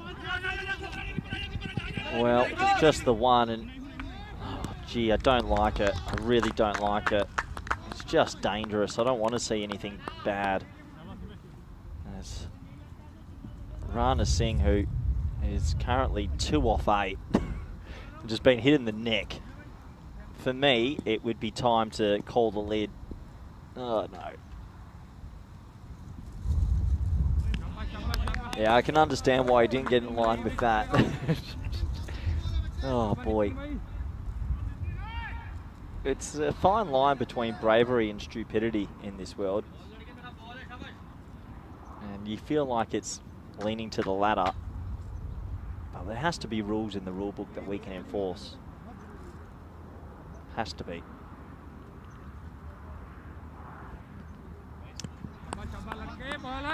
Yeah, I've got Conrad Greenshield sitting in the background. Makes a good point. You can't, in baseball, walk out without a helmet. I think it does depend on the level. At the end of the day, this is club cricket. And club cricket, players don't maybe have the skill to negotiate as well. If you're an international cricketer or a state cricketer, and you know the moments when to take it off. But I think people at the moment at this level need to be more safe than sorry. And see, the ball there is really taking off. And it's at decent pace. This isn't slow. This is decent enough pace. So it's a sore point for me. But I'm not the game's official. I'm just a commentator. At the moment, he's 2 off 11. He might just kick him over and run off the field because it's not his day at the moment. He opens his stance a little bit here. So there we go. Gets that one out the middle and says, well, I don't need anything. I'm going to get 1 out of 12 out the middle, and that goes for 6. So in theory, that'll pump him up a little bit more. I'm sure the adrenaline's rushing. That gets them to 37. Yeah, a few words going around. I do think that one will hurt tonight. I'm glad we don't see it again. That's why MSTV are the best. Not too many replays from them, and sometimes that's a good thing. You imagine after you get struck and then you hit a 6 like that, you're pumped up. The adrenaline's flying right now. Oh! Oh my word, Tyrone. Get a helmet on. This isn't funny. Look at this. Oh, he's late on that. That is hospital. I don't know what the number is in Portugal. In Australia, call it 000. What's the hospital number here in Portugal? Do you know, Conrad? Is it 999? Let's have a look. I'll look it up. Portugal ambulance number, because that is twice. And he mustn't have a family. 112, Conrad. So glad you're not calling for the ambulance, but I really would like to see some I don't know, cricket smarts from everyone around the ground besides myself suggesting to put a helmet on. Like, that's twice now. Yeah, everyone says, oh yeah, no worries, it'll be okay, but as soon as someone dies from it, it's not good. It's really not good. Anyway, Kumar, right arm seam, finally into the attack.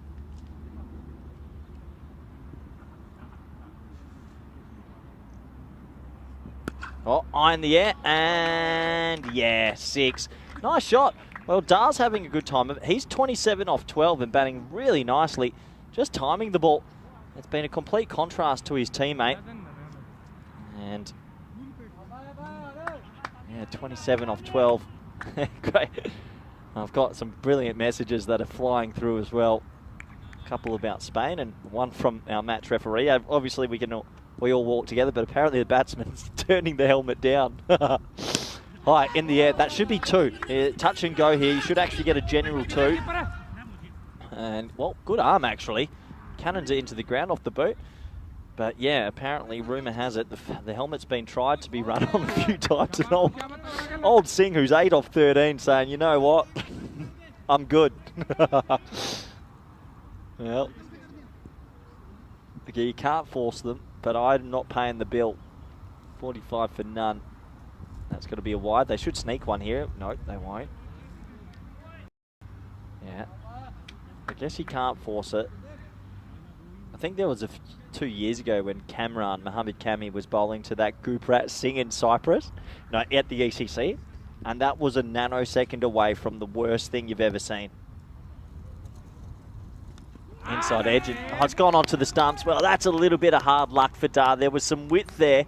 He looked to play an expansive drive, and unfortunately for him, it's a thick inside edge that actually goes all the way back onto leg stump.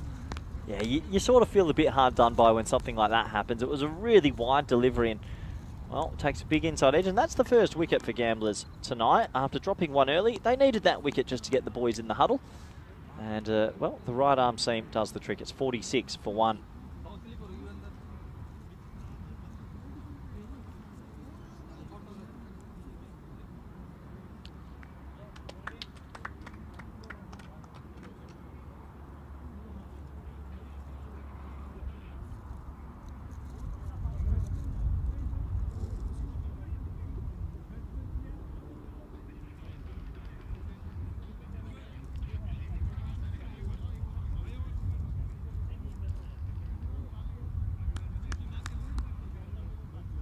Anyway, the argument will rage on, but that is cricket. We've got Mr. Patel coming out here at number 3. He's going to want to continue this decent start from his team. The run rate's good.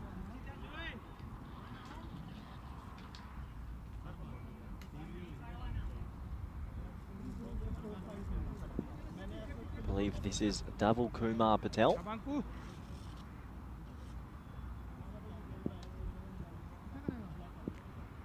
Kumar, he's picked up the big wicket. Can he get another one? Oh, that might be out. Yeah, what's happened there? Well, he's caught it, and I think something's fallen off. What a catch in the end. It was given out before the ball was controlled as well. It was one of those feather edges, and bowler Bucks gave it the quick finger. There was an edge. I heard it. Flick. Look at this. Hasn't got the catch yet. Still fumbling it, and the finger's going up. I love it. That's called quick cricket and dropped his glove. So that's a really peculiar catch. In the end, you've got to hold on to it, and he does hold on to it. So it's 2 wickets in 2 balls. Funny old game this sometimes, T10 cricket. And right now, it's the Gamblers just fighting back.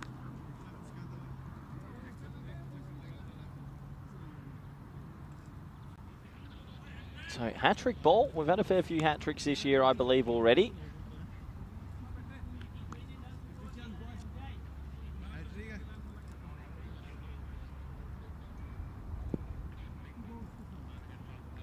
Will we see a hat-trick here on this Friday evening? We won't. That's going to be a wide, and that's probably the most disappointing thing that can happen off a hat-trick.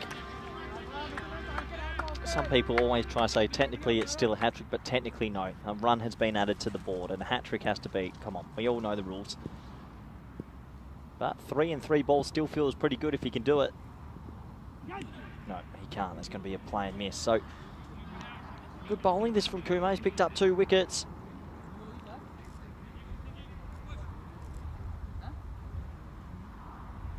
The Gamblers just fighting their way back into this game. Plenty of food chat going on in the chat. Always a fan of that.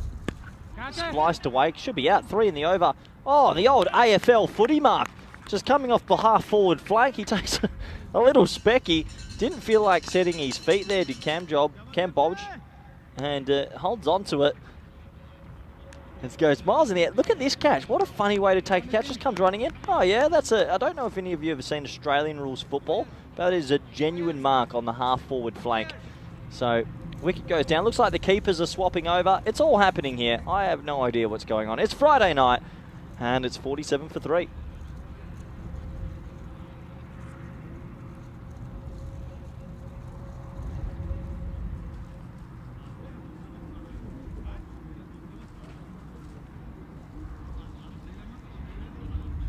So it looks like we've got a keeper change. I'm not too sure why, but we'll try and find that out for you. Wow, Australia looks like they're only 10 runs behind now. Todd Murphy's 24 off 22, so he must have tried to hit a few cricket going on all over the world. And here comes a man with one of the better hairdos you'll ever see. And personally, I look up to him and want to become him. Ranjit Narayan, the captain. That is Silver Fox territory. That is phenomenal. Good glistening off the sun. A little bit of spin here. We'll be looking to take a few more weeks. And there's another Silver Fox, a deep square leg. That is good. I think that's Mayank Daji out there. Anyway, we'll get back to the action. 47 for 3. Looks like G2's gone into the keeping role. We'll try to find out why the keeper's changed. Not too sure exactly.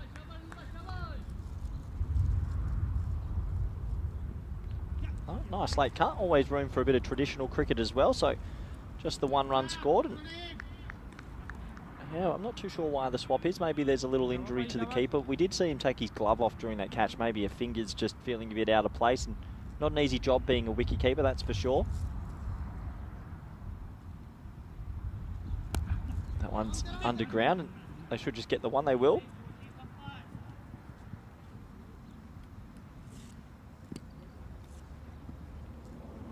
So 3 wickets in that previous over. Do twist this game a bit, but I think you've got to expect that on this pitch. You'll see wickets fall, and it shouldn't deter teams too much. It's just going to be the nature of the beast here.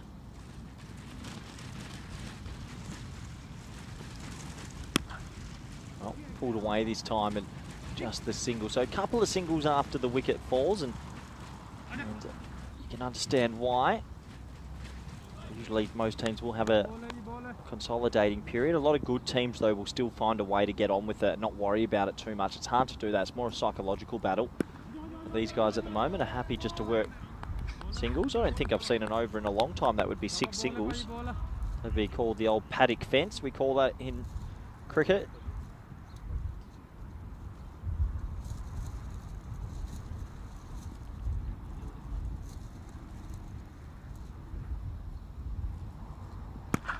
That's towed away, and another single. So we're on it here. We could get the perfect picket fence. 6 singles is on here.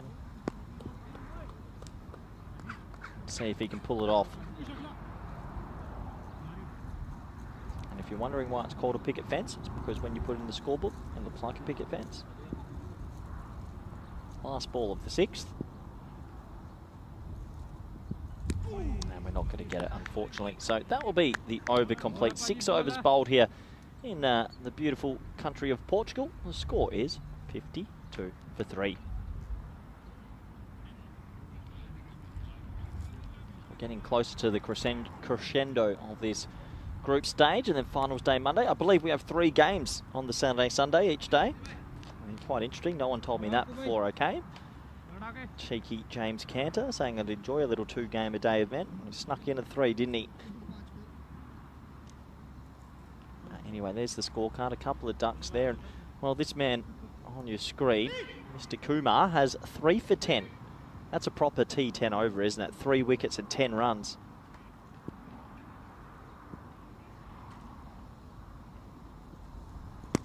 High in the air. Well, that's gone for... Oh, no, 1 bounce 4. I thought it was going to go for 6. Just holds up a little bit. That's 4 runs and handy runs. And bowler puts his hands up and says, what's going on here? But it's in a big pocket of space. No one's going to get that one. And that goes all the way for 4. Nice shot. 4 runs, handy runs. So, 56 for 3.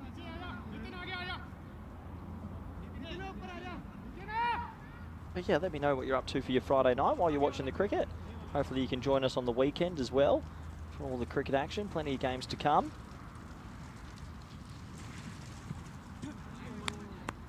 So he goes for the Johnny Bairstow. Misses the stumps though. It's disappointing when that happens. Yeah, I always say Friday night's the best time of the week. I actually think Friday 5 p.m. because usually half the world's pretty pumped up. Everyone's got that weekend vibe going. As the wide, I arguably would say it's the best time of the week for a beverage is Friday 5 p.m. because a lot of people are in that beautiful mode. By Saturday, Sunday, you're happy to chill. Chris Smith makes a good point in the chat. 3:30 start for me tomorrow. Thank you, Chris. Really appreciate you reminding me. Flicked away nicely into a big pocket of space. They'll think about too, and well, not to this man. He has an absolute beautiful hairdo and he cannons it in. That's the single.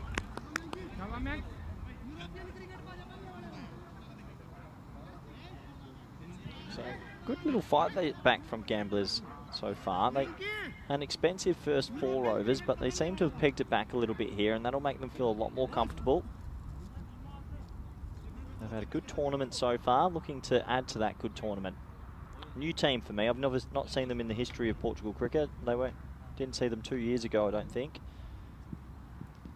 And bowled. And Kumar, well, he is smelling a Michelle Pfeiffer because he has 4 and he's 1 away from enjoying himself. There's a Chakadifate style celebration, pretty relaxed. And there goes the cowbell in the background. Just full, straight, you miss, I hit. And he did hit. So Michelle Pfeiffer on the line here. You don't get many of those in T10 cricket. Did see a bowler in the world of cricket in T20s actually just took the first ever 7 for in an international T20, bowling for Malaysia versus China. And that's disappointing for the Chinese cricket national team. 1.3 billion people to choose from, and it's not going pretty... Yeah, so unfortunately Chinese cricket going the wrong way. Would like to take that job. That'd be an eye-opening experience.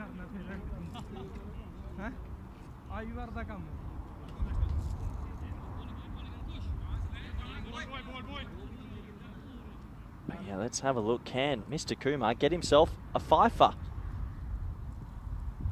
Oh, he put that in a decent spot. Just the one. Unbelievably, while this has been going on, Singh, who touched his... Well, the cat has 9 lives. I think Singh's gone through 2 of his. He's still there. He's 16 off 19 chilling. I think he's enjoying the medium pace a little bit more, though.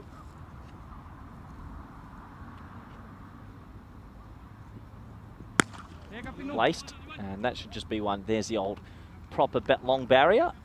Decent throw in. Here's the stumps. They'll think about it. Good work from the keeper to get around and back that up. It's good match awareness. And that will be the over. Kumar, well done. 4 for 18. And if his team goes on to win, I think he's got his hands pretty closely wrapped about that man of the match. I think bowlers should always get a little bit more, what do you say, lenience to the decision than batsmen, because it is a bit more of a batter's game, you would have to say. But 4 wickets in a T10 is massive. I wonder if we'll ever get the old 7-fer in T10 cricket. We've had some 6-fers, but will we ever get 7? I mean, to get 7 in T10, 7 out of 12, you need a lot to go your way. It will happen one day.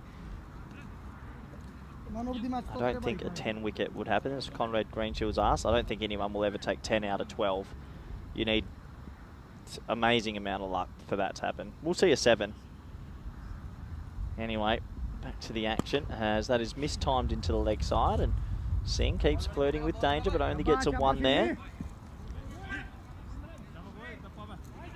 Well, some people are saying maybe in Turkey, but I saw the Istanbul team last year and they were unbelievable. They were shocking plenty. They were pretty good. What's his name? Ozbek, the Mongolian best left arm seamer I've ever seen. He was a legend.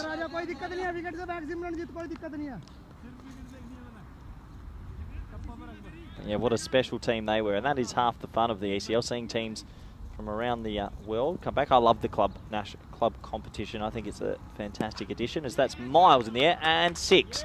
He's got enough of that, Patel. At first when he hit it, I thought it went more high than long, but he gets that away. And, well, they're just finding boundaries at the right time. They're looking at that 105, I think, and that's what I said is par. So they'll be wanting that. This one was full, straight, and he got under it, but he got the distance as well.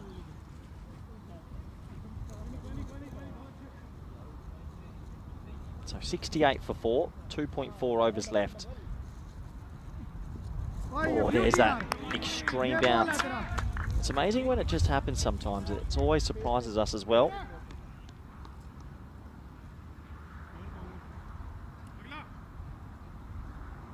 I guess you've got to be prepared for everything.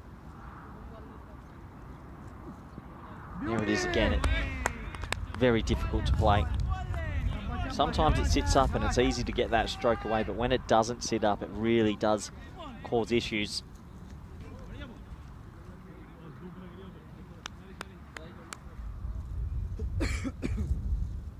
.68 for 4. Ooh, hit. Sounded nice off the bat, went nowhere. 1 run.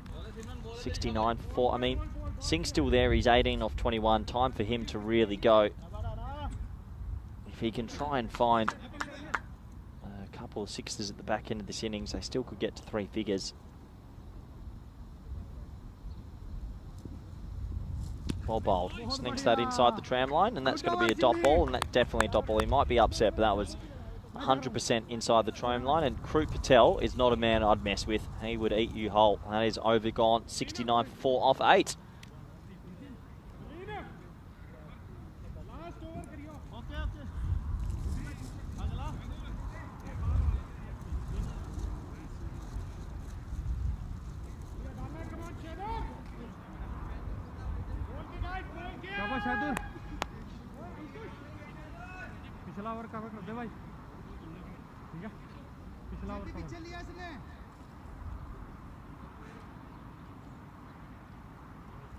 So 69 for 4. We've got 12 balls remaining in this very first innings tonight. 4 innings to be complete. We're going to go back to the left arm seam of Rahman. I think he'd be disappointed with his first over. He just couldn't get the line right this over. He just want to go and start it a little bit more outside off or on off stump with the natural angle. A little bit better. Ties him up for some room there. That was on about middle and leg and darts back in. So just the single.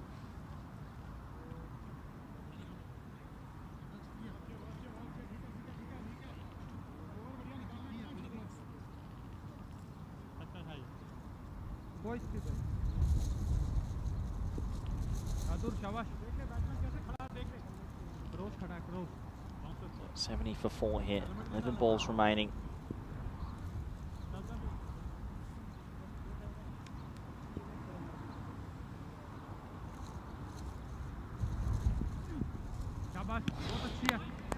Once again, Singh testing the cricketing gods' patience out.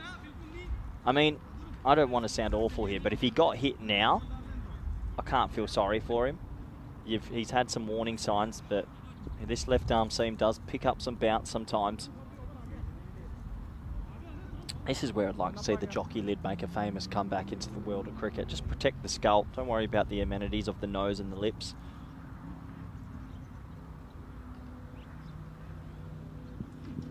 Well, that's not going to hit him in the head because that's going to hit the base of the stumps and it puts him out of his misery. 18 off 24. Never looked comfortable. Was shaken up early when he got hit in the jugular. And Rahman, much better over so far this over. His line's been better and slipping in the Yorker there. That's good work. And so he comes back strongly. And Gamblers SC.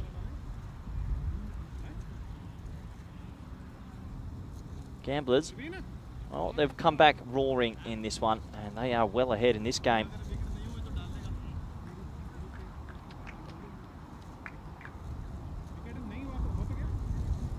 So let me know what you're up to for your Friday night. What's on the dinner menu, people, wherever you might be watching from.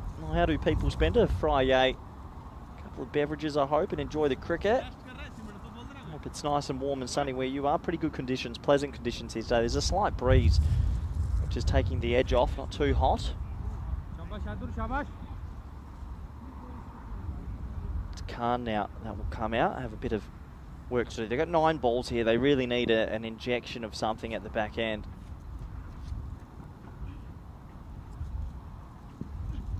Well, that helps. That might be close to a no ball, or will it be just a wide? No, under the waist height, so just a wide signalled. Fair enough. Good umpiring from the 2 men out there, doing a fantastic job as per usual.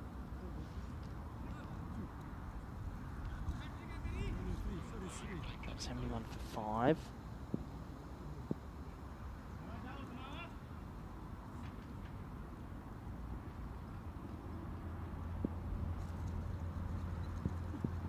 There's the line. That's good from Rum. That's where I'd love him just to settle in. Left arm seam. I'm a big fan of left arm seam. I reckon it's a super extra fun thing to have. Fortunately, my plan for ECC was to have 8 overs of left arm seam. I'm down to 4. Got to find another one somewhere. I want more left arm seam. Give me the left arm seamers. Young Charlie Rumi might be coming off the long run.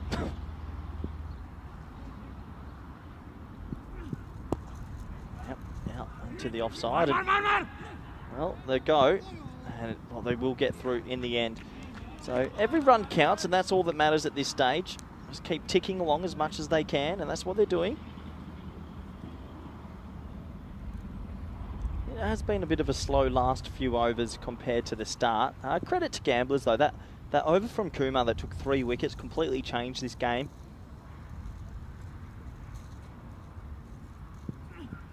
Well bowled. Gets that full, and well, cricket's a cruel game sometimes. Somehow he jars it out for 4. Nowhere near the middle of the bat, and it flew away. And that's going to be disappointing for Rahman, who bowled better over that time. But in the end, a much needed boundary for Lisbon Capitals. Just a thick edge just flew. That will take them to 76 now with 1 over to go.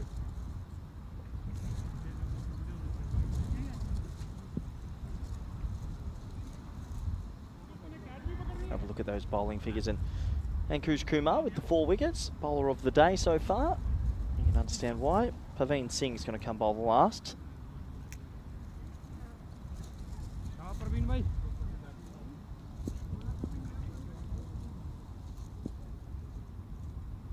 So 6 balls remaining. What can Rahman do?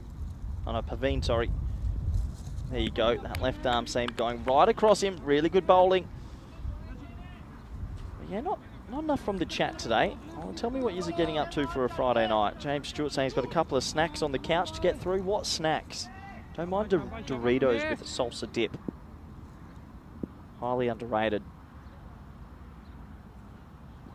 Well bowled again. And they'll think about one on the misfield. And, oh, wow, that is so unlucky. That throw was going to go hit the stumps and it spun away off the outfield. That would have been run out for sure. But good match awareness to steal an extra run. As Lisbon Capitals trying to fight back. They're in this beautiful purple and sort of navy bluish sort of strip. Probably is my strip of the week. I like it. A little bit of Fremantle Dockers about it from the Australian football back home. Bit of Scotland act. Yeah, good call. It does look like that. Oh, wow. That's almost taken it. That's been given a wide. Oh, come on. Kroot Patel. That's gone over middle stump.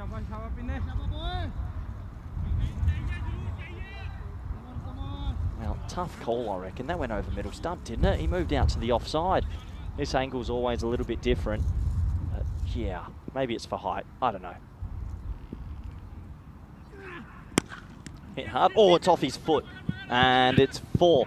Well, it just deflects off Singh's foot and goes away for a boundary. It's sort of funny, if he doesn't touch that with his foot, it probably goes into the stumps and wouldn't have been a boundary. Cricket's a funny game, isn't it? Sticks out the foot and he taps it away for 4. Portugal do like their football.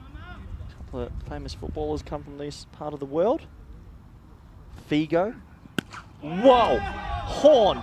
That is big. That is, that is big. And that's come out of absolutely nowhere. The noise off the bat sounded, well, fantastic. And that has gone a gigantic distance. Bang! He got every single piece of that. And that's adios pelota. We're not getting that grizzly ball back. Thanks for coming. There's about €25 down the drain. Each ball is pretty expensive. So we've got 2 balls left. Oh, yuck. Well, go buy yourself a, I don't know, go buy yourself a massage and cool off a little bit, because you can't do a thing about that. Oh, yeah. I mean, the shot's pretty ugly, to be fair, but it's short and it just hits that funny spot on this pitch and rolls almost into the stump. So he'll be dismissed, but not before he hit probably one of the biggest sixes we've seen this week. And the last ball of this 10th over is about to be complete. It's 88 for 6.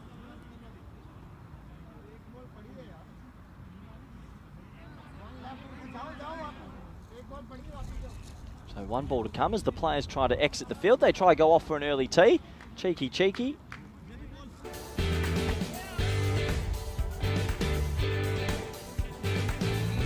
Well, we're playing the highlights. Well, we were all ready to call it a wrap, but no, we do have exactly 1 ball remaining. So they have to get back out there. Don't blame them, though, for trying to get off for an early drink. It is quite warm.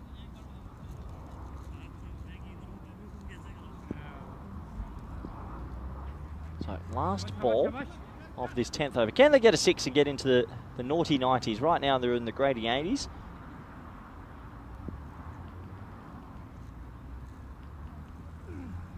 Well, big full toss. They should run. Good cricket. Yeah, that's why you get the extra run. And, well, Singh wanted to test fate, and they do just pick up the 1 run as he rolls it into the stumps now. So that'll be a bye to finish if Krut Patel remembers to single it. And I hope he will. That will be 10 overs complete. And the score is 89 for 6 as the signal for the bye comes now. Always watching. And that will be the end of the first 6. Let's have a quick look at the highlights. And, well, that hit him in the jugular. That makes me flinch again as they show that. And then he almost got one in the temple. And Muhammad Ali had him up against the ropes. But overall, it was a pretty good bowling performance from Gamblers. They took 3 wickets in the 5th over, and that really changed everything. Some nice shots were few and far between, but the wickets were falling. Overall, a good effort from both teams. It's been evenly matched, but I think Gamblers, with those wickets in the middle from this man Kumar, have their noses slightly ahead. It was bowled as well. That was his 4th, and Kumar came back a little bit later as well. Patel as well. They bowled pretty well, pretty steady. A lot of left arm seam, which I do like to see. Would wrap up that very first innings. The wickets to fall. As we have a very quick look at the scorecards. One more innings until we get to the famous dinner break. Always a fun time here in Portugal. 18 and 29 for the openers. 22 down there for Dhaval Kumar Patel as well. So everyone chipping in a little bit besides number 3 and 4 and 5. So, yeah, one of those innings. The middle order failing, but everyone else doing a little bit. 89 for 6. Bowling figures, well, everyone was chipping in. 1 man, 4 wickets. That makes you feel pretty good.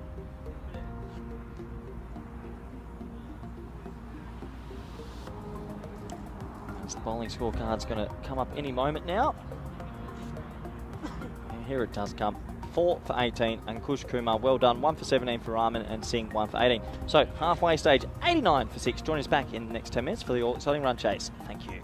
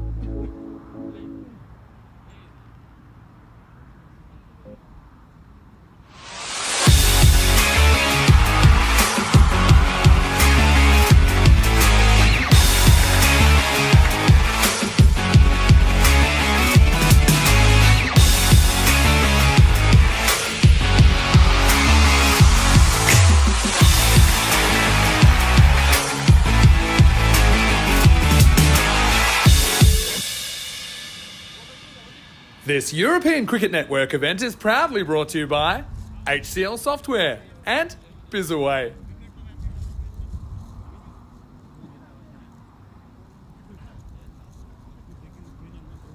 Hello everybody and welcome back to Portugal. We're here in the second half of this game and, well, gamblers will be pretty happy with their work so far. They were able to keep Lisbon Capitals to 89 and, well, overall it's been an interesting day of cricket. It's been a little bit batting to dominate at the start, but that 1 over of 3 wickets changed everything. And the question will be, can gamblers get these runs? Welcome back everyone around the world, wherever you might be. Hope you're doing well and hope you're ready for the run chase. It's a Friday, beautiful Friday afternoon. I hope everyone else is enjoying their Friday wherever they might be, watching at home or watching at a bar, or I hope you're watching at a bar. Hope you're all enjoying yourselves. Why not? It's Friday, after all. So we're almost set to go. 90 required. One more innings till the tea break. 2 games live tonight. We've got 3 games tomorrow for anyone that's curious what's happening on the weekend. Don't you worry, we love churning out the games on a Saturday, Sunday. That's what makes our company the greatest.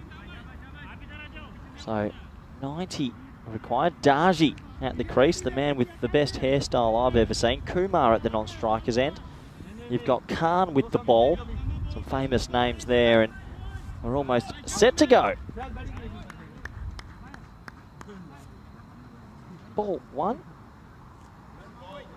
No, something's happened. I think he might be picking the seam already. That's interesting, getting a little bit of extra seam. Well, there's a bit of controversy early. Khan getting a little bit of extra seam movement. Here comes that long run up. And now we get first ball of the run chase. And he gets pulled pretty nicely. Oh, good bit of fielding. Well, the man that almost lost his life before twice is still alive and could stop there. Nice shot from Darji. Unlucky not to get any runs off that. Actually, some proper cricket for a moment there. Pull shot, dive fielding. Good to see.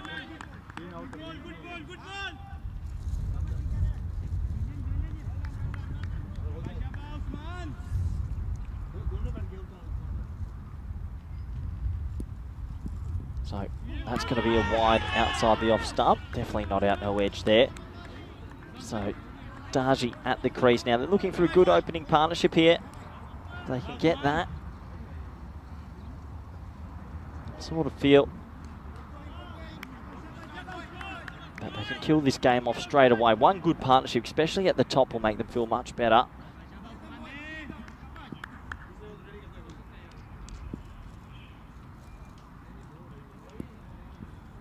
It's well bowled as well. That's a better line. That's a better length from Khan, who's trying to put it in the right spot, get his team going the right way, but they definitely need a win here to the Capitals.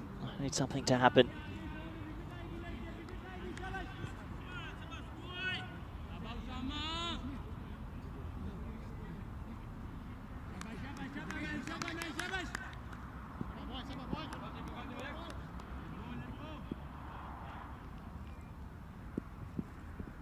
That's going to be pretty close to out, I reckon. Oh, not out in the end. Did it strike him outside the line? We'll have to wait and see.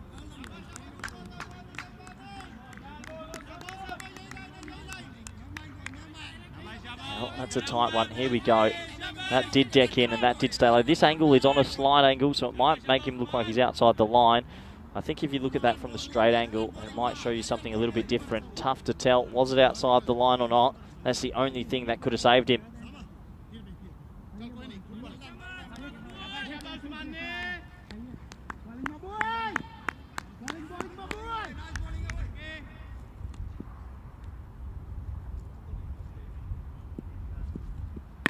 Pulled away, not really timed. That should just be a single.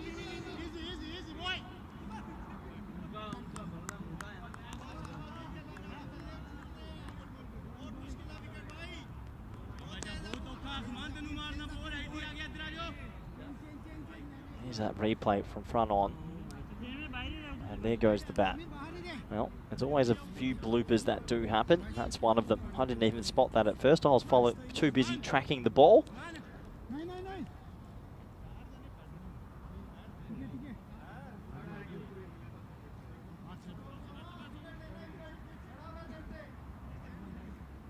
So nice little start this from Khan, who's getting it in the right areas. Can they get an early wicket? That's what they desperately want.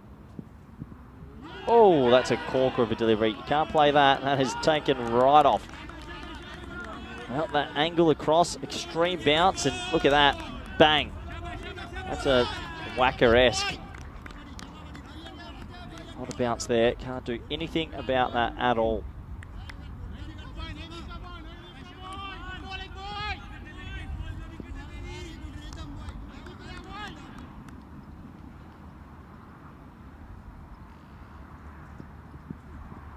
Pulled, and well, it's in the air. It's in a pocket of space and can't get down. So that's going to be a boundary, and that's going to be upsetting because the first over wasn't too bad. They didn't want to concede a boundary, but in the end, it goes for 4.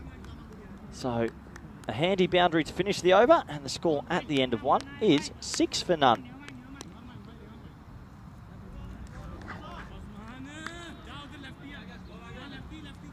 I hope everyone's doing good on their Friday nights. Tell me who you think's going to get up in this one. This could be a close one. A couple of wickets will probably put Lisbon Capitals in the box seat, but they're going to need them early. You don't want one of these two players to get themselves really in.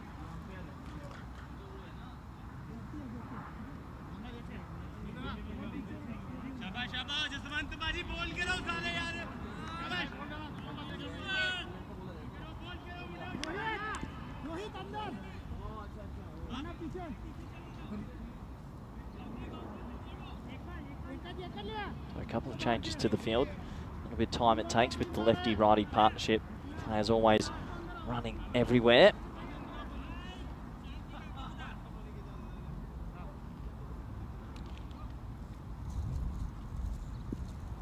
Okay, back to the action now. Oh, no, not quite. Singh just loses his run-up. So Singh looks like he's like an old hitman from Spain. Left arm seam. Nice bit of swing. Nice looking stroke. It'll just be the 1 run. So that's a peculiar fielding spot. It's actually deep point. Pays off there. So just the 1.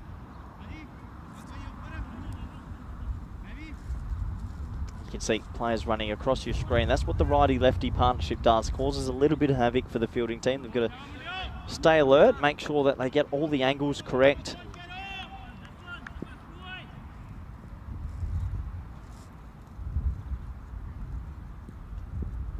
He loses his run up again, and that is one thing they do need to be mindful of, is the clock, if it does come down to that. They've only been able to bowl 7 deliveries, in 6 full minutes. So pretty slow going to start. Almost a minute a ball. Nice shot. Whippington's away and into a big pocket of space. Swing into middle stump. He whips it beautifully, and that's 4 handy runs to the total. 2 full and 2 straight this time. And nice shot. Really nice bottom hand through the ball. So keeper decides to come up to the stumps now. Not too sure the difference there. He didn't really charge. Edged, and there you go. Well, they brought the keeper up to the stumps for no apparent reason. He nicks the next ball, and he doesn't have the skill enough to take it. And you have to wonder, why did he come up to the stumps? Wasn't like he was charging. There's the nick. And you can't catch that when you're that close in a DVS lap. But if he's standing back, that's pretty much a sitter. So, interesting tactics here from Lisbon Capitals.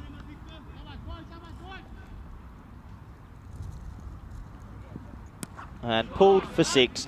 So the drop catch cost them, and the next ball goes for 6. That's super disappointing. And 17 for none now. So 17 for none. It's a game of millimetres, sometimes a game of inches.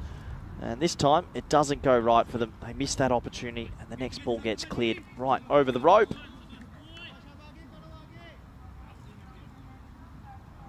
So 17 for none now. This time, lovely little clip off his hip. That's just good batting, nice sedate batting. That'll be a single. Oh, they'll come back for 2. It's a tight 2. Oh, direct hit. I reckon he's gone. Good bit of fielding, and we're going to have a look at this. That's going to be close. So we'll have to have a closer look at this. This will be very tight. Direct hits are always pretty tight. So as we have a look, direct hit, I think he's in trouble. Oh, that is going to be so close. We're going to have another look at that. So here we go. How tight was it? We're going to have to slow that right down. It's going to have to be the perfect frame. The bails are still on, obviously, still on. Where's the bat? The bat's coming. Yeah, nice and steady. Have the stumps been hit? The bat's not grounded yet. The bat's not grounded yet. It's... God,